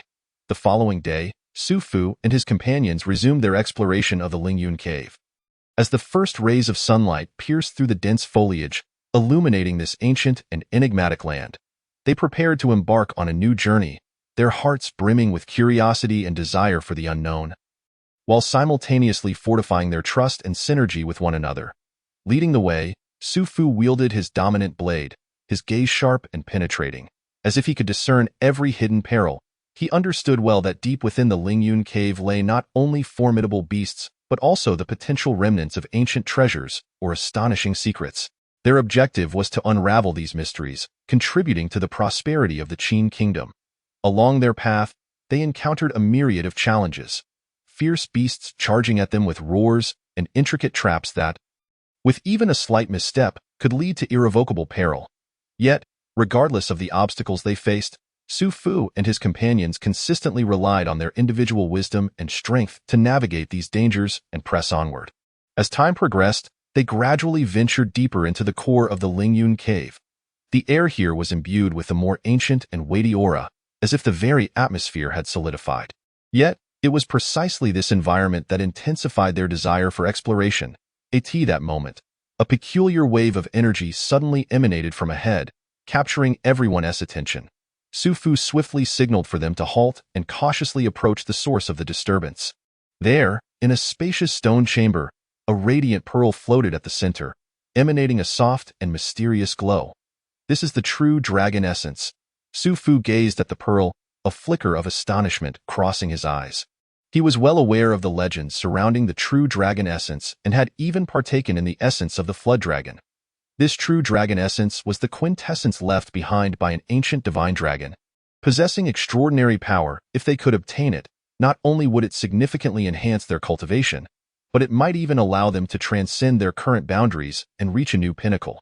However, the area surrounding the true dragon essence was heavily fortified with formidable restrictions, clearly indicating that acquiring it would not be an easy feat. Su Fu understood this well, yet he did not waver. He believed that as long as they worked together, no challenge was insurmountable. Thus, Su Fu began to strategize with his companions, leveraging their respective strengths to devise a comprehensive plan. They divided their roles, with some tasked with dismantling the restrictions, while others stood guard to ensure that their efforts to procure the treasure would go uninterrupted. After considerable exertion, they finally succeeded in extracting the true dragon essence from its confines. At that moment, the entire stone chamber seemed to tremble, and an overwhelming surge of power erupted from the true dragon essence, instantly permeating the entire space. Chapter 68, Advancement. The Secret Realm. Feeling the baptism of this power, Su Fu and his companions experienced a jolt of renewed vigor, as if the latent potential within them had been awakened. They understood that this true dragon essence was not merely a means of enhancing their strength, but also the key to embarking on a higher path of cultivation. We must exercise caution in utilizing this dragon essence, lest we become overwhelmed and suffer its repercussions, Su Fu cautioned solemnly, fully aware of the principle that extremes lead to reversals. In the presence of such a miraculous artifact, they needed to maintain a sense of reverence. Yu Huatian and the others nodded in agreement, recognizing that while the dragon essence was invaluable, their journey of cultivation required a grounded approach, devoid of haste. Thus, under Su Fu's guidance, they collectively decided to safeguard the dragon essence for the time being, intending to allocate its use at a more opportune moment in the future.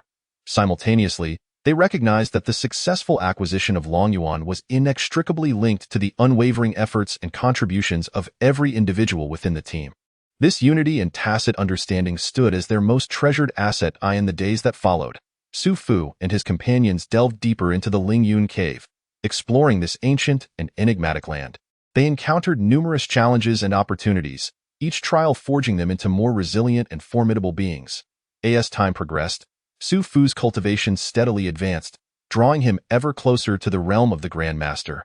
He understood that this journey relied heavily on the profound essence of the Xuanwu True Classic and the 9 transformations of Xiangong, as well as the unwavering support and assistance from his loyal companions. Meanwhile, Yu Huatian, Zhou Huayan, and Duan Lang made significant strides along their respective paths of cultivation. Their strength burgeoned, and they underwent substantial refinement of both mind and will. Lin Yu, as the sole female member of the team, exhibited remarkable growth. Not only did she achieve notable accomplishments in alchemy, but she also made rapid advancements in martial arts and cultivation, becoming an indispensable part of the group. As for Zhuge Liang, his extraordinary wisdom and strategy enabled the team to resolve numerous challenges, establishing him as a trusted advisor. His presence ensured that Su Fu and his companions navigated complex situations with ease, transforming peril into safety. Within the confines of the Lingyun cave, Su Fu and his companions weathered countless storms and trials, yet they maintained an insatiable curiosity and a fervent desire to explore the unknown. They recognized that as long as their hearts harbored dreams, paths would unfurl beneath their feet. Their aspiration was to contribute to the prosperity of the Qin Empire, allowing this ancient land to radiate with an even more resplendent brilliance. As their exploration of the Lingyun cave deepened, Su Fu and his companions gradually unveiled more secrets hidden within this mysterious realm. They discovered that it was not only a gathering place for monstrous beasts and mechanical traps, but also a trial ground left behind by ancient masters, where each layer delved into more severe tests and richer rewards. By chance, they stumbled upon a secret realm cloaked in ancient runes, suffused with a dense aura of spiritual energy that seemed capable of nurturing all life. At the heart of this realm stood an ancient altar, intricately engraved with elaborate patterns that appeared connected to some force of nature. This might very well be the key to ascending to higher levels of cultivation. Su Fu gazed at the altar, his eyes shimmering with contemplation. He was acutely aware that such places often concealed opportunities to alter one's destiny. Consequently, After deliberation with his companions, Su Fu decided to attempt to activate the altar. Following the guidance of the patterns inscribed upon it, they each circulated their respective techniques, channeling their spiritual essence into the structure. As their energies coalesced, the altar began to emit a soft glow, an ancient and powerful aura surging forth, enveloping the entire secret realm. "We have succeeded," Su Fu exclaimed with elation as the last remnants of spiritual power flowed into the altar. Suddenly, a fissure opened at its center, from which an ancient tome soared forth, gently landing in Su Fu's hands. This is the Xuanwu True Interpretation. Su Fu opened the book to reveal higher-level cultivation techniques of the Xuanwu True Classic, as well as many long-lost secret skills and formations. He understood that the emergence of this tome would profoundly impact their future paths of cultivation. Under the guidance of the Xuanwu True Interpretation, Su Fu and his companions commenced a more systematic approach to their training. Their powers surged, and throughout their cultivation journey, they grasped numerous mysteries regarding the laws of nature. Each breakthrough resonated with the cosmos, bringing their existence closer to the Tao. However, the exploration of the Lingyun cave was far from over. During an expedition into the core area, they unexpectedly discovered a concealed entrance to another secret realm, which appeared to harbor even more astonishing secrets. "We cannot afford to halt our progress," Su Fu declared, his eyes glinting with determination as he gazed upon the entrance.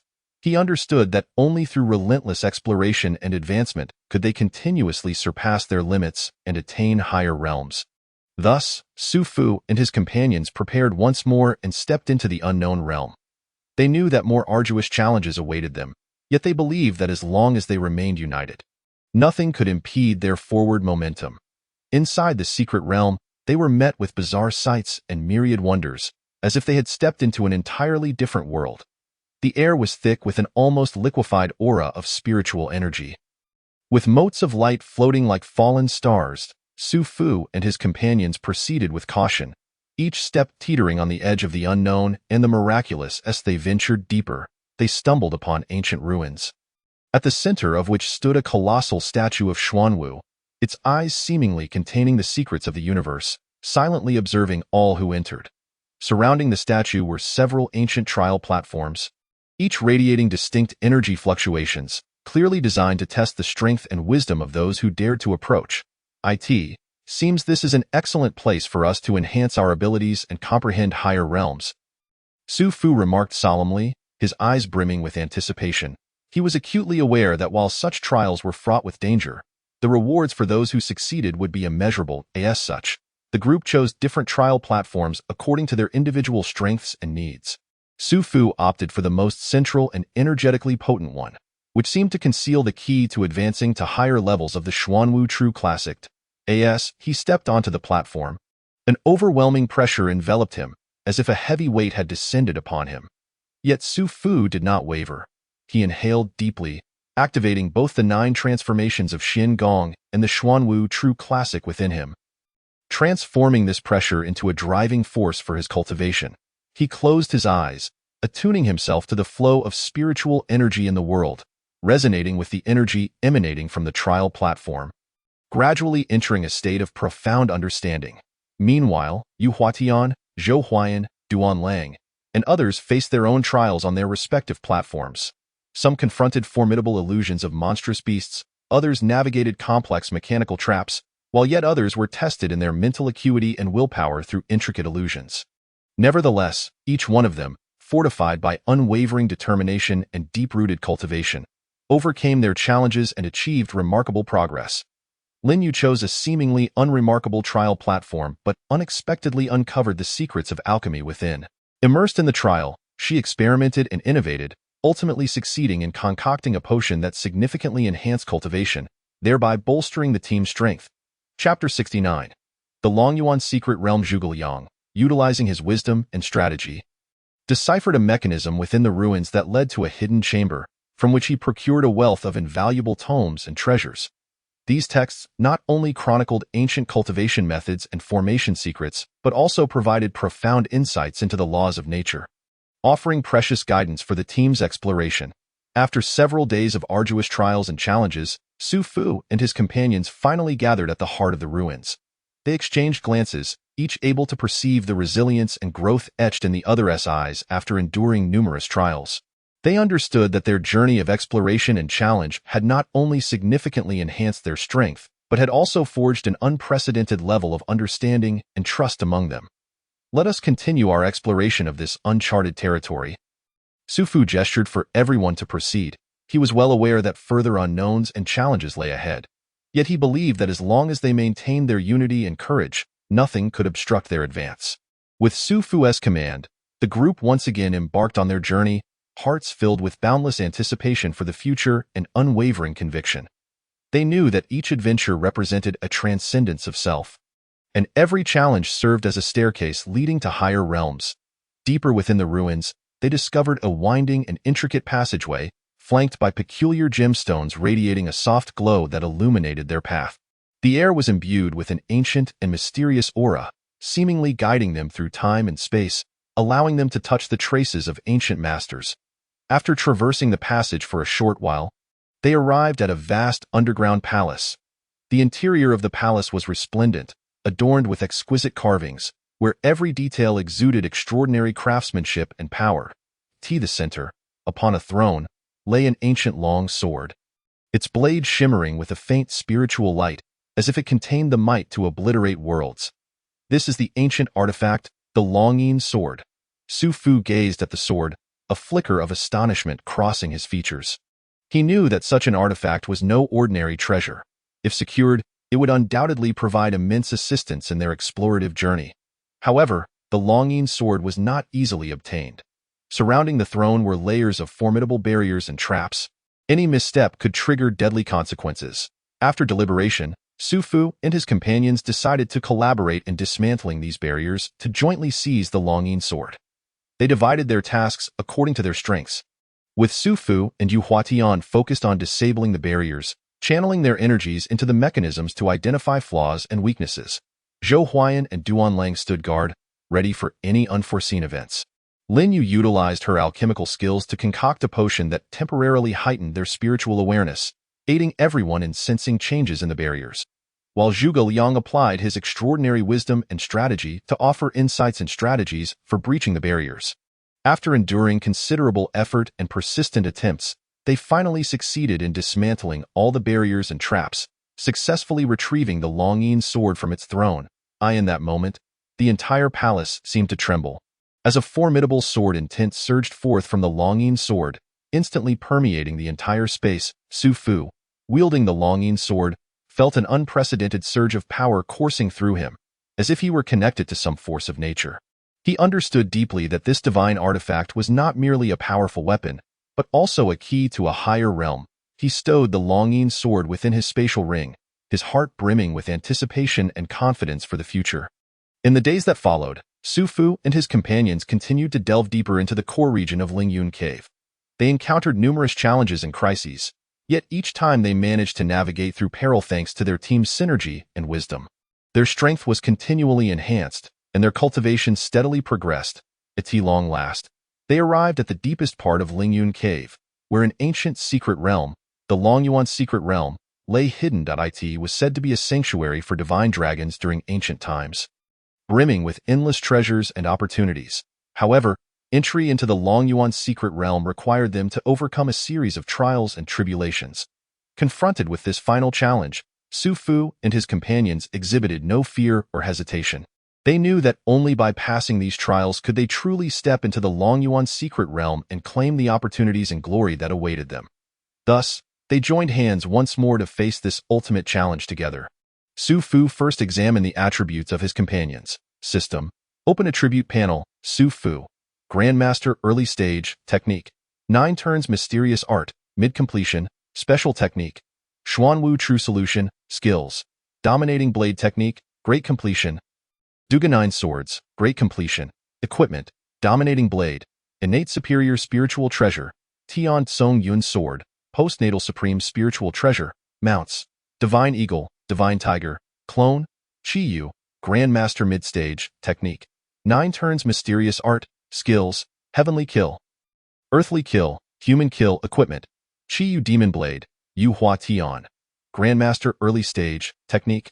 Gue Hua cannon, special technique. Xuanwu True Solution, Skills.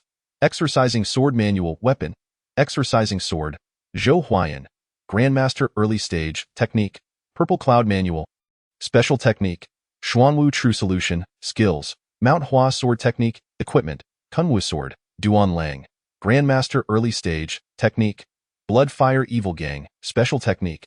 Xuanwu True Solution, Skills. Ancestral Sword Technique, Equipment. Fire Scale Sword. Linyu, Master Mid Stage, Female Alchemist, Technique. 9 Turns Mysterious Art, Mid Completion, Special Technique. Xuanwu True Solution, Skills. Swift, Fox Clan Sword Technique, Equipment. Qing Gang Sword.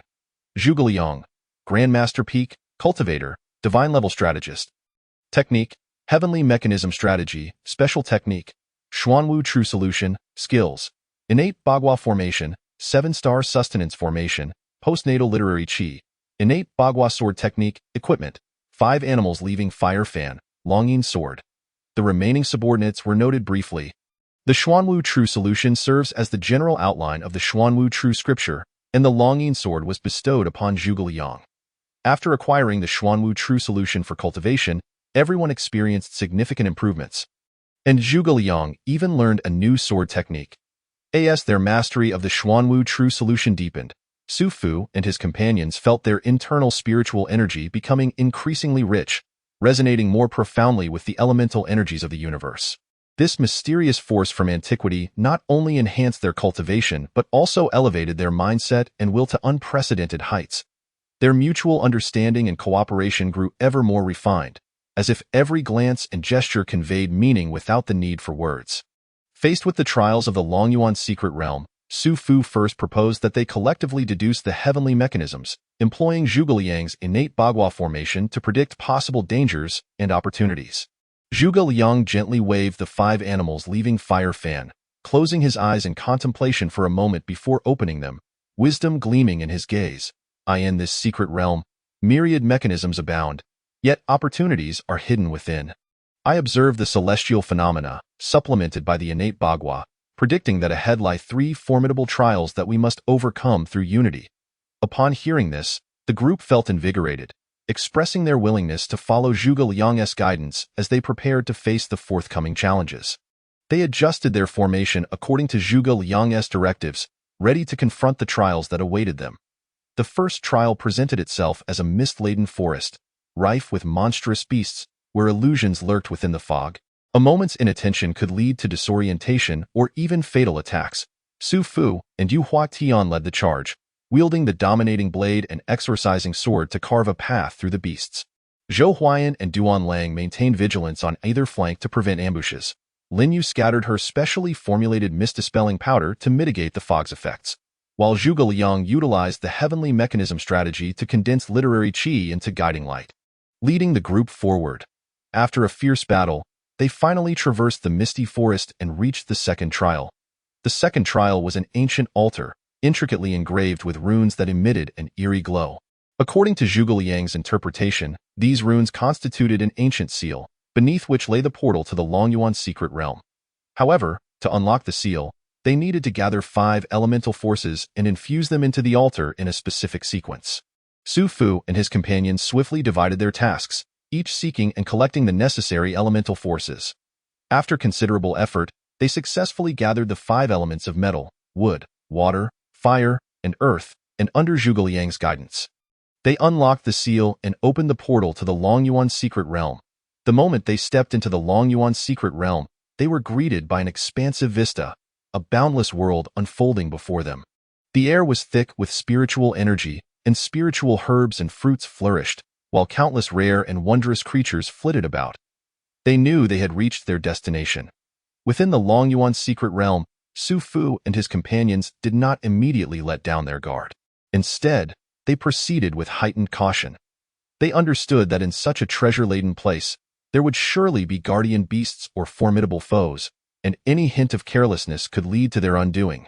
As they traversed the realm, they encountered a colossal spiritual beast, the dragon scale beast, its body covered in shimmering metallic scales.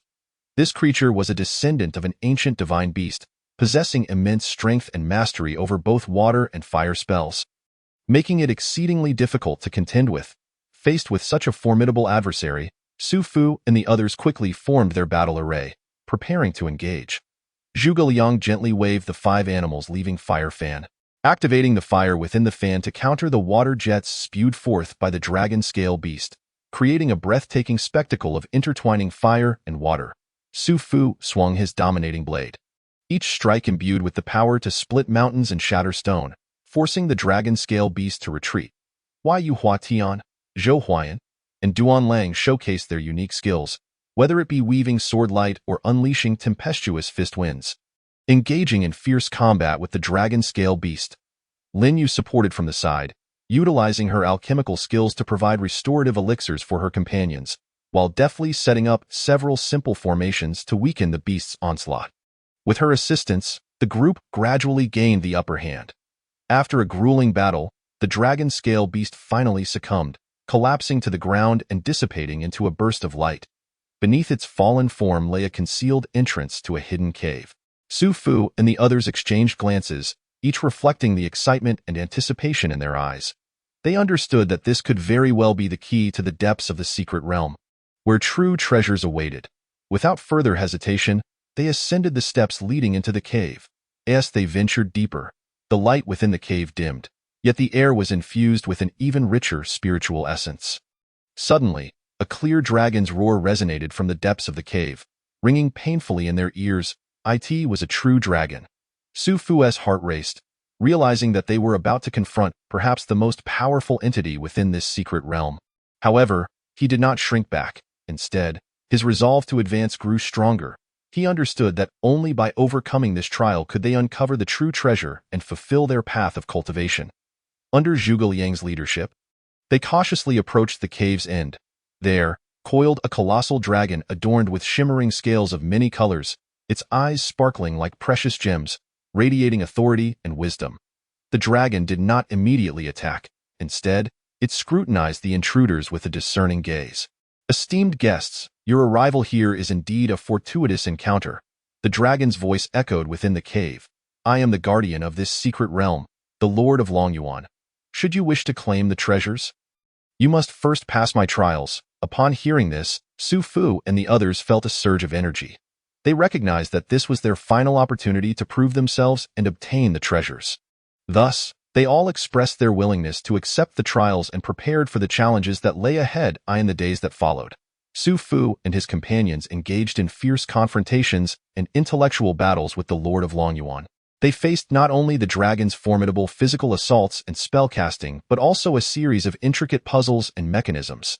Yet it was precisely these challenges that forged their unity and resilience, elevating their cultivation and intellect to unprecedented levels. In this contest with the Lord of Longyuan, each individual tapped into their utmost potential. Zhuge Liang, with his extraordinary wisdom, not only deciphered the complex runic mechanisms within the cave, but also cleverly harnessed the forces of nature to set traps and obstacles, achieving victory through strategy and significantly alleviating the pressure on the team in direct confrontations. Su Fu's dominating blade displayed unparalleled might, with each strike capable of cleaving mountains and seas, matching the dragon's claws and fangs without faltering. Yu Hua Tian's swordsmanship was light and agile, akin to a butterfly flitting through flowers, deftly weaving between the dragon's immense form in search of a fatal opening. Zhou Huayan is renowned for his mastery of fist techniques, each of his strikes imbued with profound internal strength. When they collide with the scales of the colossal dragon, an ear-splitting sound erupts, causing the entire cavern to tremble. On the other hand, Duan Lang, with his exquisite command of wind-based spells, conjures storms that disrupt the dragon's vision and movements, creating opportunities for his teammates to launch their attacks. Lin Yu, the invaluable support within the team, plays an indispensable role in this trial.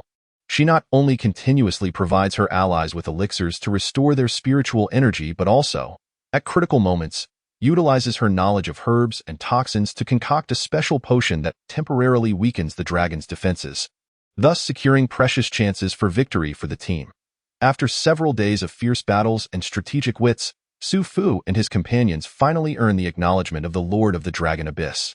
The dragon gradually retracts its aggressive stance and, in a voice that is both majestic and gentle, proclaims, "Your courage and wisdom have instilled in me a glimpse of hope for the future.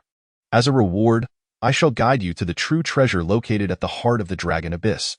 Following the dragon's guidance, Su Fu and his companions traverse a dim and mysterious passage, ultimately arriving at a cavern radiating brilliance. Here lies the core of the dragon abyss, the heart of the dragon abyss. In the center of the cavern floats a resplendent dragon pearl, emanating a gentle yet powerful energy that nourishes the entire dragon abyss, allowing the spiritual essence here to flourish and rare beasts to thrive. Su Fu and his companions are acutely aware that this dragon pearl is a priceless treasure. It not only significantly enhances the cultivation of practitioners, but also embodies the wisdom and power of the dragon clan. However, they choose not to hoard this treasure for themselves, but instead resolve to leave it within the dragon abyss, allowing its power to continue safeguarding this land while also bequeathing hope and opportunity to those who come after them. Before departing the dragon abyss, Su Fu and his companions deeply bow in gratitude to the Lord of the Dragon Abyss, thanking it for the trial and the gifts bestowed upon them. The dragon responds with a long, resonating roar, as if to bless their future endeavors with smooth sailing. As the seal closes once more, Su Fu and his companions embark on their journey home. They understand that this expedition into the Dragon Abyss has not only bestowed upon them invaluable resources for cultivation, but, more importantly, taught them the true essence of unity, courage, and wisdom. This experience will become the most treasured wealth of their lives. Su Fu, accompanied by several others, slowly makes his way towards the exit of the secret realm. Chapter 71. The confrontation with Emperor Xianxia. As they proceed towards the exit, Su Fu opens his attribute panel. Noting the immense gains from this adventure, Su Fu, Grandmaster Peak, Technique, 9 Transformations Profound Art, Intermediate, Special Technique, True Understanding of Xuanwu, Skills, Dominant Blade Technique, Great Accomplishment, Dugu 9 Swords, Great Accomplishment, Equipment, Dominant Blade. Innate Superior Spiritual Treasure, Tian Tsong Cloud Sword, Acquired Superior Spiritual Treasure, Mount, Divine Eagle, Divine Tiger, Clone, Chi Yu, Grandmaster Mid-Stage, Technique, 9 Transformations Profound Art, Skills, Heavenly Kill, Earthly Kill, Human Kill, Equipment, Chi Yu Demon Blade, Yu Hua Tian, Grandmaster Peak. Technique, Hohat Secret Classic, Special Technique, True Understanding of Xuanwu, Skills, Exorcising Sword Manual, Weapon, Exorcising Sword, Zhou Huayan, Grandmaster Late Stage, Technique, Xianxia Secret Record, Special Technique, True Understanding of Xuanwu, Skills, Huashan Sword Technique, Equipment, Kunwu Sword. Duan Lang, Grandmaster Late Stage, Technique, Bloodfire Evil Aura, Special Technique, True Understanding of Xuanwu, Skills, Ancestral Sword Technique, Equipment, Fire Scale Sword. Lin Yu, Grandmaster Early Stage, Female Alchemist, Technique, 9 Transformations Profound Art, Intermediate, Special Technique, True Understanding of Xuanwu. Skills, Swift Speed, Fox Clan Sword Technique, Equipment, Qingyang Sword, Zhuge Earth Immortal Realm, Cultivation, Divine Level Strategist, Technique, Heavenly Mechanism Strategy, Special Technique, True Understanding of Xuanwu, Skills, Innate 8 Trigrams Formation, 7 Stars Life Extension Formation. Acquired Literary Chi, Innate 8 Trigram Sword Technique, Equipment, 5 Beasts Leaving Fire Fan, Dragon Roar Sword. The remaining subordinates are briefly noted. Just as Su Fu and his companions reach the exit of the secret realm, suddenly Emperor Xianxia, adorned with an ice-sculpted mask, stands atop the great Buddha's head in Lingyun Cave, grinning maniacally. Ha ha ha. I have been waiting for you to emerge for what seems like an eternity. Hand over the Earth Dragon Yuan if you know what's good for you. And perhaps we shall spare you, if I do not force the very essence from your bodies today. We shall not be worthy of calling ourselves righteous. With that, Su Fu leads the charge towards Emperor Xianxia. At Su Fu's command, the group surges forward like arrows released from a bow, unleashing an astonishing momentum that ascends towards the ice-masked figure atop the great Buddha's head. The air thickens with a palpable battle intent and unyielding resolve, as if even the heavens and earth are affected by their fervor. Seeing this, Emperor Xianxia's lips curl into a playful smile. He does not immediately retaliate, but instead slowly raises his hands and with a gentle wave. The surrounding air seems to freeze, visible waves of cold emanating from his form, rapidly crystallizing into ice, encasing the surrounding rocks, trees, and even the air in translucent ice shards. This spectacle overwhelms all present with an unprecedented pressure. as if they were ensnared in a frigid realm of death. Humph! A mere group of grandmasters dares to be audacious before me. The voice of Emperor Xianxia, echoing through the ice mask, is both frigid and commanding. Since you seek death, let me see if your so-called justice can withstand my millennia of cultivation. Before his words fade, Emperor Xianxia's figure flickers and appears before Su Fu, striking out with a palm that slices through the air like a blade of ice. Imbued with the power to rend space, targeting Su Fu's vital points, Su Fu's expression turns grave as he channels the 9 transformations' profound art to its utmost limit, retreating while simultaneously drawing his dominant blade, transforming it into a silver streak that collides violently with Emperor Xianxia's icy wind, producing a thunderous roar. As the two clash, the residual force radiates outward, tearing through the surrounding space and creating fissures in the void. Though Su Fu is pushed back, his footing remains firm, clearly unharmed. He understands that Emperor Xianxia's might is formidable, beyond the strength of any one individual to counter, and swiftly communicates with his comrades to devise a strategy. Everyone, Emperor Xianxia's power is unfathomable. We must unite to confront him, utilizing our unique strengths to find a chink in his armor. Su Fu's voice resonates in each person's ear, resolute and powerful. Yuhua Tian, Zhou Huayan, Duan Lang, and the others nod in agreement, each adjusting their states to prepare for battle. Zhuge Liang, in particular, unfurls the 5 beasts' leaving fire fan, lightly fanning it to summon 5 fiery spirit beasts that soar into the air, encircling him to form a barrier of flames that both protects him and poses a threat to Emperor Xianxia. As the sole female alchemist in the team, Linyu may possess relatively lower cultivation, yet she excels in speed and surprise attacks, transforming into a streak of azure light that flits through the battlefield, seeking opportunities to deliver a decisive blow to Emperor Xianxia. The battle intensifies, with Su Fu and his companions exhibiting exceptional teamwork, at times splitting their forces for a combined assault, and at others concentrating their firepower, consistently creating disturbances for Emperor Xianxia. Although he is powerful, Emperor Xianxia begins to feel the mounting pressure, prompting him to unleash more forbidden martial arts in an attempt to overwhelm his adversaries in one fell swoop. Currently, Zhuge Liang has attained the Earth Immortal realm, just 3 minor levels below the peak of Emperor Xianxia's Earth Immortal status, and he stands at the forefront, absorbing the brunt of the pressure for his companions. With the 5 beasts leaving fire fan in hand, every motion he makes is accompanied by a violent fluctuation of the world's vital energy, as the fiery spirit beasts swirl in the air, occasionally unleashing searing fireballs or transforming into sharp fire blades that slice through the barriers of space. Zhuge Liang's innate 8 trigrams formation is meticulously arranged, expertly countering Emperor Xianxia's assaults while simultaneously channeling the energy of heaven and earth to maintain relentless pressure on him. Emperor Xianxia, though you are an ancient creature of 1,000 years, you are but this. Zhuge Liang's voice is cold yet powerful, fully aware that this battle holds monumental significance, not only for his own life, but for the safety of countless lives across the realm.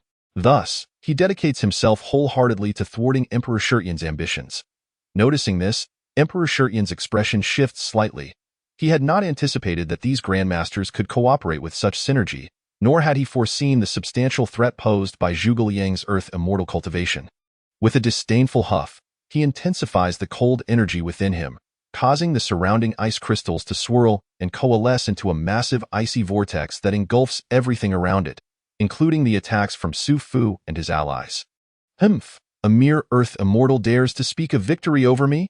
Emperor Xianxia's tone is rife with contempt as he forms seals with his hands. The icy vortex erupts, transforming into countless ice blades that rain down like a torrential storm, instantly blanketing the entire battlefield. However, Su Fu and his companions are well prepared. Yuhua Tian's figure flickers as he draws the exorcising sword, its radiant light like lightning, shattering the incoming ice blades one by one. Zhou Huayan and Duan Lang stand back to back, their Huashan sword technique and ancestral sword technique intertwining to form an impenetrable web of swordplay, while Linyu, leveraging her advantage in speed, navigates effortlessly through the hail of ice blades. Searching for Emperor Xianxia's weaknesses, Zhuge Liang remains at the center of the group, continuously wielding the 5 beasts leaving fire fan, as the fiery spirit beasts roar and charge toward the icy vortex. Clashing fiercely with the icy force and erupting into dazzling brilliance, at the same time, He discreetly activates the heavenly mechanism strategy, probing for any vulnerabilities in Emperor Xianxia's martial arts, preparing to deliver a fatal strike. Just as the fierce combat reaches a fever pitch, Su Fu realizes that overcoming Emperor Xianxia is becoming increasingly difficult. In a moment of desperation, he summons his clone, Qiyu, through a sense of connection. Qiyu finds Songdan and traverses from Songdan's spatial ring into Su Fu's spatial ring, arriving at Lingyun Cave. The spatial ring permits only clones to traverse. None else can follow. As Qiyu emerges suddenly, he radiates a formidable demonic aura, wielding the Qiyu demon blade, and strikes toward Emperor Xianxia's back with a single, lethal blow.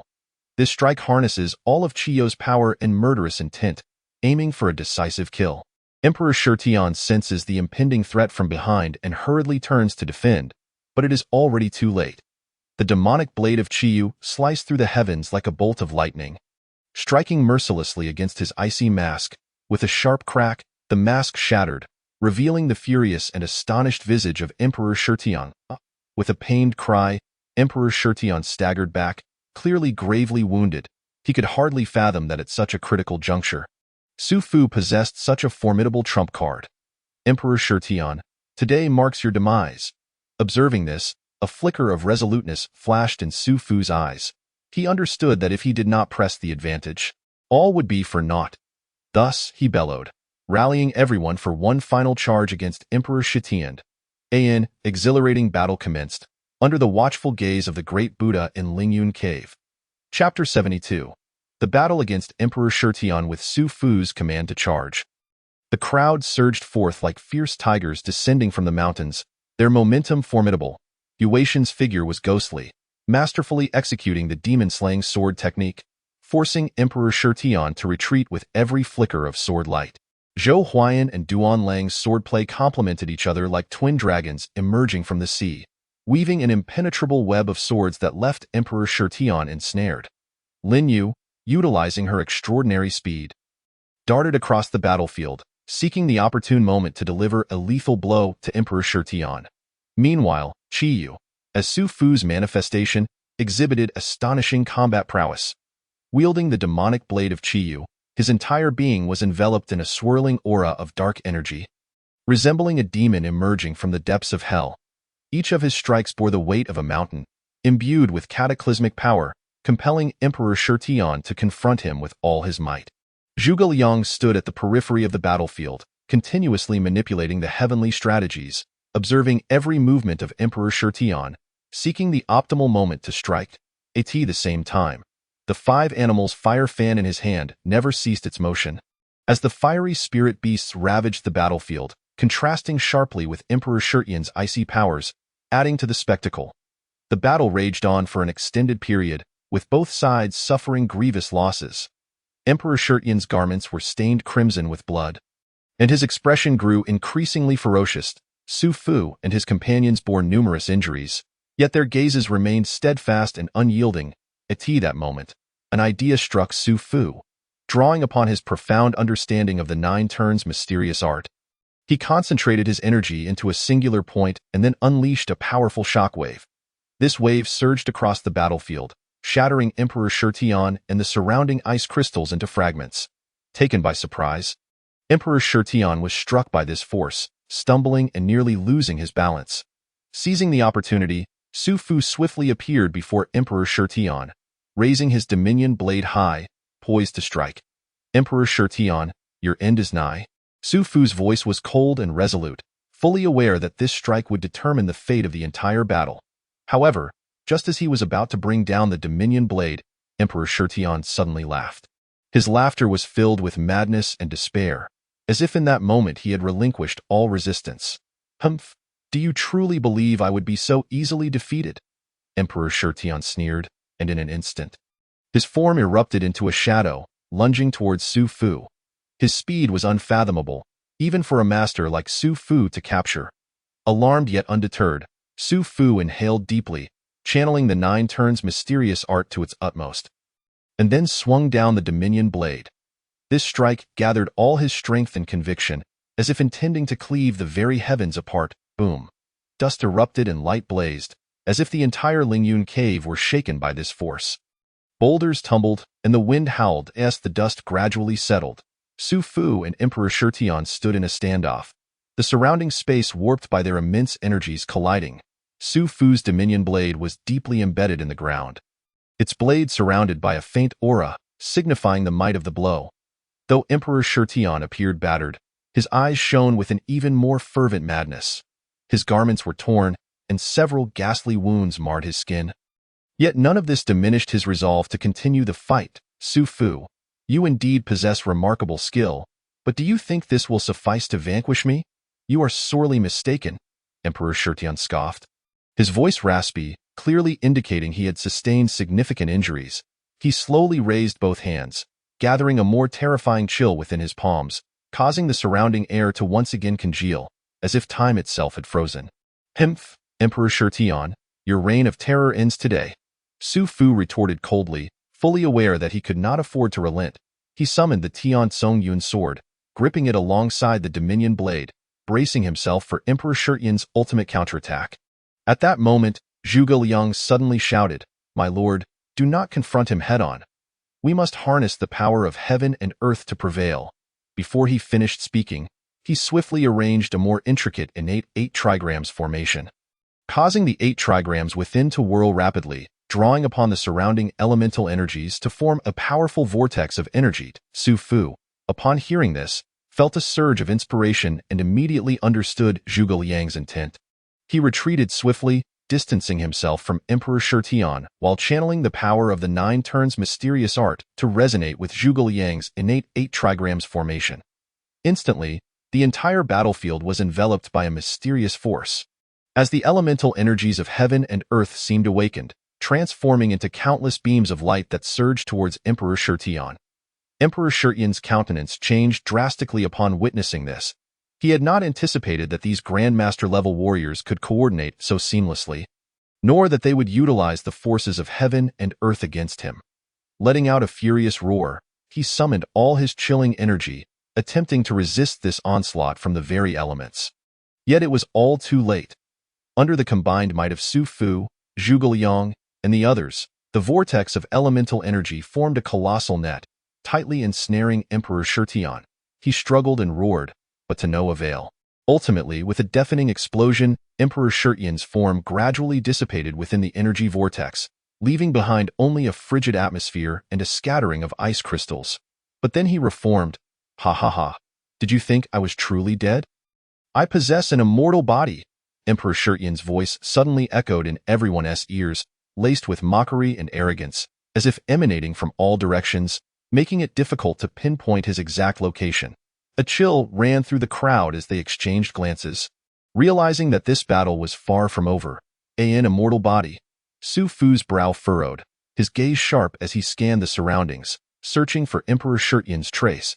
He understood that against an enemy with an immortal body, any conventional means of assault would be futile. Humph, do you truly think I would give up so easily? Emperor Shirtian's voice rang out once more, followed by the gradual materialization of an ice-blue figure within their sight. None other than Emperor Shirtian himself. His injuries seemed to have completely healed, and even the shattered ice mask had returned to his face, though this time his eyes glinted with a more chilling, frenzied intensity. Su Fu, you have indeed impressed me. But alas, you ultimately failed to comprehend the true essence of power. Emperor Shirtian sneered, and with a flicker of movement, he once again charged at Su Fu. This time, his speed was even greater, his strength more formidable. As if he intended to unleash all his fury and resentment in this single strike, Su Fu, recognizing the gravity of the situation, summoned his doppelganger Qiyu to fight alongside him, standing firm against Emperor Shirtian's onslaught. Yuetian, Zhou Huayan, Duan Lang, and others swiftly closed in, each unleashing their ultimate techniques in an attempt to alleviate the pressure on Su Fu and Qiyu. However, Emperor Shirtian's immortal body rendered their efforts seemingly futile.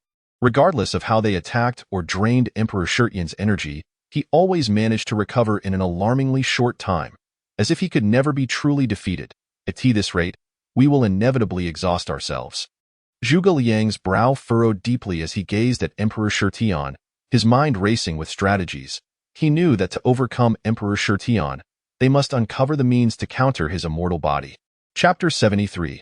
The heart of ice and the affectionate and loyal. Just then, Lin Yu spoke up. I have heard that true immortality is not invulnerable. Rather, it requires specific conditions to be maintained. If we can identify this condition and destroy it, perhaps we can defeat Emperor Shirtian. Lin Yu's words struck like a bolt of lightning, piercing through the fog of confusion in everyone's minds.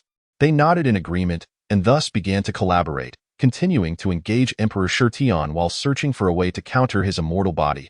After considerable effort, Zhuge Liang finally discovered the secret behind Emperor Shirtian's immortality. It was sustained by a rare treasure known as the Heart of Ice. As long as they could locate and destroy the Heart of Ice, Emperor Shirtian's immortal body would collapse entirely. Upon receiving this news, Su Fu swiftly devised a new strategy.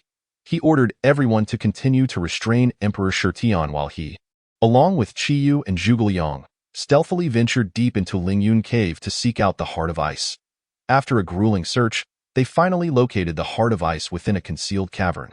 It was a translucent crystal, emanating a faint chill, the source of the power granting Emperor Shirtian his immortality.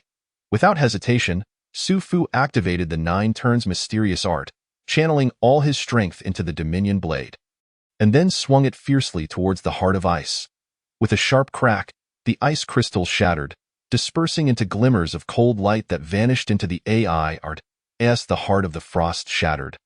The countenance of Emperor Shirtian turned as pale as parchment. He gazed at Su Fu and the others with disbelief, his eyes filled with resentment and despair.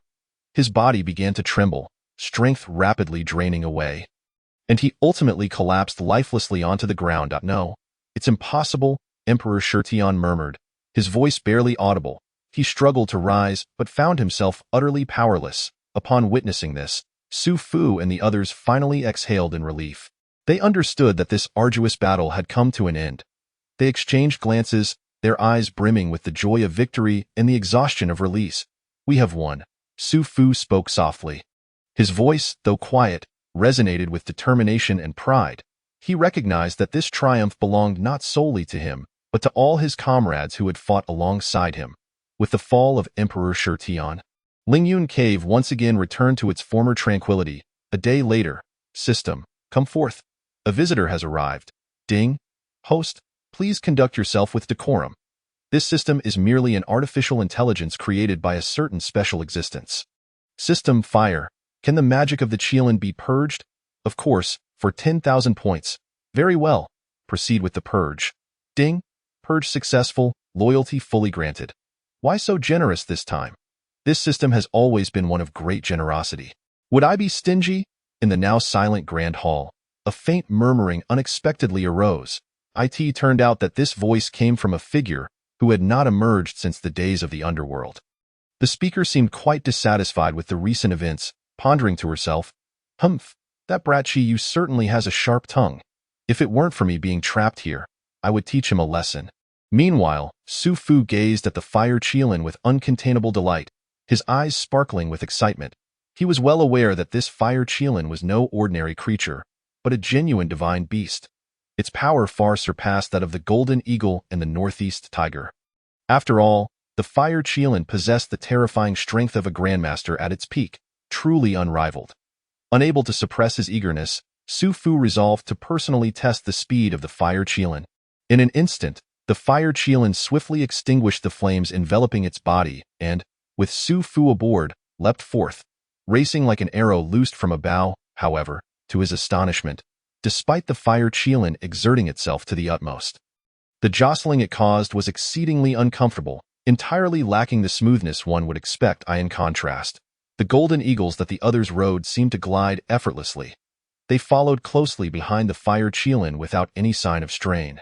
Clearly, the golden eagle was not only faster but also capable of carrying more passengers, making it the more ideal choice of mount. At that moment, Su Fu could not help but concede that, in terms of practicality, the golden eagle indeed surpassed the fire Qilin.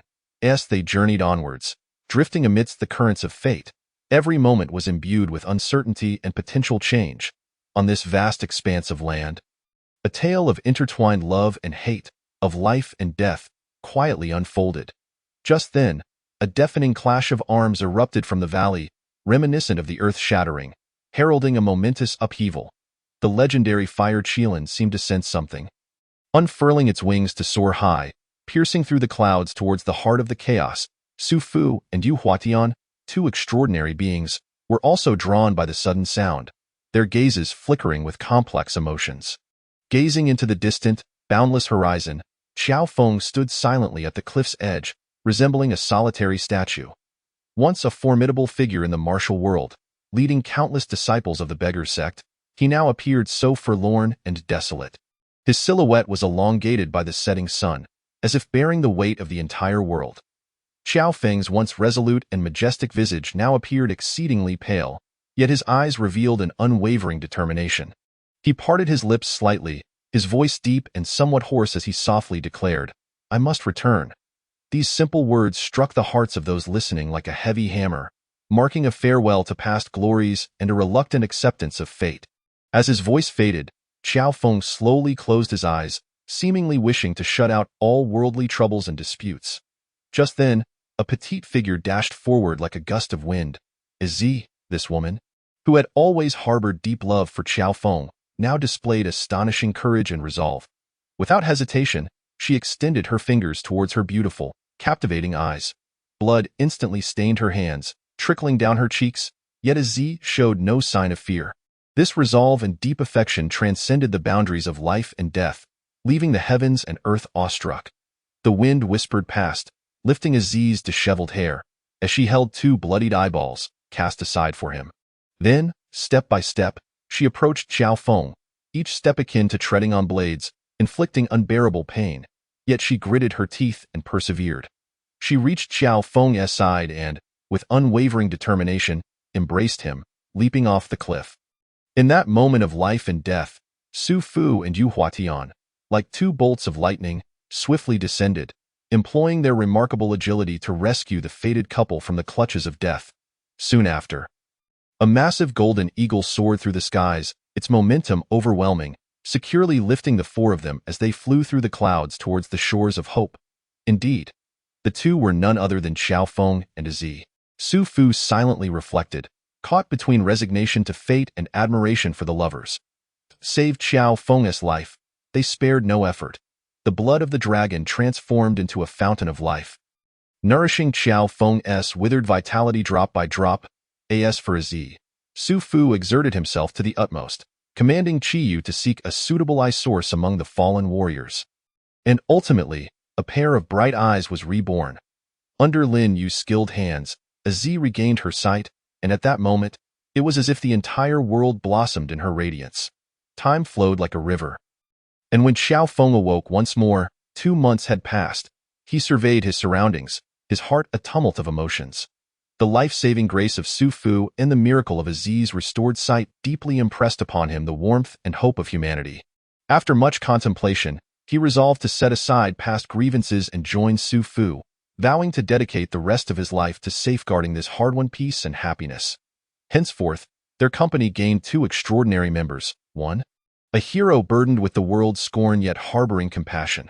The other, a woman who, for love, risked everything and ultimately reaped the fruits of goodness. Chapter 74. The Blood Drop Cave. One day, a group of individuals, some riding Qilins, others atop white tigers, and some aboard golden eagles, made their way towards the Blood Drop Cave. Su Fu reclined on the back of the golden eagle, opening his attribute panel. Su Fu, Grandmaster Peak. Skill, 9 turns Mysterious Art, Intermediate. Skills, Dominant Blade Technique, Duga 9 Swords. Equipment, Dominant Blade, Tian Tsong Cloud Sword. Mounts, Divine Eagle, Divine Tiger, Fire Qilin Avatar. Qiyu, Mid-Stage Grandmaster. Skill, 9 turns Mysterious Art. Skills, Heaven Slaughter, Earth Slaughter, Human Slaughter. Equipment, Qiyu Demon Blade. Followers, Xiao Feng, Girlfriend AZ. Mid-Stage Grandmaster, Duan Lang. Late-Stage Grandmaster. Skills, Fire Scale Sword Technique, Zhou Huayan. Late-Stage Grandmaster. Skills, Huashan Sword Technique, Yu Huatian. Grandmaster Peak. Skill, Hohak Classic. Skills, Exorcism Sword Manual, Lin Yu. Early Stage Grandmaster, Female Alchemist. Skill, 9 turns Mysterious Art. Intermediate. Skills, Swift, Zhuge Earth Immortal Realm, Cultivation. Skill, Heavenly Mechanism Strategy. Skills, Innate 8 trigrams formation, 7-star life-sustaining formation. Acquired literary chi, innate 8 trigram sword technique, equipment, 5 animals fire fan, dragon roar sword. Another day dawned, as the first light of morning pierced through the clouds like fine threads, illuminating this ancient and mysterious land. A group of masters, each possessing extraordinary skills, guided by their respective divine beasts and exotic creatures, set forth towards the legendary Blood Drop Cave. Their silhouettes stretched long in the morning light, heralding the extraordinary adventure about to unfold. Su Fu sat atop the Golden Eagle, his gaze profound as he stared ahead at the mountains shrouded in mist, faintly discernible. He gently stroked the dominant blade in his hand, contemplating. This journey was not only to seek the unparalleled treasures and supreme techniques within the Blood Drop Cave, but also to unravel the long-held mysteries in his heart and to find an opportunity to break through to a higher realm. The Nine Turns' mysterious art had reached an intermediate level, yet the bottleneck at the Grandmaster Peak loomed like an insurmountable chasm. Xiao Feng and Aziz walked side by side, the white tiger that Xiao Feng rode exuding an air of majesty, while Aziz nestled beside him, her eyes brimming with curiosity and excitement for the unknown. Duan Lang and Zhou Huayan each rode their exotic beasts, surrounded by a faint aura of sword energy, clearly having mastered their respective sword techniques to perfection. Clad in black, Yu Huatian's countenance was stern, his mastery of the Hohak Classic and Exorcism sword manual rendering him nearly unmatched among his peers. Yet deep within, he harbored an insatiable thirst for power. As the only female alchemist in the group, Lin Yu, though slightly less skilled, played an irreplaceable role in the team with her expertise in the Nine Turns' mysterious art and alchemy. From time to time, she would retrieve various rare herbs from her storage ring, meticulously grinding them to prepare elixirs for the impending battle. Her earnest demeanor commanded respect and admiration. Meanwhile, Zhuge Liang, the sage of the group, deftly maneuvered an ostensibly ordinary crane, which in truth harbored profound mysteries.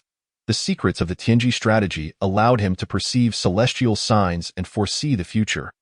Holding the 5 beasts' fire fan, he gently waved it, summoning flickering flames that seemed capable of incinerating all worldly illusions. Zhuge Liang's presence undoubtedly enhanced their odds in this adventure.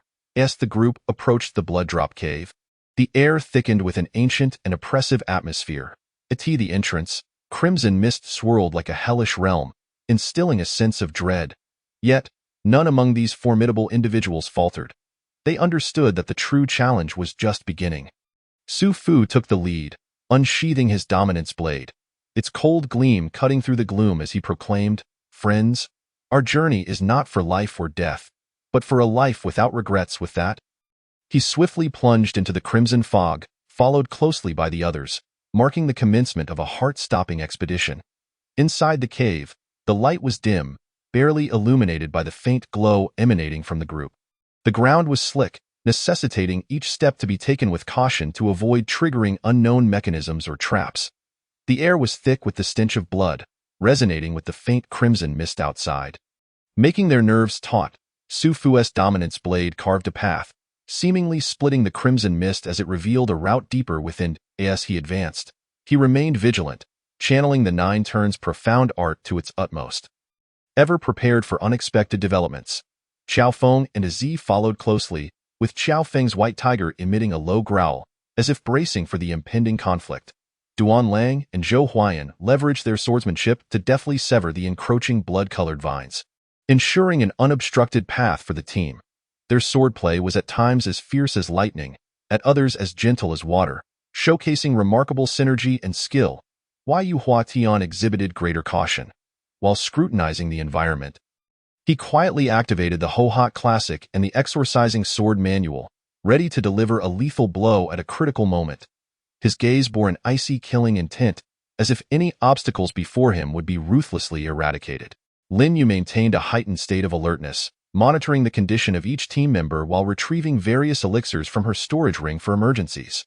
Her presence was akin to a warm spring breeze, providing a measure of solace and hope to this bloodthirsty band. Zhuge Liang, positioned at the rear, gently waved the 5 beasts' fire fan, dissipating some of the crimson mist while using the Tianji strategy to anticipate potential dangers ahead. His expression conveyed an otherworldly wisdom and composure, as though everything was under his control. As they delved deeper, the sights within the blood drop cave grew increasingly bizarre. Massive stone walls were adorned with ancient totems and runes, which seemed to possess life, slowly writhing under the crimson mist's glow. Suddenly, a deep roar echoed from the depths of the cave, followed by several colossal demonic beasts charging forth from the darkness. Launching a fierce assault on the group. In the face of this sudden crisis, the team reacted swiftly, each unleashing their signature skills as they engaged in a fierce battle with the beasts. Su Fu's dominance blade struck like a dragon emerging from the sea, each slash resonating with the tremor of space. Xiao Feng and Z fought side by side, the White Tiger's claws and Xiao Feng's fist forming a fearsome alliance. Duan Lang and Zhou Huayan's swordsmanship was exquisite, weaving a tapestry of light that dispatched the beasts one by one. Yu Huatian seized the moment, delivering a fatal thrust. Lin Yu supported from the side, continuously providing healing elixirs to the wounded comrades, while Zhuge Liang employed the mysteries of the Tianji strategy to craft intricate formations that ensnared the beasts, rendering them unable to escape in this thrilling confrontation. The group exhibited extraordinary prowess and seamless cooperation, ultimately repelling all demonic beasts and pressing onward toward the innermost depths of the Blood Drop Cave. Chapter 75. The Illusory Moon Cave. As the demonic beasts retreated, the air within the cave seemed to momentarily solidify before reverting to its prior oppressive heaviness. Su Fu exchanged glances with the others, and without the need for words, they understood each other's resolve and determination. They were acutely aware that the true trials might still lie ahead, yet it was precisely such uncertainties and challenges that compelled these seekers of martial perfection to willingly tread this thorn-laden path. Continuing deeper, the sights within the Blood Drop Cave grew ever more peculiar. The totems and runes on the stone walls appeared to come alive, emitting a faint glow that guided their way. Occasionally, they encountered ancient traps and mechanisms, but under Zhuge Liang's sagacity and Lin Yu's meticulous assistance, each was deftly circumvented. At last, after a grueling trek, they arrived at the deepest recesses of the Blood Drop Cave.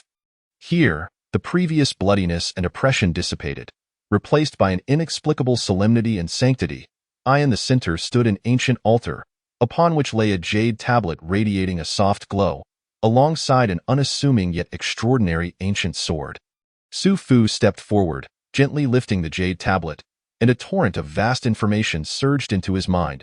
It turned out that this Blood Drop Cave was once the training ground of an unparalleled ancient master, and that sword was his most formidable artifact, imbued with the power to reshape the world.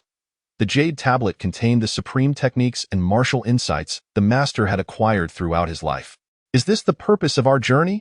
Xiao Feng gazed at the ancient sword, a flicker of fervor igniting in his eyes. No, this is merely the beginning. Su Fu slowly shook his head, his gaze profound.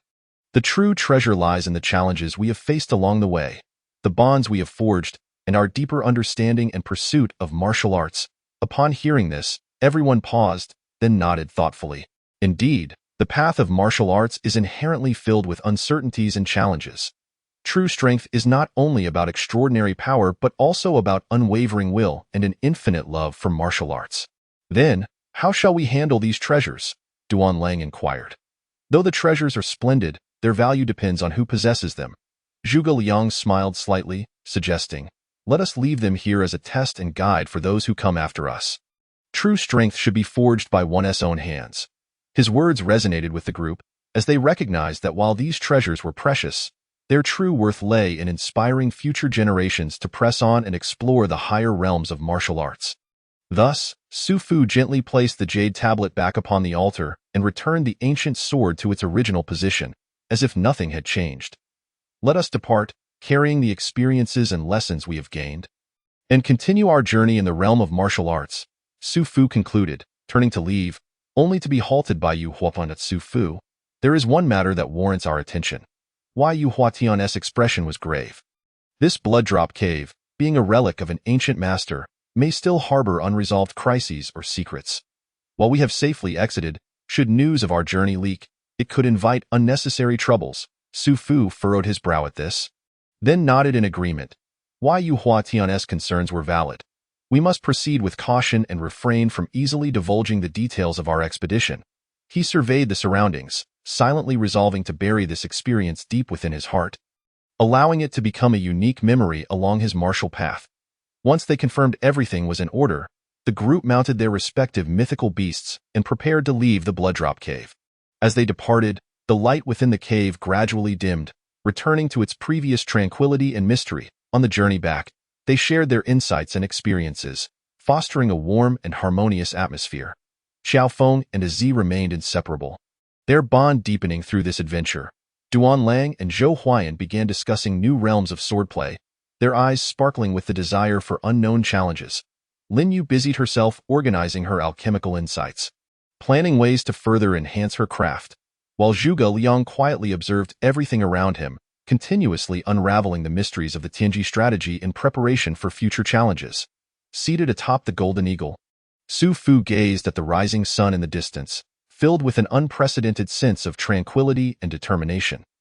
He understood that while the expedition to the Blooddrop Cave had concluded, his journey in martial arts was just beginning. In the days to come, he would continue to explore the mysteries of martial arts alongside these like-minded companions, pursuing the highest realm of achievement. Just as Su Fu contemplated their next destination, he suddenly exclaimed, "Hee, I've thought of where to go next. Let us venture to the Illusory Moon Cave." The Illusory Moon Cave. Upon hearing this, Su Fu's eyes flickered with surprise and anticipation. Although he had never experienced it firsthand, he had often heard tales of it in ancient texts and legends, said to conceal even more profound martial secrets and mysterious powers, a sanctuary long sought after by countless martial artists. Indeed, the Illusory Moon Cave. Zhuge Liang smiled faintly, as if he had already anticipated this. According to my calculations from the Tianji strategy, an extraordinary phenomenon is expected to manifest at the Illusory Moon Cave soon, possibly presenting us with an excellent opportunity to explore higher realms of martial arts. Upon hearing this, the group felt invigorated, unanimously expressing their agreement. Su Fu was overwhelmed with emotion, fully aware that each adventure served as a challenge and transcendence of one's limits. The Illusory Moon Cavern would undoubtedly become another significant milestone on their martial journey. Thus, after a brief rest, the group set forth once more, their sights firmly set on the distant and enigmatic Illusory Moon Cavern. Nestled within a valley perpetually shrouded in mist, surrounded by towering mountains that seemed to isolate it from the world, the cavern awaited them as they approached. A refreshing yet slightly chilling mountain breeze greeted them, invigorating their spirits. Riding upon divine beasts and mythical creatures, Su Fu and his companions glided through the clouds and fog, as if stepping into a realm of immortals. However, upon truly entering the territory of the Illusory Moon Cavern, they discovered that it was far more complex and perilous than they had imagined. At the entrance of the cavern, intricate formations and mechanisms were laid out, where a moment's carelessness could trigger traps leading to irreversible doom. Yet, for these seasoned warriors, it was merely a trifling matter. With Zhuge Liang's wisdom and Lin Yu's assistance, they effortlessly dismantled all obstacles and successfully ventured into the depths of the cavern. Inside, the environment was fantastical and breathtaking. The walls of stone were embedded with dazzling gemstones that emitted a soft and mysterious glow, illuminating the cavern as if it were daylight. In the center stood a grand altar, upon which hovered a law artifact resembling a full moon, radiating a gentle silver light as though it contained boundless power. This was the very heart of the Illusory Moon Cavern. The Moon Wheel. Su Fu gazed intently at the moon-like artifact, feeling an inexplicable surge of excitement and reverence. He understood that the Moon Wheel was no ordinary object. If he could grasp even a fraction of its mysteries, his martial arts prowess would ascend to new heights. The group gathered around the altar, each employing their unique abilities in an attempt to establish a connection with the Moon Wheel. However, it seemed that the Moon Wheel possessed its own will and trials, as the silver light it emitted continuously transformed, forming intricate patterns and runes that tested their wisdom and strength. In this silent contest, Su Fu and his companions showcased their respective skills, some unfurling sword techniques to break the formations, others unleashing fist winds to shake the void, some deciphering the runes with intellect, while others utilized elixirs to aid their cultivation. Each attempt appeared to be a testament to their power and determination before the Moon Wheel, at long last. After a grueling struggle, they successfully touched the core of the Moon Wheel. In that instant, the entire cavern trembled, the silver light intensified, transforming the very essence of the heavens and earth. Amidst the silver glow, torrents of immense and pure energy surged into their bodies, granting them an unprecedented enhancement of their cultivation and realm. We have succeeded, Su Fu exclaimed, exhilaration coursing through him as he felt the power swirling within. He recognized that this journey to the illusory moon cavern had not only bestowed upon them supreme martial secrets and treasures, but had also tempered their will and deepened their understanding of martial arts, laying a solid foundation for their future cultivation. As the brilliance of the moon wheel gradually faded, tranquility returned to the cavern. Su Fu and his companions exchanged smiles, their eyes shimmering with boundless aspirations and expectations for the future. They understood that this was merely a minor episode on their martial path. Many more challenges and opportunities awaited their exploration and conquest. Thus, once again, they took to the skies on their divine beasts and mythical creatures. Embarking on a new journey, the illusory moon cavern, in turn, became an unforgettable memory etched forever in the annals of their martial odyssey. Chapter 76. The Battle of Xianxia. Su Fu and his companions journeyed into the realm of the Song dynasty. Along the way, they encountered Guojing and Huang Rong, who were locked in fierce battle against the Mongols, the city on the brink of collapse, life and death hanging in the balance, in the vast desert. A lone smoke rises straight. The long river reflects the setting sun. Su Fu stood atop a sand dune, a majestic divine eagle circling above him, flanked by a divine tiger and a fire Qilin. While his avatar Qi Yu wielded the Qi Yu demon blade with an imposing presence. His gaze was piercing as he looked toward the besieged city of Xiangyang. My friends, today's battle is not for personal vendetta, but to safeguard the peace and justice of this land. Guojing and Huang Rong are paragons of our kind. How can we stand idly by? Su Fu's voice rang out, resonating through the heavens. Xiao Feng stepped forward, his hand clasped firmly by a Z, resolutely declaring, "What you say is true, brother. Though I, Xiao Feng, may lack talent, I vow to live and die alongside Su Gong." Duan Lang and Zhou Huayan exchanged glances. Their spirits ignited with battle fervor. Fire scale sword technique, sworn to slay the enemy chief.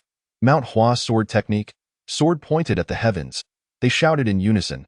Yu Huatian lightly waved his folding fan, a cold smile gracing his lips. The Ho-Hot scripture and the evil-repelling sword manual shall today let the Mongols witness true swordsmanship. As the sole female in the group, Lin Yu, though slightly less skilled, was unparalleled in alchemy. She spoke softly, "Rest assured, I shall provide elixirs to support you all." Zhuge Liang, holding the 5 animals fire fan, appeared carefree. The heavenly strategy has already been determined. Though this battle is perilous, it is also our moment to make our names known. Form the innate Bagua formation. With that, a mysterious aura enveloped them, and they began to move in accordance with an arcane trajectory. With a command, Su Fu surged forth first, the Dominator blade in hand, the 9 turns profound skill operating at its zenith, each strike imbued with the power to obliterate the heavens and earth. He moved like lightning, flawlessly executing the Dominator blade technique, and wherever he passed, Mongolian soldiers fell in droves. Dominator blade technique. One strike to sever the soul, Su Fu roared, as a brilliant blade light cleaved through the air, instantly slaying dozens of enemy commanders. Simultaneously, the avatar of Qi Yu unleashed its 3 devastating techniques, heavenly kill, earthly kill, and human kill, resulting in wails echoing across the battlefield, throwing the Mongolian army into disarray. Xiao Feng, Duan Lang, and Zhou Huayan fought side by side, their fire scale sword technique and Mount Hua sword technique intertwining, the glimmering sword light weaving a tapestry of destruction.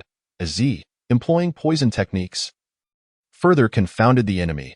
Yu Huatian's figure danced through the fray, executing the evil-repelling sword manual with an uncanny precision, each strike aimed at the enemy's vital points, unstoppable in its ferocity.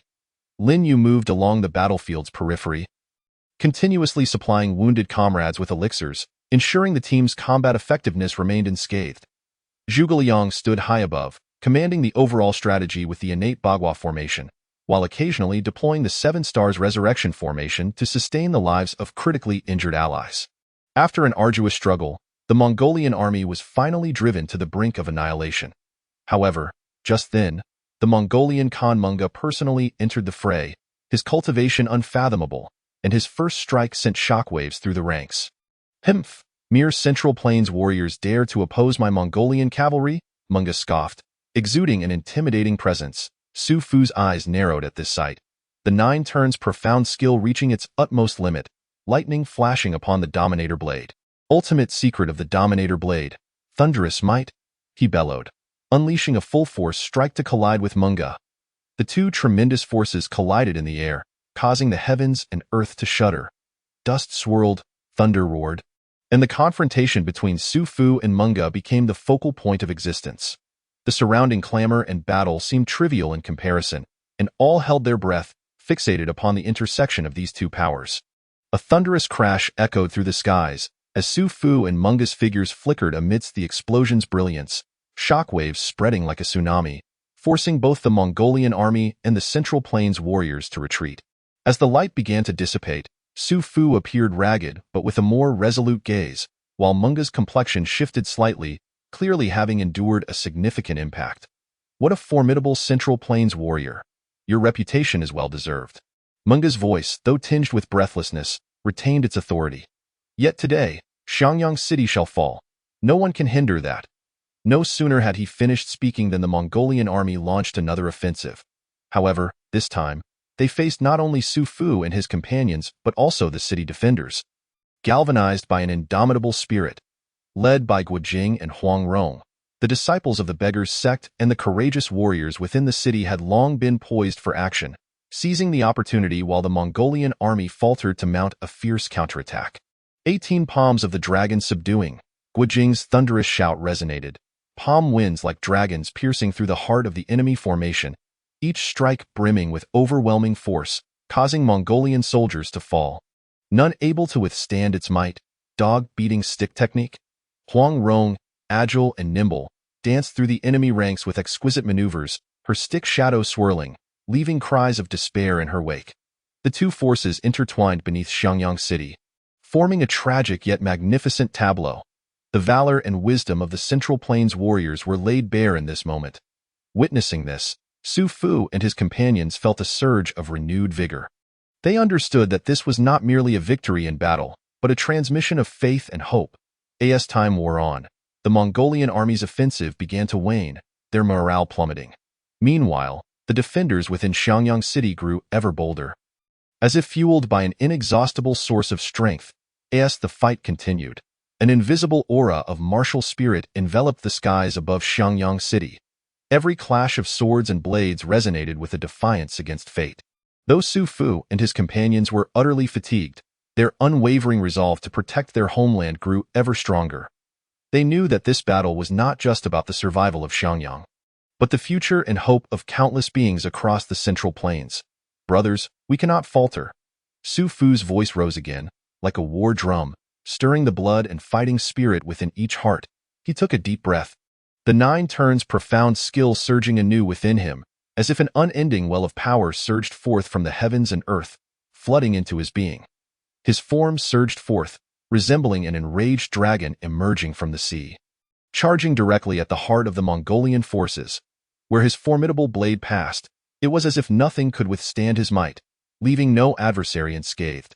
Similarly, Xiao Feng, Duanlang, Zhou Huayan, and others unleashed their extraordinary skills. Engaging in a desperate struggle against the Mongolian army, Yu Huatian, with his uncanny agility and swordplay, deftly weaved through the enemy ranks, each strike precise and lethal, instilling terror in the hearts of the opposing forces. Lin Yu continued to leverage his alchemical prowess, tirelessly providing treatment for the wounded, ensuring the sustained fighting spirit of his comrades. Meanwhile, Zhuge Liang, the sagacious strategist, adeptly employed the innate 8 trigrams formation and the 7 stars life-extending array, continually adjusting tactical layouts while accurately predicting enemy movements, securing invaluable moments for his team in battle. Under his command, the martial artists of the Central Plains gradually coalesced into an unstoppable force, engaging the Mongolian army in a fierce tug-of-war. As time passed, the battle beneath Xianxia City intensified. The warriors of the Central Plains, bolstered by unwavering faith and indomitable spirit, began to turn the tide of the conflict. Despite their overwhelming numbers, the Mongolian forces started to exhibit signs of fatigue under the relentless counterattacks of the Central Plains warriors. Witnessing this, Meng Guo could not help but feel a flicker of panic. He understood that if he could not bring about a swift resolution, his army would likely fall into an irretrievable abyss. Thus, Meng Gu personally entered the fray, engaging Su Fu in another fierce duel. This time, he exerted all his strength, aiming to decisively defeat the leader of the Central Plains warriors. However, Su Fu did not falter. He was acutely aware of the mission and responsibility he bore, knowing he must give his all to protect this land and its people. Taking a deep breath, he activated his 9 transformations profound art to its utmost limits, clashing with Meng Gu in a cataclysmic battle.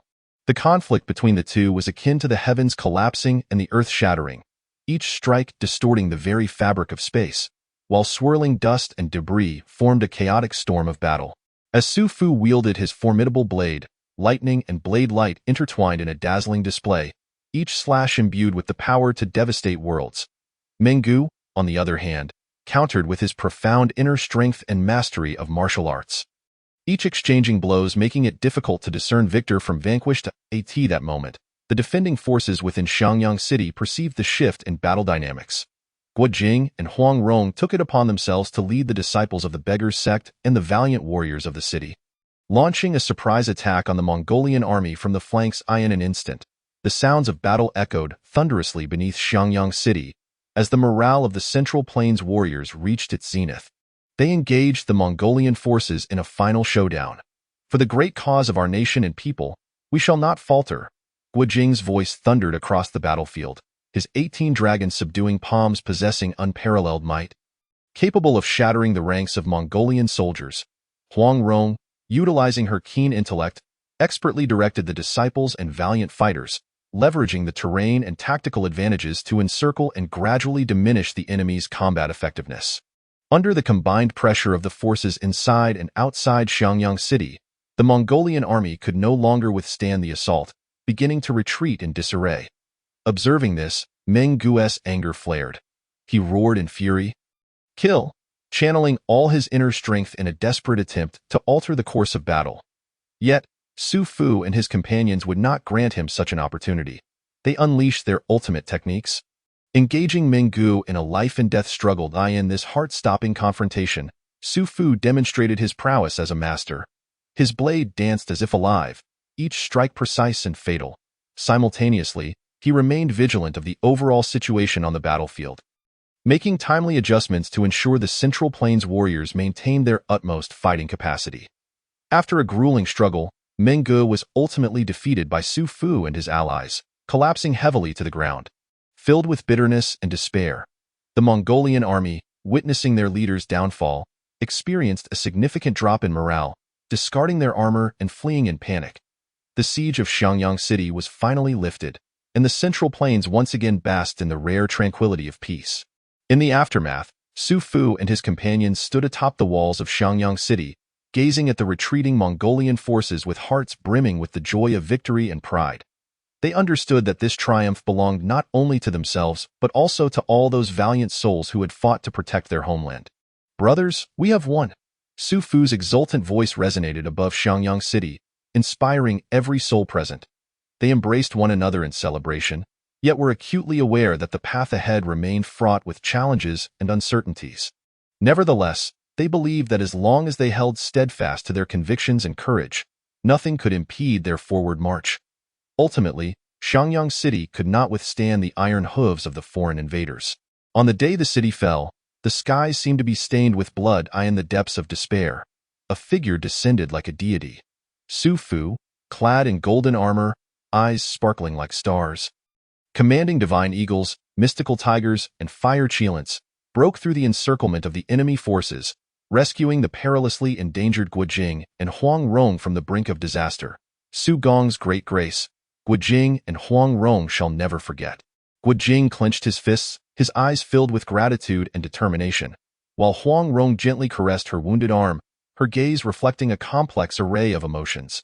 They both recognized that had it not been for Su Fu's timely intervention, they would have perished. Su Fu smiled slightly, his voice deep and warm.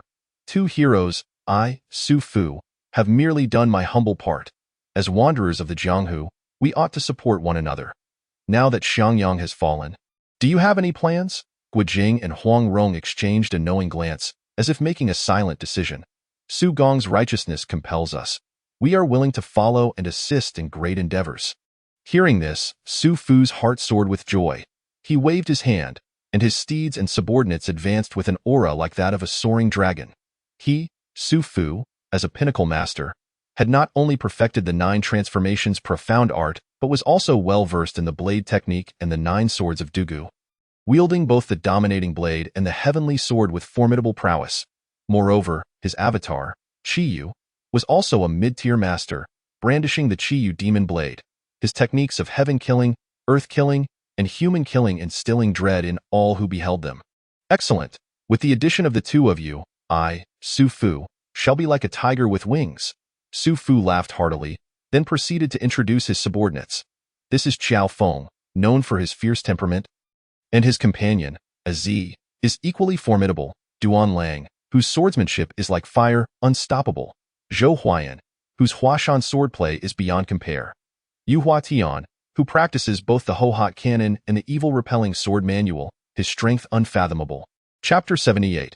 Guojing's allegiance. Furthermore, there is Lin Yu, a female alchemist at the initial stage of masterhood, possessing unparalleled healing and alchemical skills. As for Zhuge Kongming, he is a formidable figure of the Earth Immortal Realm, with techniques like the Heavenly Mechanism strategy and the innate 8 trigrams formation capable of turning the tide of battle.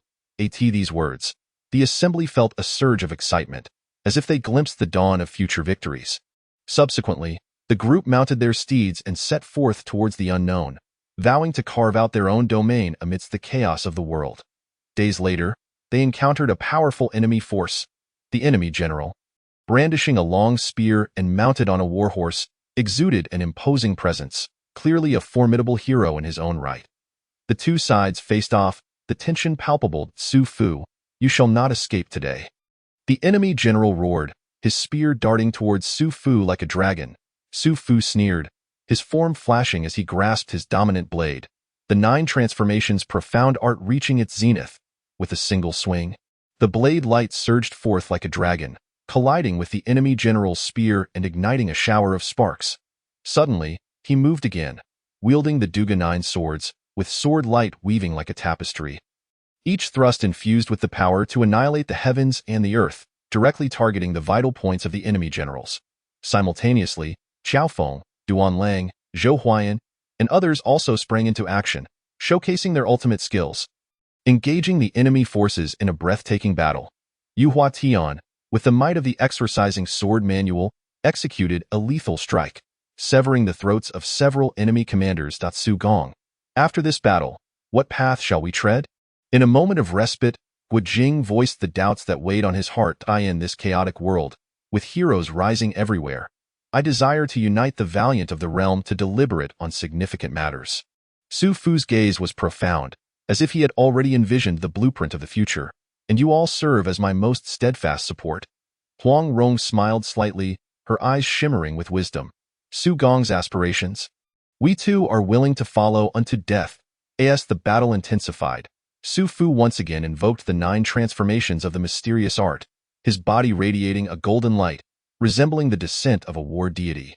Brandishing his formidable blade, he swung it forth, summoning the forces of heaven and earth, creating a massive arc of light that cleaved through the enemy formation, scattering foes in its wake. Meanwhile, Yu Hua Tian, empowered by the Ho-Hot manual, moved with ethereal grace, like a specter flitting across the battlefield. As the exorcising sword manual was unleashed, the sword light sparkled like a myriad of stars, each strike precise and aimed at the enemy's vital points. With the formidable assaults of Su Fu and Yu Hua Tian, the enemy gradually lost their capacity for resistance, and the battlefield was once again under the control of the Central Plains martial artists. Observing this, the Mongolian forces began to scatter in retreat, losing their will to fight. Su Fu and his companions pursued their advantage, not only reclaiming lost territories but also rescuing many captured civilians along the way, thus winning widespread public support. After the battle, Su Fu convened the generals in a secluded valley for a meeting. In this valley, streams babbled and birds sang, presenting a stark contrast to the smoke of war that enveloped the outside world. The assembly sat in a circle, their expressions grave yet filled with anticipation. Though Xianxia is lost, our faith and fighting spirit have not been extinguished. Today's victory is not the result of a single person's effort, but rather the fruit of our collective endeavor. Su Fu began, his voice steady and powerful. Yet, the chaotic times persist, with formidable foes lurking externally and treachery stirring within. We must continue to strive if we are to restore peace to the realm. Upon hearing this, Xiao Feng clenched his fists and solemnly declared, Su Gong speaks true. Though I am but a martial man, I understand the rise and fall of nations and the responsibility of every individual. Should Su Gong issue the command, I, Xiao Feng, will plunge through fire and water without hesitation.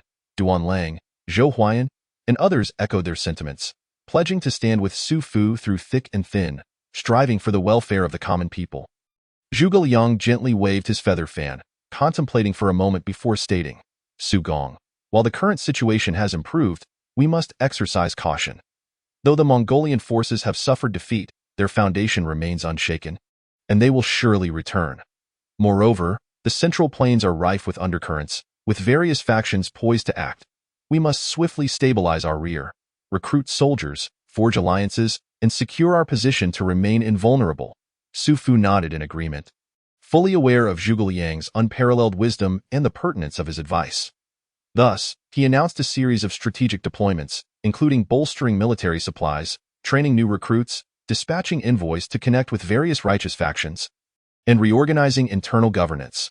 Concurrently, Su Fu summoned the armies of the Qin dynasty, led by the legendary figures Xianxia, Bu, and Ma Chao, each commanding 300,000 cavalry to jointly confront the Mongolian threat. These three generals were renowned heroes of the realm. Xianxia, capable of lifting great weights, unmatched in bravery, commanded the Chu army, which was known for its strength in battle. Bu, armed with the famed Fengdianhua halberd and riding the swift steed Red Hare, was celebrated as the flying general invincible in combat. Ma Chao, leader of the Shiliang Iron Cavalry, wielded his spear with the finesse of a dragon and exceptional horsemanship, instilling fear in the hearts of his enemies wherever he went. With the addition of the Qin cavalry, the morale of the Central Plains warriors soared, as they glimpsed the dawn of a complete expulsion of the Mongolian invaders. Yet, at this critical juncture, the Song dynasty royal family chose to flee. Not only did they fail to rise up and lead the people against the external threat, but they also abandoned the capital out of fear, a move that undoubtedly sent shockwaves of disappointment throughout the martial world. The royal family's cowardice shall not be our reason for surrender, Su Fu declared from the platform, addressing the assembled soldiers with unwavering conviction. We fight to protect this land and its people, not for the rise and fall of any dynasty. Regardless of how arduous the path ahead may be, we shall persevere until the Mongolian iron hooves are utterly expelled from the Central Plains. His words, like a gentle spring rain, nourished the hearts of every warrior in the Central Plains. They all pledged to follow Su Fu, united in their resolve to safeguard the land that nurtured them. In the days that followed, Su Fu fought alongside the warriors of the Central Plains, not only repelling the Mongolian army's incursions, but also actively rescuing captured civilians and rebuilding homes ravaged by war. They ventured deep behind enemy lines, disrupting Mongolian supply routes and severing their lines of support, gradually weakening the Mongolian offensive. Meanwhile, the Qin army, under the leadership of Xianxia, Bu, and Ma Chao, engaged in multiple fierce battles with the Mongolian forces. Each clash was a thrilling contest, yet the Qin cavalry, with their formidable combat prowess and meticulous tactical coordination, repeatedly triumphed over the Mongolian army, significantly boosting the morale of the Central Plains warriors. Throughout this process, Zhuge Liang, with his exceptional strategic acumen, devised a series of ingenious plans for the Qin cavalry and the warriors of the Central Plains. He utilized the advantages of the terrain to set traps, luring the enemy into ambushes and subsequently annihilating them. He also dispatched spies to infiltrate the Mongolian camps, gathering intelligence to provide robust support for the army. As time progressed, the Mongolian army's influence in the Central Plains waned, and their ambitions for conquest suffered a heavy blow. Under Su Fu's leadership, the warriors of the Central Plains grew stronger, emerging as a formidable force that could not be overlooked. They not only reclaimed lost territories but also actively sought to expand outward, aiming to completely drive the Mongolian invaders from the Central Plains. However, just as the warriors of the Central Plains prepared to launch their final offensive, an unforeseen turn of events occurred. During their flight, the Song dynasty royal family had allegedly reached some form of agreement with the Mongolians, intending to use the Mongolian forces to eliminate the resistance in the Central Plains. This revelation sent shockwaves through the entire martial world, causing many warriors to question the significance of their struggle. Faced with this sudden upheaval, Su Fu decisively recalled the Qin forces led by Xianxia and invited the martial experts to the Qin dynasty, expressing his intention to jointly eradicate the fleeing Song royal family and resist the Mongolian threat alongside the martial masters. Chapter 79. Withdrawal of troops confronted with the collusion between the Song royal family and the Mongolians. Su Fu understood that this was not merely a military challenge, but a test of faith for the Central Plains martial world and the entire nation. He swiftly summoned all trusted martial experts, including Qiao Feng, Duan Lang, Zhou Huayan, Yu Huatian, and the recently returned commanders of the Qin cavalry, Xianxia, Bu, and Ma Chao, to collectively discuss strategies. The shame of the royal family is not the fault of one person, nor can it be rectified in a day. Yet the present situation is not a time for internal strife. The Mongolian wolves harbor wild ambitions to devour our Central Plains. If we cannot unite as one, we shall surely fall into an abyss of no return. Su Fu's words resonated with undeniable firmness, each syllable imbued with conviction. The martial experts listened gravely, yet there was a glimmer of unyielding spirit in their eyes. They understood that the enemy before them was not only powerful but also cunning. However, what was even more potent was their unwavering love and commitment to protect their homeland. Su Gong speaks truly. We are willing to follow Su Gong through the national crisis. Qiao Feng and Guo Jing were the first to voice their agreement, their tones resonant and forceful, as if they could pierce the clouds and reach the heavens. Indeed, we can no longer allow the Mongolians to trample our lands and oppress our people. Duan Lang, Zhou Huayan, and others echoed their sentiments, their resolve and courage coalescing into an unstoppable force at that moment. Seeing this, Su Fu felt a surge of comfort within. He knew that as long as hearts were united, even Mount Tai could be moved. Thus, he announced a significant decision. From this day forth, we shall no longer fight merely for the rise and fall of any dynasty, but for the peace and prosperity of the entire Central Plains. I, Su Fu, am willing to lead the Qin cavalry and the warriors of the Central Plains to jointly eradicate the traitors within the Song royal family and engage the Mongolian invaders in a decisive battle. This proclamation was met with enthusiastic responses from all. They expressed their willingness to follow Su Fu, fighting to protect their homeland and restore peace and dignity to the Central Plains. Su Fu personally led the martial experts of the Central Plains and the Qin cavalry in a campaign against the traitors of the Song royal family. They penetrated the royal palace, engaging in fierce battles with those treacherous scoundrels who had betrayed the nation. Each confrontation tested their faith and loyalty. Each victory celebrated justice and courage. After a grueling and arduous struggle, Su Fu and his companions successfully eliminated the traitors within the Song royal family, granting the Central Plains martial world a precious respite. Yet, they were acutely aware that the true challenges lay ahead. The Mongol army continues to cast a watchful eye, ever poised to return with renewed vigor. In response, Su Fu, alongside the martial experts of the Central Plains and the commanders of the Qin cavalry, collaboratively devised a more meticulous strategic plan. They resolved to exploit the geographical advantages of the Central Plains, employing guerrilla tactics to incessantly disrupt the Mongol supply lines, thereby diminishing their combat efficacy. Simultaneously, they actively engaged with various local militias and the populace, fostering a nationwide resistance against the Mongol invaders, ensnaring them in a vast sea of popular warfare. During the guerrilla skirmishes with the Mongol forces, Su Fu's contingent achieved several victories. They successfully ambushed the enemy's supply lines, inflicting considerable disruption. However, the Mongol army gradually adapted to these tactics, implementing measures to counteract them. They bolstered the protection of their supply routes and increased the number of patrols. Su Fu recognized that mere guerrilla warfare could no longer yield greater results. There was a pressing need to seek new breakthroughs. In a strategic meeting, a bold plan was proposed by one of the generals: a night raid on the enemy camp. That night, Su Fu dispatched the elite Jinui under the command of Dongfang Bai, along with Nie Feng, Bu Jingyuan, and Jian Shun leading the Haibing Tai, joined by Xianxia, Bu, and Ma Chao's Iron Cavalry. Alongside numerous martial artists, Zhuge Liang himself took the helm of command. As night fell, the stars obscured by heavy clouds added an air of mystery and foreboding to the impending storm. Su Fu stood upon the hastily erected command platform, his gaze piercing through the darkness, fixated on the faint glimmers of light emanating from the distant Mongol encampment. His heart bore both trepidation for the unknown battlefield and an unwavering conviction for victory. Tonight, we shall strike with the force of thunder, directly assaulting the heart of the enemy. Su Fu's voice resonated powerfully, swiftly transmitted through the network of spies to every participant in the fray. His plan was not merely a simple night raid. It was a meticulously orchestrated dual assault on both the enemy's psyche and tactics. The Jinyui, led by Dongfeng Bai, clad in night gear, moved like phantoms through the dense forest, tasked with infiltrating the enemy camp to sow chaos and obscure the enemy's vision and judgment.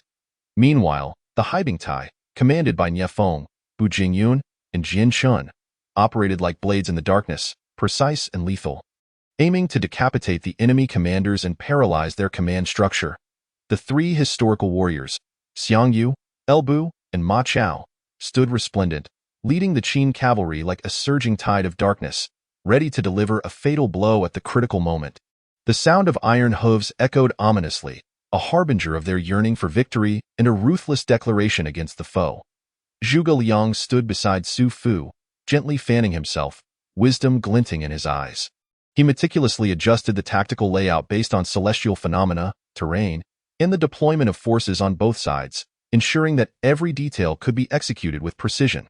With the command, the night raid commenced. The Jinyui struck first, utilizing their exceptional agility and stealth to silently approach the enemy camp, followed by a cacophony of explosions and shouts that shattered the night's tranquility. The Haibingtai followed suit, their figures weaving through the firelight and the clash of blades, seeking out the enemy's commanders. The Qin cavalry, under the leadership of Xianxia, Elbu, and Ma Chao, surged forth like a black tempest. The thunderous sound of their hooves, accompanied by the clamor of battle, tore through the defenses of the Mongol camp. Caught off guard by the sudden onslaught, the enemy was swiftly engulfed in chaos and panic. The battle raged throughout the night, until the first light of dawn revealed the complete destruction of the Mongol encampment.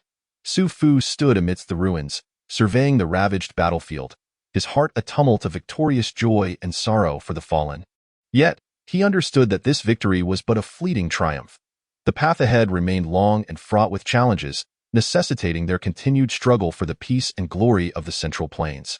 Friends, while we have achieved an initial victory, the Mongol threat has not been eradicated. Let us unite in our efforts, overcoming the trials ahead until we expel the invaders from the heart of our land. Su Fu's words inspired everyone present, their grips on their weapons tightening as they gazed resolutely into the distance. Days later, reports arrived, My Lord, grave news. The Yuan dynasty has allied with the Mongols to launch an assault against the Qin. What? Su Fu's countenance changed dramatically. He immediately summoned Zhuge Liang and others. My Lord, do not panic. Our Qin boasts a formidable force of millions, and our soldiers are numerous. How could we fear their advance? However, we must retreat to Qin and avoid fighting on two fronts, Zhuge Liang calmly stated, gently waving the 5 animals' fire fan. Very well. I entrust everything to Kong Ming. That day, the Qin strategists and Su Fu commenced their retreat. The order to withdraw spread like a tempest throughout the army, the Qin cavalry and the martial experts of the Central Plains swiftly assembling in an orderly manner as they retreated northward. Along the way, the populace spontaneously organized, providing food and water for the soldiers, with many young men joining the ranks, vowing to fight alongside the heroes to defend their homeland.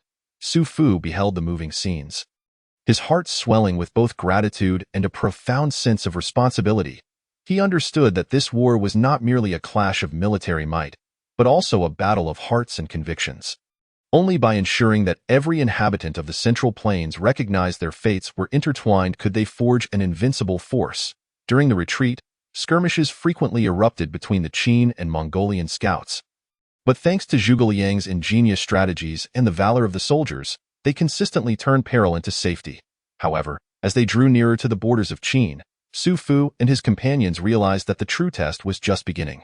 The coalition of the Yuan dynasty and the Mongols loomed like a colossal beast, its maw gaping wide, ready to pounce. In light of this unprecedented enemy, Su Fu convened all the generals for an urgent meeting at their temporary camp. Esteemed comrades, we are about to step onto our homeland, yet the threat from the enemy grows ever more pressing. We must devise a flawless defense and counterattack strategy, ensuring the safety of Qin while granting the martial community of the Central Plains a moment to breathe. Su Fu's words conveyed an undeniable resolve. Zhuge Liang, holding his fan, furrowed his brow in contemplation before suggesting, "My lord, I propose we exploit the geographical advantages of Qin, employing a strategy of luring the enemy deep and then annihilating them first. We can dispatch an elite detachment as bait to draw the enemy into our territory. Subsequently, at predetermined ambush points, we shall concentrate our superior forces to deliver a fatal strike. An excellent strategy." Su Fu's eyes lit up, and he promptly made a decision. He personally selected a contingent of martial experts led by Qiao Feng and Guo Jing, combined with the elite of the Qin cavalry, to form the bait unit, while Zhuge Liang would oversee the ambush plan. Once preparations were complete, the bait unit set out under the cover of night, intentionally revealing their movements to lure the enemy closer. Simultaneously, the citizens of Qin, under Zhuge Liang's guidance, initiated a large-scale operation to clear the land, relocating food and water supplies to leave the enemy in a dire situation of scarcity. Upon returning to the Qin palace, Su Fu immediately summoned all generals and high-ranking officials for an urgent meeting. However, Xianxia was absent, as he was leading a portion of the Qin forces to fend off the Mongols and the Yuan. During the meeting, Su Fu announced the latest battle report. "The enemy has fallen into our trap and is struggling fiercely. However, their numbers are vast, and the fighting will persist for some time." Su Fu gazed at the assembled generals, a glint of determination in his eyes. "Friends, this is a critical moment for us to defend our homeland. We cannot afford any slackening. We must give our all to utterly defeat the enemy." The generals echoed in unison, "We vow to defend Qin with our lives." Their voices resounded throughout the palace. "Kongming, how many troops can we mobilize to counter the Mongolian and Yuan forces?" Su Fu inquired. "My lord, given the pressures on other borders, we can allocate 1 million troops." "Very well, Kongming. What about the commanders and personnel?" Su Fu pressed further. "We can dispatch Bai Qi, Elbu, Xiangyue, Zhang Wuji, Ma Chao, and Dongfang Bubi to lead the troops, while the remaining generals will fortify the border defenses. The Jinyui can mobilize personnel under Dongfang Bubi, as well as the Haibingtai led by Niefeng, Bu Jingyun, and Jin Chun, along with various martial heroes."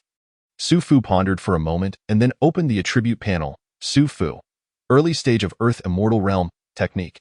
9 turns Mysterious Art. Great Accomplishment. Skills. Overlord Blade Technique. Duga 9 Swords. Equipment. Overlord Blade. Heavenly Cloud Sword. Mounts. Divine Eagle. Divine Tiger. Fire Qilin Avatar. Qiyu. Qiao Feng. Peak Grandmaster. Aziz. Peak Master. Guo Jing. Late Stage Grandmaster. Huang Rong. Mid-Stage Grandmaster. Duan Lang. Peak Grandmaster. Skill. Fire Scale Sword Technique. Zhou Huayan. Peak Grandmaster. Skill. Huashan Sword Technique. Yu Huatian. Peak Grandmaster. Technique. Hohat Scripture. Skill. Evil Repelling Sword Manual. Lin Yu. Late Stage Grandmaster. Female Alchemist. Technique. 9 turns Mysterious Art. Mid-Accomplishment. Skill. Extreme Speed. Zhuge Liang. Mid-Stage of Earth Immortal Realm. Cultivator. Technique. Heavenly Mechanism Strategy. Skills. Innate 8 Trigrams Formation. 7 Stars Life Extension Formation. Acquired Literary Qi. Innate 8 Trigram Sword Technique. Equipment. 5 Animals Fire Fan. Dragon Singing Sword. Excellent, excellent. Everyone's strength has significantly increased, Su Fu declared. Kongming, I entrust you with full command of the operations against the Mongols and the Yuan. My lord, please rest assured. This is merely my duty. Zhuge Liang responded with a slight bow, his tone resolute and confident. In his wise gaze flickered steadiness and determination, as if he had already charted the course of the impending battle. The myriad generals standing nearby cast admiring glances, acutely aware of Zhuge Liang's sagacity and prowess, believing that under his leadership, victory was assured.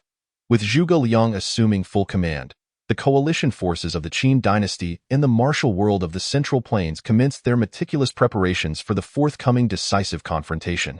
Throughout the vast expanse of the Qin realm, from mountains and rivers to cities and fortresses, every element was strategically arranged into impenetrable lines of defense. The fierce generals, such as Bai Qi, Elbu, and Xiangyue, each led elite troops to guard vital locations, exhibiting not only unparalleled bravery but also the wisdom and agility to adapt to the dynamics of the battlefield. Meanwhile, the Jinyui led by Dongfang Bubi, along with martial arts masters like Niefeng and Bu Jingyun commanding the Haibingtai, lurked like specters of the night, poised to deliver lethal strikes to the enemy. Concurrently, Su Fu was not idle. Understanding that sheer military might could not sustain victory, he sought to address the Mongolian and Yuan threats at their roots. Thus, he secretly dispatched envoys to neighboring nations, seeking alliances and assistance, while vigorously promoting reforms domestically to bolster civilian welfare and enhance military morale and combat effectiveness. Time passed swiftly, and before long, the day of reckoning arrived.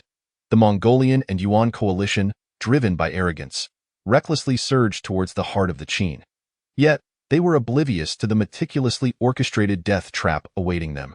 As the coalition entered the ambush zone, the air erupted with the thunderous sound of war drums and battle cries.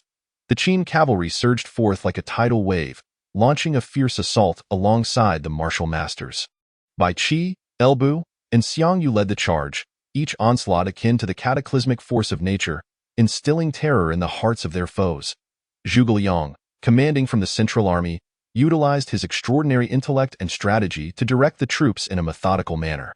He exploited the advantages of the terrain, laying down layers of traps and ambushes, causing chaos among the enemy ranks.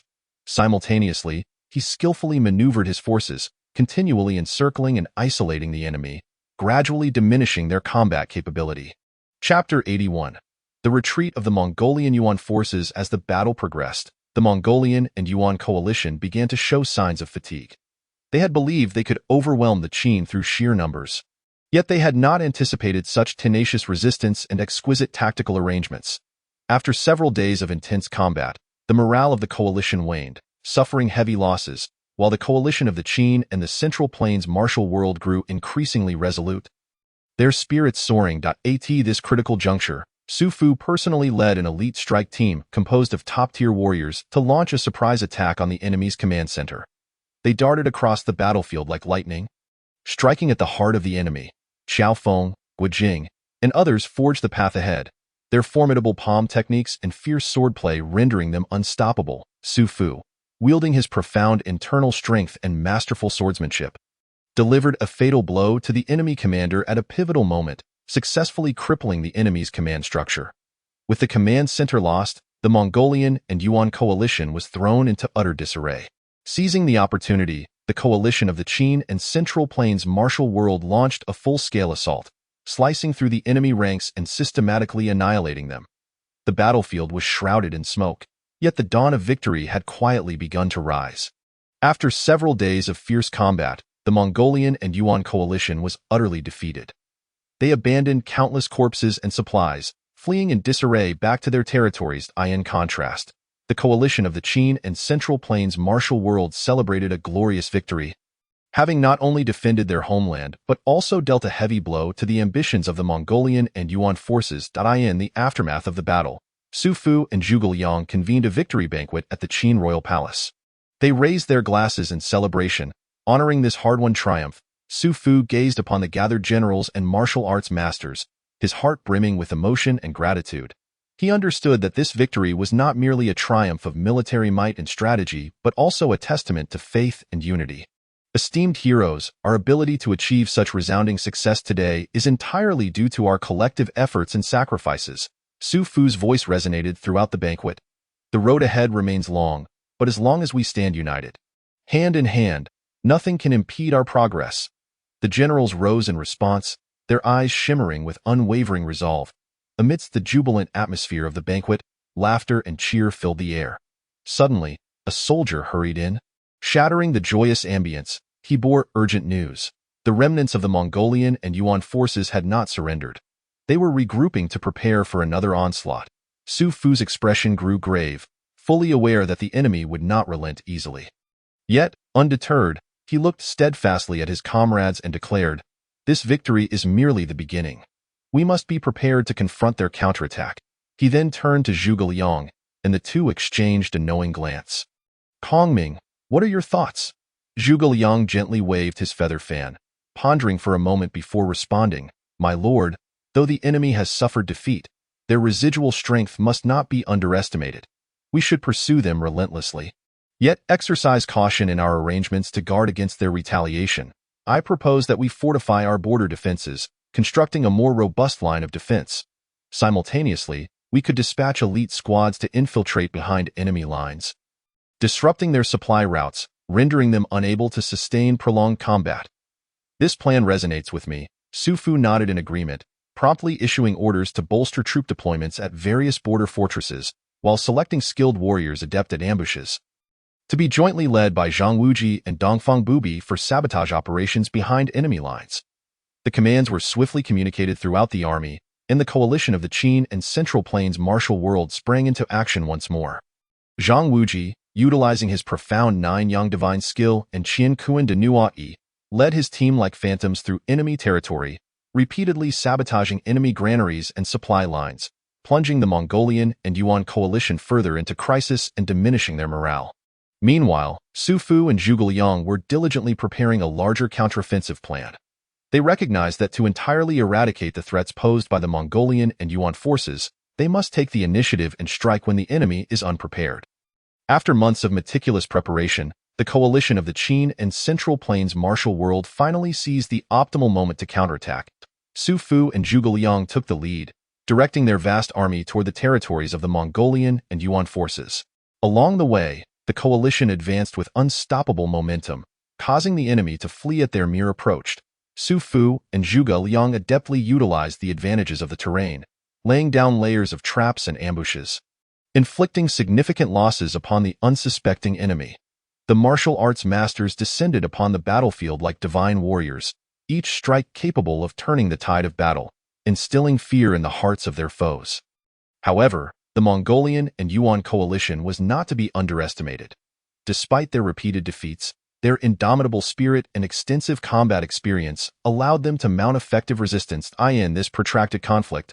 Both sides traded victories and losses. Yet as time wore on, the coalition of the Qin and Central Plains martial world gradually gained the upper hand. Ultimately, in a decisive engagement, the coalition of the Qin and Central Plains martial world clashed with the Mongolian and Yuan forces in a life-or-death struggle. This battle unfolded across an expansive grassland, where the two armies faced off against one another, the sky shrouded in thick clouds, as if the heavens themselves trembled in anticipation of the clash. At Su Fu's command, the Qin cavalry surged forth like a tidal wave, clad in heavy armor and wielding long spears, charging toward the enemy with overwhelming force. The martial masters of the Central Plains darted across the battlefield like phantoms, their movements elusive, each strike precise and lethal. Zhuge Liang, stationed in the central command, wielded the Wuqin Lihua fan, and with a gentle wave, summoned countless fireballs raining down upon the enemy, inciting chaos. Utilizing his intellect and strategy, he continually adjusted troop deployments, ensuring the coalition maintained the initiative on the battlefield. In this engagement, Bai Qi, Elbu, Xianxia, and other fierce generals once again showcased their unparalleled valor. They led from the front, each swing of their weapons accompanied by the cries of the fallen. Meanwhile, the Jinyui led by Dongfang Bubi and the masters of Haibingtai acted as harbingers of death, relentlessly reaping the lives of the enemy. As time progressed, the Mongolian and Yuan coalition could no longer withstand the coalition's fierce onslaught. They began to retreat in disarray, their morale plummeting.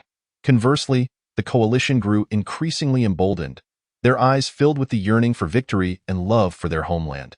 Finally, after a fierce melee, the Mongolian and Yuan coalition collapsed entirely, abandoning their weapons and armor in their desperate flight. The coalition of the Qin and Central Plains martial world pursued relentlessly, systematically annihilating the remaining enemy forces.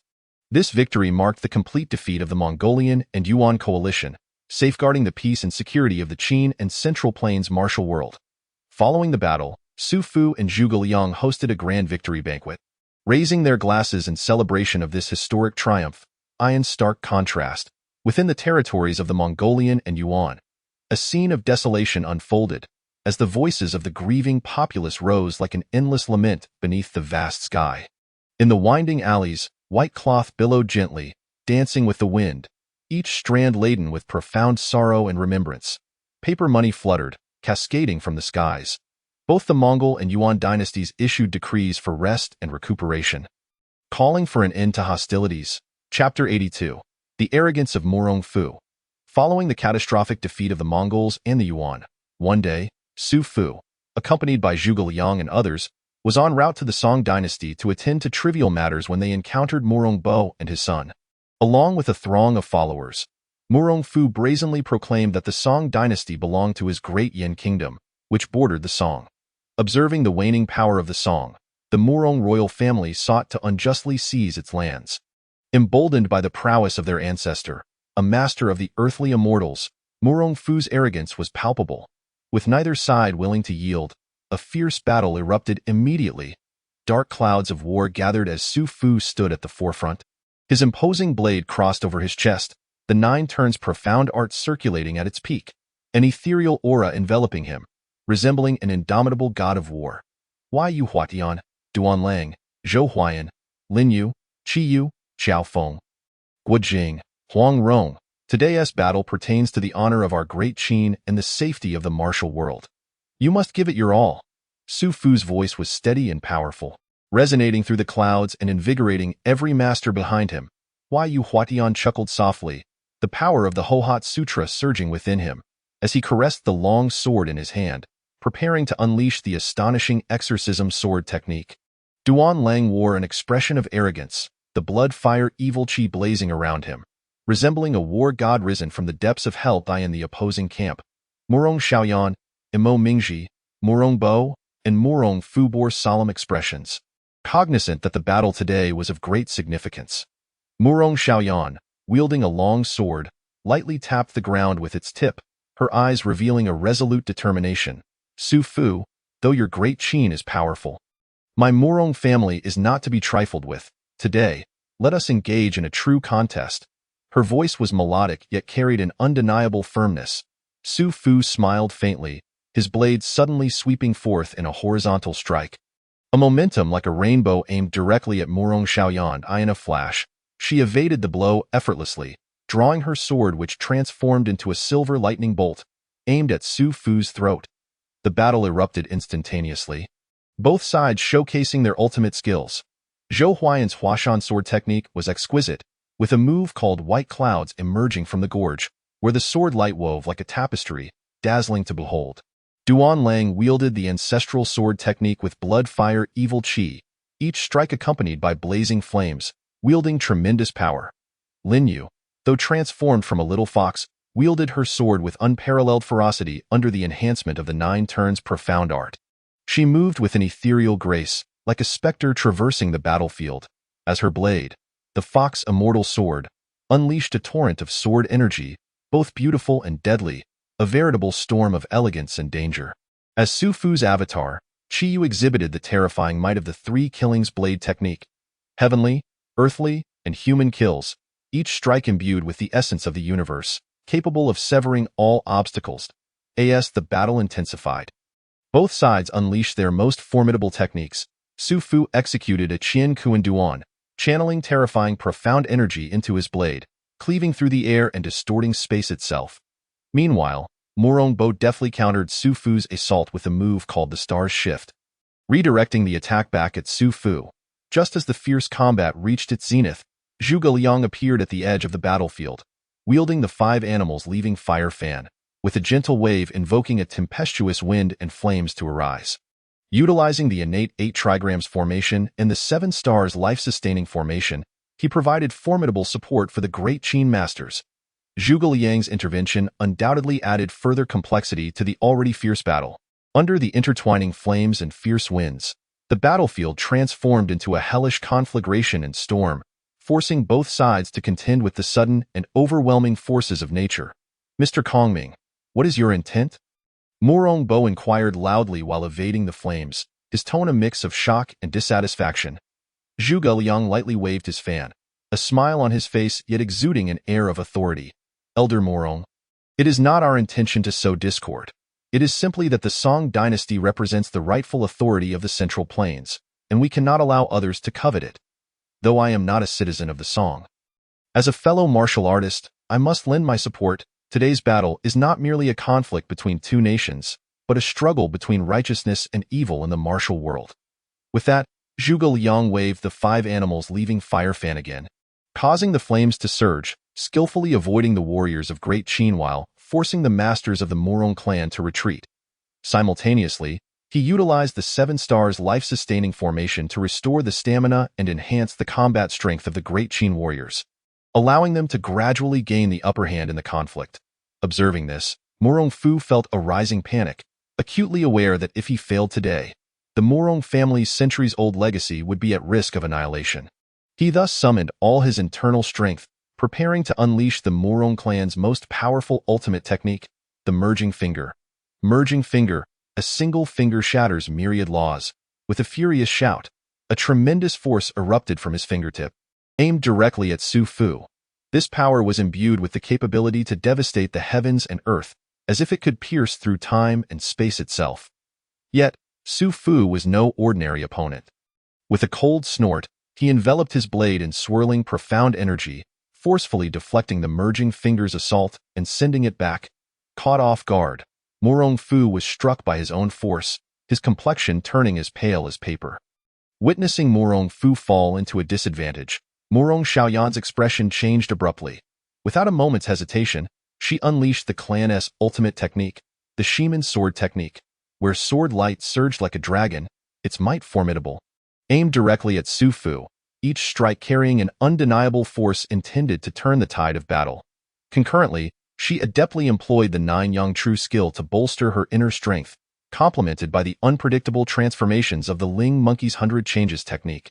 The hidden lethality of the invisible plum blossom needles, the light and graceful steps of the windward willow, and the gentle yet firm strikes of the fluttering flowers and waving willow's palm, weaving together an insurmountable barrier that rendered the battlefield increasingly complex and perilous. Mo Mingji, as a descendant of the Mo family, possessed unfathomable internal strength and was also adept in the Nine-Yang True skill.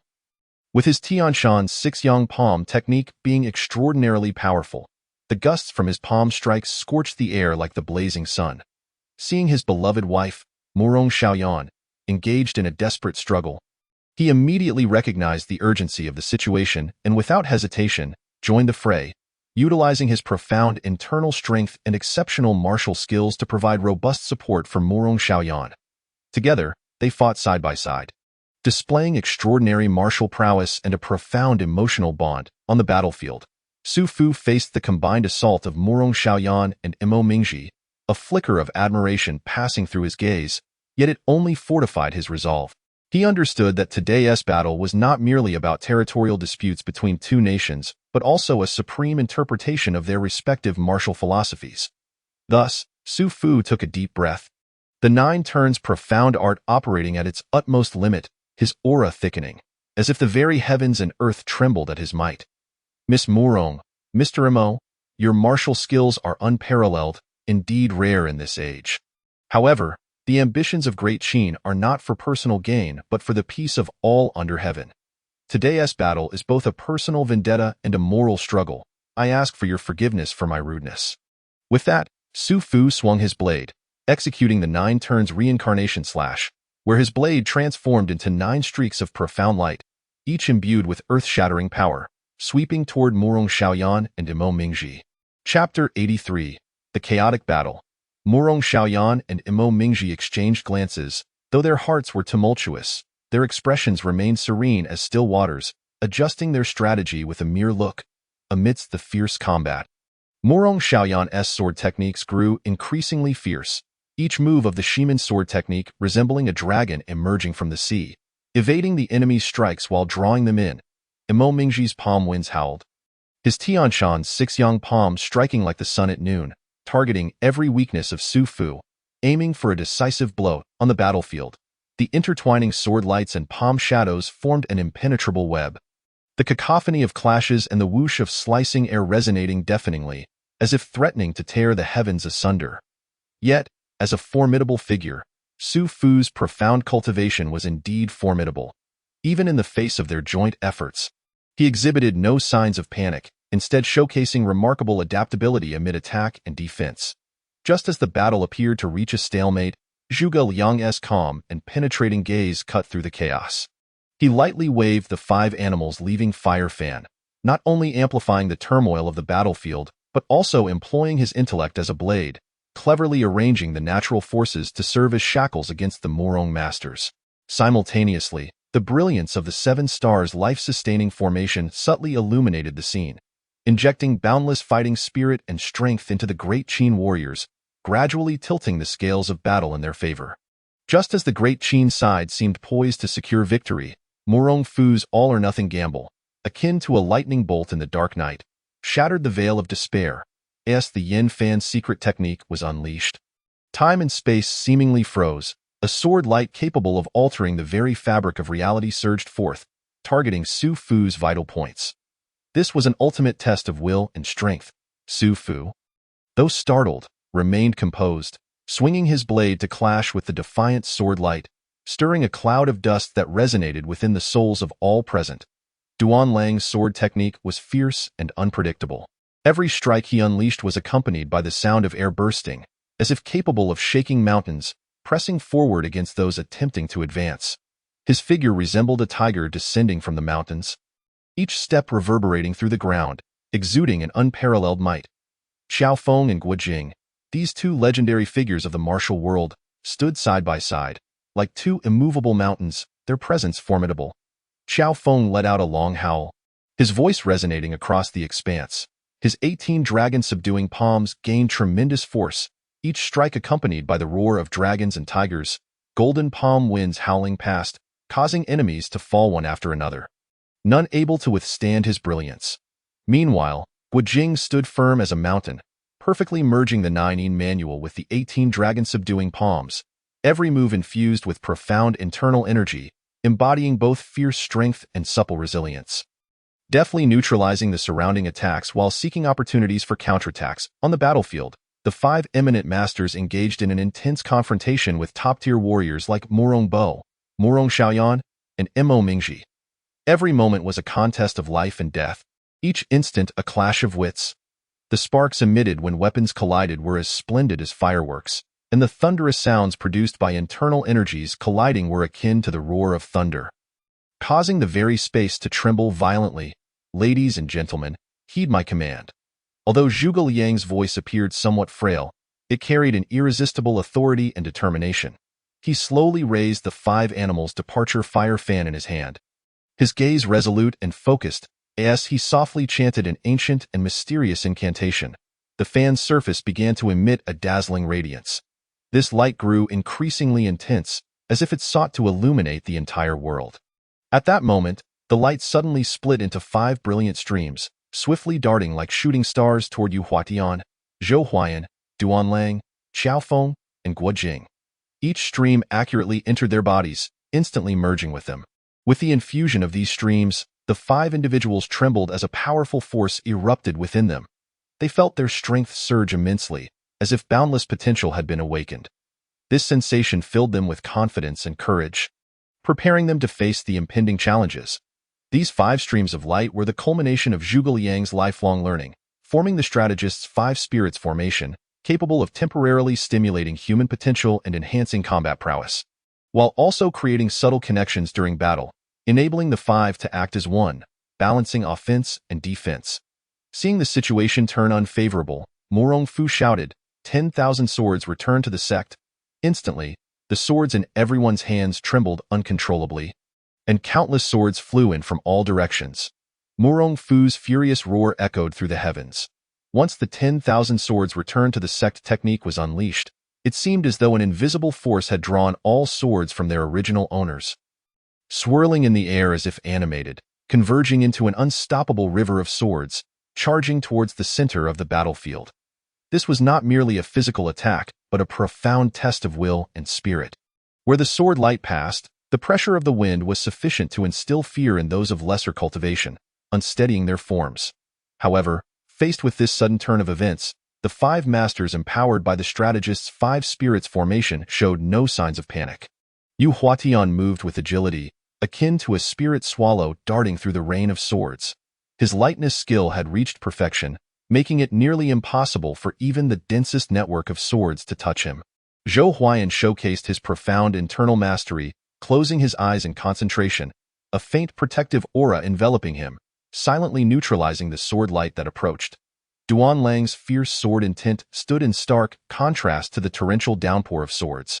He did not shy away but boldly charged forward, each swing of his sword infused with a devastating momentum, carving a path through the rain of swords directly towards Murong Fu. Qiao Feng and Guo Jing exhibited perfect synergy. Standing back to back, their dragon-subduing palms and nine in manual complementing each other, their palm winds and sword energies intertwining to form an impenetrable defensive web. Just then, Murong Bo sprang into action. Employing his ultimate technique, the stars shift, displacing the collective defense of the group. Zhuge Liang swiftly waved the five animals' departure fire fan, the light from the fan intensifying, and he called out, "Strategists' five spirits. Adapt endlessly." As his words fell, the five streams of light circulated more frequently among the five, seemingly establishing a mysterious connection that enhanced their cooperation to an unprecedented level. Although Murong Bo's star's shift was remarkable, it was rendered ineffective against the united efforts of the five. At a critical moment, Qiao Feng and Guo Jing's palm winds lent each other strength, creating a spiraling force that not only countered the displacement from star's shift, but also rebounded that power, forcing Murong Bo to retreat. Meanwhile, Duanlang seized this counterattack momentum, darting like a specter through the rain of swords. At that moment, his swordsmanship reached an unparalleled realm, each strike precisely hitting the uncontrolled swords, causing them to fall from the sky, losing their previous threat. Yu Huatian and Zhou Huayan operated in tandem, one attacking and the other defending. Yu Huatian utilized his agility to continuously harass Murong Fu, forcing him to divide his attention, while Zhou Huayan stood steadfastly in the rear, providing solid support with his profound internal power, ensuring the group would not be easily overwhelmed in the fierce battle. Seeing this, Zhuge Liang felt slightly reassured.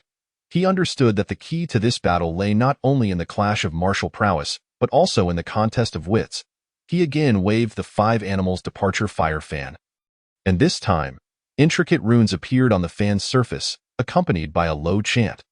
The vital energies of heaven and earth began to surge, as if an ancient formation was being activated. Heaven and earth boundless. Law of yin and yang, Zhuge Liang exclaimed, and suddenly, the skies above the battlefield shifted dramatically, a massive vortex materializing out of nowhere, sucking in the surrounding rain of swords, which then dissipated into countless specks of starlight. Upon witnessing this, Murong Fu's expression changed drastically. He had never anticipated that Zhuge Liang possessed such capabilities. However, as a top master of the Murong family, he quickly regained his composure, a resolute glint flashing in his eyes as he prepared to unleash his final trump card. In that case, allow me to demonstrate the true ultimate techniques of the Murong family. Murong Fu's figure surged, his true energy boiling, an unprecedented aura enveloping the entire battlefield. He formed hand seals and chanted incantations. Moments later, a colossal family totem emerged behind him, seemingly imbued with boundless power. Murong Longxiang, break through the void. With a thunderous roar, a golden dragon silhouette burst forth from the totem, its roar shaking the heavens and earth. Charging directly at the five. Faced with this earth-shattering strike, the five displayed no signs of fear. Instead, they drew closer together, fully aware that only by uniting their strengths could they overcome this final hurdle. Wisdom and valor united, unbreakable, they shouted in unison, and the streams of light among them shone even more brilliantly, as if a mysterious power flowed between them, elevating their strength to unprecedented heights. Chapter 84. The Mechanisms of the Mo family. Yu Huatian's swordsmanship became more ethereal and agile, each strike seemingly capable of discerning the opportune moment.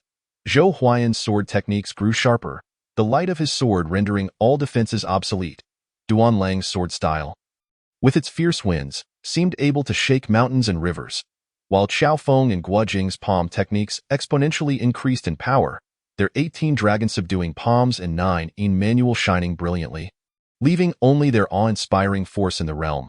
Confronted with this sudden turn of events, Murong Bo's expression finally grew grave. He realized that if he delayed any further, the situation would inevitably turn against him. Thus, he ceased to hold back, fully channeling Murong Longxiang, break through the void, preparing to deliver his final strike.